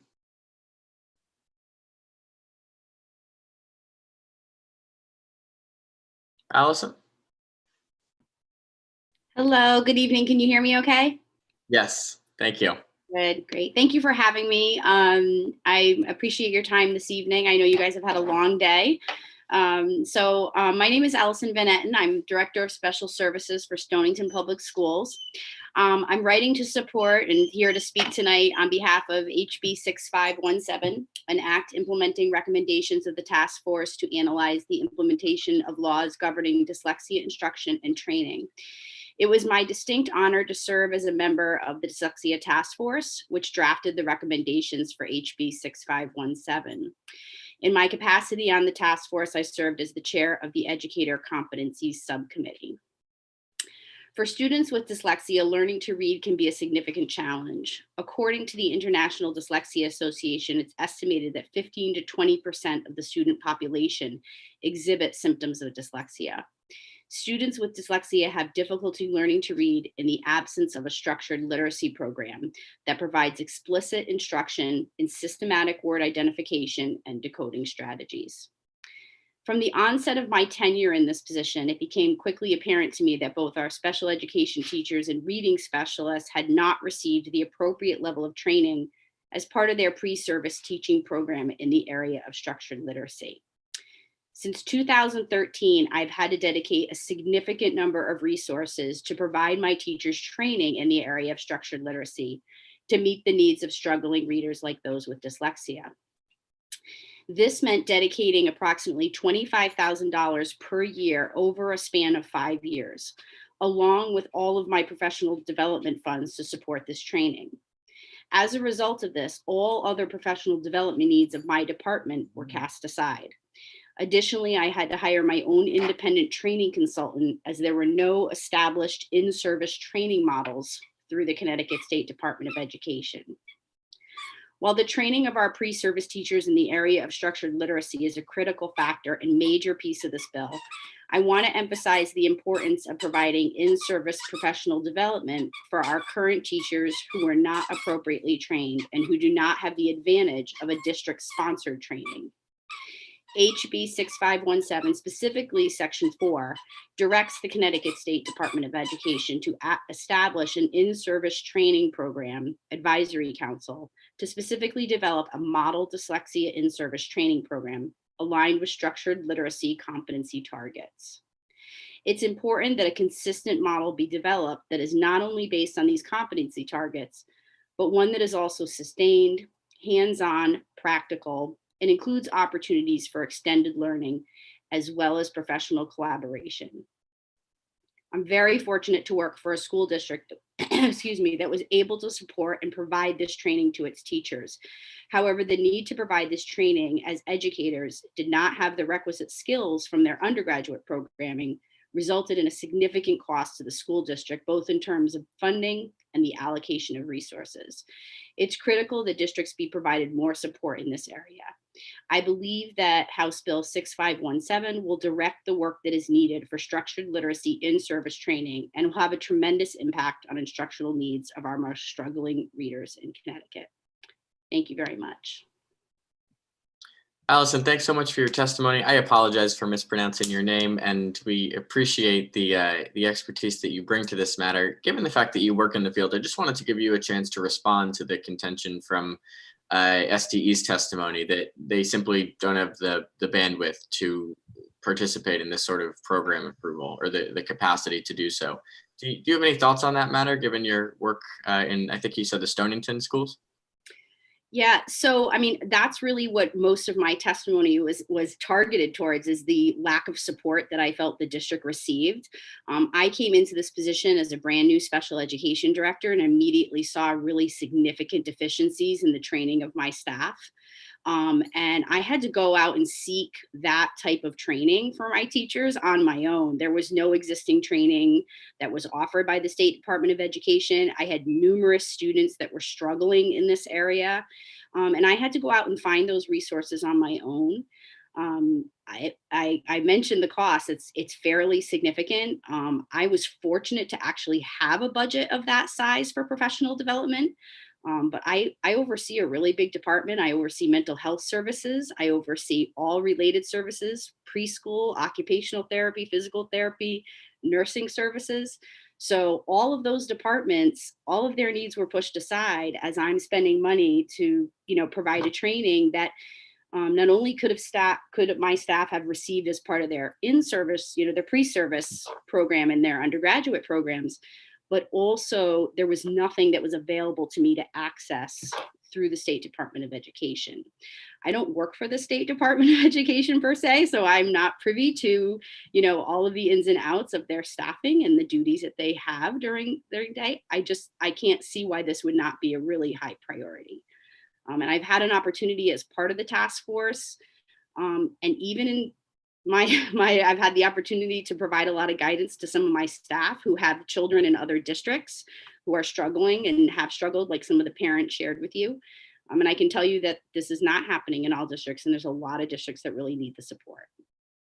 Understood. Well, thanks so much for that answer, and thank you for your time and for your testimony today. We appreciate it. Thank you all.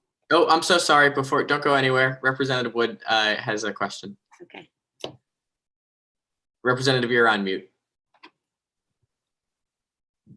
You think, yeah, see, brain cells. Thank you, Allison, for your testimony and for your engagement. And I just simply want to say thank you. Oh, thank you. Appreciate your support. Yeah, thank you, Mr. Chair. No problem at all. Thanks, Representative Wood. And I thank you, Allison. Thanks, everybody. Have a great evening. You as well. Thank you very much. Next, we'll hear from Jewel McCombs-Tolis. Hello. I'd like to say good evening. We've moved into evening now to members of the Higher Education and Employment Committee. My name is Dr. Jewel McCombs-Tolis, and I served as co-chair of the task force to analyze the implementation of laws governing dyslexia instruction and training. I'm also the director of reading and language development at Fairfield University. I'm an independent evaluator specializing in the identification and remediation of dyslexia. And I'm the former chief academic officer of educator training initiatives with the International Dyslexia Association. So I'm here today to offer my full support for House Bill 6517 with minor amendments as outlined within the written testimony of my task force co-chair, Allison Quirion. Connecticut's ongoing efforts that many of you are familiar with to positively impact our state's seemingly intractable literacy achievement gap by advancing the State Department of Education's framework for response to intervention have been occurring without the benefit of several essential components, including a shared set of literacy, knowledge, and competency standards to inform pre-service educator preparation and in-service educator training.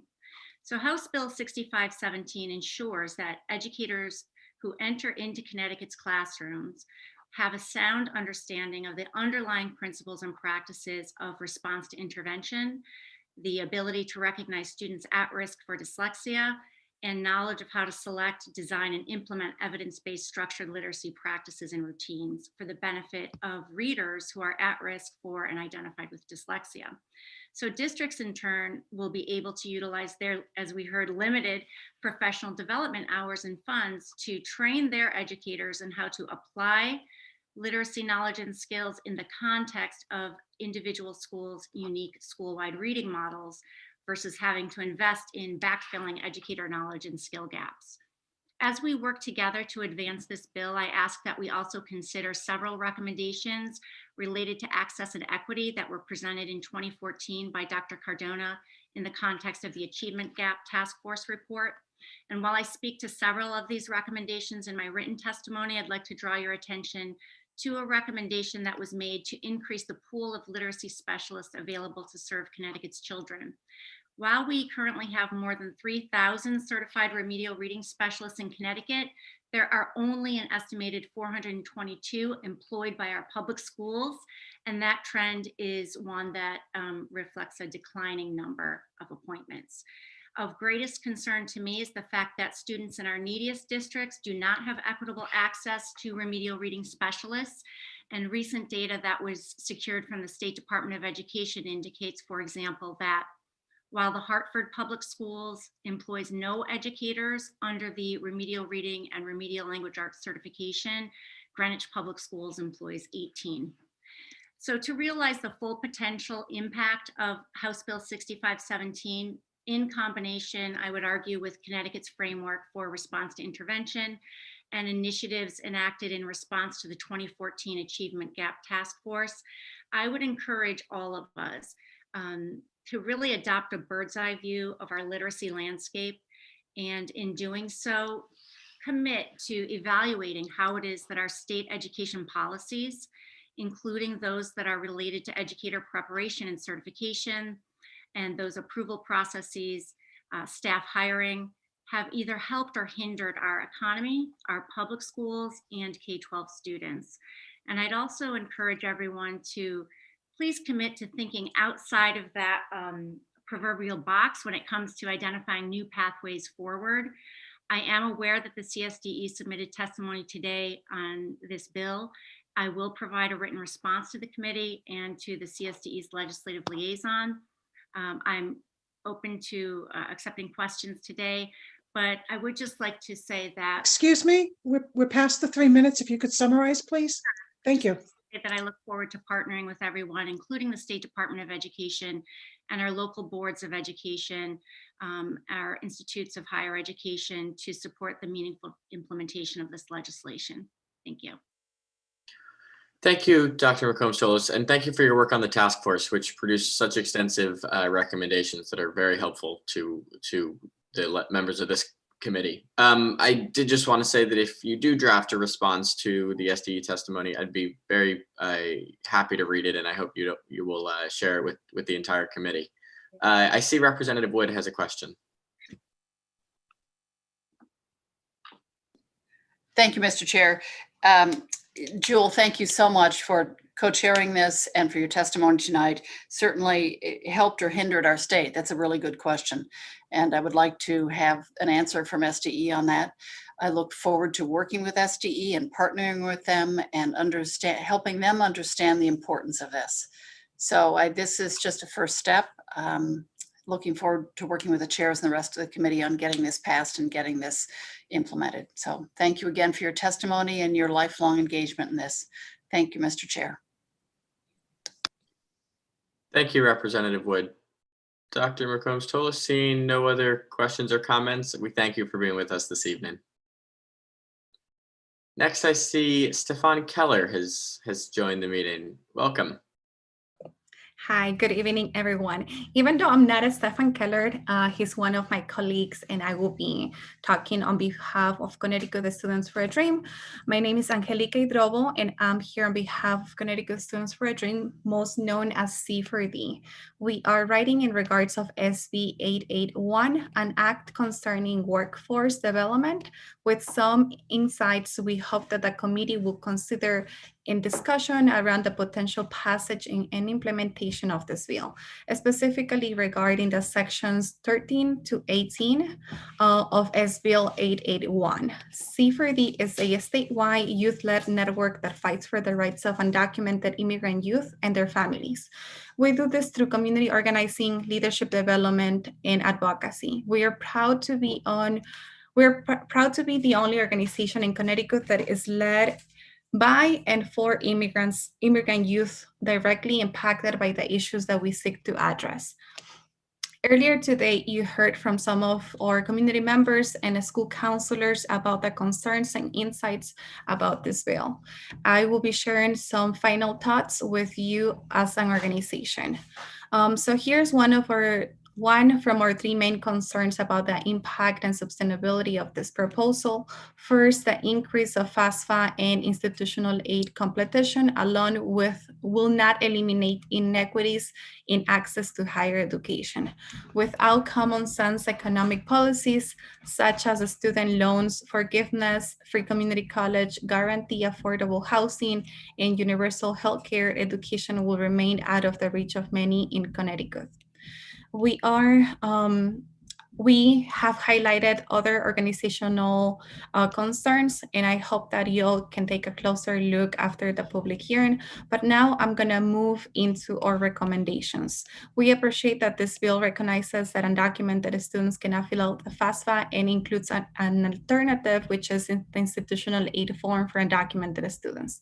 This form was created based on legislation that Connecticut Students for a Dream advocate and passed in 2018, and it was implemented in January of 2020. Thanks to this new process, hundreds of undocumented young people around the state are now applying and receiving institutional aid. We also know that there are many more students in high schools that are not completing the form and are missing out on receiving this aid. We support the spirit of this bill, which seeks to encourage more undocumented students to complete the institutional aid form for undocumented students and get the aid that they deserve. Again, we had several concerns regarding this bill, especially towards undocumented students, and we want to make sure that the Commission of Education, the Office of the Workforce Strategy, and any other task force that is created to offer recommendations on how this policy is implemented includes undocumented immigrants and their advocates. So now I'm going to move into talking some insights, some recommendations that we would like to provide around. Excuse me, you've hit 3 minutes, please. Okay, thank you. I will summarize some of them. We want to highlight that it's difficult for undocumented students to talk about their status, and undocumented students maybe feeling uncomfortable and revealing their status with the students' counselors. So we want to recommend that there must be trainings for all guidance counselors to make sure that this work is done. We want to make sure that also that this kind of requirements, right, opens assumptions around the status of the students, which is to address FAFSA and institutional aid. So we hope that that there can be situations where guidance counselors and school staff are being trained and provided with the right resources to make sure that undocumented students and citizens are not pushed to fill out incorrectly forms. There are some systematic barriers with. Excuse me, we're past the 3 minutes. Okay, thank you. So as I mentioned before, there are several concerns and recommendations that we have writing out for that committee. So we look forward to working in partnership and working in collaboration with all of you to make sure that undocumented students in the state of Connecticut are receiving the best aid as we can. Thank you. Thank you so much, ma'am. I appreciate your testimony. And one very quick question for you. Did you submit written testimony, or did Connecticut Students for a Dream submit written testimony? I'd be happy to dig into those details, the ones that time didn't allot for. Yes, of course. Yes, we did. We submitted under my name, Angelica Idrobo, and it was on behalf of Connecticut Students for a Dream. Sounds great. I will look into that. I'm sure other members of the committee will as well. Of course, our time is always limited, but we appreciate your input. And I do just want to flag that I certainly understand the concern that undocumented students would not want to identify or publicize their undocumented status when opting out of that FAFSA. That being said, I do think that the bill allows for ample requirements for an individual student, their family, or the school district to simply, without providing any reason at all, opt out of that requirement. In other words, we're not really mandating FAFSA, we're just moving from an opt-out system I'm sorry, from an opt-in system to an opt-out system. So might that alleviate the concern? Thank you. I think the concern goes beyond that, because making sure that the counselors and the staff at each school is trained on what are the resources for undocumented students. Understood. Understood. Well, thank you so much for your time and your testimony. I don't see any questions from committee members, but I will look at your written submission as well. Thank you. No problem at all. Next, we're going to hear from Lauren Lofrisco. Good evening. Hi, thank you so much. I'm Lauren Lofrisco of Westport, Connecticut, and I fully support the reforms called for in SB 954, as publicly reporting accidental college student deaths is an important first step toward how we can improve college safety in order to save college lives. I applaud each of you as our leaders for taking this time today and a long day for this review and many reviews as one step to improve campus safety. My contribution to support this bill comes from the perspective of a parent seeking to understand college safety as one of the more important aspects in selecting a school. I'm a mother of a 20-year-old son attending technical college and an 18-year-old daughter who is a senior at Staples High School. I have spent the last few years learning, at times the hard way, that once a child turns 18 and is living away from home, things are different. I have had to explain the change to my children, as well as educate myself on what information they need to learn and what is needed as adults. My daughter recently asked me a list of questions about how she should prepare herself to be safe when she is living on college campus. I was not clear on where she could get the information other than to check the college website or possibly the police departments covering that campus to see what they shared about campus safety, accidents, and crime information. These young adults are asked to make a college selection with little to no experience about campus environments other than what is presented on the college website. If they're lucky, they may get to visit a very small portion of the campus maybe once before signing their letter committing to a school. Illness, accidents, and deaths of their peers or themselves are not common firsthand experiences for most young adults prior to moving on to a college campus. They and their families are literally blind to the realities. College accident and death data is not available to me or my child today. This data is a critical part of the teaching our young adults about the common ways and the environments on campus where they or others may experience serious injury or death. As a mother, if I had information about the types of facilities that are accessible for serious accident treatment, or if I knew about the most common types of accidents or student deaths on the campus, I would be better able to answer the questions I am getting right now to help her make the best college choice.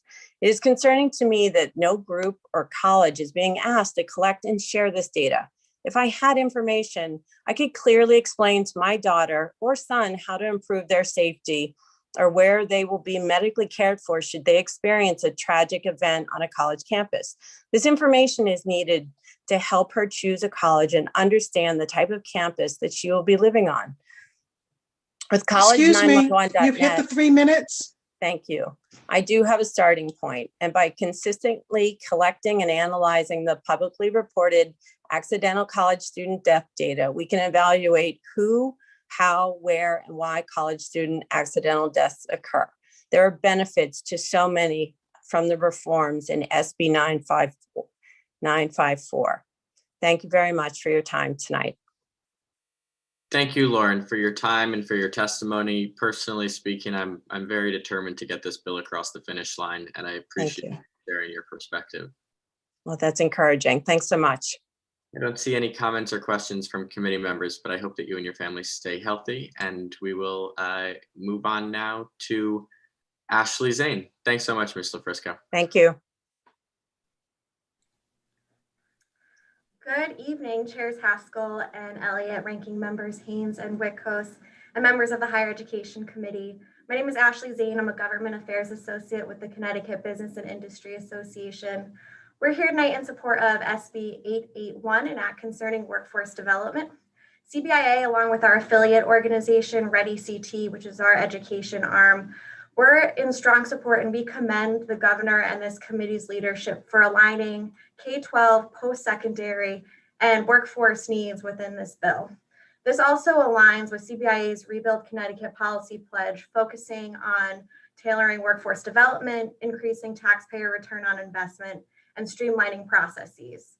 So we'd like to highlight 3 sections that we're in strong support of, starting with the Office of Workforce Strategies.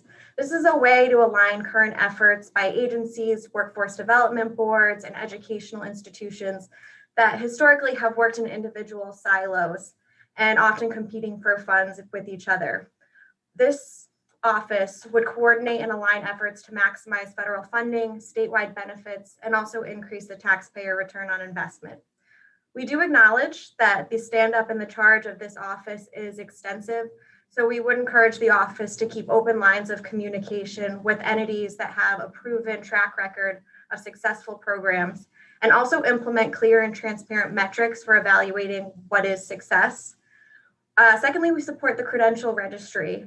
Licensing, certificate, degree paths for high-paying careers can be confusing. A lot of the times people don't know which institutions offer what programs and how to stack credentials to be even more successful. By streamlining this credential process, we're making it transparent, and even more importantly, we're putting it in plain language that the average person can understand. This also aligns with creating pathways for education, not only for our current students, but also for the incumbent workforce looking to reskill and skill up. And then lastly, we also support the expansion of the bulk ride transit program. No individual in this state should have to turn down an opportunity for a job or an internship or an apprenticeship because they physically can't get to the location. We've talked to so many of our member companies who want to expand their internship program or their apprenticeship program, but these individuals have issues accessing reliable transportation. And a lot of our companies have also tried to implement internal programs like ride sharing, carpooling, but a lot of this just hasn't been sustainable long term. So this policy would greatly expand opportunity for everyone, no matter what zip code a person lives in. So with that, we do have some concerns regarding the bill, and it's in our written testimony, but CBIA and Ready CT strongly support this bill, and I'm more than happy to answer any questions. Well, thanks so much for your advocacy, Ashley, and thanks for sticking with us over the course of this long hearing. I see that Representative Farrar has a question. Thanks, Senator. Hi, Ashley. Nice to see you. Thanks for being with us. Oh, thank you. I appreciated you highlighting some of the things that you think are strengths of the bill. That's very helpful. And I wanted to kind of ask your opinion about some of the pathways that you spoke of. I know that your work, and particularly we've connected before about really trying to make sure that we are getting more folks into our manufacturing, our IT sectors, but there's particularly often barriers for women to access those fields. And I wanted to hear from your perspective, what more do you think could be valuable from the employers that you're hearing from to ensure that we are getting more women into what are often some of these non-traditional fields still? Yeah, so a lot of our employers have talked about bringing up these fields, especially for women and girls, earlier on. So starting the success plan within this bill is something that Ready CT and CBIA has supported, because if you start to put advanced manufacturing and engineering and the trades and welding in front of a young girl in 6th grade, that's going to carry forward. By the time you get to high school, it's likely already too late for many of these students. Thank you for that. And in just kind of following up on your point around the credentialing and the transportation, do employers bring up any other barriers that they see with employees being able to get to work, to maintain, as you said, the apprenticeships that they're in? I mean, often we hear that might be childcare is another piece of the equation. I'm curious what else you're hearing from employers are some of the barriers to maintaining those apprenticeships as well. Yeah, so for us, most of our businesses and our member companies, the transportation has been the key issue. You know, we're putting a lot of effort into STEM, especially in our urban areas, but if there's no transportation to get them out to Middletown or out to some places that don't have the busways or the trains to get them there, they can't be reliable interns and apprentices, and these businesses can't invest what they would like to invest in these individuals. So for them, it's mostly the transportation, and then also, again, childcare is an issue. We're seeing a lot more women in the workforce, and if they have to constantly worry about whether or not they're going to be able to have their kid in daycare or what they're going to do about that, that's also a huge struggle.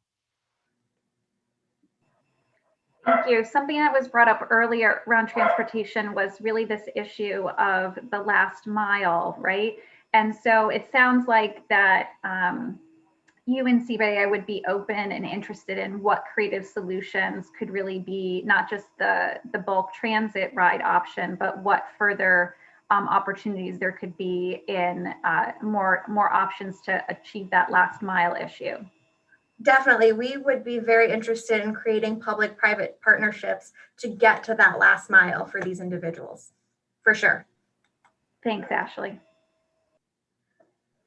Thank you, Representative Farrar. Ashley, I see one other committee member with a question, Representative Ackert. Thank you, Mr. Chairman, and Ashley, good to see you. And I appreciate your testimony on the areas that you support. But you did mention there's some areas of concerns of some CBIA, and I would like that to be indulged if you could. Coming from a business and industry area, you know, we look for workforce development. What kind of a piece of a legislation that would talk workforce developments that the businesses would not be business industry that would not be interested in or want to see changes? If you would please indulge me. Of course, it's great to see you as well. One of the concerns we had is within the reporting and the new reporting requirements quarterly. We were concerned that it does take investment to add in new reporting requirements. So we did appreciate the phase in, but we would also like to just ensure that with that reporting, anything that's made public is an aggregate. So specific companies can't necessarily be picked out of that group. We do want the data available so that we can better track and plan, and that data is exceedingly valuable, especially with the credential registry and figuring out trajectories and the success plan. But that was one of our largest concerns. And then again, the concern with the OWS, Office of Workforce Strategy, it is expansive. So we just want to make sure that they are keeping open lines of communication with our workforce development boards, with our higher ed and educational institutions. So those were our two biggest ones. And then Ready CT submitted some that were more on the education at the K through 12 level, which is in their testimony. So I don't want to speak for them. Well, I appreciate that. I think one of the areas that I've been focused on is apprenticeship, and there's no focus that Connecticut unfortunately has a policy, unlike many states, almost every other state, that has a hiring ratio, which just is bizarre to me, that literally says you can only hire so many people in different trades. And I can't get and we've been pushing for this, and and people that are looking for workforce development, and you have jobs ready, job openings, but we have legislation that actually says you can't exceed this amount of individuals to be hired. Makes no sense.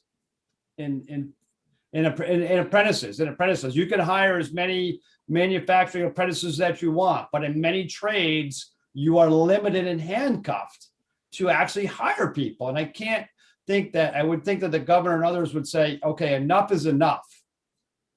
We have slots available and people ready to go to work because they're well-trained in our great trade schools, but then we withhold them from getting those jobs because we have a hiring ratio. And it just doesn't make any sense. There's no way that in a time in this day and age that if I wanted to hire 20 meat cutters to come to my grocery store because I need 20 meat cutters, I can hire 20 meat cutters. But if I want to hire, 10 apprentices to do plumbing, I can't because I have a hiring ratio. So, I appreciate your work. Please continue pushing and doing what you do for our businesses out there and those that are apprentices. So if you want to comment, I'm happy to hear any more that you have to add. Yeah, we would definitely support any efforts that increases the number of apprentices, assuming that they can get the education that they need and that the company can verify that they are being trained, they're supervised, it's a safe environment. But if there's a deficit within a specific trade, we should be pushing as many apprentices into these positions so that they can learn and we can fill those deficits and get them into well-paying careers. Well said. Well said. I couldn't say it better myself. Ashley, thanks for being, Mr. Chairman, and thank you for the time. No problem. Thanks, Representative Ackert. And Ashley, looking forward to working with you on those areas of concern that you mentioned, especially around data requirements. We certainly, I think, should be able to reach some sort of mutually agreeable solution there. So thanks for taking the time to testify today and for your patience. Thanks so much for sticking with it. Next, we'll hear from Diane Wilcuts. Good evening, Diane. Hi, I'm Diane Wilcuts. I am here on behalf of SEEK, Special Education Equity for Kids. We work on behalf of the children with disabilities in Connecticut. I'm here strongly supporting HB 6517. This has been a huge issue. So many people have worked so hard to get dyslexia legislation passed. And there's some really good stuff in the law right now, and it's not happening. It's not being operationalized, and nobody's in charge of making sure it happens. And so my understanding of this bill is that this is basically saying, no, we have to figure it out. We have to figure out how to make this happen. Our teachers, our special ed teachers, our reading specialists are graduating from schools of higher education without the ability to teach anyone to read, let alone students with dyslexia. About 50% of kids are going to learn to read no matter what you do.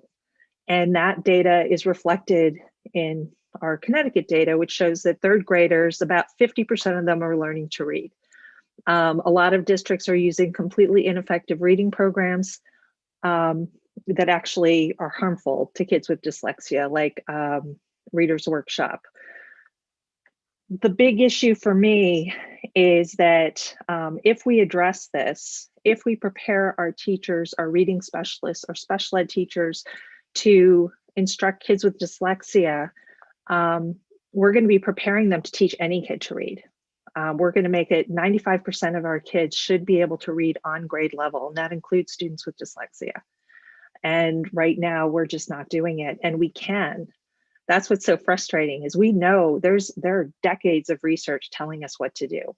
And our schools of higher education, for some reason, just haven't incorporated this into their programs for the most part. That's why we have the legislation that said you need a program of study and supervised practicum in structured literacy. So it's great that it's there, but we have to make sure that it actually happens. I've got so many kids with dyslexia who are depressed, who want to drop out of school or have dropped out of school, who are involved with the juvenile justice system. It's completely unnecessary. I'm lucky because my son, who had dyslexia, we recognized this in kindergarten, first grade. He was completely remediated. He didn't need special education after 5th grade. And so I know it's possible. I know it's possible to remediate kids and get them to where they need to be.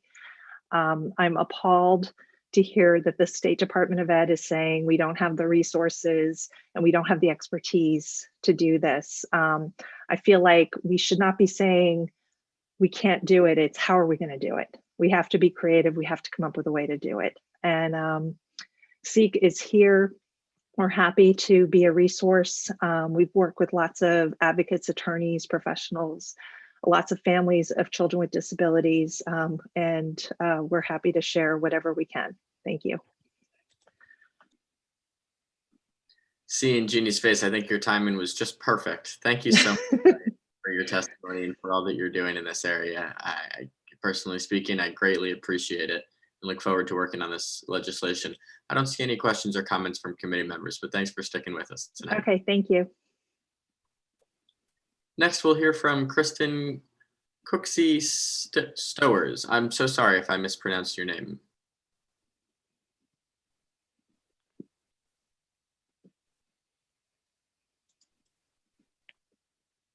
Is Kristen here? I'm here. Oh, we can hear you. We can't see you yet, but that's okay. If your camera's not working, feel free to proceed. Oh, Yeah, hi. sorry for the technological issues. No problem at all. Thanks for joining us. Go right ahead. Good evening. My name is Dr. Kristen Cooksey Stowers, and I'm an assistant professor at the University of Connecticut. Thank you for the opportunity to speak with you all. As a health equity researcher who studies disparities and food insecurity risk among marginalized populations and strategies to address food insecurity like SNAP, I understand the need to address the systemic issues that perpetuate food insecurity on our campuses. We've conducted a number of studies on food insecurity in Connecticut, particularly among food pantry clients and people who live in low-income neighborhoods. I also have lived experience with food insecurity in college. As a student from a low-income family, participating in both work study and the SNAP program helped me to successfully take care of myself as an undergraduate and go on to pursue graduate studies. While I support HB 6229, I believe the bill should be strengthened to require public reporting earlier than January 2023 and to require the use of validated food security measures to allow for better comparisons and accountability across the state. In response to Essay 1925, I worked with a team to develop and launch a survey of food insecurity among UConn undergraduate. That initial survey launched in October of 2019. The results pointed to notable disparities in food insecurity among students at our regionals, Avery, Hartford, Avery Point, Hartford, Stanford, and Waterbury, compared to stores. In addition to using the USDA food security measure in our survey, we were able to add open-ended questions to allow students to share their stories. A student shared this quote: "I used to get my meals for free all through elementary, middle, and high school, so I don't get why I was never provided something and forced to pay that in college. I couldn't afford that in loans this year, so I didn't do it. So now there's 2 to 3 week gaps. I don't go grocery shopping and pull something like 1 pack of eggs and a bag of chicken nuggets because it's gotten to that point." We've worked as a team of administrators, students, and researchers to develop a plan for multi-pronged, tailored approaches to improve food insecurity at UConn. It's clear from the data that we will need equity-focused solutions that address both the affordability and physical availability of our food. By designating work-study eligible students as eligible for SNAP, this bill offers a great first step towards addressing the affordability concerns that we heard in 2019 from our first survey. Our group has also worked to develop a follow-up survey of UConn regional campus students to better understand their experiences, how COVID-19 impacted them, and importantly, to learn which proposed solutions they prefer.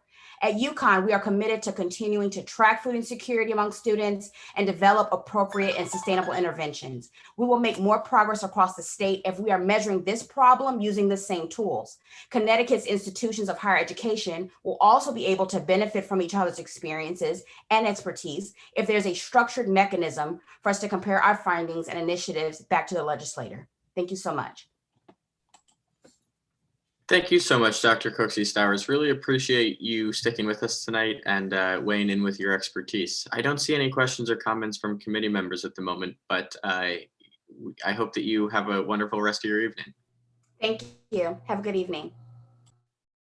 Next, we'll hear from Linda Bruce. Good evening, Ms. Bruce. Good evening. Hello.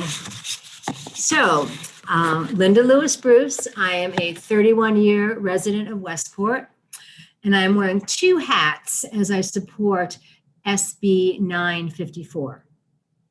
My first hat is that of a mother of an 18-year-old son, Cameron Bruce, who fell to his death from a dorm window his first day of classes at university. My second hat is that of a hospital chaplain. And at the time of our tragedy, it was the school chaplain who provided necessary resources to guide my husband, students, faculty, and me through the initial trauma. Now, in my own work as a chaplain, I provide counsel, witnessing the pain and suffering of others, and providing support so that those in need feel that they are not alone. When our son died, we learned of 3 others who had died at that university that calendar year. Having this information was a comfort, albeit a very, very sad one, yet a comfort nonetheless, as we knew we were not alone. There are other members, and there continue to be, sadly, other members of this tragic Dead Kids Club. It's what I kind of call it. And returning to my capacity as a chaplain at my hospital, we have a motto, safety starts with me. So I'm kind of offering an analogy. I have extensive online monthly mandatory continuing education. I'm well trained to spot and report safety issues. And the hospital is mandated to report deaths. Now, deaths happen in hospitals where people are supposed to get well. Medications have long lists of adverse side effects. In order for procedures to be performed, long forms are filled out acknowledging there may be complications. With all this reported information, people can and still choose to go to hospitals, to take medication, and to have procedures. Now, by requiring accidental death reporting, SB 954 will help consumers, families, parents, students have more information and data in making their choice for higher education. Deaths can and sadly do happen at university where people are supposed to learn, grow, and thrive. And safety information is as critical in education as it is in medicine. It is another data point. My children had a variety of criteria ranging from quirky to practical for choosing one college over another. Accidental death reporting is a necessary data point, not an odd or quirky criterion. And Connecticut has the opportunity to be the leader in providing families with improved information about this important college decision. I support SB 954 as a measure which will help students and parents make better informed choices. And I hope that you will vote favorably. Thank you very much. Ms. Bruce, thank you so much for your testimony and for channeling your grief into advocacy. It cannot be easy to come before this committee and share what you and your family have experienced, but we're truly so grateful. And many of us are very committed to getting this bill across the finish line. So thank you so much for being patient and sticking with us during this very long day. And I don't see any members of the committee raising their hands. By the way, your son Cameron, if I remember correctly, was a member of the Staples Players at Staples High School. I was a few years after him, but was also a member. And of course, he left a very large legacy on that community. So anyways, thank you so much for your testimony, Ms. Bruce. You're welcome. You're welcome. I am happy. Happy is the word? I don't know. I am honored to. I know the Hausmans are very good friends. My kids were babies together, and we want to do something for others, for our legacy, actually. And then this is happy to stand up with her as we continue to, like I said, provide safety, whatever we need to do to inform parents. Well, thank you so much. Thank you. Next, we'll hear from Fumiko Hoyft. Hello, can you see me and hear me? Yes, we can. Good evening. Great, good evening.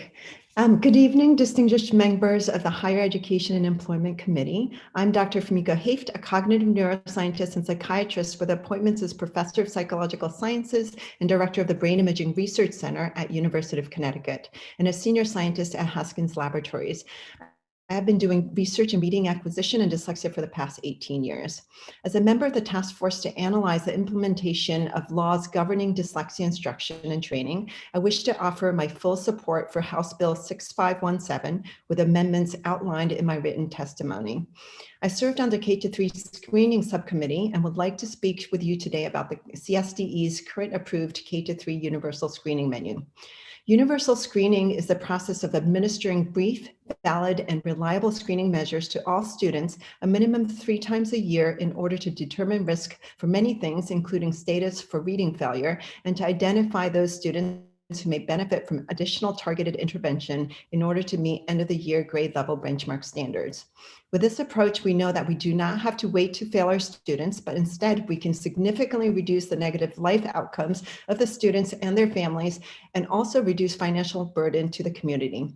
I wanted to give you just a couple of examples of scientific evidence. So for example, if we can provide early intervention, it is 4 times more effective than not letting them sit in these at-risk students. If for every year that we wait, the effectiveness diminishes by 25 to 50%. And the return of investment, if we can identify kids early and provide support, is very high, from $16 to $31 per dollar spent. And now with this current approach, we can predict risk with 60 to 80%, and in many cases, 90% accuracy. So if we do it right, we can do it can be a win-win for all of us and not just those to be struggling readers. The CSDE is charged with developing and approving universal screening measures for inclusion on the K-3 menu, measures which are to be used by local and regional boards of education. The current menu includes 2 sections. All districts must select a measure from section 1 as the CSDE has deemed them appropriate for use. While the purpose of the measures, including section 2, is not described, it has been made clear during the process that measures in section 2 cannot be used independent of section 1 measures. Comprehensive findings and recommendations regarding student screening can be found within the task force report. However, I wish to draw attention to the fact that the subcommittee found that the current K-3 screening menu does not meet the requirements of section 10 to 14T of the general statutes and does not adequately reflect the state of current research regarding the screening of K-3 students at risk for reading failure. Understandably, the task force has recommended that section 2 of the K-3 screening menu be removed, as measures listed there are neither general outcome measures, as they should be, and are not useful for identifying students at risk for dyslexia or other reading-related learning difficulties. We've also made recommendations designed to strengthen part 1 of the menu as related to the current state of research. Early literacy screening done right is the foundation upon which all early identification and intervention models rest, including our state's own framework for response to intervention. With this in mind, the task force took great care to generate a comprehensive set of recommendations designed to support the state's effort to advance a systematic and impactful early screening and intervention model. I appreciate having had the opportunity to speak today and will welcome any questions you may have about K-3 literacy screening or our subcommittee's recommendations. Thank you very much. Thank you, ma'am, for your time, for your testimony, and for your expertise. I learned a lot, and I will dig into these substantive amendments that you propose in your written testimony as well. I don't see any questions or comments from committee members, but I thank you for your patience with us over the course of this hearing. Great, thank you very much. Next, we'll hear from Tiffany Williams. Good evening, Ms. Williams. Hi, good evening. So Go good right evening. ahead whenever you're ready. Good evening, Chairs Elliott and Haskell, Vice Chairs Turco and Flexer, Ranking Members Haynes and Whitcombs, and members of the Higher Education and Employment Advancement Committee. My name is Tiffany Williams, and I am a resident of Bridgeport, Connecticut, and I am testifying to communicate my strong support for Connecticut House Bill 6228. So with education, professional opportunities become more accessible, which leads to further ways to earn an income and to support your family. And for justice impacted persons, it is especially important for them to have access to higher education without their past hindering the process. Because Black men and women are disproportionately impacted by the justice system, inquiring about a potential student's criminal history during the admissions process will ultimately affect those men and women who seek to further their education, like Maurice. So Maurice is my fiance, and he is currently incarcerated in Suffield, Connecticut. But during the time of his incarceration, he has been He's had access to higher education and is proven to be influential in his life. He has found great purpose in his involvement with Second Chance Educational Alliance and Yale Prison Education Initiative. And his ambition to achieve, it encourages everyone around him, including myself, to continue my journey towards a higher education. And his plans to continue in higher learning when he is released, it will contribute to reducing recidivism. Education leads to securing employment, and being employed reduces the chances of reoffending. The stress that comes along with applying for school, in addition to having to answer questions about criminal history, it can be very discouraging. The information could be used to discriminate on justice impacted individuals after they've already paid their debt to society. It could feel like being punished all over again. And so an act restricted institutions of higher learning from inquiring about a potential student's criminal history during the admissions process would be greatly beneficial for a person like Maurice. Passing this bill will allow him and those who may have arrest records or convictions an opportunity to make a positive first impression. It will remove the stigma and the initial bias that may take place in the admissions process. And also in relation to this bill, establishing a prison education program office within the Department of Corrections will also be beneficial to provide academic support to the incarcerated student. It will stand as an advocate for a person like Maurice when it comes to knowing that he has a place for his voice and his concerns to be heard and taken seriously. This office will also help with probably reentry services. And Maurice described the significance of having such an office within DOC as preparation for transition into a higher learning setting. The Prison Education Program Office will act as a liaison and work closely with getting the student settled into their new college setting or on campus. And so overall, Maurice and other brothers and sisters who are incarcerated or who have arrest records or convictions, they should be given the opportunity to apply for institutions and programs of higher learning without the dark cloud of their past mistake being a hindrance in the admissions process. A prison education program office will provide the support that is needed for Maurice and others to continue passionately seeking higher education while incarcerated and even after release. So Maurice and I, we strongly support Committee Bill 6228 and respectfully urge you to favorably vote the bill out of the Higher Education and Employment Advancement Committee. Thank you for your time. Thank you, Ms. Williams, for your testimony, and thank you for sharing Maurice's perspective as well. You know, one fundamental frustration that I have with the public hearing process is that it's impossible for, or very, very difficult, I should say, for people who are incarcerated to participate in this public hearing. So we're so grateful that you stuck with us over the course of this long hearing to share both his perspective and yours. Just one very quick question for you. What are Maurice's plans post incarceration? Does he have plans to pursue a specific degree or go into a specific field? He tells me he wants to be a professor. And so I know that he works very hard with Second Chance and with Yale and with SNHU as well. But I'm not sure exactly what field he would like to go into. So that's a nice question to ask him on our next phone call. Wonderful. Well, thanks so much for your perspective this evening. I see that my colleague Representative Ackert has a question for you as well. Okay. Thank you, Mr. Chairman. You stole my thunder, actually. I was curious as to, now is Maurice taking classes now? Yes. Excellent. Okay. During COVID, the teachers and the professors, they mail them in the work. So it's taken longer for them to, get work done, but it is happening. And I'm so grateful because it's helping with their mental health while they're in there during this time. It's really hard for us and we're out here. So imagine what they're going through being incarcerated. And so education is like, just to have that and during these times is very good. Well, thank you, Ms. Williams. A follow-up to this is, and I'm just more of a comment, I'm glad the committee has raised this bill because I was unaware that there was even such a thing. Not having, at my age, I haven't applied for college, so maybe I should. But not knowing that there's even such a thing, that there's a box that says, were you ever incarcerated? Because I think we're here to, the focus is to educate people and workforce advancement. In other words, and the other part of the committee, we always talk about the higher education piece, but also employment advancement. And so to have anything that somebody would be apprehensive to look at oh, I don't want to fill it out because I have to talk, I got to fill that box. Yeah.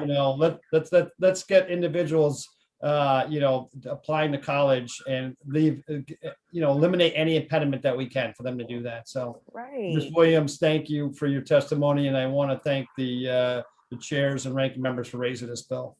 Thank you. Thank you all for your time. Oh, don't go anywhere, Ms. Williams. Thank you, Representative Ackert. I appreciate those comments, and really a tremendous amount of credit lies with Representative Robin Porter, who's been working on this issue as well. I want to, before you go, Ms. Williams, there's a question from Representative Smith as well. Okay. Hi, Rep. Smith. Thank you, Mr. Chairman, and hi, Tiffany.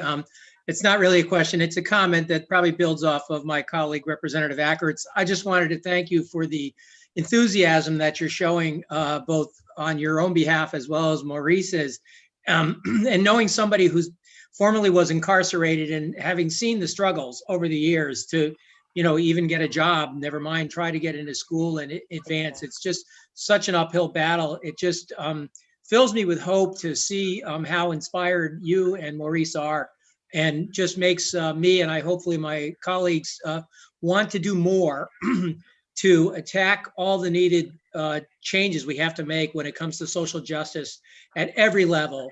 Not only this one with educational opportunities for incarcerated people, but throughout our society. And it just inspires me and gives me hope. So I wanted to thank you for that at the end of a long day. I really appreciate it. Thank you very much. Thank you. Thanks, Representative Smith. Ms. Williams, I don't see any further questions or comments, but please, on behalf of the committee, convey to Maurice how excited we are for his future and how grateful we are that you were able to take the time to share his perspective this evening. Thank you so much. You guys have a great night. You too. Stay healthy. Next, we're going to hear from Deb Pollen. Good evening. Good evening. Oh, she was so inspiring. Can you hear me okay? Great. Good evening, members of the committee. My name is Deb Polin, and I'm the Executive Director of the Connecticut Association for Community Action. We're the state association that works with the state's 9 community action agencies, which are the federal and state designated anti-poverty agencies.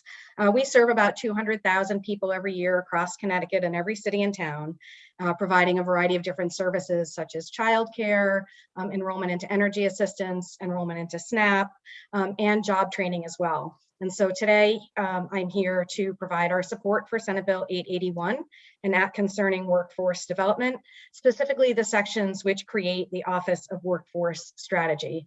I wanted to thank Governor Lamont and the committee for taking leadership on this issue.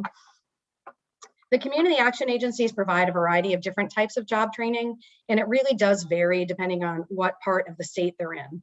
But one of the main roles that they play is some of these softer job skills, like how to design a resume, interviewing skills, what it's like to go into work every day, just some of the things that you need to know about arriving a few minutes early, how long of a break you're entitled to, et cetera, how to communicate with your coworkers, which isn't always easy, as you know, and some basic computer literacy as well.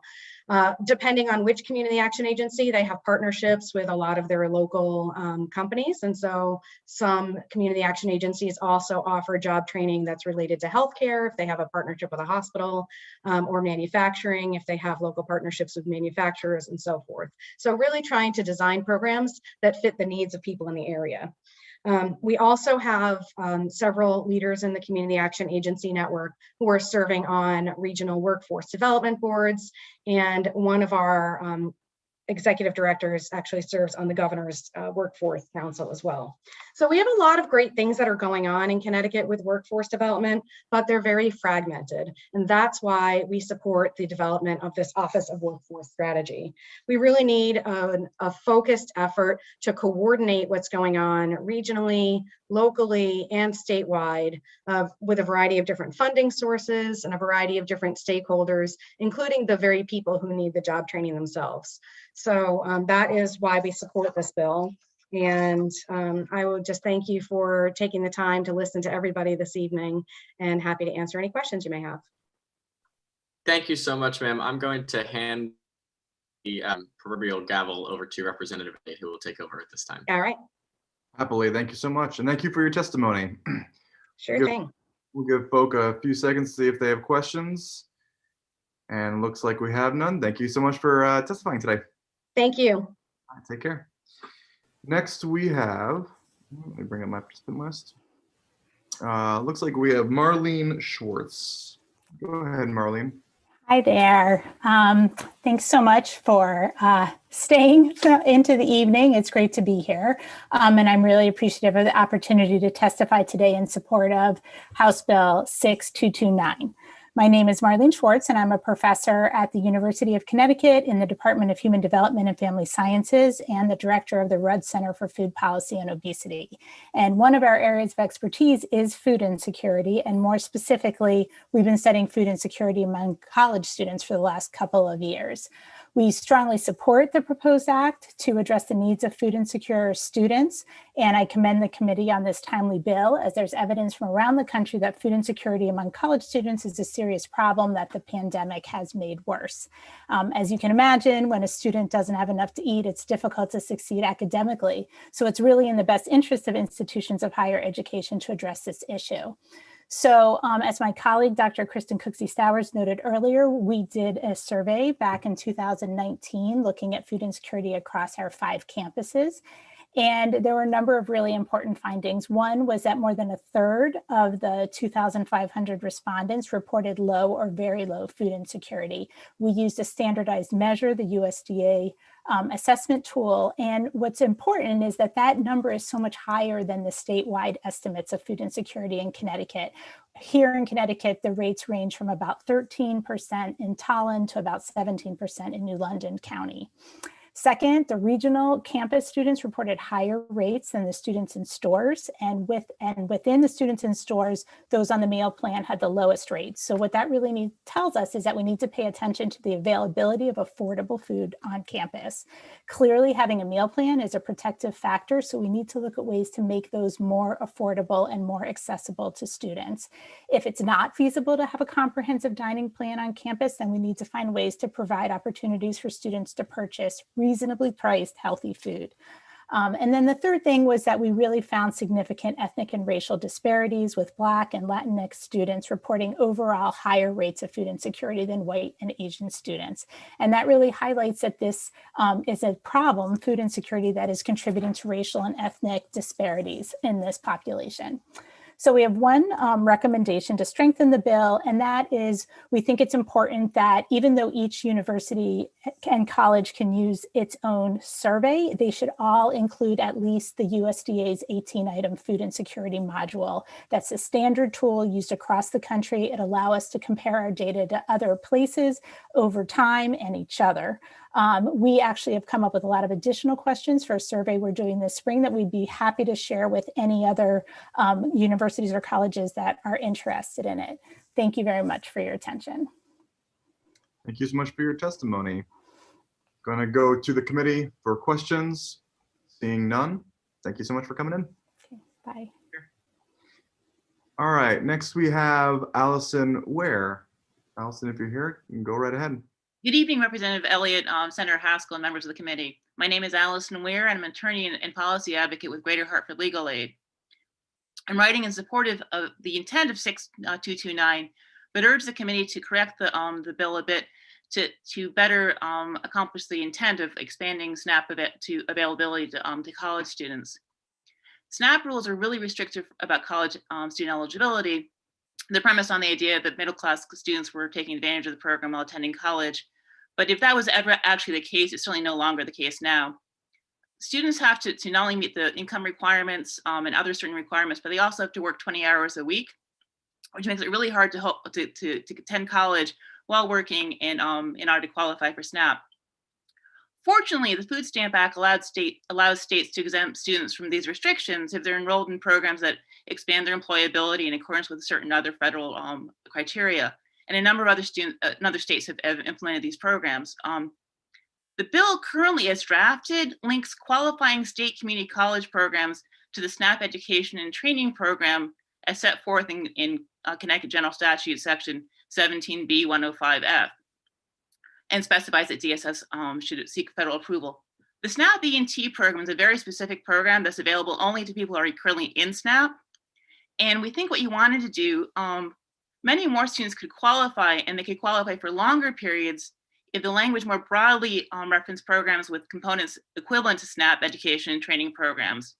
Under the Food Stamp Act, states can determine what programs qualify, and by reference to the specified federal criteria, there's no federal approval necessary, and students qualifying under these programs are eligible for from enrollment in the program through classes, including while on vacation, up through graduation. There's a critical distinction in the SNAP eligibility for those enrolled in the SNAP E&T programs for whom the eligibility ends when the program itself ends. I'd like to note that the four-year college programs that prepare college students for immediate employment could also qualify under this the Food Stamp Act. My colleague Lucy Potter last year worked with Representative Haddad to provide different language than is currently put forward in this bill, and I attached that to my written testimony.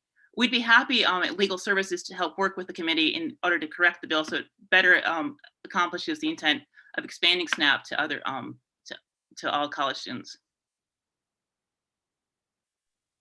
Is that the end of your testimony? That's it.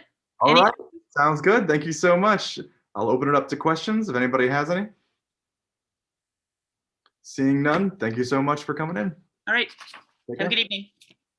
Next, we'll move to Alyssa Heisler Mendoza. Hi, good evening. Can you hear me okay? Sure can. Excellent. Good evening. My name is Alyssa Heisler Mendoza from Newtown, Connecticut, and I support House Bill 6517. Thank you for your past support for children with dyslexia and the dyslexia legislation. Although legislation is currently in place, we still lack implementation and accountability in Connecticut, resulting in our kids with dyslexia, many not learning to read. This impacts our children negatively, academically, socially, and emotionally, and this can lead to long-term consequences for families and cost impacting our society. I am a proud parent of an amazing 11-year-old son with dyslexia. I started advocating at the state level to ensure no other family goes through the same burdens, frustrations, tears, and financial hardship to help their child learn to read. I was honored in 2019 to be appointed as the parent member of the Dyslexia Task Force. I served as the chair of the K-3 screening subcommittee, wherein part of our assigned charges included whether the Connecticut State Department of Education's approved menu of research-based grades K-3 universal screening reading assessments meets the requirements of the Connecticut General Statute. In addition, also evaluate if the K-3 screening requirements are consistent with the current evidence-based practices and the research for dyslexia. After a comprehensive assessment, the subcommittee concluded that the current Connecticut State Department of Education K-3 screening menu, 1, does not fully meet the requirements of section 10 to 14T of the general statute, and 2, does not adequately reflect the state of current research regarding the screening of K-3 students at risk for reading failure.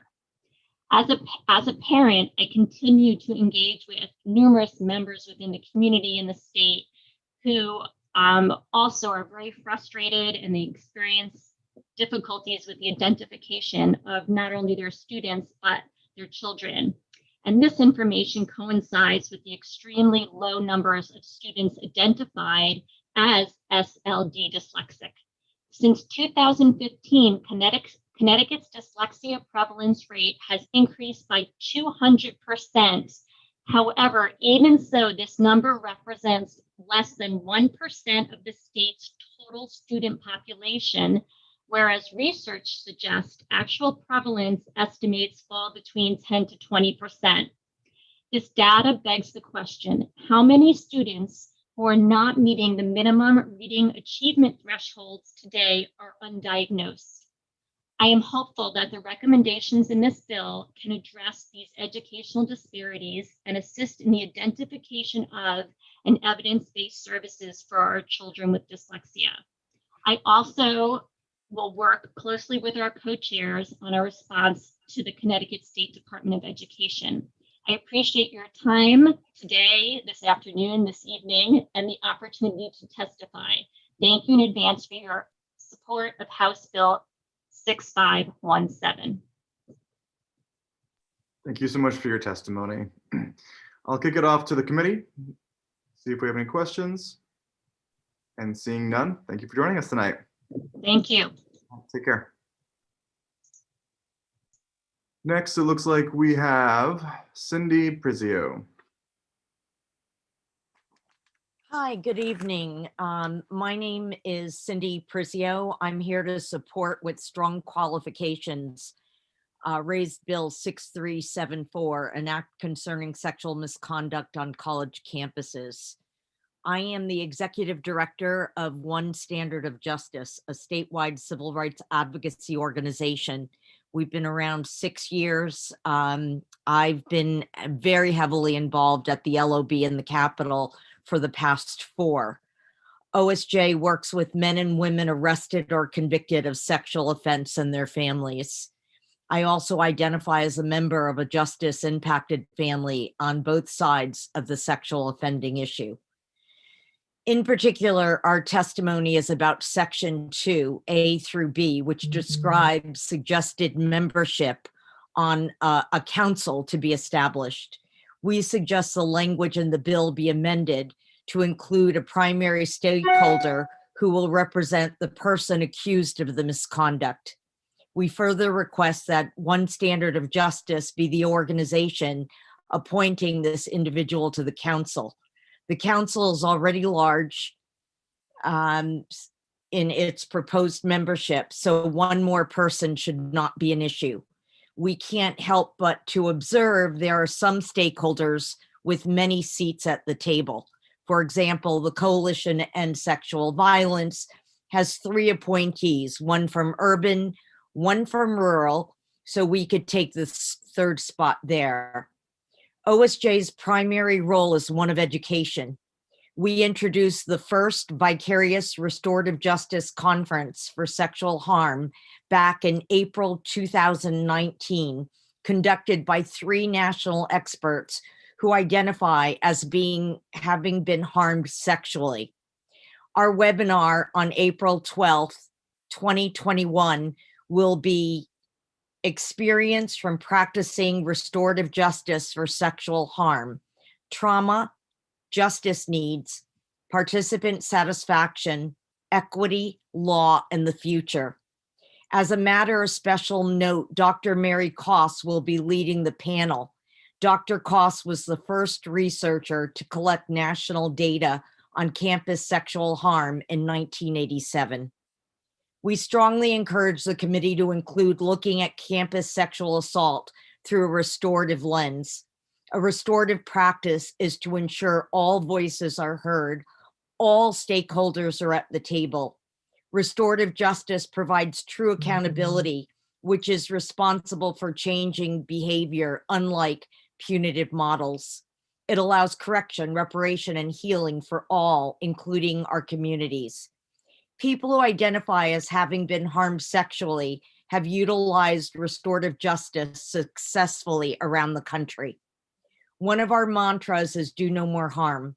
A restorative lens or approach will honor this along with a host of other values which teach rather than Excuse me, you've hit the 3-minute mark. Could you summarize, please? If I may wrap up. OSJ wants in no way by my word today to diminish the pervasiveness of sexual harm on campus. We want to honor all voices heard.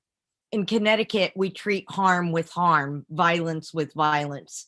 Instead, as a state, we must hold ourselves accountable to place the emphasis and resources on primary prevention, treatment, and highly qualified services for those men and women who identify as having been sexually harmed. And trauma is a common denominator by both people who have harmed, people who have experienced sexual harm, and both of their families and communities. And I think that's it. I also just want to say that I have written testimony to support 6228 with certain amendment changes. And I strongly, anybody who knows me knows that when I talk about an anti-discrimination bill, I talk about all people. And unfortunately, people on the side of sexual offense are often a carved out or excluded group. Thank you. Thank you, Cindy. I'll open it up to the rest of the group to see if there are any questions. And seeing none, Cindy, thank you for your time. Thanks for joining us. Thank you very much. Take care. Next, we have Lisa Gianni.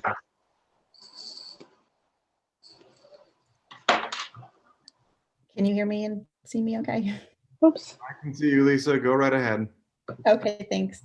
So good evening, committee members. My name is Lisa Gianni, and I am a teacher and currently reside in Cromwell. I appreciate the opportunity to share my testimony tonight and my overwhelming support of House Bill 6517. I've worked in elementary level public education for over 19 years and have held a variety of positions from teaching in the classroom to working with small groups of students as a remedial reading specialist, and now working with teachers and students in K2 as a literacy coach and reading specialist. My knowledge of dyslexia and structured literacy has grown over the past 5 years and started when I received my recent remedial reading specialist certification in 2017, which then led me to continue to search for knowledge on dyslexia on the Literacy How website and reading many professional books. But mostly I've learned on my own time through discussions, workshops, and webinars offered through the Science of Reading Facebook group community. Not to diminish the important work the SOR group is accomplishing, but isn't it something when teachers have to further their professional development in a Facebook group? I wish that my college education and my district would have been able to offer coursework and professional development focused on structured literacy, dyslexia, and the science of reading, but I have had to take that on during my own time and at my own cost. Since then, learning all I can about dyslexia and reading science and helping educate my colleagues and other teachers has become my passion. I realize how much we don't know and haven't been taught in our higher education programs or in our districts. This is very unfortunate for not only the education profession as a whole, but also the students and families it serves. I've seen firsthand the impact structured literacy can have on students with dyslexia, striving readers, and average readers. All students benefit when receiving this method of literacy instruction. It is imperative that we provide Connecticut educators with the knowledge and understanding of structured literacy as recommended by the IDA and the Science of Reading, and that we comply with Connecticut's existing dyslexia legislation. In doing so, we provide equitable access to scientifically based literacy instruction for all of Connecticut's children.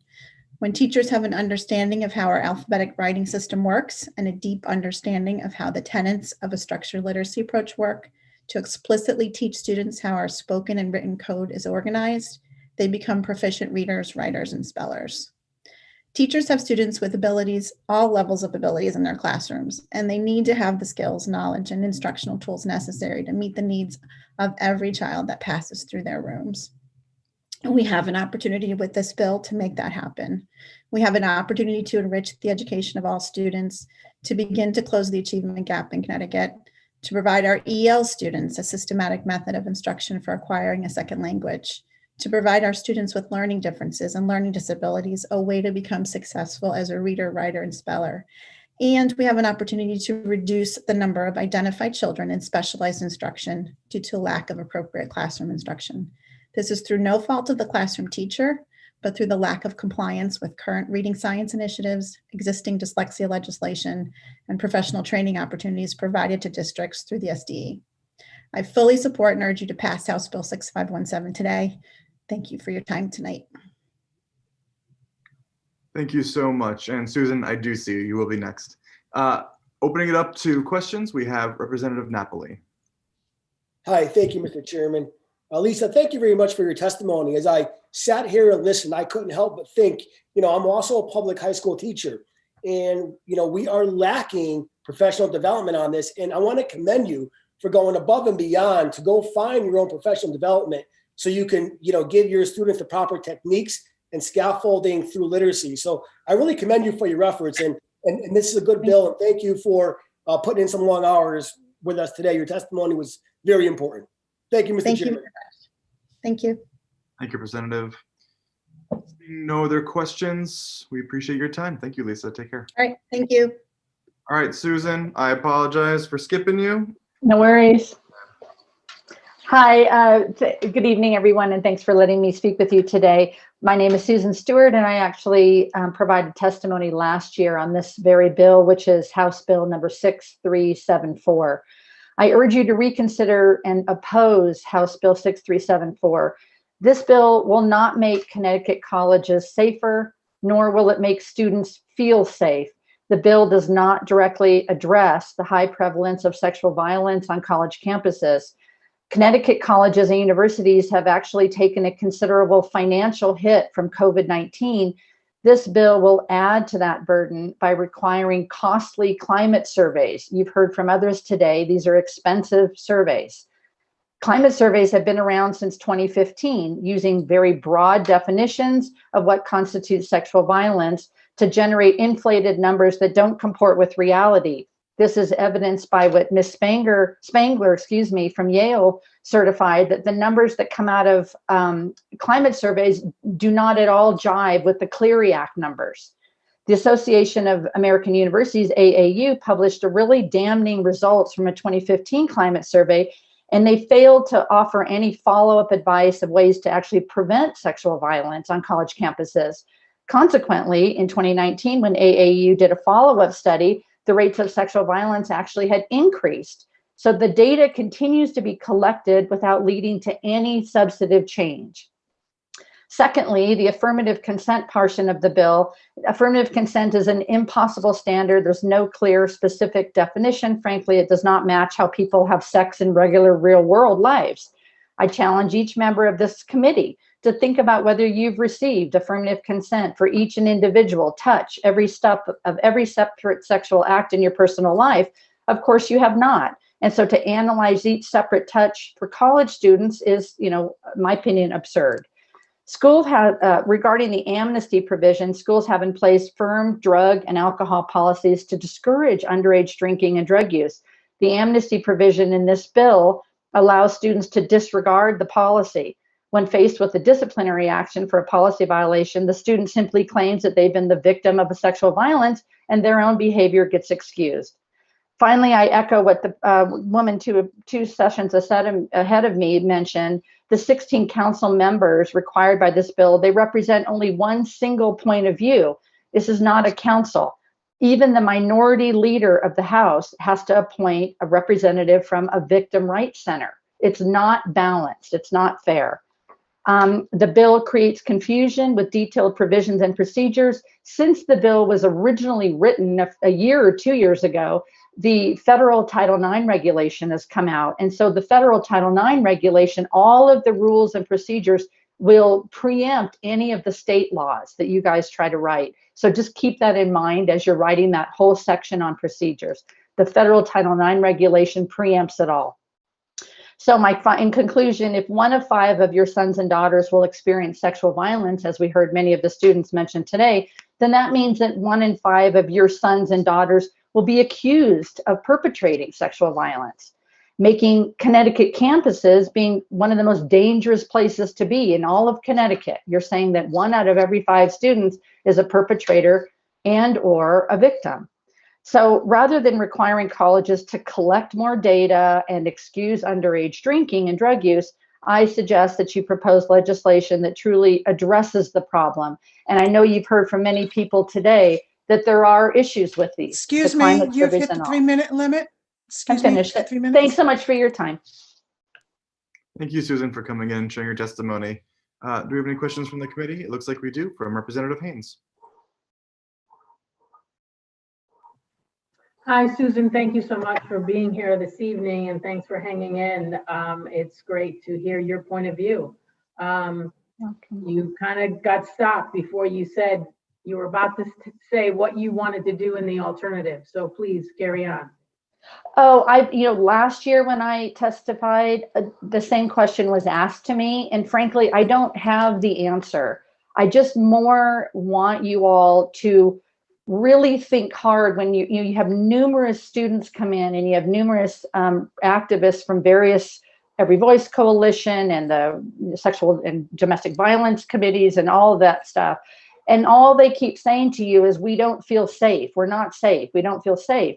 And yet when you do climate surveys, you're not making them safer. All you're doing is collecting more data. And these studies like the AAU, I believe University of Connecticut is part of the Association of American Universities, AAU. They did a climate survey in 2015. They did another one in 2019. The numbers increased. So they're not doing anything with the data. So they're continuing to get climate surveys and collect all this data, and nothing is done. The students come in every year and tell you, we don't feel safe. And so that's the only point I'm trying to make, is that they're very expensive to do. They take a lot of effort. They take a lot of trying to get the students to participate in them. And frankly, you have to, in my mind, step back from the whole thing and wonder, why did these activist organizations continue to want you to collect data? Why aren't they saying to you, do something? And maybe it's an admissions problem. Maybe if 1 out of every 5 students gets assaulted or has sexual violence, maybe there's admission issues. Like maybe you're admitting students that are going to be perpetrators. Is there a way to possibly weed them out? I don't know. And frankly, when you look at the Clery Act numbers, they'll never jive with what happens in the results of these studies. So you can ask the woman, Ms. Spangler, what was her Clery Act numbers? I don't have them off the top of my head, but you can look up for last year, or maybe they're 2 years ago. I'm going to take a wild guess and say that they're probably like 6, less than 10. Yet their climate surveys will tell you 20% of students. So if you have a freshman class of 100 people, that means 200 people had violence. Why doesn't the Clery Act numbers say 200? So there's just something going on. And I'm sorry, I don't have the answers to it. I more am here to have you all really think about what legislation you're proposing, and also be mindful of the fact that in last year, August of 2020, the federal Title IX regulation came out. It was implemented. So all of the universities and colleges, every single one of them in Connecticut, is bound right now by that federal Title IX regulation for crimes, committed on campuses. So yeah, I'm sorry to not be able to give more advice, of what to do. I just see that what they're trying to suggest you do, I don't know how it's helping, because it hasn't helped since 2015. And it's expensive. Thank you for that answer. And Susan, are you affiliated with higher ed in some capacity? I am not, no.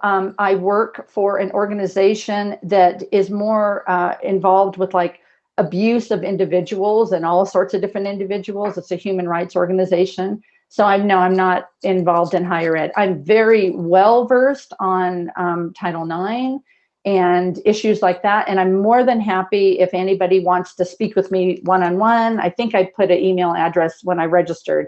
I'm more than happy to speak and help you, educate you all on Title IX and higher ed campuses. What does this mean to these schools? What does this mean to the students, both accused and accusing students? It's like the woman 2 sets ahead of me. For every time you have an alleged victim, you have an alleged perpetrator. So what's going on?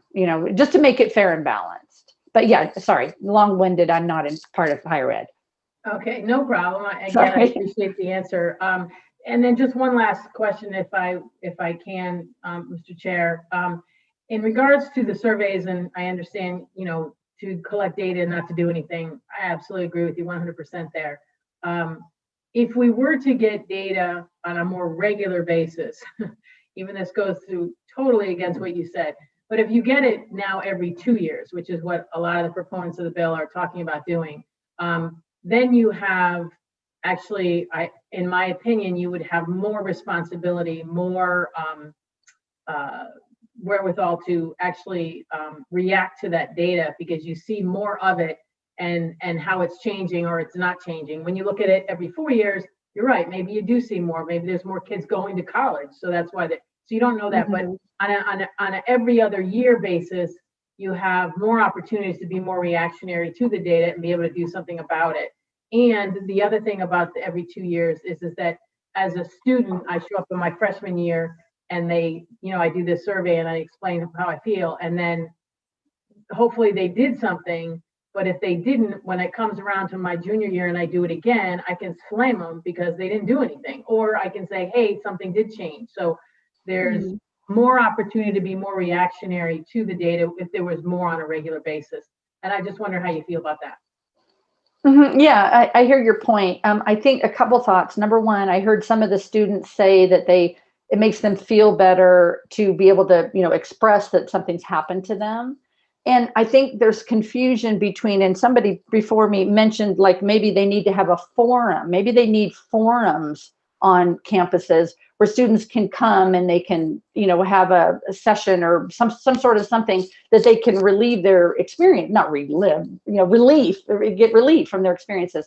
That's very different than conducting a climate survey. So conducting a climate survey, number one, the very first issue with climate surveys, if you really get to know them, is the way they phrase their questions. And so I mentioned in my testimony, they use very broad definitions. So that they were designed in 2015 to, in my opinion, actually to try to capture the numbers of what was going on college campuses, but also to actually inflate so that they could say, oh, there is a problem going on. So the definitions are incredibly broad that are being used. And so what happens is you'll get results in the 20, if not 30, 40% of students will say, yeah, I felt a little weird. So what are you doing with those numbers if it's that high? And I totally hear you. I agree. If you could get some solid data, and if you were trying to say, okay, well, that student is still on our campus in 4 years, we can affect some change. But I would throw back to you again the results of the AAU study. They just do nothing. They don't do anything. So I don't know. All right. Well, thank you. I appreciate your point of view, and thank you for being here to express it. Thanks so much. Yeah, you're welcome. Thank you, Mr. Chair. Got it. Thanks, Representative. Representative Napoli. Thank you, Mr. Chairman. Susan, thank you for your testimony. You talked about the cost of the surveys, and upon the research that you've done, is there a more cost-effective way to do it for colleges and universities? With SurveyMonkey and all other different options, is there a more cost-effective way to do the surveys? That's an idea. That's an interesting idea, SurveyMonkey. I hadn't thought of that.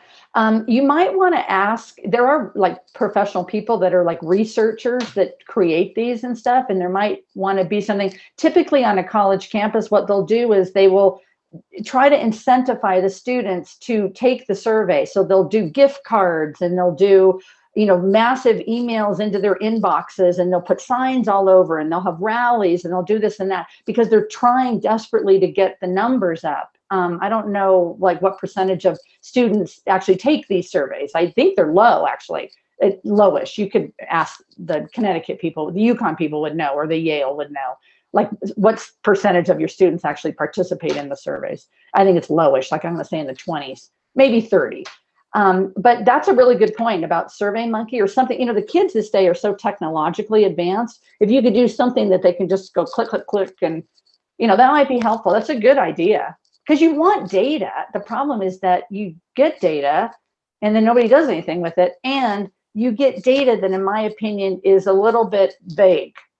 Are you actually getting, are you getting sexually assaulted, or did somebody just sort of touch you on the shoulder and you didn't like it? No, thank you very much. Thank you very much. I appreciate it. Yeah. All right, seeing no other questions, I think that concludes your portion. Thank you so much for coming in. Yeah, thanks a lot. All right, take care. Next we have, we'll loop back around to Christina Lagasse. Are you still here? I think we may have skipped over you. Hello. Hello. My name is Christina Lagasse, and I am from Bristol, and I am here today to support House Bill 6517. I am a parent of a 7-year-old who has been recently identified as dyslexic. The journey to go through that identification process was extremely difficult. HB 6517 is an important piece of legislation, and I'm going to share a little bit because Lennon's story is the story of many kids across the district, across the state, and across our country. This issue is a national issue and an issue where higher education, it needs reform. And I'm going to speak on how it impacted my student. Prior to my student being able to receive structured literacy, which predominantly is received outside of the school, after school hours, he was really struggling with basic skills that eventually landed him in a self-contained classroom. While we navigated what was the root cause of all the issues, in the end, he didn't have the skills and he was unidentified, struggling with basic reading and writing. And it was difficult because on the outside, it appeared like a student who just didn't want to do anything.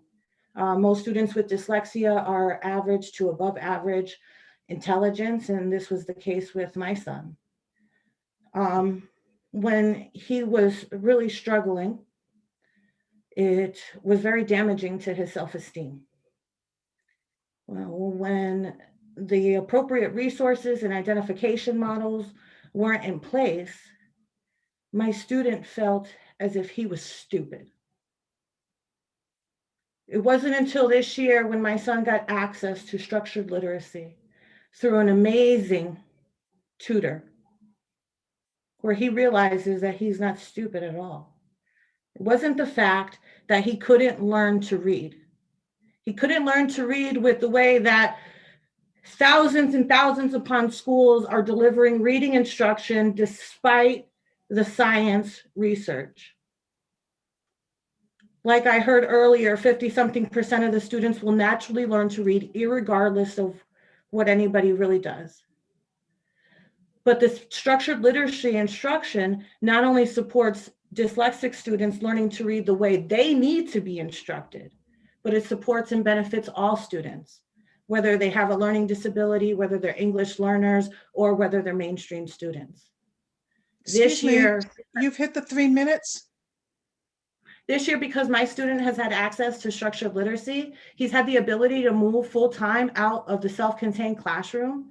He's been able to free himself from the idea that he has a behavior issue because his educational needs have been met.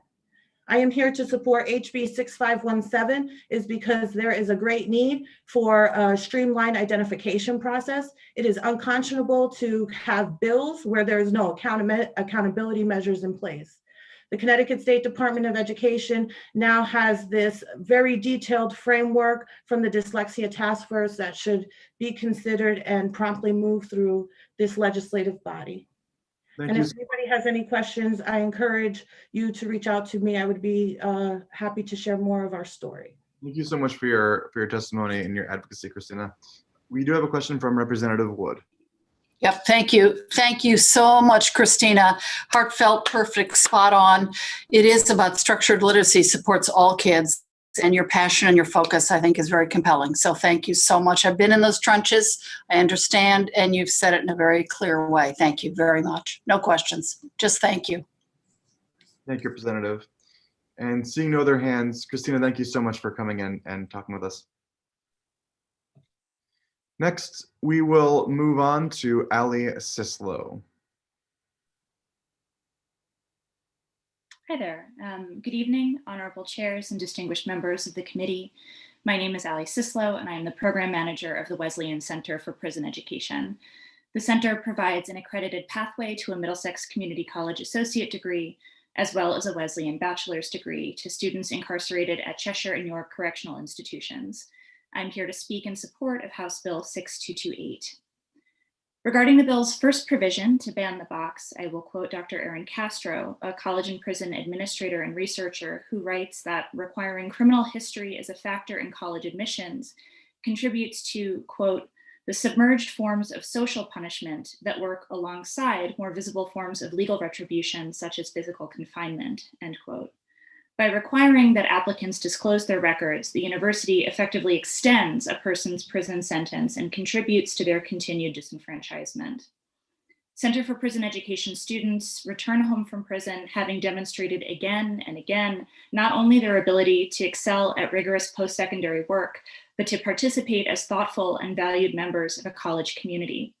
Despite this, they are subject to barriers in their social reintegration by institutions that administratively prolong the civic death of incarceration. It is a crucial and overdue equity measure to remove college admissions questions that extend punishment into people's post-incarceration life. I also wish to speak in support of the latter provision of Bill 6228, which establishes a prison education office within the Department of Corrections. Echoing James Jetter, who spoke earlier from the overlapping perspectives of both program administrator and program participant, the essential work of corrections is ensuring safety and security.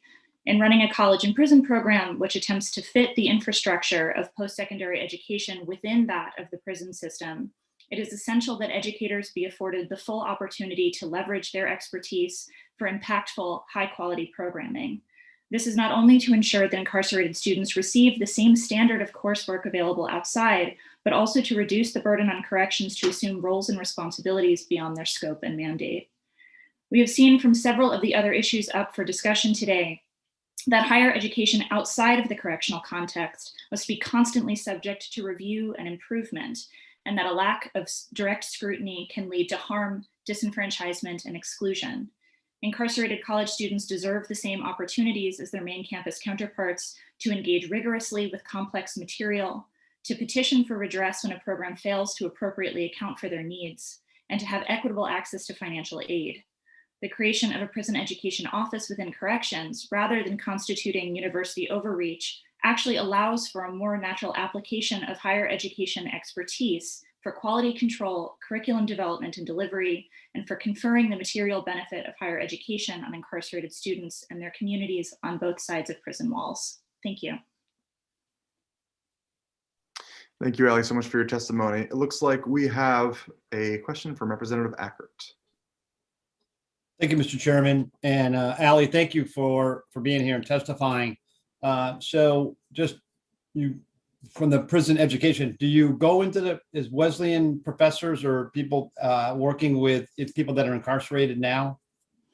Yeah, so prior to the pandemic, our faculty members would go in to teach on a weekly basis. And we also held weekly study halls in which students would come to the classrooms to meet with CPE staff, as well as undergraduate volunteer tutors who would provide content area support as well as writing tutoring.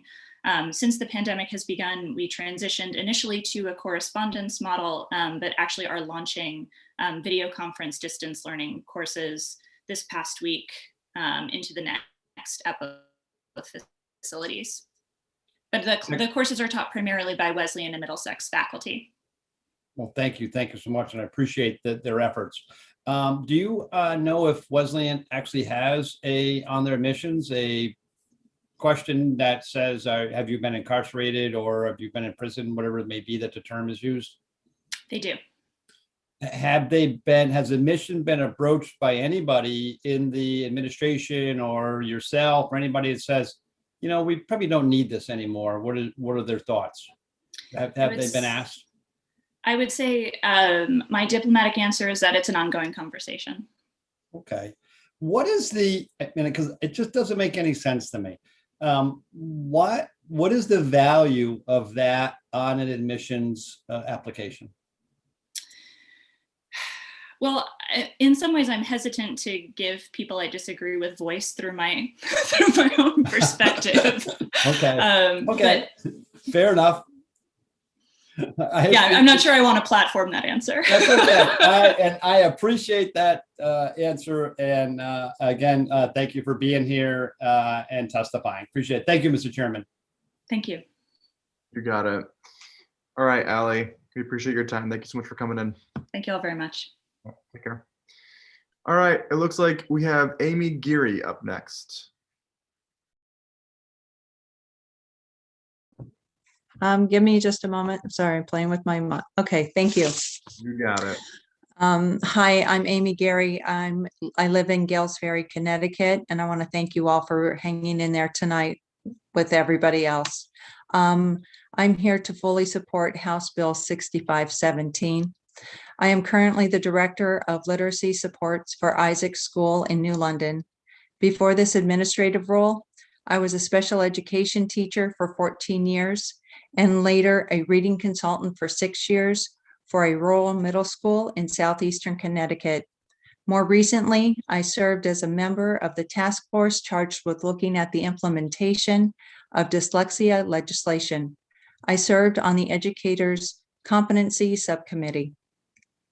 I am a graduate of multiple Connecticut universities in the state, graduating from Eastern Connecticut State University, received my master's degree in special education from Southern Connecticut State University in 2003, earned my 6 years master's degree in literacy from Sacred Heart University in 2007, and returned to Sacred Heart in 2014 to obtain my administration certification.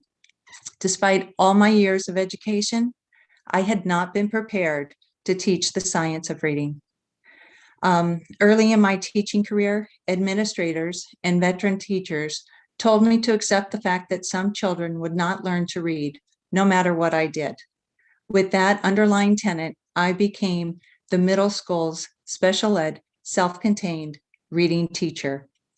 I taught comprehension and word attack strategies. For the word attack strategies, I only brought to the table what I knew, asking my students if they could figure out what the word was. Looking at the beginning of the word, look at the sentence, take a guess. We now know that guessing is not reading. During these years, an articulate, funny, and very gregarious young man, 6th grader, came into my classroom who could not read. He was completely illiterate. He could identify 6 words, and they were all very short words, 2 letters, at, of, the 3 letters. He couldn't even read his middle name. His middle name was Joseph. I felt the weight and panic of this obligation as his elementary school teachers said they had tried everything. I wish I could say honestly that he was the only student I ever met that came into a middle school not able to read, but that's just not the truth. With the gravity of my obligation and my desire to appropriately support my students, I embarked on a 2-year journey beyond my post-secondary education to receive training in structured literacy and supplement what I didn't learn previously. Eventually, I became a structured literacy dyslexia specialist certified by the International Dyslexia Association. I'm now currently an administrator, and as administrators look to hire special education teachers and reading specialists, we have to budget the fees necessary to support our teachers' additional 1 to 2 year training required to teach students with dyslexia and our struggled readers. We cannot continue to provide an undergraduate education in reading at the district level due to financial and budgetary constraints. Considering my education, my experience as an educator, and duties as an administrator, I strongly urge you to support the essential frameworks and accountability measures put forth by the House Bill 6517.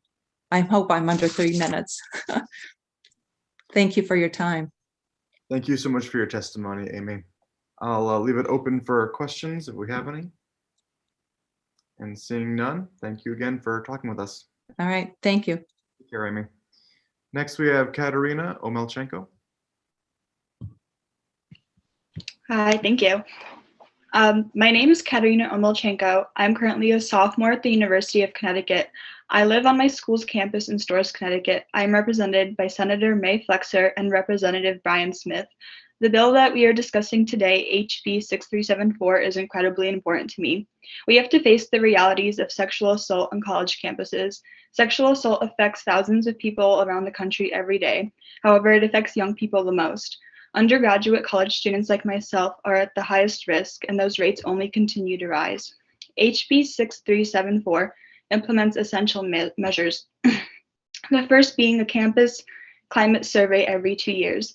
The aim of the survey is to collect anonymous data from students about sexual assault.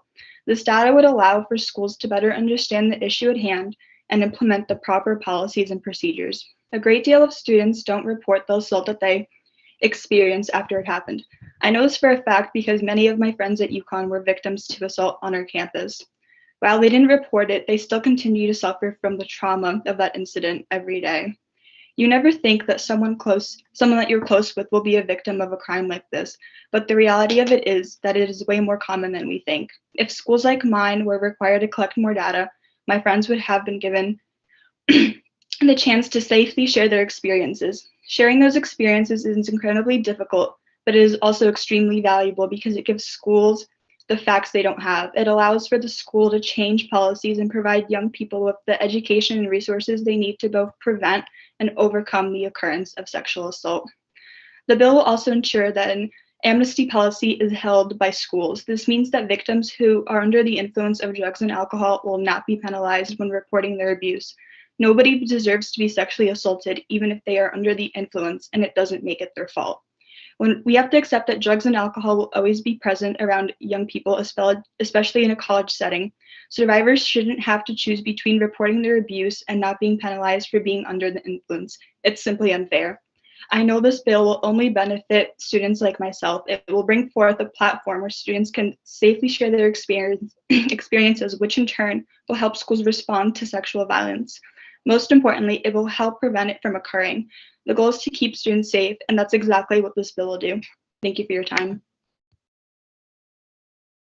Thank you so much, Katerina. Looks like we have a couple questions for you as well. Senator Haskell, why don't you go first? Katerina, it's not a question, just a comment. I just wanted to say it's been a really long day and you had the unenviable position of going last. And I so appreciate the fact that you stuck with us to make your voice heard on this very important topic. We really appreciate it. We believe on this committee that every voice matters. I think it's a testament to the fact that all of the so many committee members stuck around to over the many hours of testimony. And we just appreciate your perspective. That was all I wanted to say, Mr. Chair. Thank you. Thank you, Senator.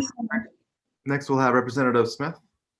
Thank you, Mr. Chair. Like Senator Haskell, I just want to thank you, Katerina, for staying the course and being here and being such a strong advocate for your friends. This is my second year on this committee. This bill was up last year.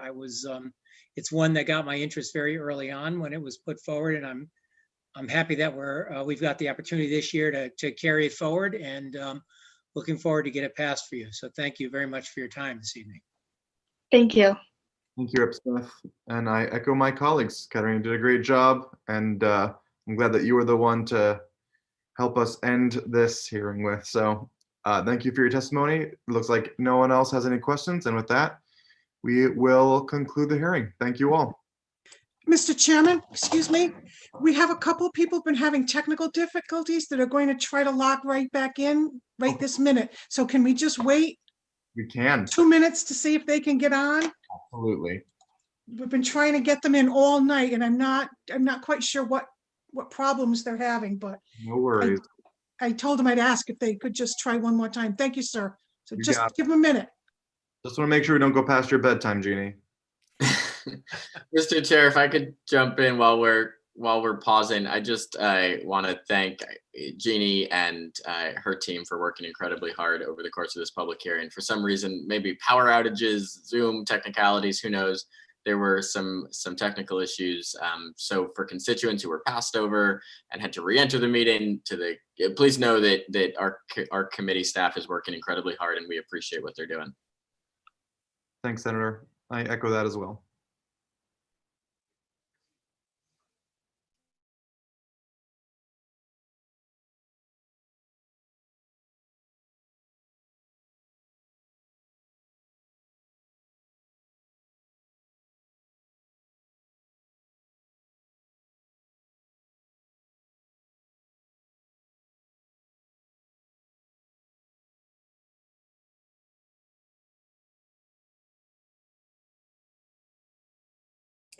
This is the time we should have that commercial called Anticipation. There you go. I was just gonna say, what's for dinner? Anybody know?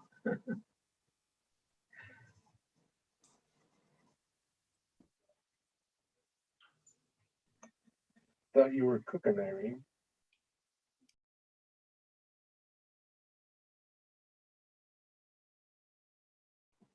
Too late, and I live out in the woods, so it's not like I can call Uber Eats or something. You read my mind, Irene. I just took out my phone to do Uber Eats. There you go. Got an empty fridge and I'm exhausted. There, that's it. I don't even know what's in the fridge. I'll post a little Okay. bit. I'll post a little bit later what I'm going to make for dinner. Oh my gosh. He has the best meals that he puts up on Facebook, I tell you. Give me The about. wine. Oh my God. Give me about 20 minutes. Little Yeah. shrimp, little wild rice, Montana wild rice, and some asparagus. So a little bit. All right, and you're in Coventry, right? Coventry. Okay, well, Dinner for Coventry, one. And dinner for one is no. yeah, but Coventry and East Haddam really, you know, in the grand scheme of the woods here, I'll grab Rep Smith and we'll be right over. I gotta go through Colchester anyway. That's right. We can carpool. That's it. Kevin, sorry, you are way out of the way, Blighty. We're not coming to get you. We can meet you halfway. All right, there you go. And where do I stand, Irene? I don't even know, you're way over, right? You have to meet us at Ackert's house. We'll have brunch on the lake and the weather warms up a little bit with you, Jay. There you go. That sounds great. So, Mr. Chair, maybe they're not able to get back on. All right, no Did problem. they submit written, Jeannie? They didn't say, they were just saying they were having trouble, and they unfortunately went into my spam folder, so I didn't find them till right now, because I was looking, I said, that's a whole lot of spam in there. I don't usually get that much. And I took a peek. I mean, and do you have a way to just get back in touch and ask them to submit testimony? Well, everybody's got the link to submit the testimony. Okay. Yeah, so they've all gotten the information from the email I sent out. All right. Okay, so we tried, sir. Thank you for I got indulging me a shrimp minute. waiting for me, so I gotta go. No problem. Rep. See you Acker, soon, Tim. just make sure you send that picture out to all of us, right? Not all of us use social media the same way. For you, Representative, it should be a nice IPA with my dinner, right? Yeah, that's right. That's right. All right, everybody. Have a good night. Everybody. Night, everybody. Good night.